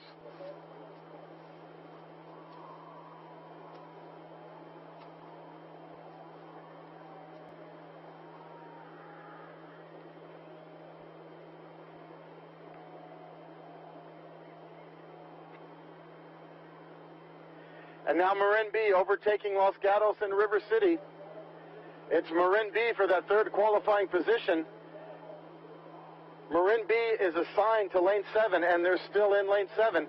So they've had a good steering course, and that's helping them tremendously right now. Have third place and can go to the grand final tomorrow in the women's pair. However, with 250 meters to go, something crazy could happen here because Berkeley and Upper Natoma are so far ahead. Even if Los Gatos and River City sprint not in their lanes, they could still qualify. So this is going to be a really unusual finish for the spectators.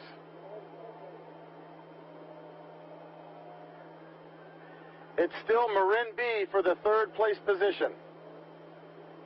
Here in heat number 2 of the women's pairs, 3 boats to the final. There goes Berkeley. Upper Natoma with Marin B in third.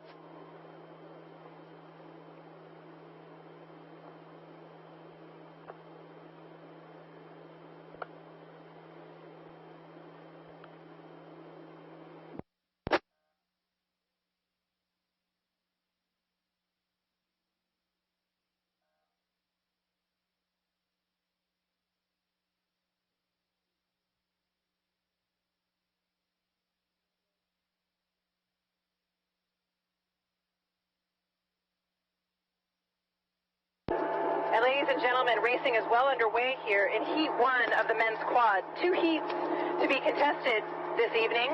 Top 3 boats in this heat to go on to the grand final. And right now, we're seeing our top boat coming out of lane 1, San Diego. Let me go ahead and set the lanes for you. San Diego in lane 1, Stanford in lane 2, California Yacht Club lane 3, Artemis A in lane 4, Artemis B lane 5, Humboldt Bay Rowing in lane 6, and Casitas Rowing in lane 7. So San Diego with a quick start in the lead already by 1 length at 500 meters in.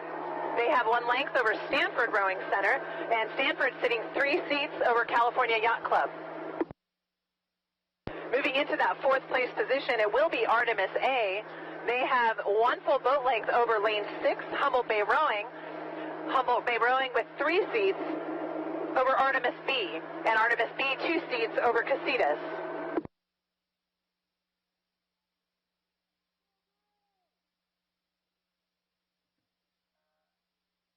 San Diego, definitely a very strong crew, and with the fastest in the time trials out of yesterday, this was an event that was contested in time trials to get to these semifinals today.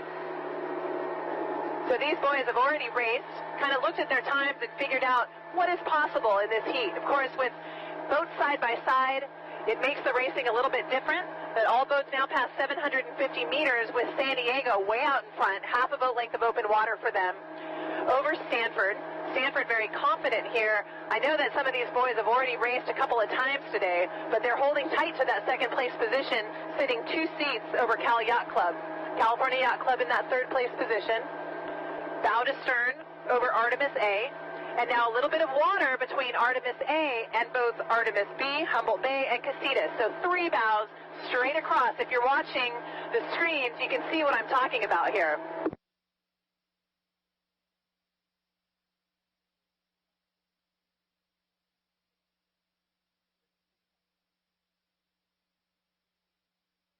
All boats now at 1,000 meters. San Diego with a good amount of open water between themselves and Stanford. Stanford still holding 2 seats over Cal Yacht Club, with Artemis boats in the chase, 2 Artemis boats in the chase, followed by Humboldt and then Casitas.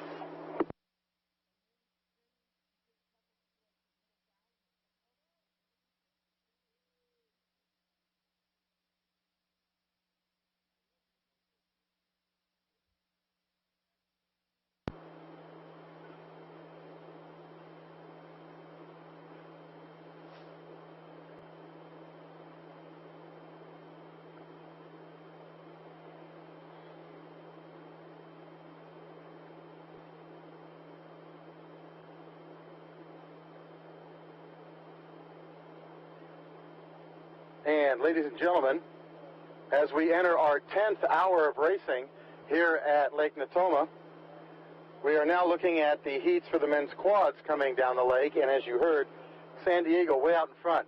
Now we saw how great the San Diego women's quads looked. I can say the same thing here about their men's quads.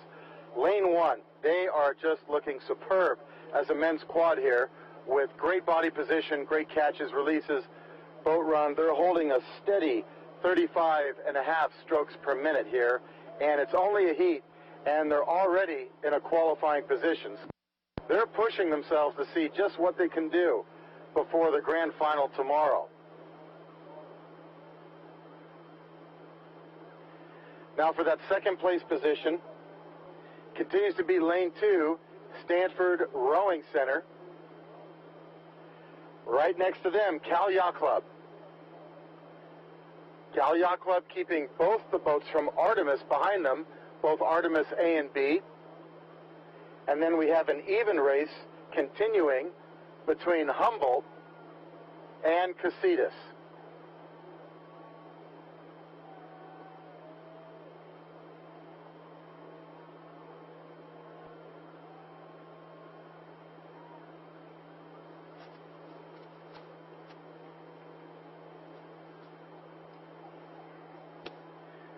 San Diego rowing like a red rocket. They are just out in front, in control, in command. This heat belongs to them. Further behind, it's Stanford Rowing Center, bow to stern, ahead of Cal Yacht Club. Then the 2 Artemis boats. and the continuing close race for 6th place between Humboldt Bay and Lake Casitas. Here comes the finish for heat number 1 of the men's varsity quads. Grand finals to be held tomorrow. Way out in front in the red shell, and the boat must be red hot. It is San Diego in that second qualifying position. Seattle, there I go again, Stanford Rowing Center, followed by Cal Yacht Club with Artemis, Humboldt, and Casitas chasing.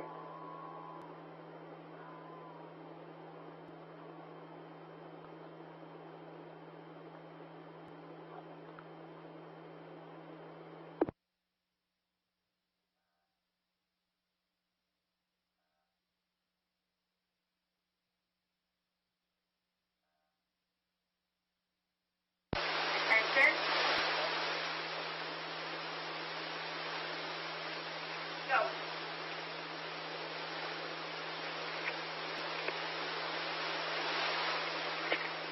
Ladies and gentlemen, and they're off. This is the last race of the day here at the first day of racing at the 2015 Southwest Youth Championship. This is the men's quad, heat number 2. In lane 1, Long Beach Junior Crew. Lane 2, Brophy. Lane 3, Berkeley A. Lane 4, Brophy B. Lane 5, San Diego B. Lane 6, Newport Seabase. And lane 7, Newport Aquatic Center. Men's quad, heat number 2, and the top 3 crews going on to grand finals tomorrow. We'll get a race call from Adrian as these crews are now approaching 250 meters.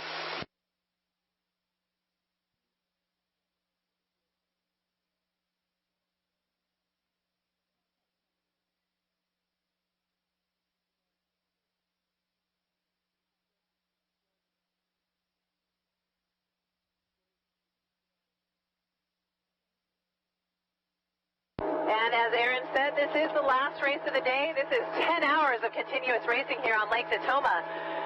And we're happy to be party to such amazing racing. Crews are so fast as they try to gain spots to go to the Youth National Championships. Right now here in the men's quad, we've got 7 boats on the water with 6 boats really just neck and neck. Not quite at 500 meters in. And we've established an early leader just by a very small margin out of lane 1. That's Long Beach Junior Crew. Long Beach Juniors with 1 seat over Brophy in lane 2. Back by about 4 seats to Brophy in that 3rd place position. It's going to be Berkeley High School. Berkeley High School looking for 2 seats over Brophy and their B boat. So Brophy with 2 entries in this race, both very, very fast. In the 5th place position, we're going to move over to lane 5. That's San Diego Rowing Club and their B boat. You saw how dominant they were in that last heat, and here's the B boat showing just how fast they could be across the board. Now San Diego B is holding off a really good charge here by lane 6, Newport Seabase, fairly new program to our region, and also showing tremendous speed so early on. Now back to Newport Seabase by about a length and a half of open water. It is lane 7, Newport Aquatic Center. But the real race to watch is for our leaders, and that is coming from Brophy and Long Beach Juniors. Right now I'm going to give a slight advantage to Brophy for that lead, maybe by a half a seat over Long Beach as we approach the 1,000-meter line. Berkeley High School still locked into that 3rd place position. They are holding 3 seats over both Brophy B, San Diego Rowing Club B, and Newport Seabase. Newport a little bit off the pace here in that 7th place spot.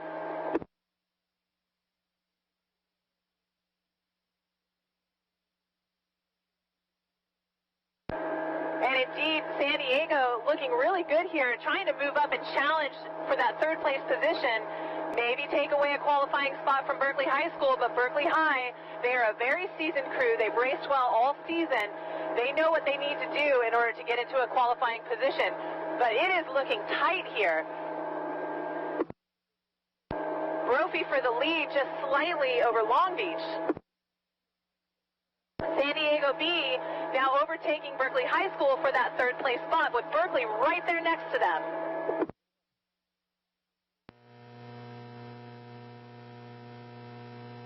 Brophy B also in the hunt. Newport Seabase just slightly off the pace, just down to these crews by a couple of seats. So very tight as we gun for the last 500 meters of this piece.